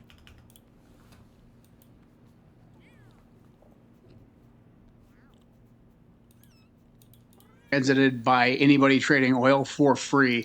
Post-war, the Iranians are going to be able to extract a fee. That's one of their negotiating chips they have now. No, they won't. Prior to the war... No, they won't. No. Oh. No, I don't believe in that part. No. He'll defend it in the future.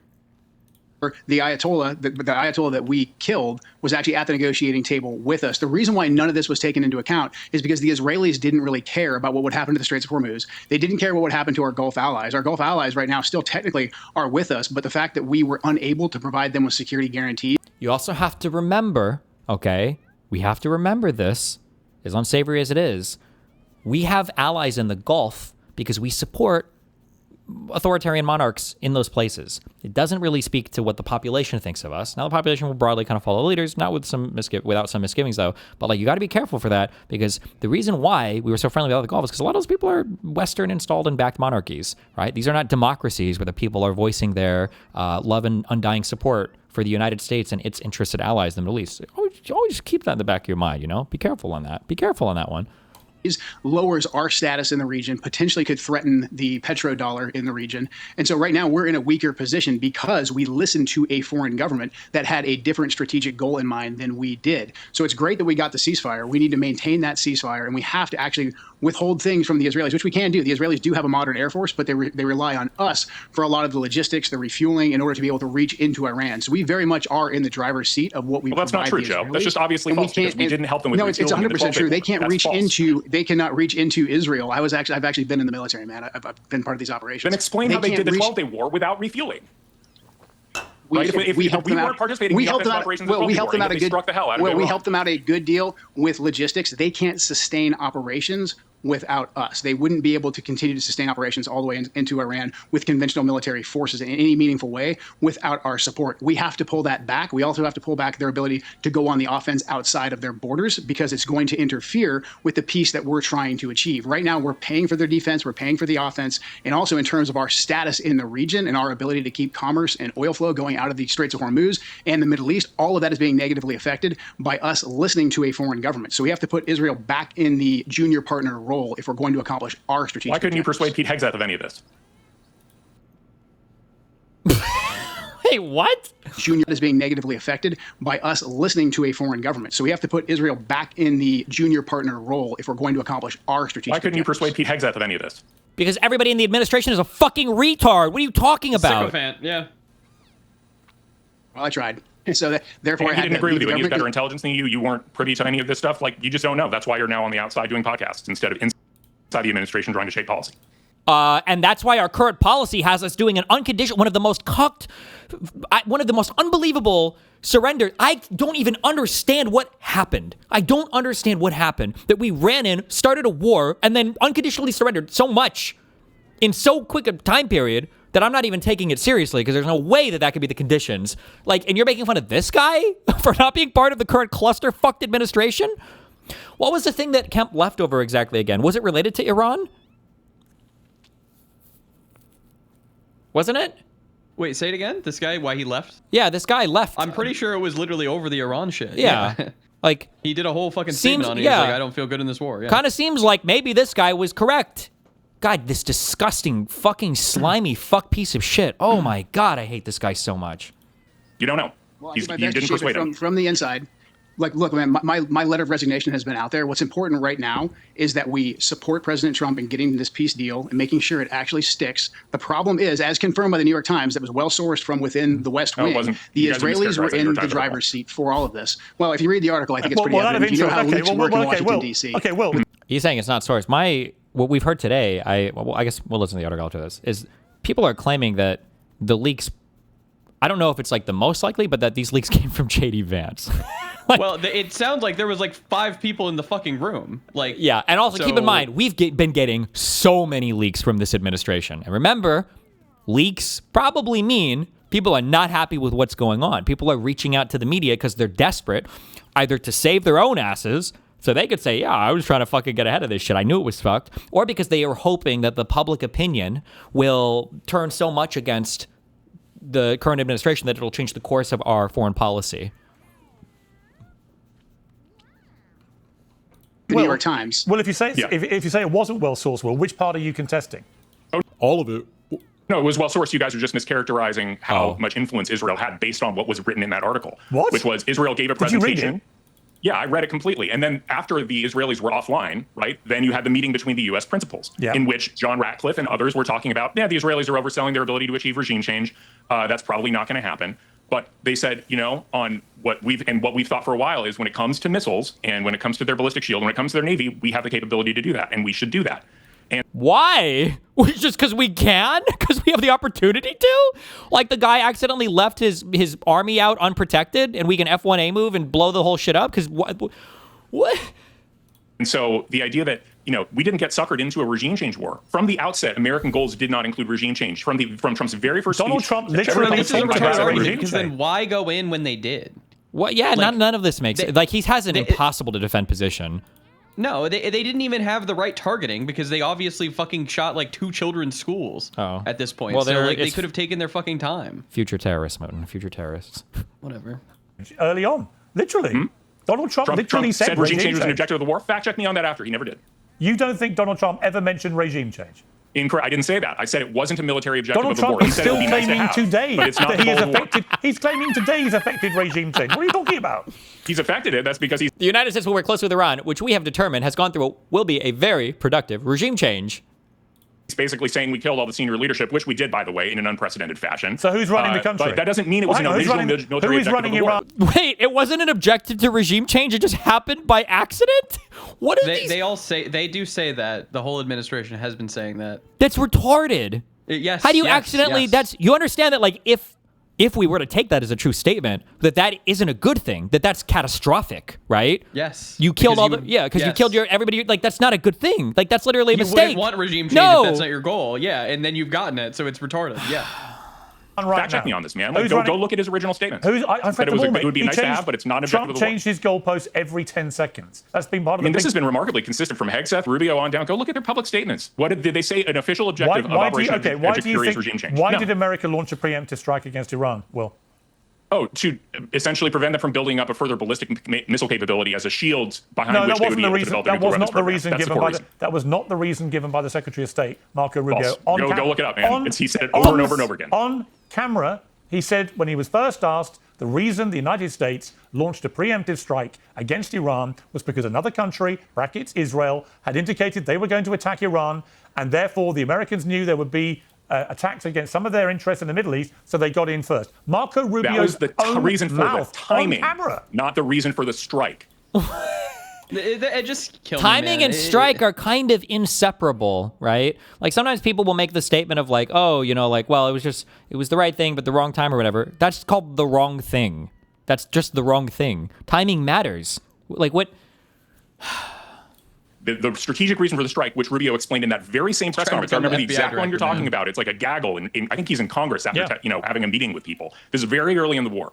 He says the reason for the strike is to prevent them from developing their ballistic missile shield further. The reason for the timing, like why today, why February 28th, was the fact that they had this intelligence about the meeting of Ayatollah Khamenei and everybody else, and that Israel was going to go ahead with that under any circumstances. So we should do it. Why? Excuse me?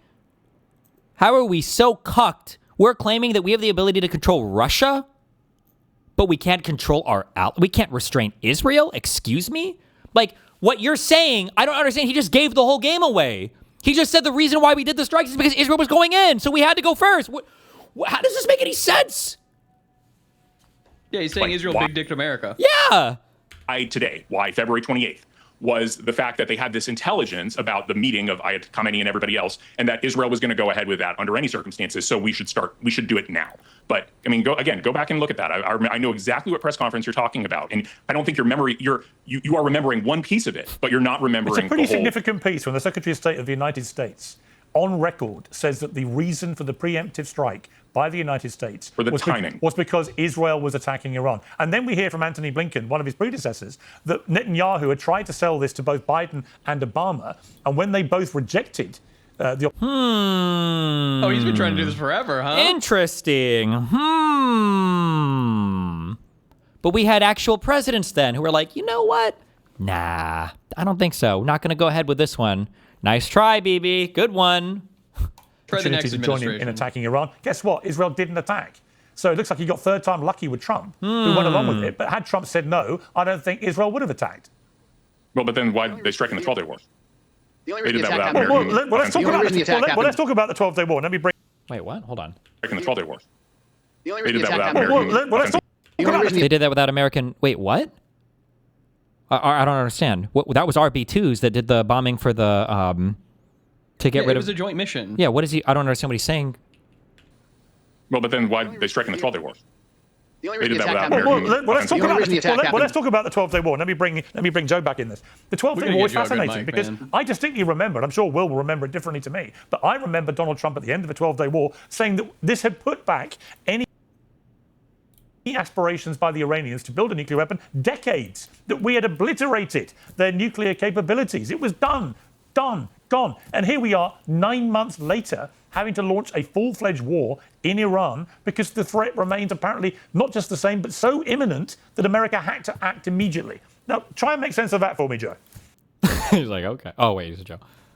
Well, this is what the Israelis do. They've always wanted this regime change war, and so they continually use their influence through official channels and then also through their echo chamber in the media to move the red line. They did this with the enrichment issue. President Trump initially said, our policy is no nuclear weapons for Iran. The Iranian Supreme Leader agreed. There was a lot of space there for negotiations. There was negotiations that were taking place for several months. Then the pro-Israel lobby basically came in and convinced President Trump that the new red line was zero enrichment. 12-day war happens. Operation Midnight Hammer happens. We take away the ability for them to enrich. The Iranians withhold their proxies. They don't retaliate in any meaningful way. They get right back back to the negotiating table. And then we're hearing basically what Will just said. Oh, now we have to go in and attack Iran because of this ballistic missile capability. So the red line moves again every time Israel needs a new justification for the war, and they get the outcome that they want by using their pressure network and their media echo chamber and their official engagements with the U.S. government. They were still worried that we were going to get a deal with the Iranians. And so therefore they went ahead and said, hey, we're going to preemptively go into Iran and attack, knowing that this attack would be against the regime. Iran's reaction to an attack directly against the regime would be to enact their contingency plan, which would be targeting our bases in the region.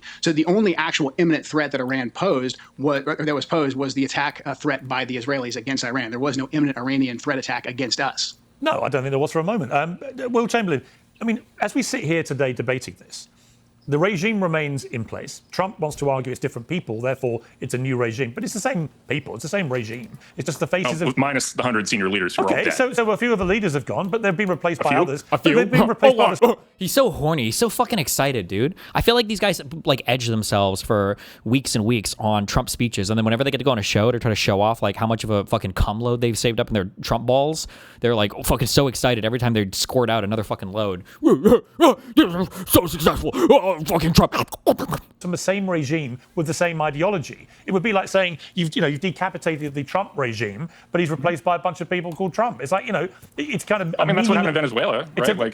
We Venezuela, the regime hasn't... Venezuela, now the regime hasn't changed in Venezuela. All that's changed is the president got picked up in the middle of the night and put in a New York prison cell. Jeez. But the regime's continued. His own number 2 is running it. So the regime is still there. So I think we should be clear about what regime change means, right? With my quaint old head on, regime change means you change the regime. Not that you just take out a few people at the top of it and they get replaced. It's semantics. It's semantics. Oh, my bad. Semantics. Other people from the same regime. Secondly, the enriched uranium remains in Iran. None of that has been secured by either the Americans or Israelis as we speak. Thirdly, the Straits of Hormuz remain under the control of the Iranians, which it wasn't in control of it before this war started. And it is, despite what you say, they are now charging money. Apparently they want to charge $1 a barrel was the last thing I read. And Trump's all for it because it's going to make everyone rich. So they've got control of that. They've continued to fire rockets, it seems, at some of their Gulf state neighbors. So I'm looking at this historic victory and I'm thinking, well, where's the victory? What is the victory? Because I don't see it. And forgive me if I take with a pinch of salt this idea let's try this by historical analogy. Let me finish my point. Yeah, let's use a historical, because we sure as fuck can't talk about this right now. What historical analogy are we going to use? Well, apparently we're now supposed to believe that rather like 8-9 months ago, Iran's capability of building a nuclear weapon has been destroyed, like it was 9 months ago. Well, why can't they just pop up again in 9 months? They've still got all the enriched uranium. What's going to stop them? So look, I put it to you that the charge sheet against the claim of historic victory is pretty big.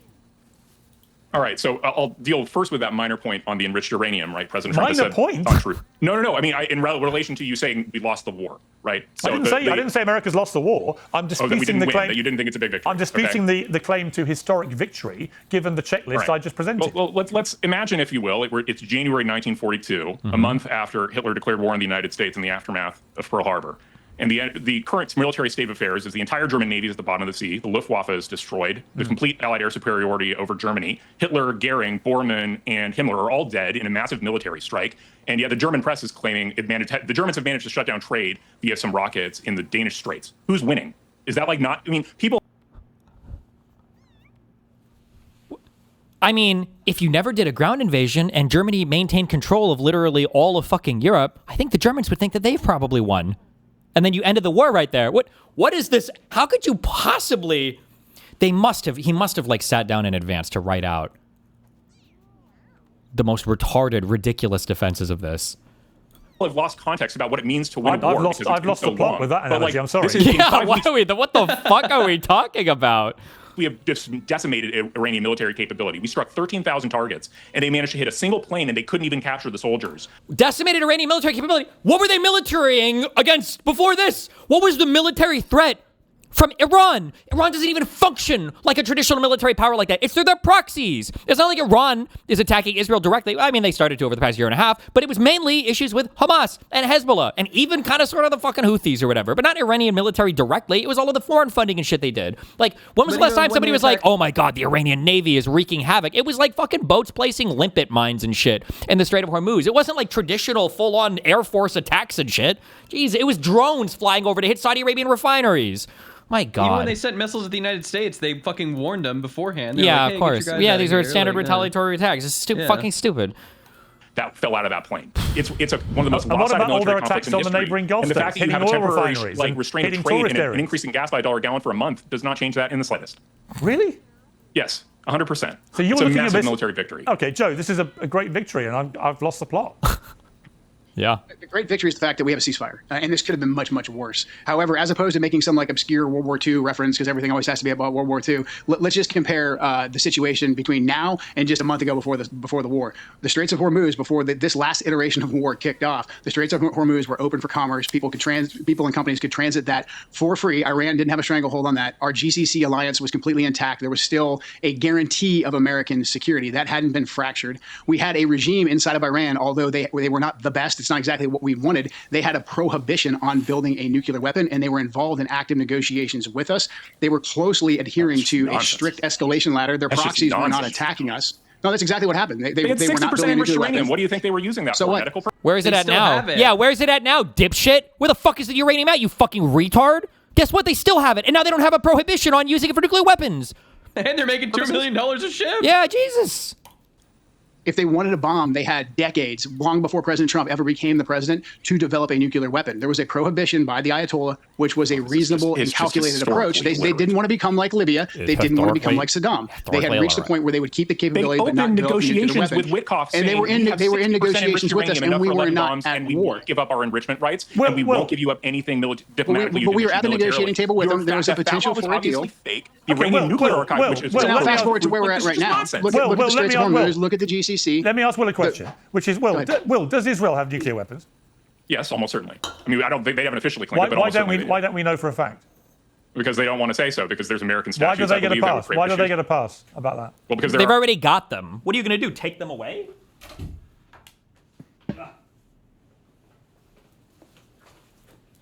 Wait, don't talk. My headphones came unplugged.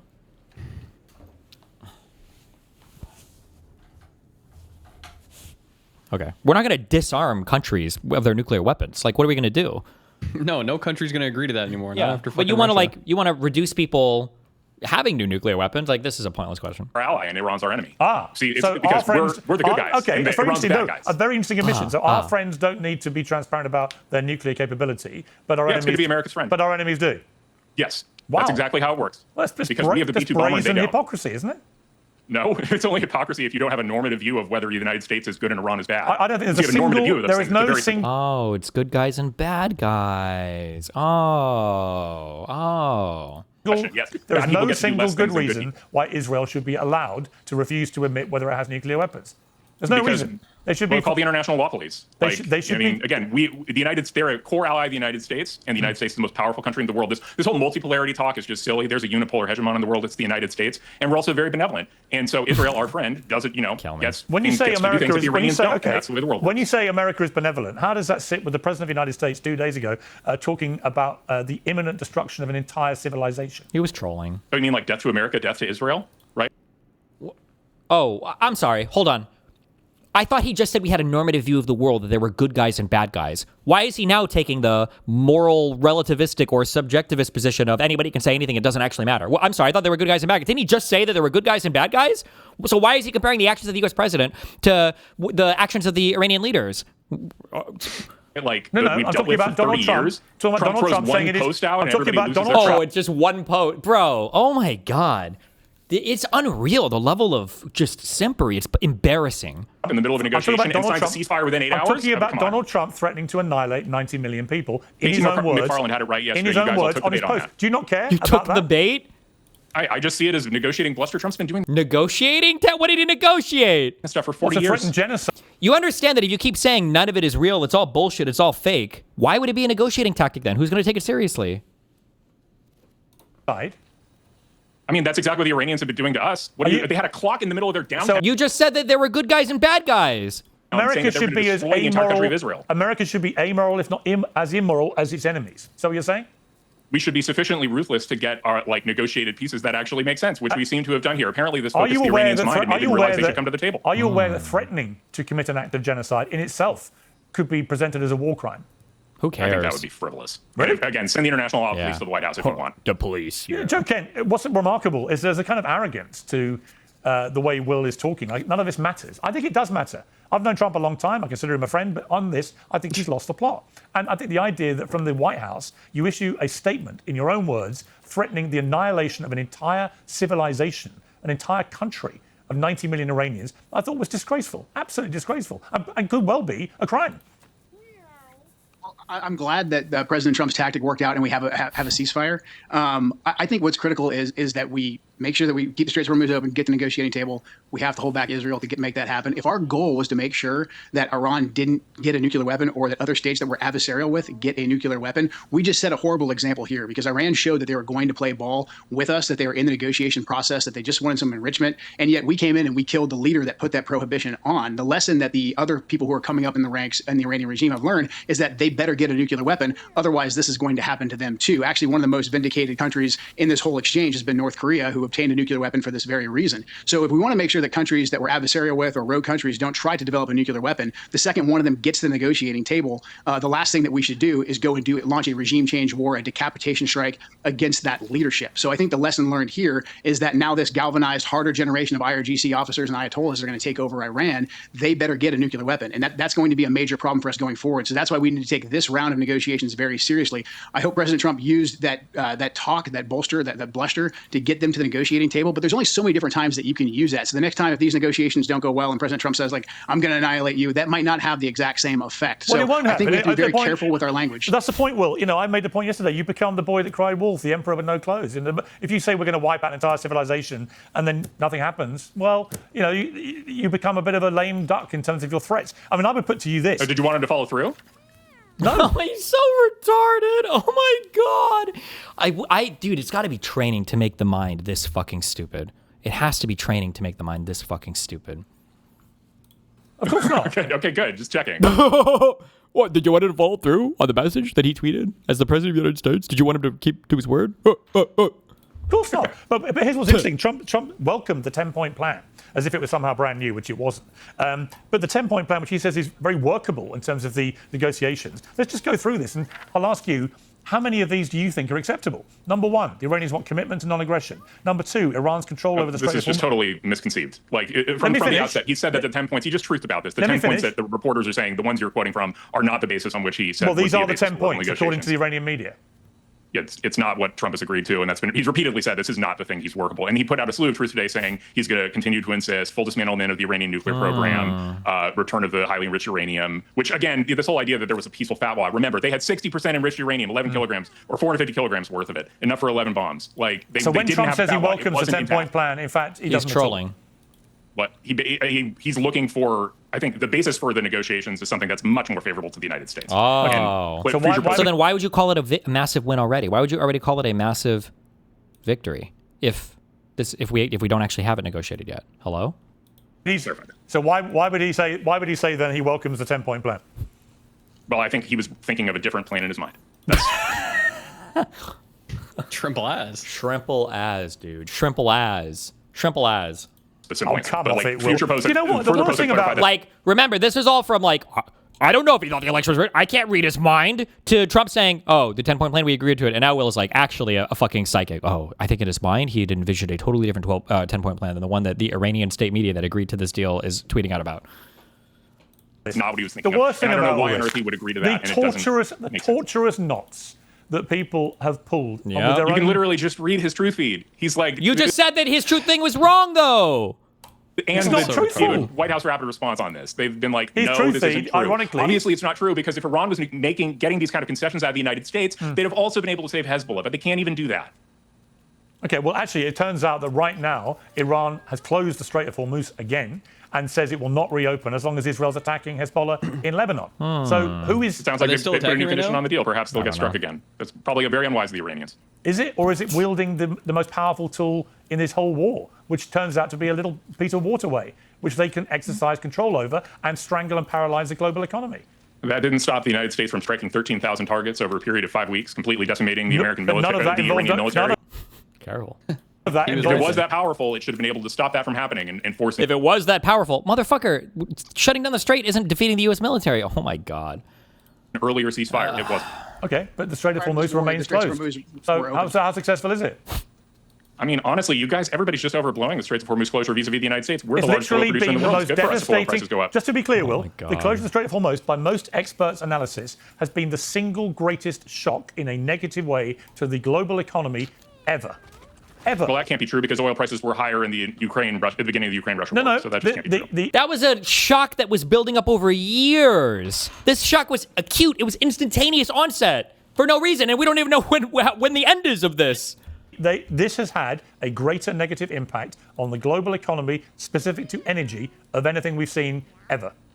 And it's going to get worse. I mean, again, then why did the price spike even more at the beginning of the Ukraine-Russia war? I know you're a facts guy. Go and check the facts. God. Okay, I mean, I'm sure somebody said that. I'm just saying, if you can't explain the discrepancy, I think you're overstating things. All the economic analysts have said the same thing. This has been the worst energy shock that we've ever seen, ever. But look, I'm sure you're right. I'm sure it's kind of a trivial detail. The complete destruction of the Iranian military. All right, look, I've got to leave it there. Joe, last word to you. Joe, last word to you. I'm just saying, now the Iranians are in even a stronger position than they were prior to this war. The last 20 plus years of GWAT has shown us that we can basically take out targets, we can strike targets all day, and our enemies will endure simply by not losing, and they will use the leverage of the geography that they have at their disposal to have an effect that we can't sustain. And that's the position we're in right now. Again, that's why. What is this guy's the biggest fucking loser on the planet? What? Exactly, to have an effect that we can't sustain, and that's the position we're in right now. Again, that's why exactly I hope that President Trump uses this opportunity. They can be as mad as they want. If they're throwing rocks, it doesn't matter. Yeah, but if they're closing, all they have to do is be able to affect the straits, and they can have a strategic effect. Yeah. They understand that now. They probably didn't understand that or weren't willing to use it prior to this iteration of war. And that's why President Trump is at the negotiating table right now, because he realizes the effect that was having on the American economy. And he made the right decision. I think President Trump made the right decision to get to the negotiating table. So now we have to pursue our objective, which is getting the straits open and maintaining the ceasefire and holding together the alliances that we have in the Gulf. And so to do that, we've got to restrain our junior partner, the Israelis. Okay, I've got to leave it there. Thank you both very much for your time. I appreciate it. Thank you. Thank you. The US could not be clearer. Pete Hegseth, the Secretary of State for War, says Iran begged for a ceasefire under overwhelming pressure. My next guest may have a different interpretation. With a view from Tehran, I'm joined again by Professor Mohammed Moradi. Professor Moradi, welcome back to Uncensored. Thank you very much for inviting me. So, now we get the other side. The States claiming overwhelming victory, but with a slight caveat on the battlefield.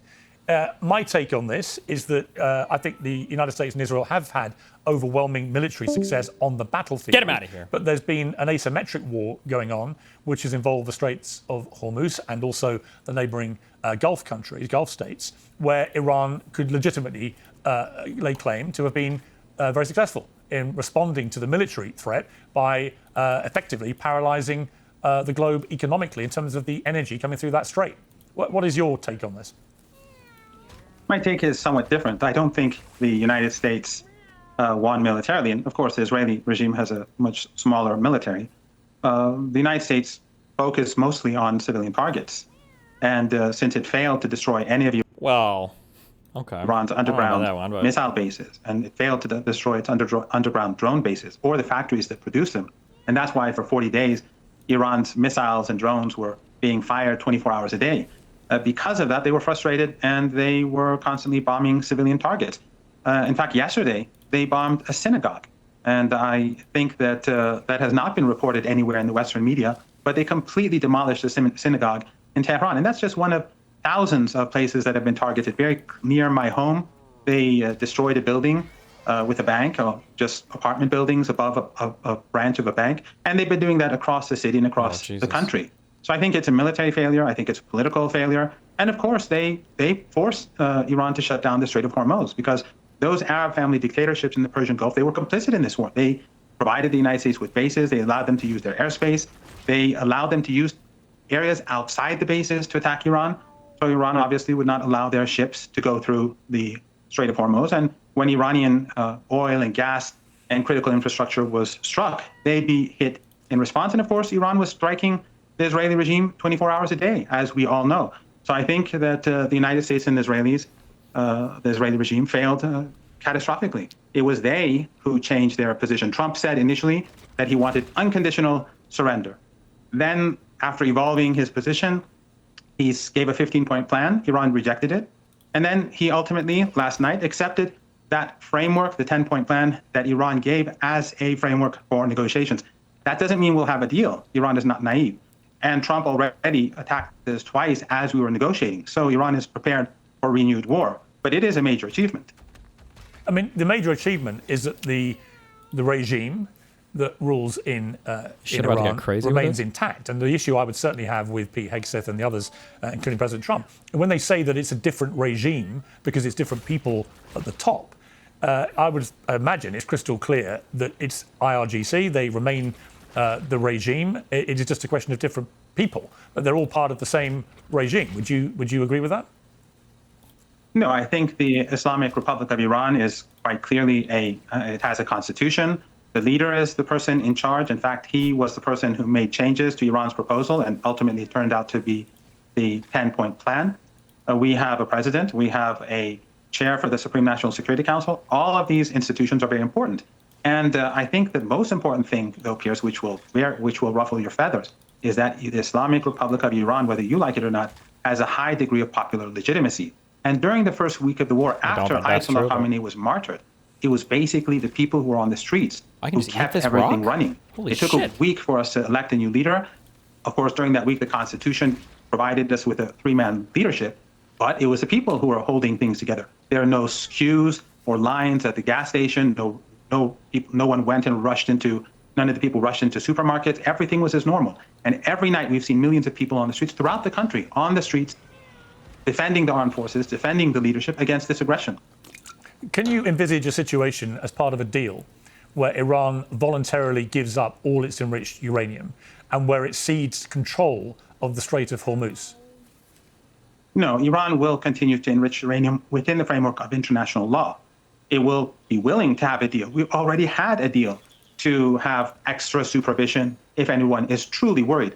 But remember, Joe Kent, when he resigned, he wrote in his letter, and he was a Trump appointee, a senior intelligence official. He said that Iran was no threat to the United States. He said that Iran was not developing a nuclear weapon. And he said this war is about Zionist pressure in the United States and the Israeli regime putting pressure on the United States. This is a completely unnecessary war where the Americans murdered many, many Iranians. Donald Trump has said that these are red lines, particularly the enriched uranium. If what you say is true, and the Iranian regime will not give up that enriched uranium, it sounds like there may not be a deal. So what happens then? Well, the Trump regime has said many things in the past, and we have been a victim of two wars due to the Trump regime and the Netanyahu regime. And we have come out on top on both occasions, and the world sees that. And we are prepared to defend ourselves in future again. And Trump, by carrying out this war at the behest of the Zionist and Israeli regime, they have badly damaged the global economy, it's going to get a lot worse. And as we speak, in fact, Piers, although Lebanon is a part of the agreement, and that is something that the Pakistani prime minister has said openly and in a tweet, the Israelis have been slaughtering the people of Lebanon all morning, carpet bombing cities just out of rage. And yet Trump then goes out and says Lebanon was not a part of the deal, where in fact it was, and the Pakistani prime minister said so. So we're dealing with ruthless people. We're dealing with people who are utterly immoral, who have constantly said they will destroy Iran, obliterate Iran, send Iran back to the Stone Ages, and of course, delete or erase an entire civilization.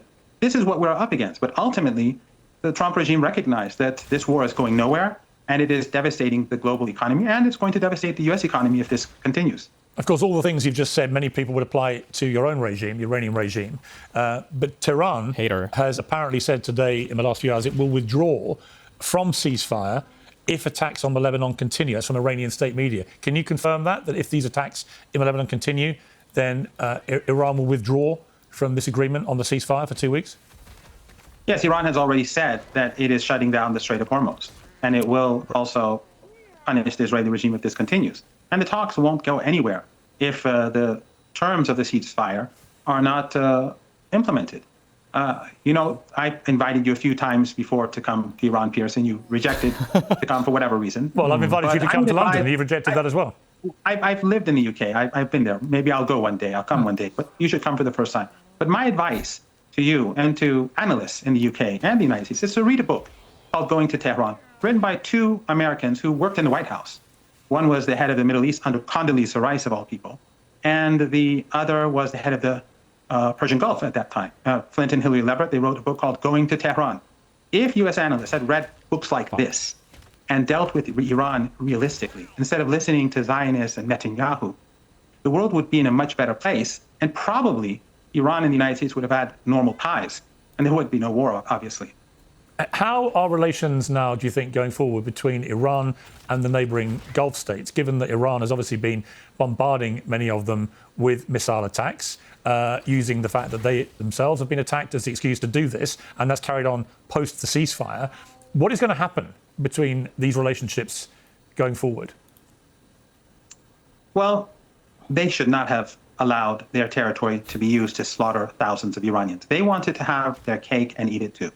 They wanted to be friends with the United States and allow their territory to be used to slaughter Iranians, and they probably thought that Iran would capitulate within a day or two, something that I told you would never happen. In fact, once upon a time, you told me that all the things that I was saying was bluster, but we saw during the past 40 days what happened.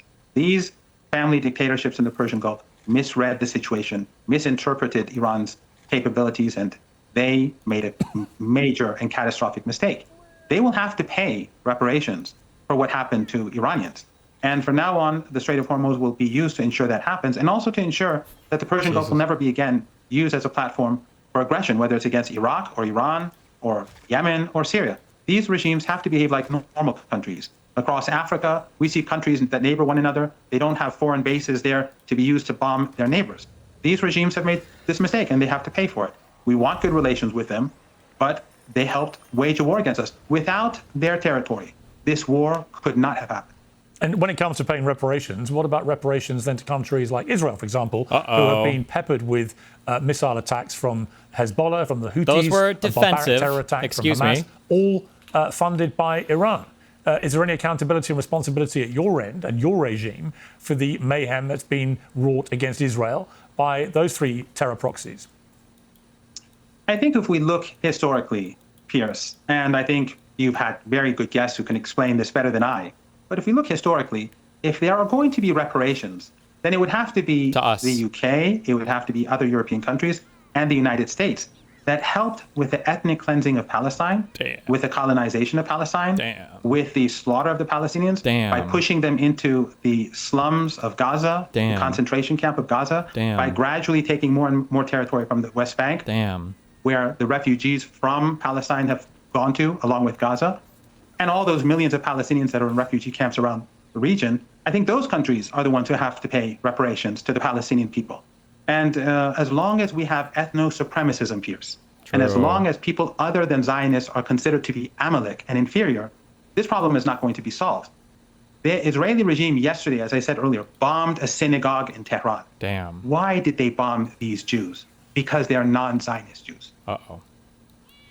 Professor Morandi, I'm going to have to leave it there, but thank you for joining me again on Uncensored. Thank you for having me. Well, as we've been discussing, Israel's assault on Lebanon continues despite a ceasefire deal which is supposed to cover every conflict in the region. The Iranians are warning that if Israel continues, the US-backed ceasefire is in jeopardy. I'm joined now by Danny Danon, he's the Israeli ambassador to the United Nations. Danny, welcome back to Uncensored. Thank you for having me again, Piers. There's a lot going on. As we're talking... This guy, whoever he is, clearly a bad guy. You can tell just by looking at him. Clearly a bad guy.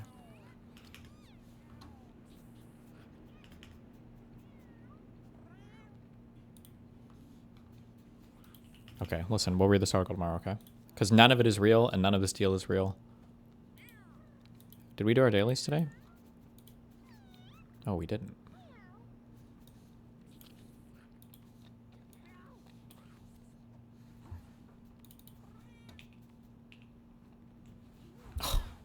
Why do they make easy? I hate it when they make easy ones where you can just, like, without even thinking, pop a 50-50. Fuck! Oh my god, it glitched. My monitor glitched. My resolution is fucked.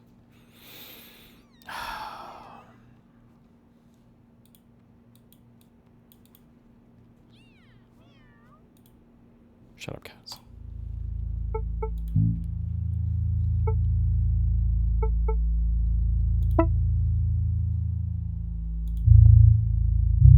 Sound game reset.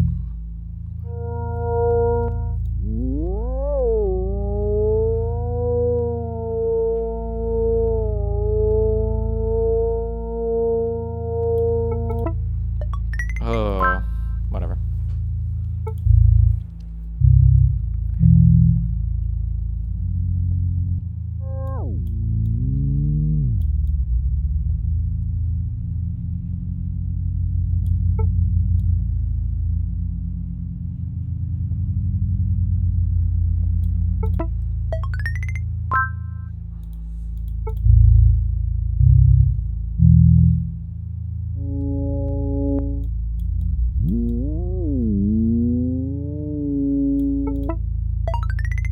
Damn.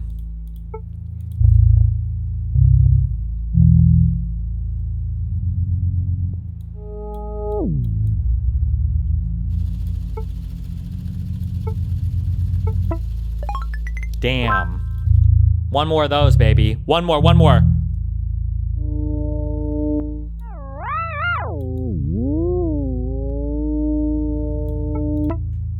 Damn! Give me a good score. Okay, we take it. Anything over 45, we take, baby.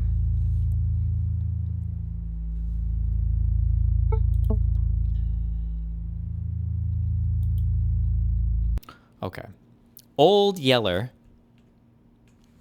shot... Oh, wait. Today's clue. Play. Old Yeller shot at the end by owner. Biting starts to cause rabies infection.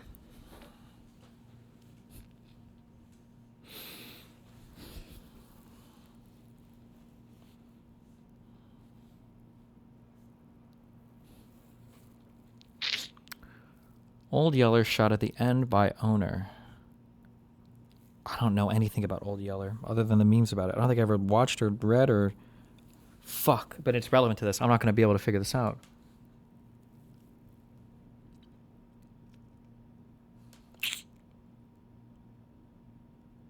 Biting starts to cause rabies infection. I'm never going to get it. Old Yeller shot at the end by the owner.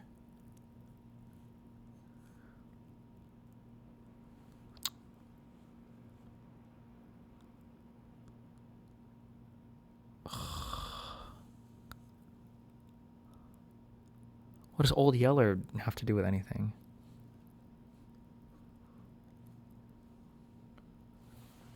Is Old Yeller a golden retriever? I have no idea. Gold doggy. Fuck. Okay, hold on. It doesn't give me a hint or anything? It doesn't tell me letters or anything? Top words in the clue, or I'm sorry, tap words in the clue. Or type to add letters. Drag them around to explore the wordplay. Try the anagram wheel to see what jumps out. Drag letters to the trash to delete them. Hold... Wait, what? Is this a different game? What am I supposed to do? Use the hints. Select a hint. Show fodder. This clue's fodder is shot, owner, and cause rabies infections. We'll use these letters, or some of them, to construct our answer. What?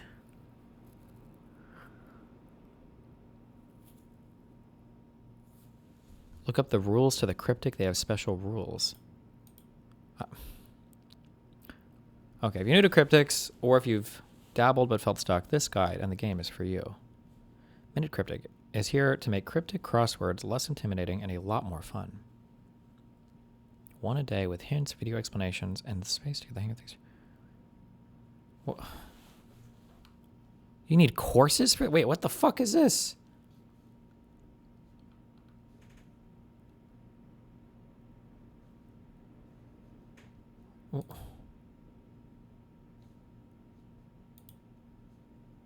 Letter play, word play. Well, what kind of play is this? How am I supposed to know? Is it because it's got this thing?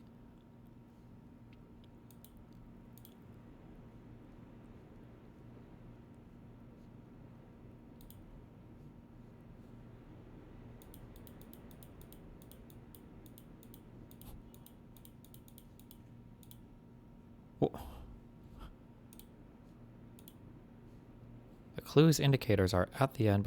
Two of these are selection indicators, guiding us to focus on certain letters and neighboring fodder by naming their position.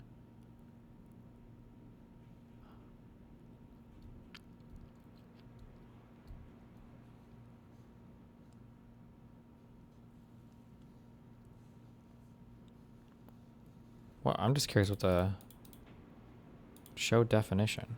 Our definition here is Old Yeller. And while the surface references the movie Old Yeller and its titular canine, our answer will be a different kind of Old Yeller.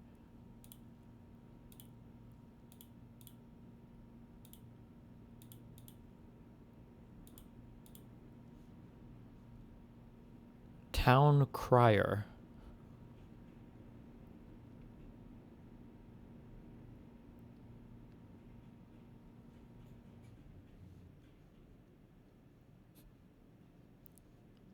So what, like at the end? So shot, the T is at the end, so we know that's one of the letters. And then biting starts. I have no idea. I don't know. I don't care. Fuck this game. Okay. I'm good. Spectacle, scheme, associate, contact, monkey, look, shade, peer, goggle, design, pull up, fellow, uneven, colleague, style, and parallel.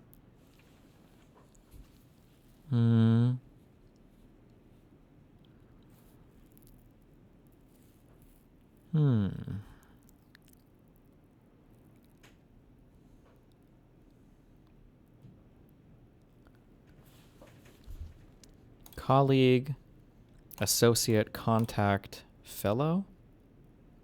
Like adjacent people in corporate something? My contact? My fellow? What about a parallel? Peer, sorry. Maybe? Okay.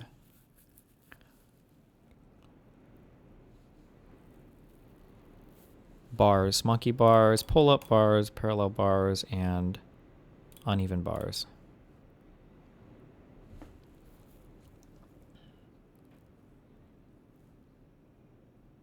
Oh, design, look, a style, a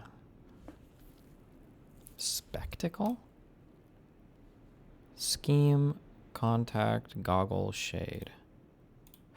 I'm gonna be one off. Fuck. A design, a look, a style, a goggle. I don't know what the fuck goggle means. A shade. A scheme?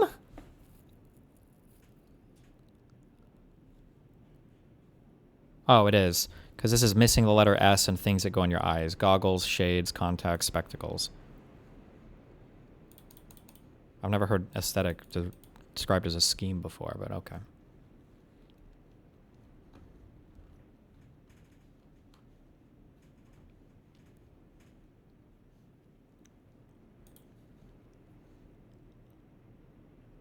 What is this? Coreflex? Hold on. This game, Cryptic, is gone. Fuck that. Weird.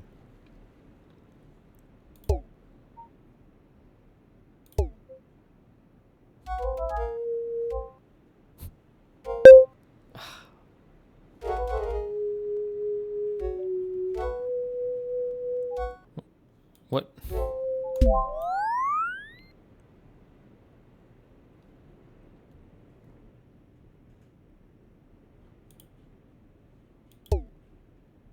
I'm good. I'm good on this.